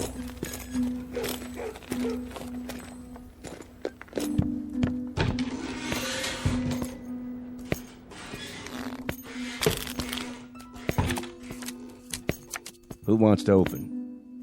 I'll be. Is that... Well, look at who's come back. Connie Miller? Gents? Take your coat off. I'll hang it up for you. Drink, Connie? Yeah, I could use one. Same as always? Leave the bottle. Oh, sure. I said, who wants to open? That's all for me. Me too. Not much of a pot, but I'll take it. Did you notice, Connie? Notice what? Our little fence out in the street. That I did. I noticed it. And I know what's inside it, too. How'd you know that? Old Jason's out there walking around in the wind spouting off. And what'd he tell you? The blood of Pinto Sykes. Well, for once, that old geezer told the truth. Who shot him? We did. Who's we? Us. The town. The whole town? Not me. I don't believe in gunfire myself. Only 8 of us actually fired, but the whole town was behind it. Fact is, this town don't have much in the way of marksmen. That right. Out of 8 that fired, we reckon only 1 bullet hit him. Which one? Don't even know for sure who fired it. Bullet passed clean through 'em, and no one is bragging that they're the one who did it. No, sir. No one is claiming credit for that piece of gunplay. You know something, Mr. Corcoran? Maybe by now, wherever he is, Pinto knows who it was that killed him. What do you mean, wherever he is? Oh, he's up on Boot Hill, of course. Lying in the family plot. Reckon it must be some disappointment to you, Connie, being as how you spent so long trying to find him for yourself. That it is, Ira. 4 months wasted out of the year chasing him. And I could have caught him right here. That's not the way Pinto told it. He claimed you wasn't even trying to catch up to him. Hello, Johnny Rob. Still running your mouth, same as always? You do spout off a lot, Johnny Rob. One last hand, double or nothing. Too rich for my blood. Mine too. And I'll deal some solitaire for now. Somebody worth playing against, huh? Instead of the likes of us. Do me a favor. Send that boy home. Of course, if Connie Miller was to sit in, this gambler meet his match. Nerves of steel. Isn't that right? It's past your bedtime, Johnny Rob. No need to get riled, Connie. Nobody here is saying you didn't actually try to catch Pinto, even if he claimed as much on his deathbed. He talked before he died? Mm-hmm. He lived a half hour after he was shot. Talked a blue streak right up to the end. What did he say about... About what, Connie? About me. Maybe you'd like to hear the story from the start. That I would. Go on, Corcoran. You tell it better than the rest of us. I'll do that for you, Ira. Reckon Connie deserves to hear it all. We got a new circuit judge now, Connie. Young feller named Ed Thackeray. He come through here last week, so we went to him with our complaints. Told him how one Pinto Sykes is wanted by the law in 3 states, and how he treats this town like his personal property when he rides in, just because he was born and raised here. Is that all you told him? We told him how we haven't had ourselves a sheriff in 3 years, and how Pinto, well, he just rides in and helps himself to whatever he wants, with nobody to stand up and make him pay. We told him how we hired you, Connie Miller, to track him down, but that we ain't had much results. Hey, hold up there. You know I've been on his trail. I know. Well, sir, this Thackeray gets mad at us, tells us to grow up and act like men, or else move on to where it's safe. He gets us kind of fired up, so we hold a meeting out at Mothershed's and we all agree to work as one. The next time Pinto shows up, we'd all join in and take him one way or the other. He rode in the day before yesterday. You want to tell the rest, Ira? Not much left to tell. He rode in and 8 of the town gunned him down in the street. That's about all there is. No, that's not all there is. What about the curse? All right. You tell it. When did he do all this talking? After we carried him to the old jail. We sent for Pa Sykes and his sister Ione. I know the names of his family. I was born here, too. Spent his last minutes talking to his people. Told his pa how sorry he was he hadn't turned out better, and his pa allowed that he turned out right well enough. He told Ione how he wished she'd marry a rich man, a rancher like Mr. Mothershed, and live on a proper spread. Then he asked to be buried near his ma, except not too near, as She was too true a woman to have the likes of him close by. Said he wants his family to do the burying, as he don't want anyone else to come near where he's resting, even though I'm the one that ordered the coffin. Said if we did, he'd come calling on us. Yes, sir. He put a right curse on the town. That's what you call it. What did he say about me? Well, now, he got real riled when your name came up. Said the slower he rode, the slower you chased him. Said he waited in Albuquerque, even sent word where he was, but you never showed up. Then he said you sure ought to be able to catch him now that he's dead and buried. But if you ever come anyways close to his grave, he'd reach up and grab you. Tell you one thing, since the burial, there ain't been no one from this town hanging around that graveyard. I'll tell you one thing. He lied. Even on his deathbed, he lied. I searched Albuquerque. Every saloon, every hotel. He wasn't even there long enough to rent a room for the night. What's that? Take it easy, Connie. Just the wind. Put your gun away. Well, now, what do you know? Somebody's out there, all right. Pretty harsh night, too. So I reckon we better let him in.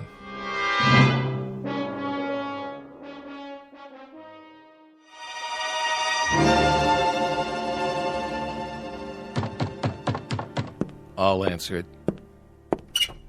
Oh, how do? Hello, Ione.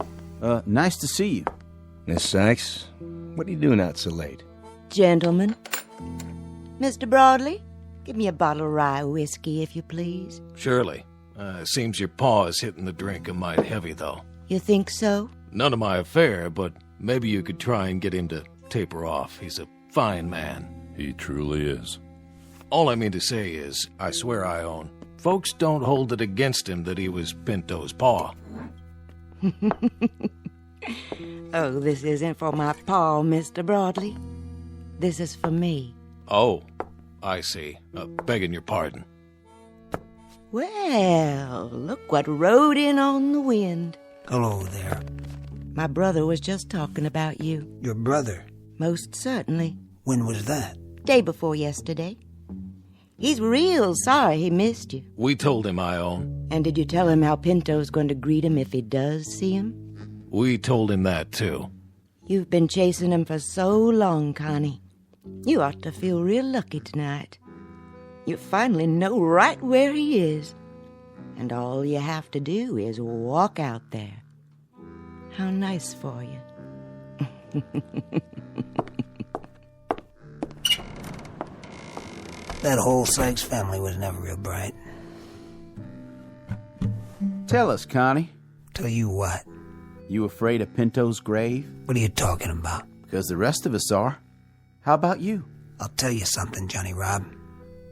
I was never afraid of Pinto alive, and I sure as hell ain't afraid of him now that he's dead. Understand? Well, now, is that the truth? You know English, don't you? Because I don't exactly know as I believe you. Why, I'll bet... Hold it now, Connie. Simmer down. He deserved it. Maybe he did. But let's not have any bloodshed. Nobody calls me a coward. You didn't let me finish what I was saying, Connie. I don't think you're a coward. No, sir. Leastwise, I don't think you're afraid of anybody in this room, especially not me. For sure not you. I'm just a poor boy that works hard for not much. I'm not real strong, but dogs and kids like me. Follow me around all the time. Go ahead. Why don't you speak your mind straight out? Have another drink, Connie. Come on. Sit down.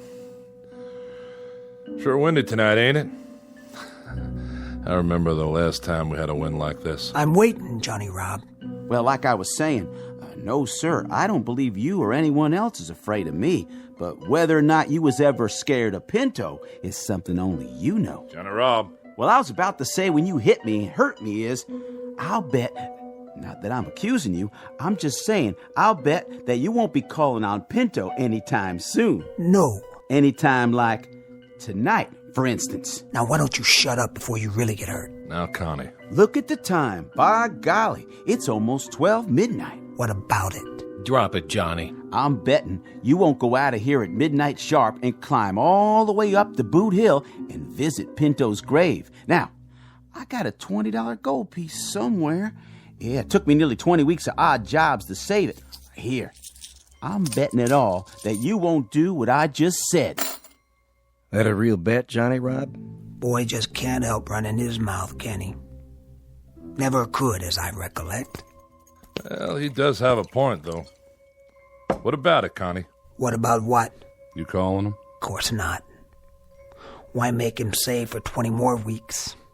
I don't need the money. Just the same, you did state that you ain't afraid of Pinto, dead or alive. If I heard you right. Look, I'm a grown-up man, and I don't do little boy things anymore. Like playing in graveyards at midnight. You know I'm not afraid, don't you, Ira? Never take sides myself. Then you won't go. I don't like you, boy. I never have, and I reckon I never will. So, you've got a $20 gold piece. Well, I've got a $20 gold piece myself. And it just covers yours. I'd say the bet's covered. Well, now, looks like in about 20 minutes, one of us is going to have $40 instead of 20. That's right. And afterwards, while I'm spending it, I don't want you hanging around where I have to look at you. Got it? Don't you want to know where Pinto's buried, Connie? It's on the southeast corner of the graveyard, close to where Tom Santee's planted. Connie. Yeah? Haven't got another 20 you want to put up, do you? Are you saying you want to bet against me, Steinhardt? Betting's what I do, Connie. You know that. Oh, you're not looking so good tonight, Connie. When a gambler bets, he has to win, or else he go out of business. So, you don't think I got the nerve to go up either? I didn't say that. Then what did you say? I just said I'll bet $20 that you won't. You got a bet. It's my 20. Your turn. What are you asking? To see my money? That's the idea. We've made bets before, Steinhardt. Yeah, but this time's different, Connie. Now, if we were betting on a horse race or the turn of the next card, I'd trust you. But not this time. What's so different about this time? When you get out to Pinto's grave, how do I know he won't reach up and grab you? If you don't come back, how do I collect? There. That good enough for you? Gold certificates. Legal tender in my book. Hold these for us, Ira. Sure, Connie. How about you? I've still got some more betting money left. Whose side are you on? Never bet myself, nor take sides. How about you? Can't afford to bet tonight. Steinhardt here took all I got to lose. If you hadn't lost to him, how much? And which way would you have bet? Reckon I'd bet against you. Nothing personal. I don't get it. You people know me. Why all at once you think I'm yellow? Because we'd be afraid. You can draw them guns of yours real fast, Connie. We've seen you. But out in that graveyard in the middle of the night, they ain't worth a copper cent. You'll have no more to fight with than a yearling on his first legs. I don't get my nerves from these guns. I had it way before I could pick 'em up. You'll find that out soon enough. Ira, get my coat. Right here. Just one thing before you leave. Yeah? Oh, we've got a detail to work out, Connie, since this is a job you have to do by yourself. How can we be sure you did it? My word's good. Well, maybe so. But look at it from where I sit. What's to keep you from going, let's say as far as the edge of the graveyard, and then coming back and telling us you went all the way? You saying you don't trust me? Hey, business is business, Connie.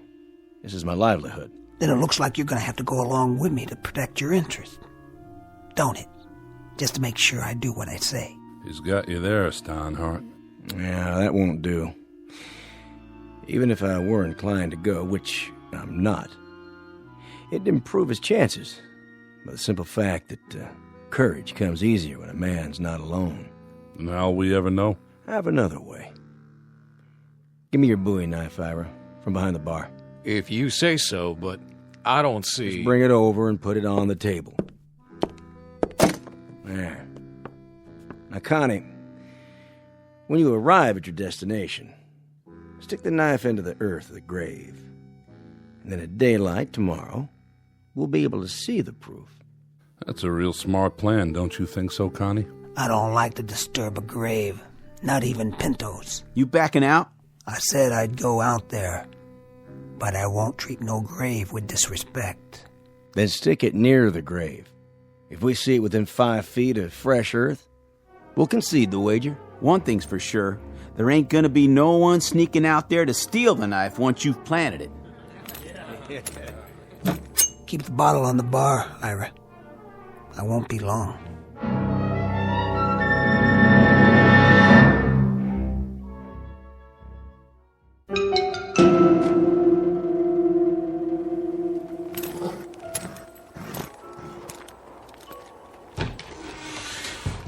Well, who'd have thought? There he goes, all by his lonesome. And there ain't even a moon tonight. You know something? We might just lose this bet. You maybe, not me. I've already got my $20 worth just seeing him squirm.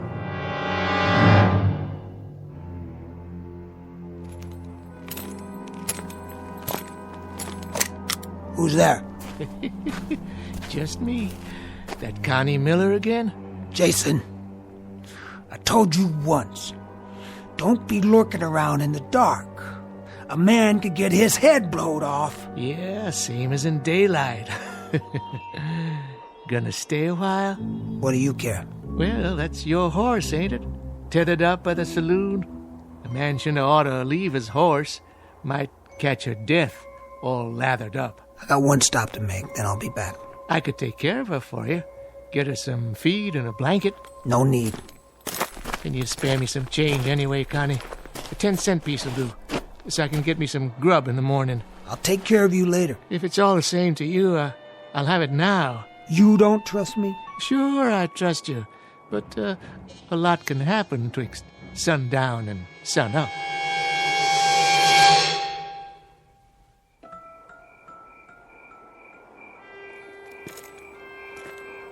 East side.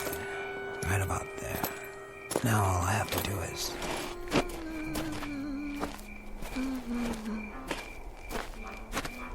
Evening, Connie. Come to see Pinto? Maybe. You're braver than I thought. What's that under your cape? You want some? A good belt of red rye might make it easier. There's still half a bottle left. I don't get my nerve out of a bottle. Oh, no? Where do you get it? I ain't afraid of no man. Then you go on up there and see him, why don't you? I'll do that. I was just there. He's waiting for you, you know. I'm coming, Pinto. You can count on that. Pickett, Winslow, Appleton, the Nottinghams. Where? What? Old caretaker shed, that's all. Door blowing off the hinges. Caretaker shed. That's all. Look at all this junk. Picks, shovels, markers. And a little old window. Good. That's good. Sure it is. I can spot you from here, Pinto. Right there. By the Santi plot. Fresh dirt. And a wreath. Well, Pinto, all those pretty flowers, they're gonna blow away by morning, and then what will you have? Nothing. That's what. You can't hurt me now, Pinto. Not now. You'll never hurt anybody again. Your day has passed. But I remember you. The way you used to beat kids up in school. The way you lied so your ma wouldn't know. The way you cheated me out of my first horse. And me always looking over my shoulder to see if you followed me. Why'd you do that, Pinto? Why'd you lie and cheat and steal? When you robbed your first bank, you thought you were a real man. And the first time you killed, you were so drunk you couldn't see straight. But you didn't care. Yeah, after that, the Rest was easy, as long as you snuck up behind them. You were fast, all right. Fast on the draw. But your last was weak. That's your blood in the dirt out there, not mine. Here, Pinto. I brought you a present. Something to remember me by. I'm leaving it on your grave. Stuck right through your black heart. Rest in peace! There. It's done. Now I hope you burn in hell. Yeah. Huh? What? No! Let go! Let go!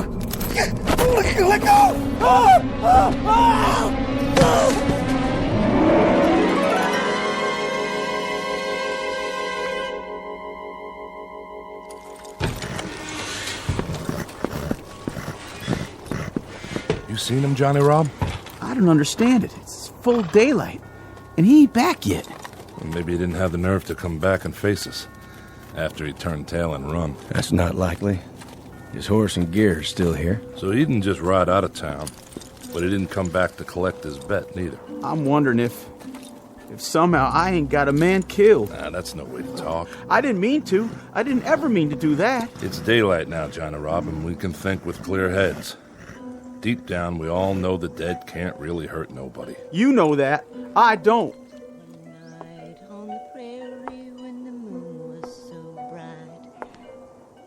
Morning. Morning, Ione. And what brings you out so early, Miss Sykes? I'm on my way to the graveyard. Why are you carrying a dinner plate? This was his. He used to eat out of it when he was a boy. I thought I'd put it on the grave. Oh, well, that's very nice and all, but you know, Ione, I don't think the dead are hungry anymore. They finally got their piece. You might say their cup runneth over. Thank you for saying that. But I still want him to have it.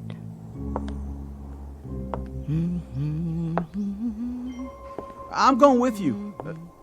Do you mind? You may, Johnny, if you like. Gotta see what happened.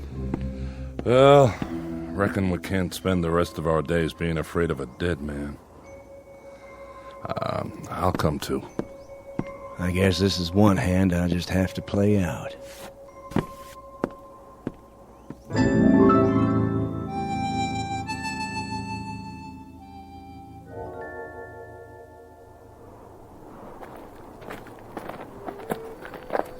Now then, Ione, we sort of got turned around. Whereabouts is the southeast corner? There. I can see it from here. And I can see him in his long coat. Oh, Lord, I knew it. I knew it. I've gone and got a man killed. See? See? Connie Miller lying here by the grave, dead. Put it out, Johnny Rob. You're acting like a baby. It isn't your fault, boy. No? What happened? What really happened? The whole story's right in front of you. Look at it. I'm looking.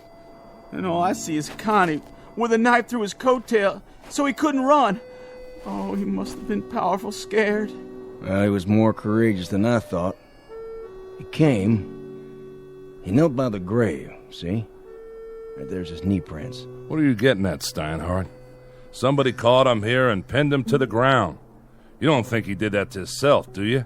He pulled the knife from his belt. He thrust it into the grave like this. But the wind was strong, as it is now, and it blew his coat tail over the grave. And being so dark, he didn't notice that he'd put the knife blade through his own coat tail, pinning it down. You mean? Then he started to rise. As he did so, when he was perhaps halfway up, he felt a sudden tug, the knife holding his coat tail. But in his mind, Pinto had reached out and grabbed him. He was already scared half to death. This finished him. His heart gave out. That's all. That's what happened. It is, isn't it, Corcoran? Tell me, we ain't to blame, are we? What he says makes sense. Fact is, proof is all there. Kind of killed himself in a manner of speaking. Is that what you think? What's she saying? Now, there you are, Bud. Your plate, remember? So, you think Connie's death was an accident? That he stuck the knife in the hem of his own coat? Yes, ma'am. Tell me this. How did his coat tail get over the grave like that? Well, for some reason or other, because he was in such a hurry, he left it unbuttoned. Yeah, and the wind must have done the rest. What direction was the wind from last night? South, why? The south, same as now. And I'm standing in exactly the same spot Connie was. You are right enough. Look at my cloak. Look at it. Is the wind blowing it across the grave now? No. It's blowing out behind you. So it couldn't blow the opposite way, could it? Not today, and not last night. Then how? Something would have had to reach out and pull it in the other direction, so it spread over the grave in front of him. That's only logical. Don't you agree? Well, I'm afraid the lady's right. Morning to you, gentlemen. I'll be getting home now. Don't worry. I can find my way.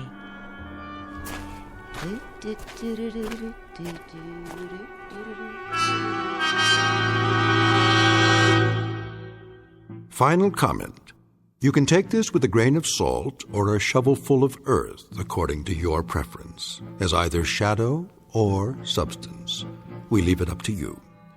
And for those who are interested in a further search for truth, one suggestion. You might begin by checking under G for ghosts in the Twilight Zone. More from the Twilight Zone after this.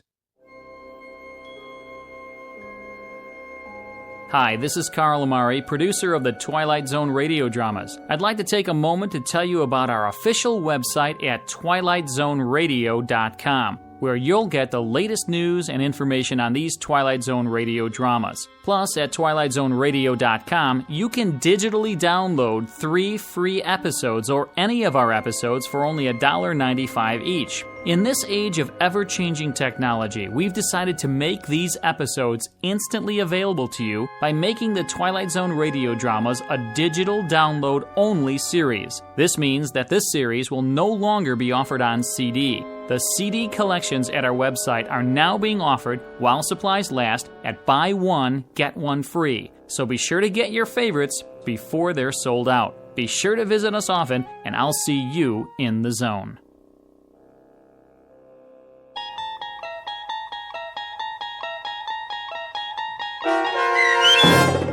The Grave, starring Michael Rooker with Stacy Keach as your narrator, was adapted for radio by Dennis Etchison and based on a script by Montgomery Pittman. Heard in the cast were Mike Starr, Doug James, Jeff Lupetin, Linda Ryder, David Darlow, Christian Stolte, Bob Dunsworth, Carl Amari, Vince Amari, and Roger Wolski. To learn more about the Twilight Zone radio dramas and to obtain audio cassettes and CDs of these programs, visit our website at twilightzoneradio.com. The producers of The Twilight Zone wish to thank CBS Enterprises, Carol Serling, Dennis Etchison, Dick Brescia Associates, Claire Simon Casting, Terry Jennings, XM Satellite Radio, Sirius Satellite Radio, our sponsors, and our radio affiliates for helping make this series possible. This copyrighted radio series is produced and directed by Carl Amari and Roger Wolski for Falcon Picture Group. Doug James speaking.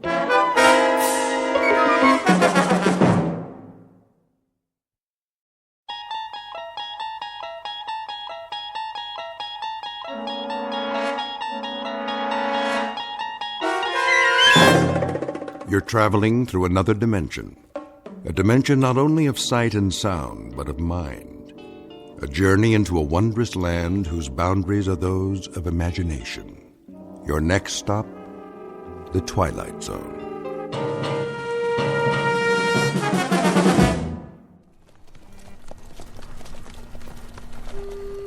Have them water the horses first. Some of them need shoeing. Well, there's a blacksmith shop. But no blacksmith, or anybody else for that matter. Looks like they all just cut and run. It's Johnny Reb for you. Leave nothing behind. I got a feeling, though.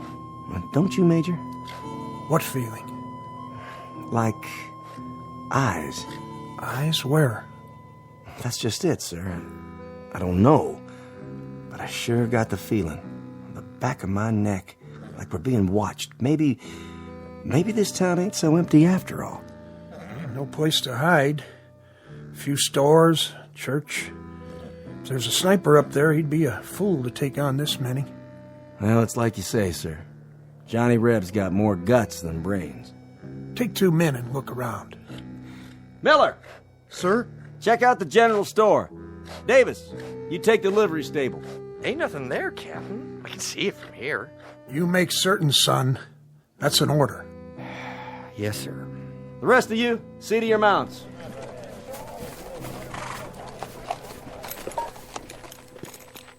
Well, I'll be. Will you look at that? What is it? Captain, I think you better see this. Hold your fire! What do you see? Miller? Miller? Davis? What happened to them? I don't know, Major. They went around that storefront at the end. What the...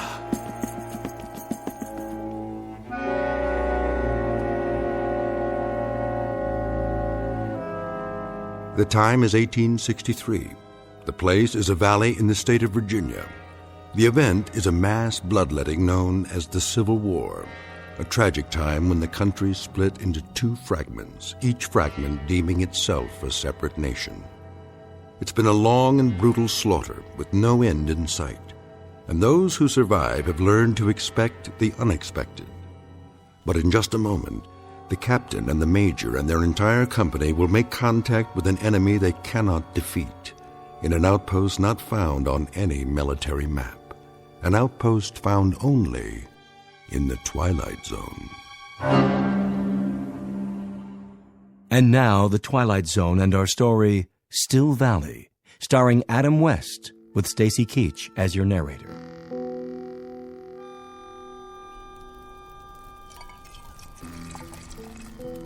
You want more coffee, Private? That what it is? Chicory, maybe a little sawdust, but it's hot. Obliged. I've tasted worse. I just don't remember where. What is it? Quiet.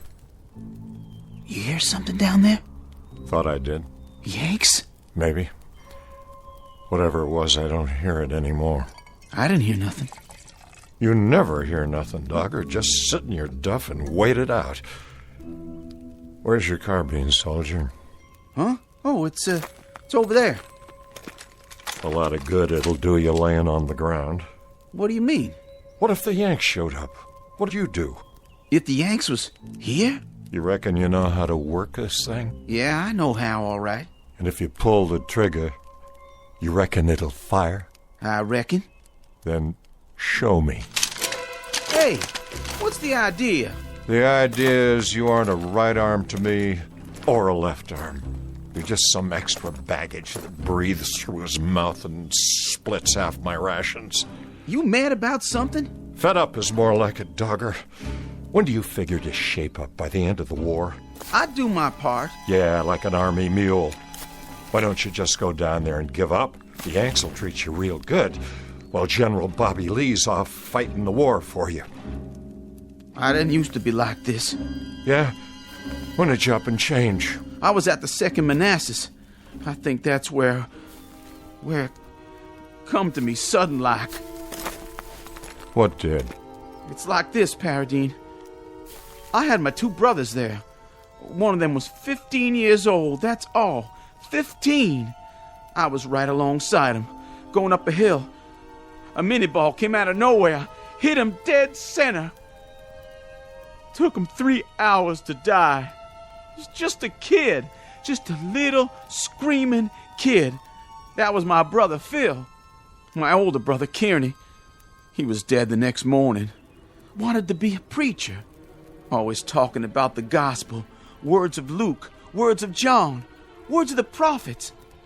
He ran out of words, and God run out on him.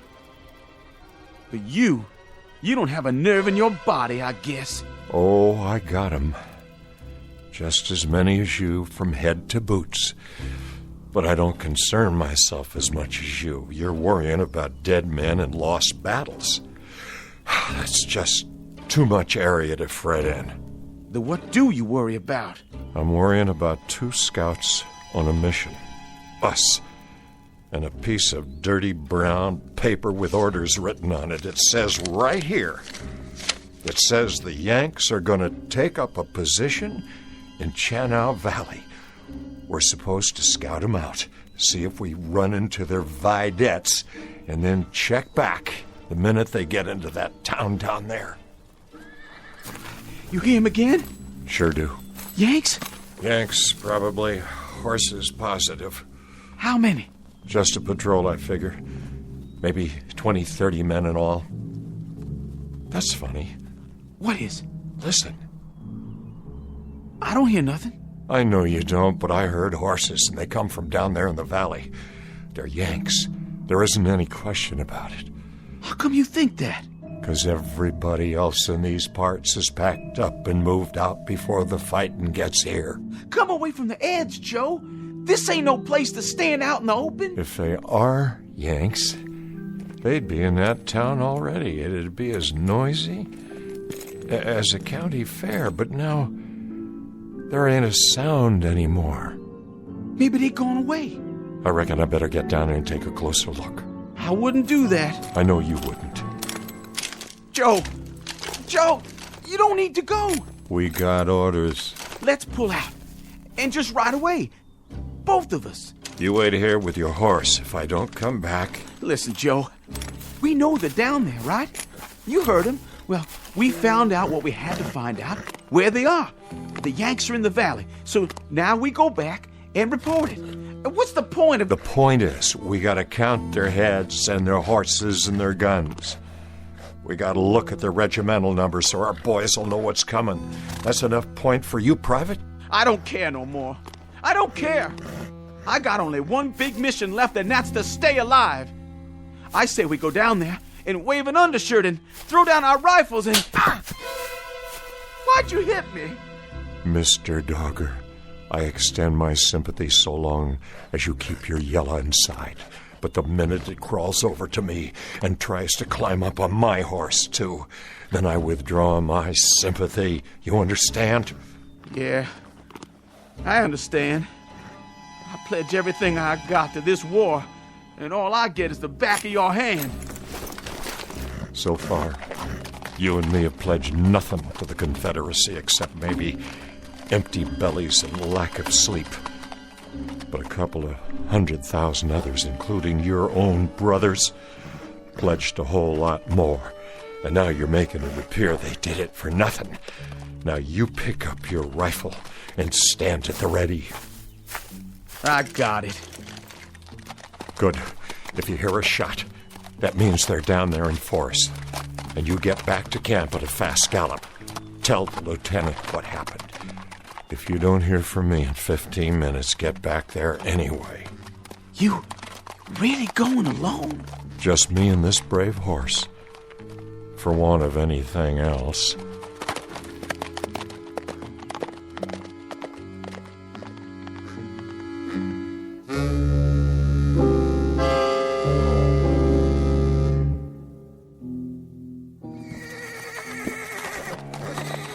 Easy, horse, easy. That's only church bells.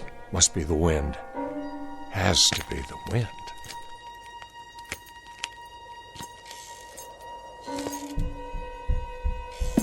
Who's there? Come on out with your hands up. If you're in there, why don't you show yourself? You a yellow yank, that it? I got you. Drop you. Where'd you go?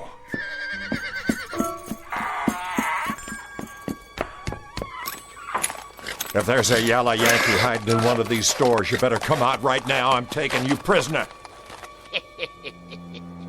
Put your hands in the air, or I'm coming in. I'll blow you to kingdom come, I swear. Ain't no Yankees. just me. You come close to dying, old man. Did I now? You better start talking fast. What would you like to hear? Some answers. Tell me who you are and what you're doing here. I was about to ask you the same question, son. When I first seen you come up the street, I thought you was a Yank. You don't know how close you come to dying. What were you going to use, Grandpa? You're not carrying a gun. Don't need a gun. Been doing just fine without one. What you got a hold of there? What's it look like? You've seen a book before, haven't you? That Bible's pretty heavy to throw, all right. I reckon you could knock out the whole Union Army with it. No, this ain't no Bible. And I wasn't aiming to throw it. Just use it, like I used it on them. On who? The Yanks. I took 'em all out, every last one. Leastways, every one that rode in here. Sure you did, Grandpa? Oh, I done it all right. What'd you do, read to 'em? Not to 'em, at 'em. And they turned tail, just like that? Nope. It was the town folk packed up and left. Then what happened to the Yankees? They're still here. I suppose you got 'em all hogtied, hmm? Come on, I'll show you. Over behind the blacksmiths. I don't need to play your games. Just tell me where to water my horse. What about grub? Ain't you hungry? Of course I am, but this town's been picked clean by bluecoats. You're wrong about that, too, son. There's plenty of food. Sure there is. You think I'm lying? Feast your eyes on this. Well, that's a Union Army supply wagon. What'd I tell you? Still full of crates, most of them not even opened yet. Guns, ammo, clothes, rations. Take your pick, Johnny Reb. I don't believe it. This here is real salt pork. First meat I've had in 2 weeks. Eat your fill. Wait a minute. You saying the Yanks rode out and left all this behind? That doesn't make sense. Like I told you, Johnny, they didn't ride out. They're still here. Where are they, old man? Talk or by God, I'll... Turn around. What? Meet the Major. What is that? A statue? Well, now, you ever see a statue sitting on a real horse? But they're not moving. No, sir, they're sure not. And neither's the rest of them. The rest? Of the company. Are they dead? Sure. Standing up, big as life. All 19 or 20 of them. Then they're sleeping. Sleeping on their feet. That one over there, he was cleaning his rifle. And that one, well, he took his boot off, and he's still standing on one foot.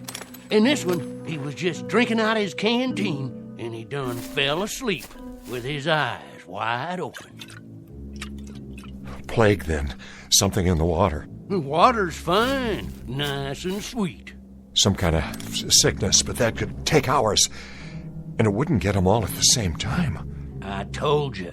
I put him to sleep. There must be some natural explanation. Natural? Now don't that take all.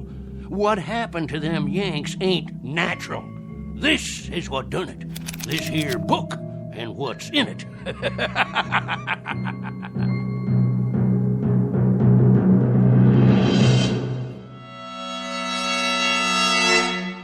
Give me that book. No, you don't, Johnny. This here is still my book for now. Hey, Yank, wake up. I'm the only one can do that. This is crazy. They must be asleep. No wounds, not a sign of blood. Go on, wake up. None of you are dead. Wake up, Yanks. I'm taking you all prisoner. I told you. It has to come out in this book. But you don't believe me. You think I'm lying. I didn't call you no liar. This here is what done it. Give me that. Now you gone and done it. What kind of book is this? Can't you read, Johnny? The front of it says witchcraft. You better be real careful. Dropping it in the dirt? That wasn't bright of you. That wasn't very bright of you at all. Anything happens to this, you'll be in a real fix. Listen, old man, I expect you're harmless, but I got no time to fiddle with black magic or any other old men's games. Games? Games, you call it? And here in front of your eyes stands the enemy. Not a twitching, not even a moving an eyeball. Now look, old-timer, I flat out don't understand this. I don't understand it at all, but there's a war on. I got no time to just stand here jawing. I'll take my book back, if you don't mind. Here, good riddance. All ye horsemen and ye footmen conjured here at this time, I command you to be still.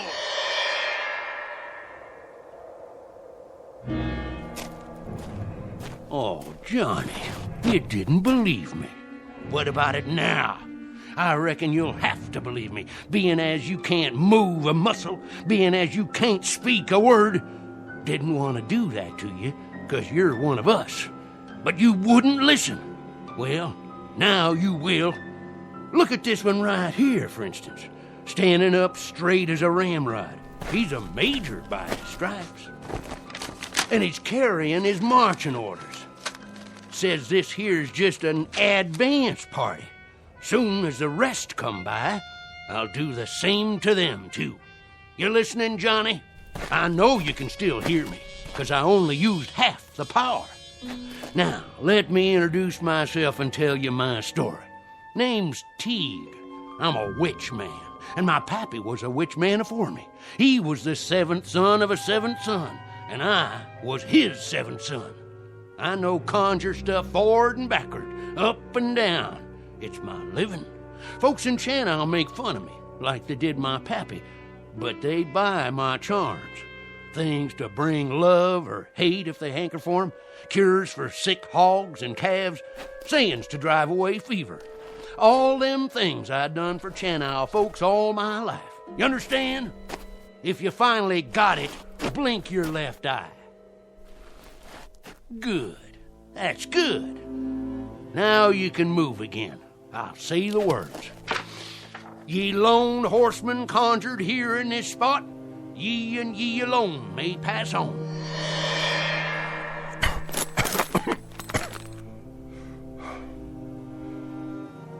Mesmerism, that's what it is. Parlor tricks? Sure, that's what you'd call it. You'd call a rooster a hen and a gelding a bay just to deny what's right and true. Oh, Johnny, I thought you understood. What did you do? Just what I knows how to do. I've been laughed at and told to mind my business. Young'uns hooted and throwed stones.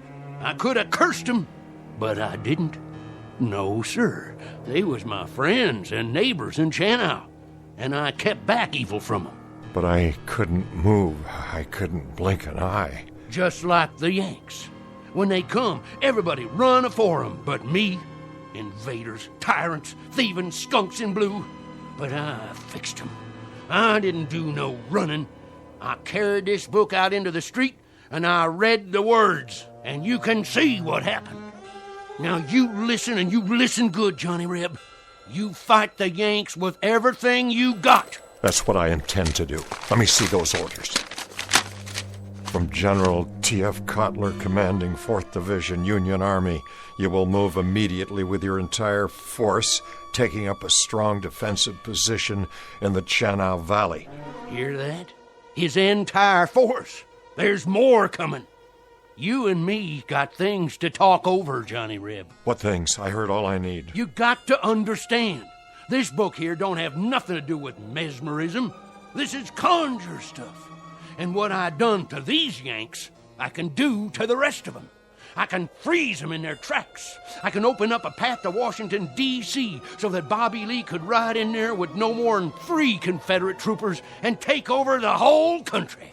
That's what I can do with this book here. That's what I can do. You hear me? Magic? You claim it's magic. I don't claim. I say. It's what I read in this book. And now you've seen it. You felt it. And you could do this to the whole Union Army? Could and would. Why don't you, old man? For one good reason. And one good reason only. It better be a good one. If you have the power to turn the war to our side. I'm going to die. I'm going to die before the sun goes down. How do you know that? How? I can feel it in my bones. I can smell death. I seen the raven on the wing. I heard it coming. It's on a white horse, galloping this way.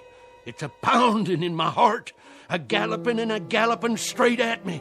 Old Mr. Death ready to pluck me out of the living. So I ain't going to be around long enough to do what's got to be done. And if you won't do it, who will? I'm leaving it to you. Me? That's right. But why me? A book ain't the only thing I can read. I can tell the look of a man. Eyes, head, hold on his weapon. I can tell all about that man. So I'm choosing you. Everything you need you can find in this book. Spells, magic, curses, charms, everything. Here, take it. Don't seem right. It don't seem right at all. There's something about all this. Something. Something like what? Something unclean. Look at these pictures, animals, symbols, things I've never seen before.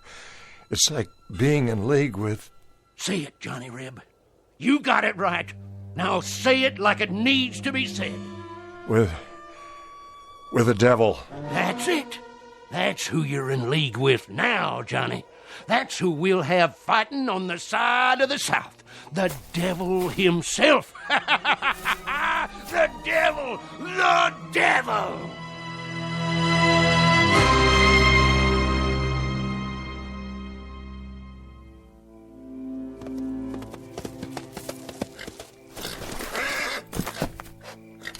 Halt!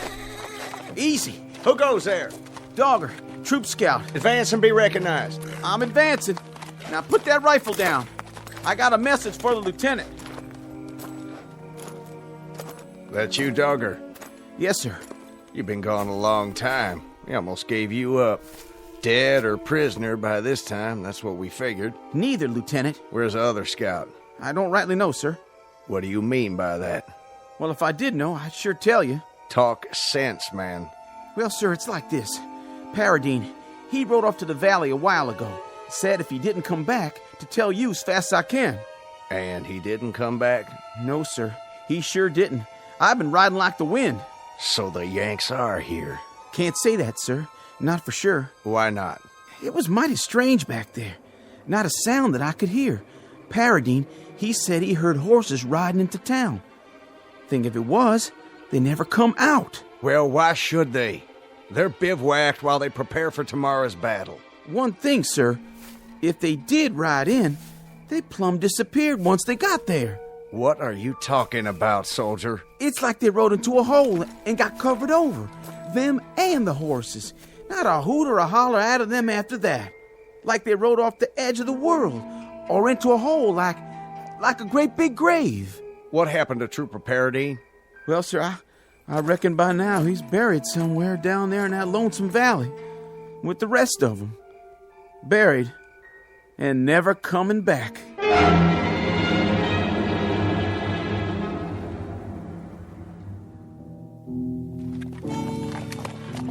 Good girl. Drink your fill while I do the same. Johnny, where'd you go? Filling up my canteen, old man. Sorry, Johnny. Must have dozed off. That's okay. Stay lying down. You don't look so good. Almost sundown. Not much time. Oh, now there's plenty daylight left. Drink the water? Thank you kindly. I told you, I only got till sundown. After that, it's all up to you. That ain't gonna happen. You're feeling stronger, I can tell. Oh, no. Just a few more minutes. That's all you gotta wait. Just a few more minutes. What are you telling me? Read it. Read it. You hear me? I said stay down. Johnny Reb, you hear me? You got to read from it out loud. Here. Right here. It takes your blood on the first page. Oh, come on. That settles the pact. That makes the contract. Your blood mixed with mine on the front page. You need food is what you need. That's the only thing wrong with you. How about some salt pork? Hey, Johnny Reb, stars and bars. Here, I'll cut you off some. Hoist 'em high. Would you open your mouth and eat? Stars and bars. Stars and bars. Oh, man, don't you do me like that. Oh, dang saber. Now I've gone and cut myself. The blood, it dripped right there in the book, just like you said, old man. Hey, old fella, talk to me. What do I do now?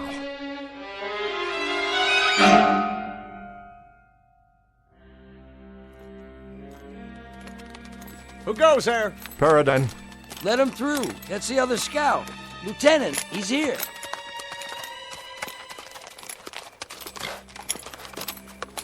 That's you, Paradine? Yes, sir. You see, Dogger, he didn't ride off the edge of the world after all. Joe, is that you? It's me, all right. I'm sure glad to see you, Joe.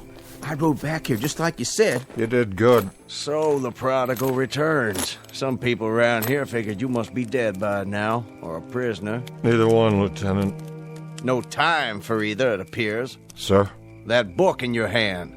Man's got to do his reading, doesn't he? It wasn't like that. Well, let's hear it, man. What did you see? More'n you'd believe. I'll be the judge of that. Go ahead. I'll try. Where are their advance people? In the town. And the rest of their forces? The main body was spread out behind 2,000 men at least, 60 guns, 1 troop of cavalry, maybe 50 supply wagons. You drunk or something, Paradine? Not a drop, sir. There hasn't been a sound from that valley all day. Not one sound. Lieutenant, you got every reason to call me crazy. But the reason you didn't hear them is because they're asleep. Why, of all that... Put to sleep by magic, black magic. It's all in this book here. There was an old man, Teague by name, he done it. Then he give me the book so I can carry on. Paradine, this is an order. You're to take yourself to bed on the double. You're to sleep the night, make your report to me in the morning. This is my report, Lieutenant. There's practically a division of Yankees down there, and they're dead on their feet, not moving a muscle, just standing right out in the open, big as you please, or sitting straight up, the same as they were when the spell hit them. Spell? What spell? It's in the book here. I swear to you. I won't call you mad, Paradine, or drunk. I'll wait till morning, but if you haven't changed your story by then, I'll be ready to charge you with one or the other. You want proof? Of what? A daydream? Here's what you do. In the morning, you send a patrol down there and take a look at the main street of that town. And what will they see? Just what I said. But in the meantime, I think I done something that'll prove it to you quicker. Where's Mallory's troop? Mallory's not back yet. They went up to the North Ridge late this morning. There was Yanks camped up there. Company's strength at least, wasn't there? That's about what we figured, but what's that got to do with it? It's got everything to do with what I said. This book. On the way back here, I read from one of the pages out loud like the old man told me. I wanted to kind of test it, so I conjured up a spell, and I pointed it up there toward the ridge. That's enough. I've heard all I care to hear. Who's that? Sounds like the troops are back. Who's there? Mallory, where's the lieutenant? Now you'll know I've been telling the truth. Sir, reporting in. Glad to see you, Mallory. Warm yourself by the fire, then maybe you can clear something up for us. Paradine here says... I just saw something I can't explain. No more than any of my men can explain it. And they saw it too. We walked up to that ridge in a skirmish line, scared out of our boots 'cause it was so unearthly quiet. We figured the Yanks were waiting for us just beyond the parapet. They were waiting all right, but not for us. Standing straight and tall, guns to port, and frozen like statues. You mean they were dead? Not dead, Not dead and not alive. Just frozen stock still like rocks. You could see them in the moonlight, not moving. They could have been markers in a graveyard made out of granite. I swear I don't know what could do a thing like that, and I hope to God I'll never find out. Lieutenant, this is what done it. What's that? A book, but not just any book. Paradine, are you trying to tell me... You heard what he said. If that's true, if it's all true, then this is the devil's work. What's this all about? Is somebody gonna tell me? An old man gave me this book. A witch man. You're right, Lieutenant. It is the devil's work. I know that, too. But maybe it's time we called muster on the devil. Maybe that's all that's left to us. We ain't got enough guns. We ain't got enough food. We ain't got enough anything. We're losing, Lieutenant. The Confederacy is cracking up into pieces in front of our eyes. It's bleeding to death every day. There isn't enough blood left in our veins to change things. And the ground won't hold anymore when that runs out. I don't know much about church things. And I don't know anything about Satan. All I know is that we had a cause. And it's dying right in front of us. Then, Paradine, please open the book and read what's got to be read. Say it loud and make it good for every Yank army in the field. Freeze them or put them in the ground, but make it good. I'll give it a try. Satan, I call upon ye in all your power and glory. I call ye in the darkest hour of my need. And in so doing, I do heartily revoke the name of... Go ahead, Joe. Finish it. I don't know if I can. You can do it. It calls upon us to revoke God. Give it to me, then. Wait. I'll finish it right now if you can. Dogger. Now look what you've done. Leave it be. Joe, you said yourself, it's all we got left. He's right, Paradine. God help us, but this is all we got left. I don't like the feeling inside me. What do we call them, Lieutenant? Damn Yanks? That's the phrase, isn't it? Damn Yanks? But if I read aloud from this book, it'll be the Confederacy that's damned. It's that book, or it's the end. Then let it be the end. Let it come if it must come. But if it's a cause that has to be buried, let it be buried in hallowed ground. Let it be buried in hallowed ground. And let this be consumed by fire.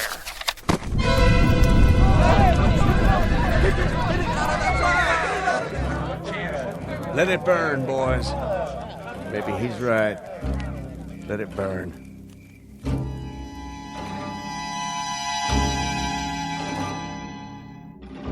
Joe, you awake? Yeah. I was thinking. You probably did right, Joe. If we got God on our side, we don't need no witch book. I hope you're right. It'll be all over soon, and then we can go home to what's left and forget all about it. Start over, 'cause it'll be over and done. Likely so. The question is, how long? They say there's a battle gonna start tomorrow. Yeah? Yeah, a big one. That's what the talk's been. Where? Someplace in Pennsylvania. Could be I burned the book too soon. Whereabouts in Pennsylvania? No, I don't know. I don't recall. Where, Dogger? Where's this battle in Pennsylvania? I don't know, a little town. Never heard of it before. A place called Gettysburg. Gettysburg. Well, I guess this is one we'll have to fight without the devil's help, no matter what happens. May God help us. God help us all.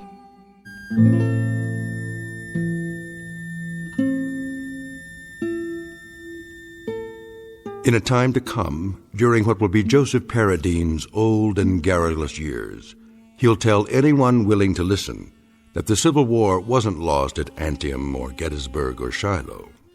Rather, he'll insist the Confederacy's fate was sealed in a little valley hamlet called Shannou. And people will laugh or pity him when he insists that the South lost the war because they refused a certain strategic alliance. But the truth is that such unholy alliances are often the norm rather than the exception in the Twilight Zone.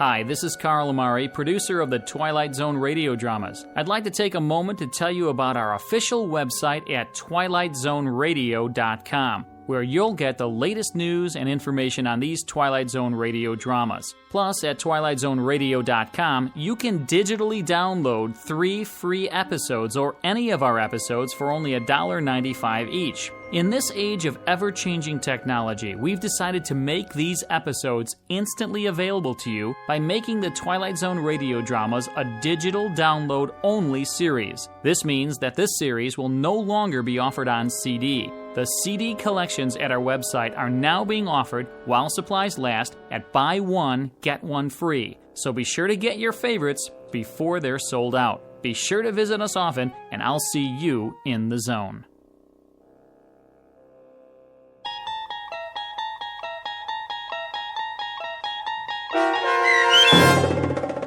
Still Valley, starring Adam West, with Stacy Keach as your narrator, was written for The Twilight Zone by Rod Serling from a story by Manly Wade Wellman and adapted for radio by Dennis Etchison.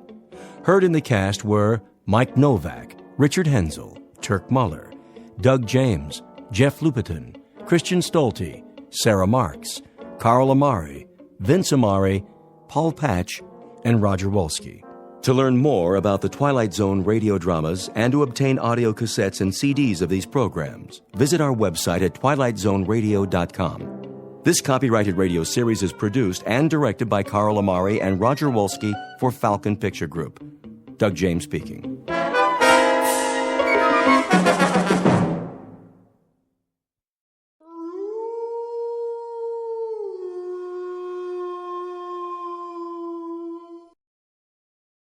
Tune in to nostalgia. Tune in to now. Golden Radio Hour.